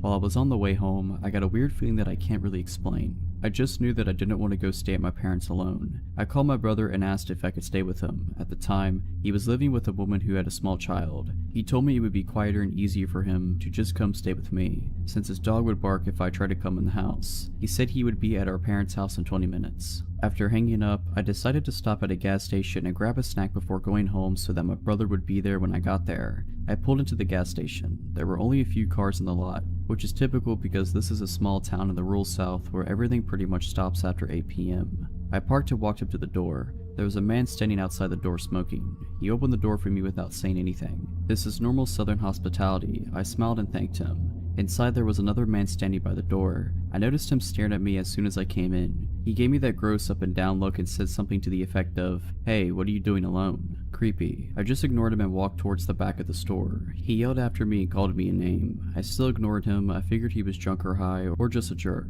Most people around here talk a big game but rarely back it up. I wasn't scared, just annoyed. I got my snacks and paid at the counter. When I walked back up to the door, both of the men were gone. I was happy to not have to deal with any more catcalling. I began walking across the lot towards my car, which was probably around 100 feet away from my door. As I was walking, I looked down on my phone to see if enough time had passed for my brother to be at my parents'. When I looked up, the guy who had hit on me was standing at the pump staring. I looked at him for a second and continued walking. "Hey, you know you're supposed to answer a man when he speaks to you," he said. I remember saying something snarky back to him and getting in my car. He looked pissed at my sarcasm. I locked my doors as soon as I was in the car, started it, and was thinking of nothing but getting home to eat my snacks and hang out with my brother. I put my car in gear and realized the man had disappeared. I looked around before pulling out of my parking spot, only to realize that both men were sitting in a car facing mine across the lot. They were both staring at me and talking, occasionally even pointing toward me. I just stared at them, defiant and pissed. I didn't want them to think they scared me at all. While we were sitting having our staring contest, the man who had opened the door for me smiled and gave me the finger across the throat gesture, as in, "You're dead." I rolled my eyes and pulled out the gas station, annoyed. To my dismay, they pulled out behind me. I hadn't been scared up until this point because, as I said, most people here are a lot of talk with no follow-through. Instead of going home, I took a few back roads that connect back in a sort of circle to see if they were really following me, which of course they were. When they realized I was testing them, they drove up really close to me and started laying on the horn. I couldn't see their headlights, they were so close. I called my brother and told him what was going on. He told me to come home and he would handle it. I started driving home. The two guys were still in my car blowing the horn. Even with my detours, I was only about 3 to 4 minutes from my parents' house. I slowed down to pull in the driveway and was immediately relieved. At the end of my driveway, my brother was standing hands crossed in front of his stomach, clearly holding a pistol. I drove around him into the yard. The two guys actually started to pull in behind me until they saw my brother, then they hightailed it out of there. I have no idea what they would have done if I had stopped somewhere alone or kept driving. I'm thankful my brother was there. This past New Year's Eve, I went away for the night with my two best friends and one of their moms. I was home for the holidays from college, and my friend Sarah invited me to go to Palm Springs to celebrate New Year's with her mom and our friend Rachel. I didn't have any other plans, so I decided to go with them. We went to a cool city about an hour from where we live that is big on shopping and resorts. We planned to have a pretty calm night, watch the ball drop at a block party thing downtown, have a few drinks at a bar. Since we're on the west coast, the ball drop is at 9, so at around 8, we ventured from our hotel, walking to the block party about a mile away. On the way, we passed by a very lively bar. We decided to stop by and spend 15 minutes dancing, but didn't get any drinks. We continue on to the block party, get some dinner, a glass of champagne. The ball dropped and they had a DJ, so we spent about an hour there dancing. After we got tired of it, we decided to head back to the bar and hang out there until midnight. Once we get there, Sarah's mom pays for a drink for each of us, but leaves soon after that because she was tired. It's about 10:30 at this point, and Sarah, Rachel, and I are enjoying our drinks and having fun dancing. Rachel tried some of my drink since it was the one she hadn't had before. I went back to the bar to get a second drink, and that's the last thing I remember. The rest I've gathered from Sarah and Rachel. Almost immediately after getting my second drink, I asked Rachel to go to the bathroom with me because I wasn't feeling well, even though I was completely fine 10 minutes before. Once in the bathroom, I just collapsed on the floor, and I was almost unresponsive. Rachel, not worried, somehow drags my half-lifeless body out to where Sarah was waiting for us. Security, seeing my condition and assuming I was wasted, asked us to leave. Sarah and Rachel decided to take me back to the hotel about a half a mile away. By this point, I was unconscious and there were barely any sounds escaping from my mouth. They saw someone leave the bar at the same time as us, who was walking near us, but they were preoccupied with trying to keep my lifeless body off the ground. At one point, I threw up all over myself, the both of them, and the sidewalk, etc. The next part of the story we had to get from Sarah, and Rachel doesn't have any memory of this. Still struggling to carry me, the man they saw leave the bar approached them. He was hitting on Rachel, trying to get her to go grab a drink with him. She was very agitated and told him to leave. Her friend needed help right now. He didn't take no for an answer and continued to follow us down the street, asking if they wanted to get drinks with him, if he could help carry me and such. A middle-aged woman witnessing this came up and told the man off. Something along the lines of, "Stop harassing these young women or I'm going to call the police." He left after that. Next, by some miracle, an EMT and his wife enjoying the holiday ran into us on the street. He checked me out to make sure something wasn't majorly wrong and then carried me the rest of the way to my hotel and into the room, since my friends could barely hold me up. They thanked him profusely and him and his wife left. This is where Rachel's memory kicks back in. 5 minutes later, they get a knock on the door, and it's the EMT and his wife again. They came to let us know that a man followed us to the hotel, and they just saw him pop the gate and start to make his way to our room. My friends called hotel security, but they were unable to find him. My friends didn't get a glimpse of him, but I'm sure it was the same man from earlier. I spent the rest of the night vomiting everything in my body, and dry heaving after that. I woke up the next morning in a pile of pillows and blankets on the bathroom floor. My last memory was at the bar getting a second drink, and my friends filled me in on everything that had happened. Feeling bad, I thought I must have drank way too much, but I had never blacked out before in my life, and the amount of drinks I had, 2 in 2 hours since I didn't get to drink my second at the bar, didn't add up to me being completely unconscious. We decided my first drink had to have been drugged, since Rachel had some of it and had no memory of our walk home, even though she was fully functional. I'm sure that man that was talking to Rachel and then followed us back was the one that slipped something in my drink. To this day, I don't really know how it could have been slipped something. I got my drink from the bar and never set it down. My best guess was that it was already in the cup. Thankfully, I had good friends and kind strangers protecting me that night. This happened back when I was in 4th grade. It's always stuck out to me as odd, but when I became an adult, it dawned on me just how dangerous it was. I had been invited to a friend's birthday party, which was to be held at a popular pizza joint that had a bunch of arcade games and stuff. This pizza place was right next door to a small movie theater, and the movie Titanic just had come out, so there was a decent amount of people in this part of the shopping center. My mom had to run some errands and pick up one of my other brothers, so she dropped me off along the way. She said she was going to stay until others arrived for the party, but I knew she had a lot to do. The place was familiar to me, and I knew my friends were either already inside or would be there shortly, so I just told her to drop me off and I went inside. My mom had also arranged a ride home for me from one of my friend's parents. No one had gotten there yet, so I had to look around at the different games and then went outside the restaurant to wait for my friends to show up. There were a bunch of people outside the theater, lined up waiting to get inside for the early evening showing of Titanic. That's when I noticed that a couple, a guy and a girl, were standing by a car smoking cigarettes and looking over at me. A chunk of time had passed, probably like 20 minutes, and I was super confused why my friends hadn't showed up yet. I knew for a fact that I was at the right place and that I showed up at the right time. I was going over all the reasons why they might be late when the cigarette smoking couple came over to me and started talking to me. They asked me what or who I was waiting for. Obviously at first, I was hesitant to talk to strangers, but they looked to be my oldest brother's age, late teens, early 20s, so I had been around older people and wasn't too bashful or shy around them, conversationally. I explained to them I was waiting for my friends to show up for my birthday party, but they hadn't showed up yet, and they were all pretty late. The couple made some other small talk. They told me they were wanting to see Titanic, but when they showed up, all the tickets had sold off for the showing they wanted, so they were just going to hang out until the next showing, which they had successfully gotten tickets for. After a little while longer of waiting and talking with this couple, they asked if I was hungry. I said I was, and they offered to buy me pizza. As a hungry kid who was seriously looking forward to pizza, but was unsure if the party was still going to happen, I wasn't about to pass it up. We went inside and ordered and sat down. I ended up hanging out with this couple for a long time. They were being super nice to me, gave me money for the arcade games, bought me as much pizza and soda as I wanted.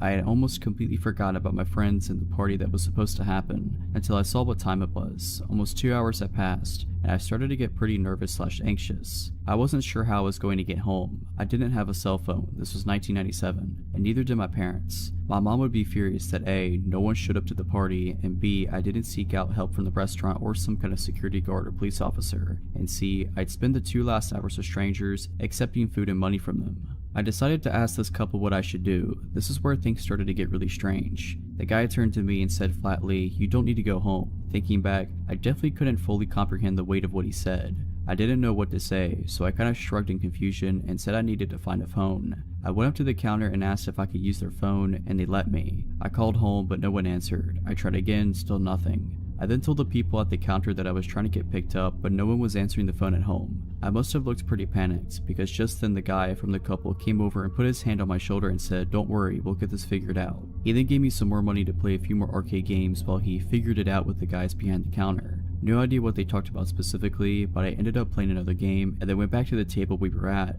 The guy came back over and said that they were going to take me home. He was being super positive and upbeat about it and was insisting that it was no problem whatsoever. His girlfriend was also being very insistent and supportive of the idea. Part of me was super hesitant because I was taught stranger danger and all that, but the other part of me was wanting to believe it was all really innocent, and I was really grateful that these people had been so nice to me, fed me, and kept me entertained. They had even missed their movie to stay with me. I said that I wanted to try calling home a few more times. So over the next 15 to 20 minutes, I tried calling home a bunch, but there was still no answer. I decided that I would say yes to these people and have them take me home. Again, I was young, impressionable, naive, etc. The people behind the counter must have been seeing this from the more rational side and realized something seriously fishy was going on. One of them had gone on break and called the police to come over and address the situation. Policeman shows up and comes over to figure out what's going on. I don't remember everything about the conversation, but what it ended up coming down to was who was going to take me home. The couple was still really insistent. Thinking about this as an adult, I find it strange that the cop was even considering letting this whole thing to be an option.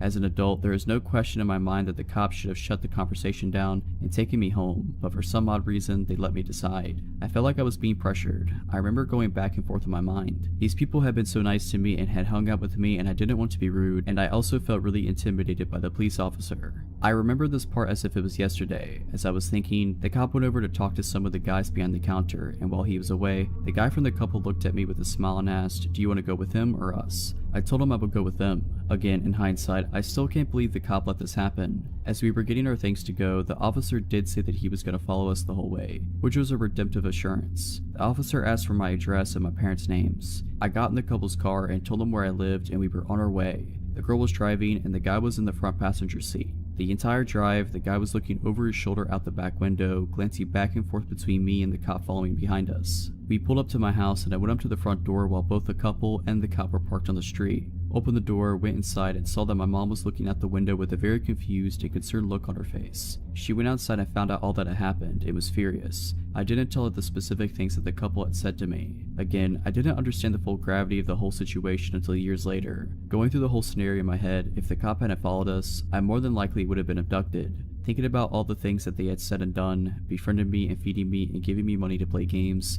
was them totally trying to come across as disarming and trusting and friendly. A totally screwed up situation that could have been so much worse. Hard to think about. I'm almost 30 now and have kids of my own, and thinking about them in this kind of situation makes my blood boil. At about 8 p.m. last night, I was walking with a friend of mine, Sally, about a mile to the closest cafe. We're both girls in our early 20s, neither of us own cars, and Sally didn't have her Opal card, which is an automatic ticketing system for public transport, so walking was our only option. It's summer over here, so it was still fairly well lit and we were walking down main roads, so we weren't too concerned.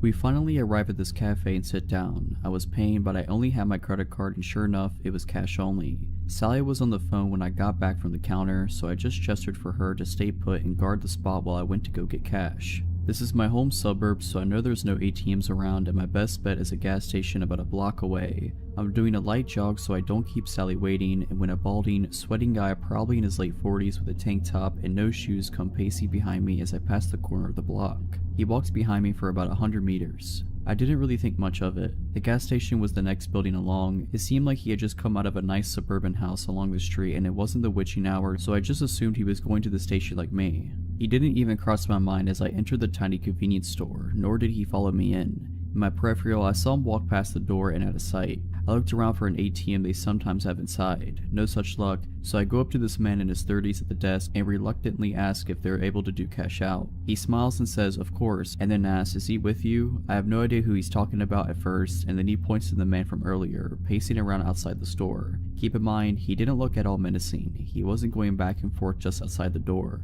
He was drifting in the space outside, from the pavement to the gas pumps to the storefront, seemingly aimlessly. I assumed he was on drugs. I tell the clerk no, not thinking much of it at all. He says, oh, he was staring at you before. I thought he might have been your dad. I laugh it off. I honestly wasn't concerned at all. He was still ambling around outside and I couldn't imagine him having a fixed gaze on anything. I thank the clerk for the cash, but before I turn away to leave, he says, just wait and see if he leaves first. We wait for a few minutes in silence and the guy begins to pace back and forth directly against the front wall of the store, looking straight ahead and never into the store. It still looked like the man was just on a drug-induced amble and seemed harmless. Not once did I catch his gaze, so I figured it would be safe to just slip out the door and walk back to the cafe in the fairly bright light of dusk, especially since Sally was texting me at this point asking, where are you?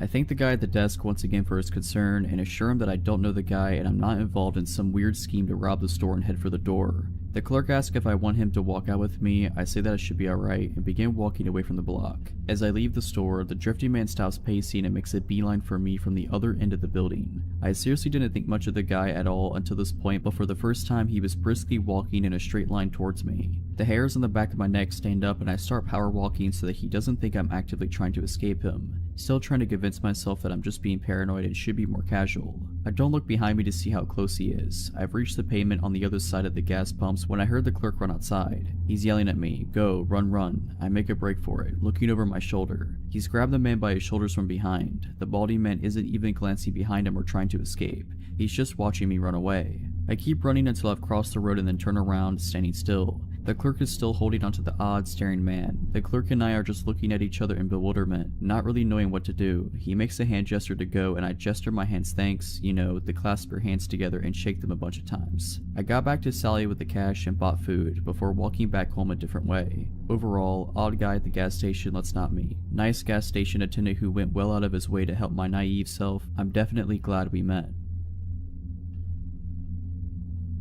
I was selling my old car as I had bought a new one. I posted it on a couple of selling sites and Facebook. I arranged 2 visits that day and was home alone. It was broad daylight, so I assumed everything would be fine. The first one that came made an offer a little lower than what I was looking for, so I said I would get back to him later as I had another viewing. The guy from Facebook pulled up in a blacked out Range Rover and 3 other guys got out. I opened the car and explained why I was selling the car. You know when you just get a bad feeling? I wasn't sure why 4 people would need to come view an 8-year-old car. He asked if he could take the car for a drive. At this point, I was not going to get in the car with him, so I said, yeah, take it, I'll wait here with your friends. He asked me to get in the car. What if he just took it? I said, well, it wouldn't matter, that's what insurance was for. I was not getting in the car with him. The 3 guys left and didn't even speak to me, just to themselves, and I found that odd, but it made me feel very unsure if the car would come back. The car was not putting up a fight for or arguing over. He then pulled back up. He got out and offered the same price as the other guys earlier buying the car for his daughter. He wanted me to get in the car with him to go collect the cash. I said it was fine, his friends could take him if he needed to go, but I had another viewing and I would contact him later. I didn't want to walk back to my house as I had now decided to sell to the other guy as they were just giving me the creeps. He then offered more than honestly the car was worth if I went with him now. I said no and locked the car and started walking towards the main street as I had seen my neighbor walking down and shouted to him and his dog. They spoke to each other and drove off.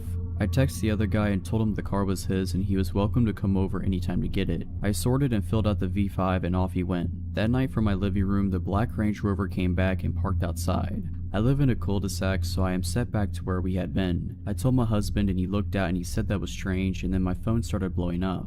I politely said the car had gone and that I was sorry but I couldn't help.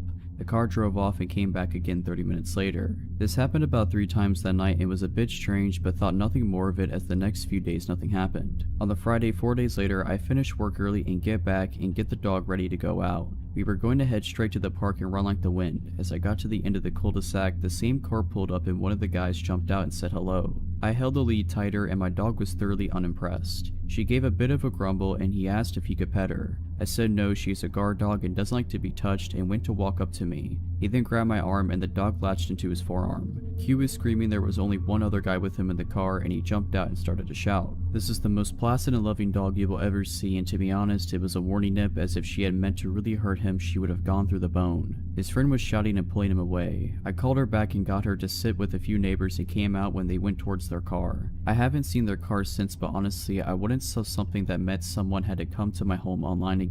So stranger who clearly wasn't interested in the car, let's never meet again. When I was 11, my single mom, 9-year-old sister, and 6-year-old brother moved into a beautiful, older, craftsman-style house. I heard it was around 80 years old back then in 1994. Soon after we moved in, we found out it was infested with cockroaches. I've never seen anything like it. You turn on the lights at night and they'd scatter from every surface. We had to store all of our food that wasn't canned in the fridge, so they wouldn't get into it. We tried bug bombs and professional exterminators numerous times with no effect. Those things really can survive a nuclear war. Anyway, they weren't the reason we lived in the house less than a year before fleeing for our lives. I remember my mom discussing our next door neighbor's creepy son with my grandma. He was in his 20s or 30s. She'd been doing dishes one day and looked up to see him standing directly on the other side of the kitchen window, staring in at her. Normally, she would have kept something scary like this from us kids, but about at that time, she told us to tell her if we ever saw him near the house, and we weren't allowed to play outside. So, one afternoon we were all doing some spring cleaning, when my brother said he found a cigarette butt in the upstairs toilet. Weird, since nobody in our family smokes. Being a dumb little 6-year-old, he flushed it before telling our mom. I still remember her trying to get the entire story out of him, being upset that the evidence was gone, and thinking he might have been mistaken or maybe he'd picked up a butt somewhere outside of curiosity. She soon dropped it and we mostly forgot about it. I think it was a few weeks later. My brother was spending the night at our grandparents and my sister and I were the only ones upstairs. Our mom's bedroom was downstairs. My sister heard a sound like a screen door slamming, but she insisted it came from in the house and she was freaked out. I told her it was just from outside and to go to sleep. A minute later, we heard a strangled cough coming from just outside our bedroom door, a man's cough, and sounded like he was trying to keep from making noise. I whispered that we needed to get downstairs. We sneaked out of the room and I had the irrational urge to turn on the light in the bathroom, which was just across the hall from our bedroom, and check to see if anyone was there. Then just as strong of a feeling to get away from the bathroom and get downstairs now. The scariest moment of my life was when we were creeping down the stairs in the pitch black. It was a spiral enclosed stairway with walls, the perfect place for someone to hide. The stairway light was burned out and the wood steps were creaky, so it was terrifying making our way down. We got downstairs and woke up our mom, panicked that there was a guy upstairs in our bathroom. She started to tell us to go back to bed, but could see we were seriously scared. She went over to the bottom of the stairway to go up and show us that there was nothing to be scared about. Then she just had strong of a feeling to close the stairway door and lock it now. She did, called the cops, they found nothing and didn't really take us seriously. The next day, she called a PD detective friend of hers from high school to come over and inspect the house. Remembering the cigarette butt in the toilet, she had him look at the upstairs bathroom window. It was a high, narrow rectangular window, not very big but just wide enough for a person. Who knows how many times the intruder climbed our roof to get in and was upstairs while we were sleeping across the hall. The window swung up on hinges. When my mom's friend let the window drop, it sounded like a screen door slamming. He said the locks on all the windows were so old they were practically useless, and we needed to get out of the house immediately. We moved into my grandparents' house that day. When my mom went with her brothers a few days later to pack up some things, a back door had been smashed open, but nothing in the house was disturbed. A few years later, we heard the neighbor's son was arrested for attempted murder. I still wonder what might have happened if I turned on that bathroom light, if my mom didn't lock the stairway door, or if we didn't leave the house when we did.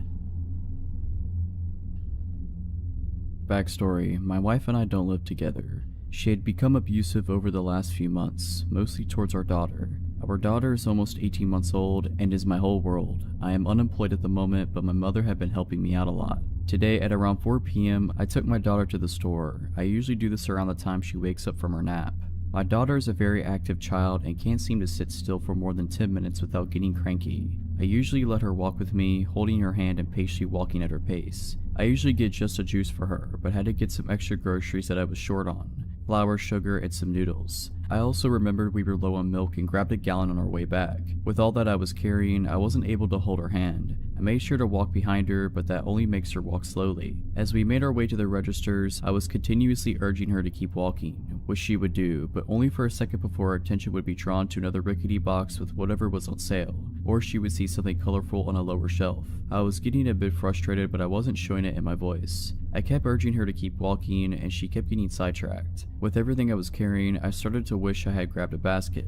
At the front, their customer service desk holds register 1, which was thankfully open. I want to take the time to mention that my daughter is very fond of saying hi and waving at everyone. I set everything up to get rung up, but the service attendant was busy with the return of the customer service area, so I had to wait. The entrance to the store is to my right. The only exit door is behind the service desk, which leads into the small foyer before leading to the other doors. As people enter, they have to pass the customer service desk. I was being fatherly to my daughter, trying to entertain her with patty cake and the itsy bitsy spider, while we waited for the cashier to check us out. My daughter would frequently wave at people passing and say hi in her squeaky toddler voice. Some people would smile and wave back, while others would stop to adore her. At this point, I'm used to people doing that. The lady was ready to check us out, and I told my daughter to hold my hand, since I wouldn't be looking her way. I had to pull my wallet out to retrieve my debit card to pay for the groceries and let her hand go for a moment. I kept looking her way to make sure she wasn't wandering off. The lady went to hand me my receipt when she all of a sudden yelled at someone behind me. "What are you doing with his daughter?" She bellowed as I turned to look at a man who had picked her up and started running towards the entrance doors. I was shocked. The doors didn't open since they were a one-way set of doors, and the cashier quickly picked up the phone yelling that she was calling the police. I was stunned to the point of immobilization, but quickly realized what was going on.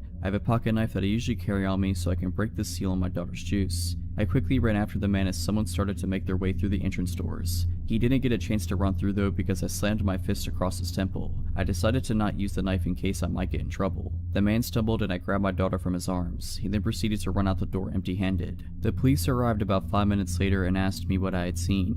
I explained that I hadn't seen the man's face since he had long hair and a beard. He was also wearing a hoodie, which wasn't that much of a surprise. They took the statement of several witnesses, including the cashiers, and had already had other officers searching the area. Someone had said the guy had ran behind the building, but the officers didn't find anyone. The police took us home and then asked more questions like, "Have you seen him before? Do you know anyone who looks like this man?" And then proceeded to ask about the home life. CPS had been over earlier in the day to discuss my wife's mental health plan, and the police had been here earlier as well. The officers asked if we needed any groceries or anything. I told them no. The officers left, leaving me their cards in case I saw the guy around the area.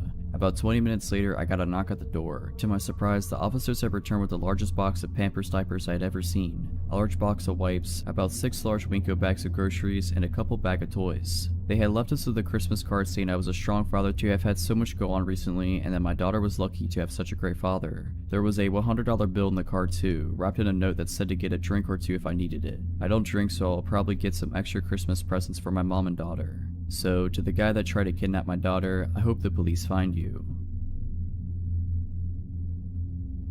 Close to 10 years ago, my best friend and I scored the deal of the century. Living with her parents recently purchased and refurbished home for cheap as chips rent, so the property wasn't considered unoccupied and their insurance still covers it. They were planning on selling their house in the country and moving closer to town in a year. But when they spotted this place, it was perfect, so they snapped it up. They couldn't be bothered dealing with random tenants for a year, so we offered it. It was a lovely old mid-Victorian style house with a hallway running the majority of the length on the left side, and 3 bedrooms and a bathroom coming off the hallway to the right. At the back of the house was an open plan living room and kitchen and a backyard. It was an inner Melbourne suburb, so it was totally fenced in with 6-foot fence on 3 sides, and the front had a cutesy white picket fence. On the right side of the property, an outdoor gravel pathway was wedged beside the bedroom walls and the fence line. It began with a gate in the front yard and ran the length of the property to the backyard. This is important later. My friend obviously scored the master bedroom at the front, with lovely vertically opening bay windows facing the front garden and street. I had the next bedroom with the window facing the gravel path/fence, and the 3rd bedroom was our study. We lived here for close to 10 months in bliss. Great house, great company, and even though the area was considered a little dicey, the location was stellar. One hot summer night, we said our goodnights, and I went to bed and fell asleep immediately. My housemate stayed up in bed to read for a bit, with just her bedside light on. She was doing that just for over an hour before she heard a weird scratch in the front window of her bedroom. Initially, she put it down to an overhanging tree branch, till she realized there was no overhanging tree branch. She sat frozen in fear, blankly staring at her book for what felt like an eternity, till she heard the noise again and again. Scratch, scratch. Slowly looking up, she saw a dude wearing a hoodie trying to open her window, looking her dead in the eyes. She screamed, jumped out of bed, and ran straight into my room. I woke up super dazed as she was pulling my hand and whispered, yelling that someone was trying to break in. She had a tendency to be a little overdramatic sometimes, but I swear I've never seen someone look so genuinely terrified. I went to grab my phone to call the cops, but we just went completely still when we heard the distinct crunch crunch crunch of someone walking down the side path of the house. We both rolled off my bed onto the floor and went completely still. The crunch crunch crunch continued, getting closer to my bedroom window. I don't know what it is about distinct sounds at night when it's otherwise quiet, but it sounded deafening. And then I realized why it was so loud. My window was wide open. I jumped up, slid the window down, and slammed the lock shut just as he reached the window. He looked at me, but he didn't react at all. He just calmly tried to open the window, but when he realized he couldn't, he continued down the pathway to the backyard. I was extremely terrified now, and my housemate was crying. I sprinted to the back door to thankfully find it locked and ran back to my room and called the cops. I didn't know what the cops knew that we didn't, but they must have broken a land speed record to arrive all at 3 minutes later, lights and sirens off. We saw them go down the side path, guns drawn, straight to the backyard. There were some noises from the yard, then a knock at the back door a moment later, and the police identified themselves. Turns out the dude had vaulted the back fence, and another patrol car was headed to the next street over to look for him. The two cops at our place asked if we were okay, and then asked if they could come in and look around. They managed to calm us down whilst making sure the place was safe. They took our statements and they asked if there was anyone we could stay with tonight. My housemate and I stayed at our boyfriend's place for a few nights after that, and when we stayed in the house, it was never the same. We felt completely violated, and ended up moving out a few weeks later. We never found out if the dude was caught, but there was a random stabbing a few nights after the incident at the train station 2 streets over. If it was related or not, I don't know, but all I can think is that we were so lucky that it went the way it did. This happened way back in October of 2006. At the time, I was just a 19-year-old kid always on the lookout for adventure. One Friday night, after wrapping up a shift at McDonald's, I met up with some of my friends who suggested we check out this haunted location called White's Bridge. My one buddy Brendan said he had recently learned about it and began telling us the legends associated with the 100-year-old wood-covered bridge. Never one to turn down a spooky experience, we all piled into my green Ford Taurus and headed out on our journey. Brandon gave directions, guiding me off the main road, and within minutes we were on the dirt back roads, surrounded by woods and cornfields. Our only point of reference was a blinking cell tower off in the distance. We could tell we were getting further from the city as our cell phones began slowly losing service. As we rode deeper and deeper into what legitimately felt like the absolute middle of nowhere, Brandon repeated the legend associated with the bridge. Back in the early 1900s, a local farmer discovered that his beloved wife had been cheating on him, and in a fit of rage he killed her and her lover after discovering them in the act. After committing the cold-blooded murder, the farmer left his home and wandered the dirt roads in a daze. He eventually came upon White's Bridge where the realization of what he had done finally began to sink in, and deciding he would rather die than face the consequences of his actions, he hoisted a rope up and over one of the bridge's rafters and hung himself. As far as I could tell now, the story is complete fiction, but we totally believed it at the time. After a long and bumpy ride, Brandon instructed me to turn right on an off-road I wouldn't have even noticed was there had he not pointed it out. I took the turn and there before us was White's Bridge. It looked like something straight out of a horror film, an old wood-covered bridge, aged by time, sitting alone above a river deep in the middle of nowhere. We parked the car on the side of the road and got out to explore. Immediately catching our eyes was a scarecrow lying abandoned at the entrance to the bridge. My friend Mike, who was known as somewhat of a risk taker, and a stupid one at that, picked up the scarecrow and lit it on fire. The hay body burst up into a ball of flames and Mike waved it around proudly next to the old dry wood bridge. Realizing the risk, I told him to throw the thing in the river and put it out, which thankfully he did. After making sure there weren't any rogue embers that could ignite the bridge, Brandon suggested we get back in the car and pull it onto the bridge. He explained that the legend was that if you parked your car in the middle of the bridge, put it in neutral and killed the engine, the spirit of the dead farmer would push the vehicle forward to get it off the bridge. Naturally, we had to try this. We piled back in and did exactly as he said. We parked halfway across the rickety old bridge and killed the engine. We sat in the pitch black, saying nothing, waiting for anything to happen. The only sounds were the creaking of the bridge, the river flowing beneath us, and footsteps. Suddenly, the back driver's side door opens and a woman abruptly enters the back seat, cramming in next to my two friends back there. She looked to be in her late 20s/early 30s, long straight black hair, slim, and wearing a plaid shirt and blue jeans. It's been a while, but this is essentially how I remember the conversation going. "I saw your fire signal for me," she said. Wait, what?" I replied, totally freaked out and at a complete loss of words. "I'm so glad you came. My boyfriend's car broke down that way. I need a ride back." My brain was doing its best to compute the situation. "I'm sorry, but who are you?" I asked. "What are you doing out here?" I told you. She responded curtly. "My boyfriend's car broke down over there. Can you please just give me a ride so I don't have to walk all the way back?" She was pointing ahead, towards a narrow road that forked off to the right on the other side of the bridge. My friend Mike, the scarecrow burner, and never the gentleman added, "I mean, if you need a place to stay, you're more than welcome to come crash at my place." I got plenty to drink and I interrupted him. "No, lady, listen, I'm sorry, I don't know who you are. You just got in my car and this is all really weird. I'm sorry, but you have to get out." She glared at me in the rearview mirror. "If looks could kill, I would have been done for, but you signaled for me." She responded in an irritated tone. "We weren't signaling for you, get out." She let out an angry sigh and got out, walking back in the direction from which she came and disappearing into the night. I started the engine right up and looked at my friends. They all had looks of disbelief on their face. Without saying a word, I put the car in drive and slowly rolled forward and off the bridge. We needed to turn around and go back across the bridge to get to where we had come from, and the only way to do that was to pull onto the side road that the woman said her boyfriend's car had broken down on, and then reverse. As I pulled onto the side road, my headlights illuminated the 3 posted signs that I hadn't been able to see from the bridge: "No trespassing, private property, and do not enter." Looking up the road, there was no sign of the woman. Wherever she went, it didn't appear she went that way. I didn't want to stick around though, so I backed up and crossed the bridge again, and from there began the journey home. We didn't have much to say on the ride home. I think we were all equally stunned, except for Mike, who asked if he knew anyone that would be awake at this hour that he could score some weed from. I visited White's Bridge a couple other times after that, but nothing of note happened in my subsequent visits. Sadly, some people burned down the old White's Bridge some years ago. It was rebuilt, but from what I hear, it's just not the same as the original. I don't have any plans to go and check it out. To the strange lady who entered my car out in the middle of nowhere at 2 a.m., let's not meet.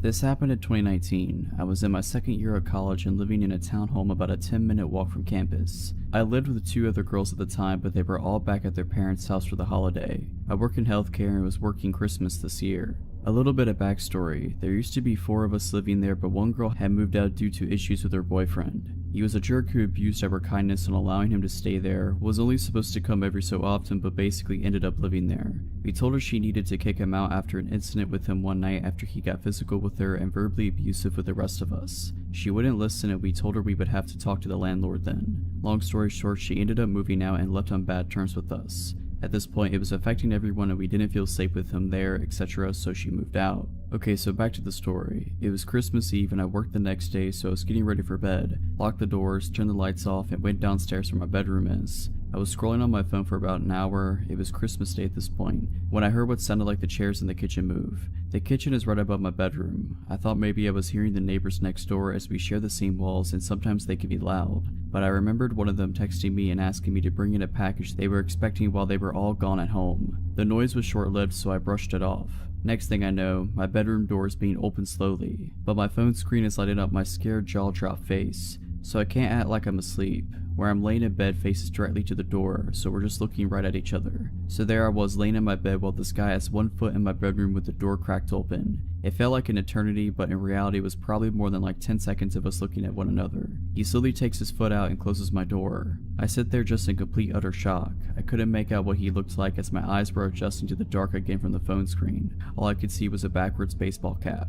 I knew I had to call the police, but my anxious self knew if I called, it would alert my parents' phones that I called. Me being dumb, I was like, well, I don't want to make them worry. Also, I was scared he might still be somewhere in the house, and I didn't know what he would do if he heard me call. So I text the guy I was seeing at the time and tell him, some random guy just broke into my house and came into my room. He snapped me out of it and told me to call the police, and so I did. The dispatcher asked me if I felt comfortable to go unlock the front door for them so they didn't have to break it down, and I told her no way, I don't care if the door is broken, I'm not going up there alone. A couple minutes later I see flashlights shining through my window. I hear the police knocking at the door and announcing themselves. They got in and asked me where I was. I came out of my room and they came and got me. They told me to wait on the back porch while 2 of them searched the house and 1 stayed with me. They didn't find anyone and I said nothing looked like it had been taken. They even tried to get fingerprints but were unsuccessful. They then started asking me questions and informed me that the back door was unlocked and had no signs it had been broken. I told them I had locked it. Luckily the guy I was talking to stayed with me that night, but I still couldn't sleep. I kept having to go check every inch of the house over and over. I placed chairs under the door handles on the front door, back door, and my bedroom. The next day I informed our landlord and she refused to come out and change the locks, and she never ended up changing them for the rest of the time we lived there. Every time I go to bed now, I triple check all the doors have been locked. Doesn't matter where I am. I have a dog now and he helps my anxiety of intruders, as well as a recent purchase of a Ring doorbell. I believe it was our old roommate's boyfriend. I think they may have made an extra key for him because he was basically living there, but I don't understand why he didn't do anything to me, the house, or our belongings. If it were someone random, I don't know why they wouldn't have done what they intended, and that could be many different possibilities. I don't know what their intentions were that night, but to the man who broke into my house on Christmas Eve, let's not meet again. Over the summer, me, my fiance, and my stepdaughter, then 2 years old, went on a vacation to Presque Isle in Pennsylvania. We stayed there throughout the afternoon and decided to get dinner in a nearby town, Erie, Pennsylvania. We go there and see a water fountain that kids play in. We think our kid would like that, so we get food and take her there. Now, it was kind of a pretty sketchy area, but there were also kids and it was still a little light out, like 6:37 p.m.-ish. Me and my fiance sit down and watch our kid play for a bit. At some points, our kid wants me to run in the water with her, so I do. I kinda keep going back and forth between playing with her and keeping my fiance company. After playing with my kid for a while, I come back to my fiance. She looked kinda pale and said, "Go get our kid. We need to leave right now." I didn't know what was going on, but I got my kid. As I was turning to go back and get her, I noticed a group of about 3 really weird guys staring intently at us. When I looked over, one of them stood up a little bit and was giving me a stare. I grab our kid and start following my fiance who is booking it. As we were walking away, she tells me that somebody is following us now. I look over and see the creepy looking, shirtless dude getting into his old, beige sedan behind us. My fiance explains to me that the same man kept approaching her whenever I would get up to run around with her kid. At first he introduced himself and tried talking to her. She thought he was being benign but just trying to hit on her. When I came back, he apparently bolted. I sat with her for a couple of minutes and then went back to play with our kid. Apparently, as soon as I went, he returned. He asked her if she was married to me. She said that we were going to be hoping that it was the end of that. He goes away before I came back to sit with her again. The third and final time I go to play with our kid, he apparently came back. He told her that she thought she was a beautiful lady and asked if that was her daughter, pointing to our kid. My fiance said yes, and the guy said that our kid was also a beautiful lady and that his night was going to be made, whatever that means. Q and I come in and we book it. We're walking back to our car, which is kind of far away. Erie in general was pretty abandoned outside of the park, and we noticed the car pull out and start driving extremely slowly in a street parallel to us. At this point, I don't think he knew we saw him. My fiance's freaking out, and I tell her to wait near the vestibule of a closed Starbucks where we weren't in this guy's vision. We stayed there for about 5 minutes and I was watching the roads, not seeing anything. We continue walking but are still on high alert. I found my car parked outside of a McDonald's and we're now power walking to it holding our kid. I look behind and lo and behold, the same beige car going at 3 miles per hour just barely inches out from the side street so I can see it. As my fiance and the kid are getting in, I turn around and stand at the back of the car and shoot this guy the death stare. After looking at his car for about 10 seconds solid, he peels out and speeds off past just nearly hitting me. Not sure what this guy's problem was. I assume that he wasn't tailing us for any good reason. Afterwards, I bring up the 3 guys that were staring at me. My fiance said that the pervert following us was sitting with them when he wasn't coming over to her and saying creepy stuff. During college, I dated a fairly well-known and talented local musician named Tim. In the beginning, he was a loving, attentive, charismatic, seemingly normal partner. He made me mixtapes, cooked me my favorite meals, and dedicated songs to me at open mics around town. However, over the course of our year-long relationship, his mental health severely declined. He had the ability to appear lucid and normal around other people, but in private he began suffering delusions, compulsively lying, and creating art that focused on themes of murder. I was worried sick and his condition was exhausting, but I did my best to be kind, understanding, and supportive. I loved him and believed that he shouldn't have to struggle with this mental illness alone. One time he vanished without a trace for a full day. I found his apartment empty, lights on, front door wide open, phone on his nightstand.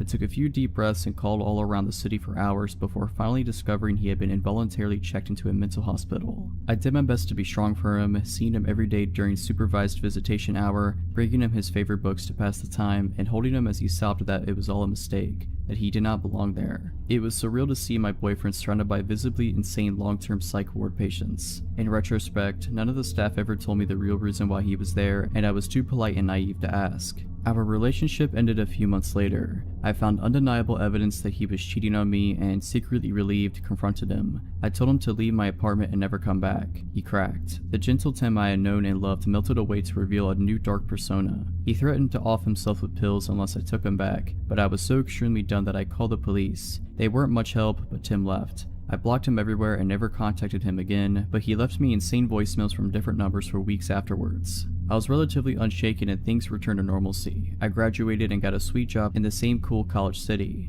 6 months later, I woke up to concerned texts from mutual friends saying that they didn't want to freak me out, but Tim was off his meds, clearly manic, and was posting a newly written song all over his social media. His best friend, who hadn't been in touch since before the breakup, sent me an apology along with a screenshot of the lyrics. That got my attention. The song was pretty explicitly about my murder, but in a sort of clever, disguised way. I checked his profiles myself from a friend's account, and he was posting dozens and dozens of totally insane rambling statuses, most of them about me. They flip-flopped between flowery love prose and murder imagery. His friends were reacting with concern, but a few egged him on, probably thinking he was just venting about his ex. I decided it'd be best to continue ignoring him, but I saved screenshots just in case. A few days later, while at work, I looked up from my computer to see Tim enter into the far side of the studio. My blood turned to ice. He was talking to my creative director. It looked cordial enough, and I saw Tim begin to casually scan the studio. I dug down and bolted into my favorite project manager's office, slammed the door, and unleashed upon her what it must have been a nearly unintelligible explanation of what was happening. I was shaking so hard I could barely speak, but Nancy was amazing, and she understood almost immediately. She snuck me out of the building and drove me in her car to the police station, where I showed officers the screenshots and filed a report. My coworkers later told me that Tim was there to inquire about the open designer position. He is not a designer. He had brought with him a portfolio and an elaborately fabricated work history that sounded legit. At the end of his interview, he casually asked if I still worked there. He said we used to collaborate. Oh, and he had written a song for me, and it had been picked up by the local radio this morning. He asked my coworkers to let me know with warmest regards. That phrase still makes my skin crawl. He then left, found my abandoned car in the parking lot, and paced behind it until the police arrived. Unfortunately, he wasn't enough of a public menace for police to bring him in that day, but the incident helped me to secure a restraining order against him. My company was amazing too. I was deeply embarrassed about my literally insane ex coming to the studio, but the CEO filed trespassing charges against him and created an action plan to keep me safe if it happened again. Not long afterwards, I moved to a different city, and that was that. Haven't heard from him since. But I discovered the most alarming part later. His roommate at the time, Liz, went through a similar experience with him during his breakdown, and when he compared notes much later, she said she had seen a large axe in Tim's car the same week it had all gone down. She said that she was worried about Tim's Facebook activity, so she removed the axe and hid it. Tim was so angry that he completely trashed their house and never came back. And if our timelines are correct, that must have been just before he came into my workplace for his interview. When I was about 12, I decided making a newspaper for my entire neighborhood was a really great idea.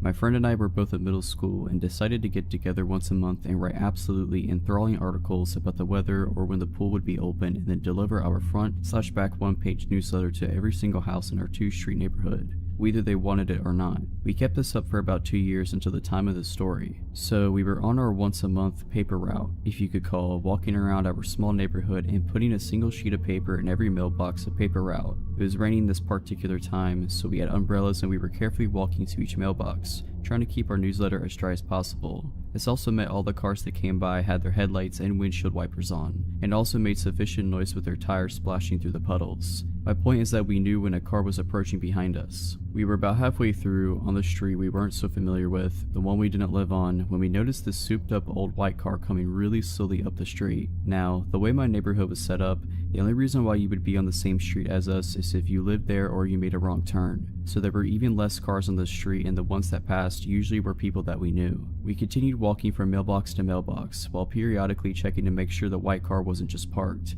It was moving very slowly, and the headlights and windshield wipers were either broken or just not turned on. This car drove slowly past us as we walked, going roughly the same pace as our steps if not slower. Something was so off about everything. There was no reason for this car to be on this road in the first place. We definitely didn't recognize it or the driver inside, and it was going so incredibly slow. Car trouble? I don't know. We pretended one of the houses was ours and walked up the driveway to avoid the car as it got close to us. It continued at the same pace and we watched it until it eventually disappeared around the corner. We laughed about it, thinking it was weird, but nothing happened. It was all well and good until the car showed up at the end of the street behind us again, going just as slowly as it had before. What was this person doing? We were so confused and walked a little farther from the curb to avoid the car again as it came by. We didn't laugh about it this time. The car showed up a third time at the end of the street, and at this point we decided we should cut through some yards to get home. Better safe than sorry, right? We crossed the street, but the car passed again and we shrugged it off and kept going. The fourth time this car came around, it pulled up right next to us and the driver had his window down. Being 12 and living in a bubble, my friend and I hadn't really experienced shady people, but we knew something was up with this guy. He had a white towel draped over half his head, was wearing a white tank top, while we were in long sleeves and rain jackets, had his window down, and when he spoke his speech was slurred. We were polite and said hello, and he asked us what we were doing through his open window.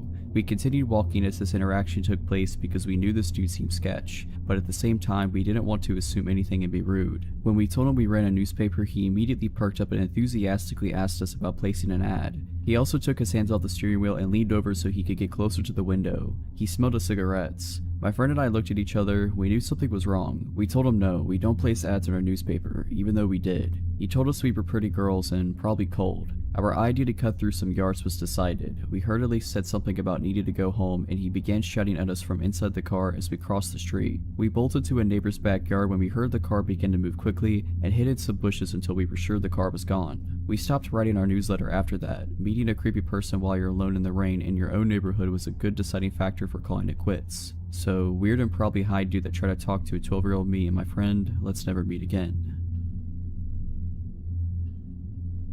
To start off, I'm a 16-year-old female. Okay, I was visiting my mom's apartment for the weekend with my sister. We go there every weekend or every other weekend to see her. We arrived at about 10 in the morning and brought in our pillows and movies or whatever from my grandma's car. We get inside and chill there for a couple hours watching TV before my sister says that she's hungry. My mom asked, okay, what do you want? I said I was okay with having a pizza, and my mom said that she would have to run to Kroger's, which is less than a mile away. She said she would also get some movies from Redbox. My sister then asked if she could go with my mom to Kroger's. My mom said she could and asked if I would be okay in the apartment by myself. I said I would because I knew I would. I'll be gone in 20 minutes tops, my mom said. She didn't like leaving me alone, but she thought it would be okay as she told me later. Now, my mom's apartment is kind of in a crappy place, where people have been spotted with drugs and thieves and stuff. But I was on the 3rd floor in one of the many surrounding apartment buildings, with tons of neighbors. I would be fine. Okay, lock the door, and you know not to open unless it's me. They left soon after, and I was sitting in the couch, on my phone with Jerry Springer playing in the background.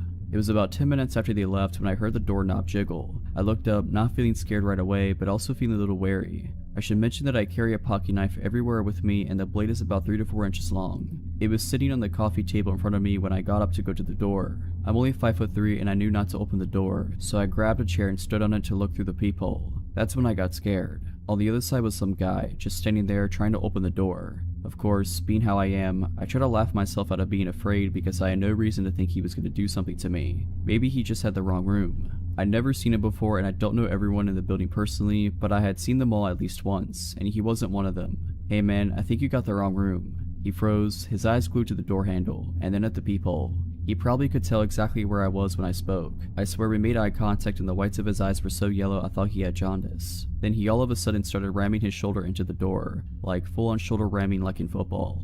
I jump off the chair and grab my phone and knife and run into a room with a window and lock the door.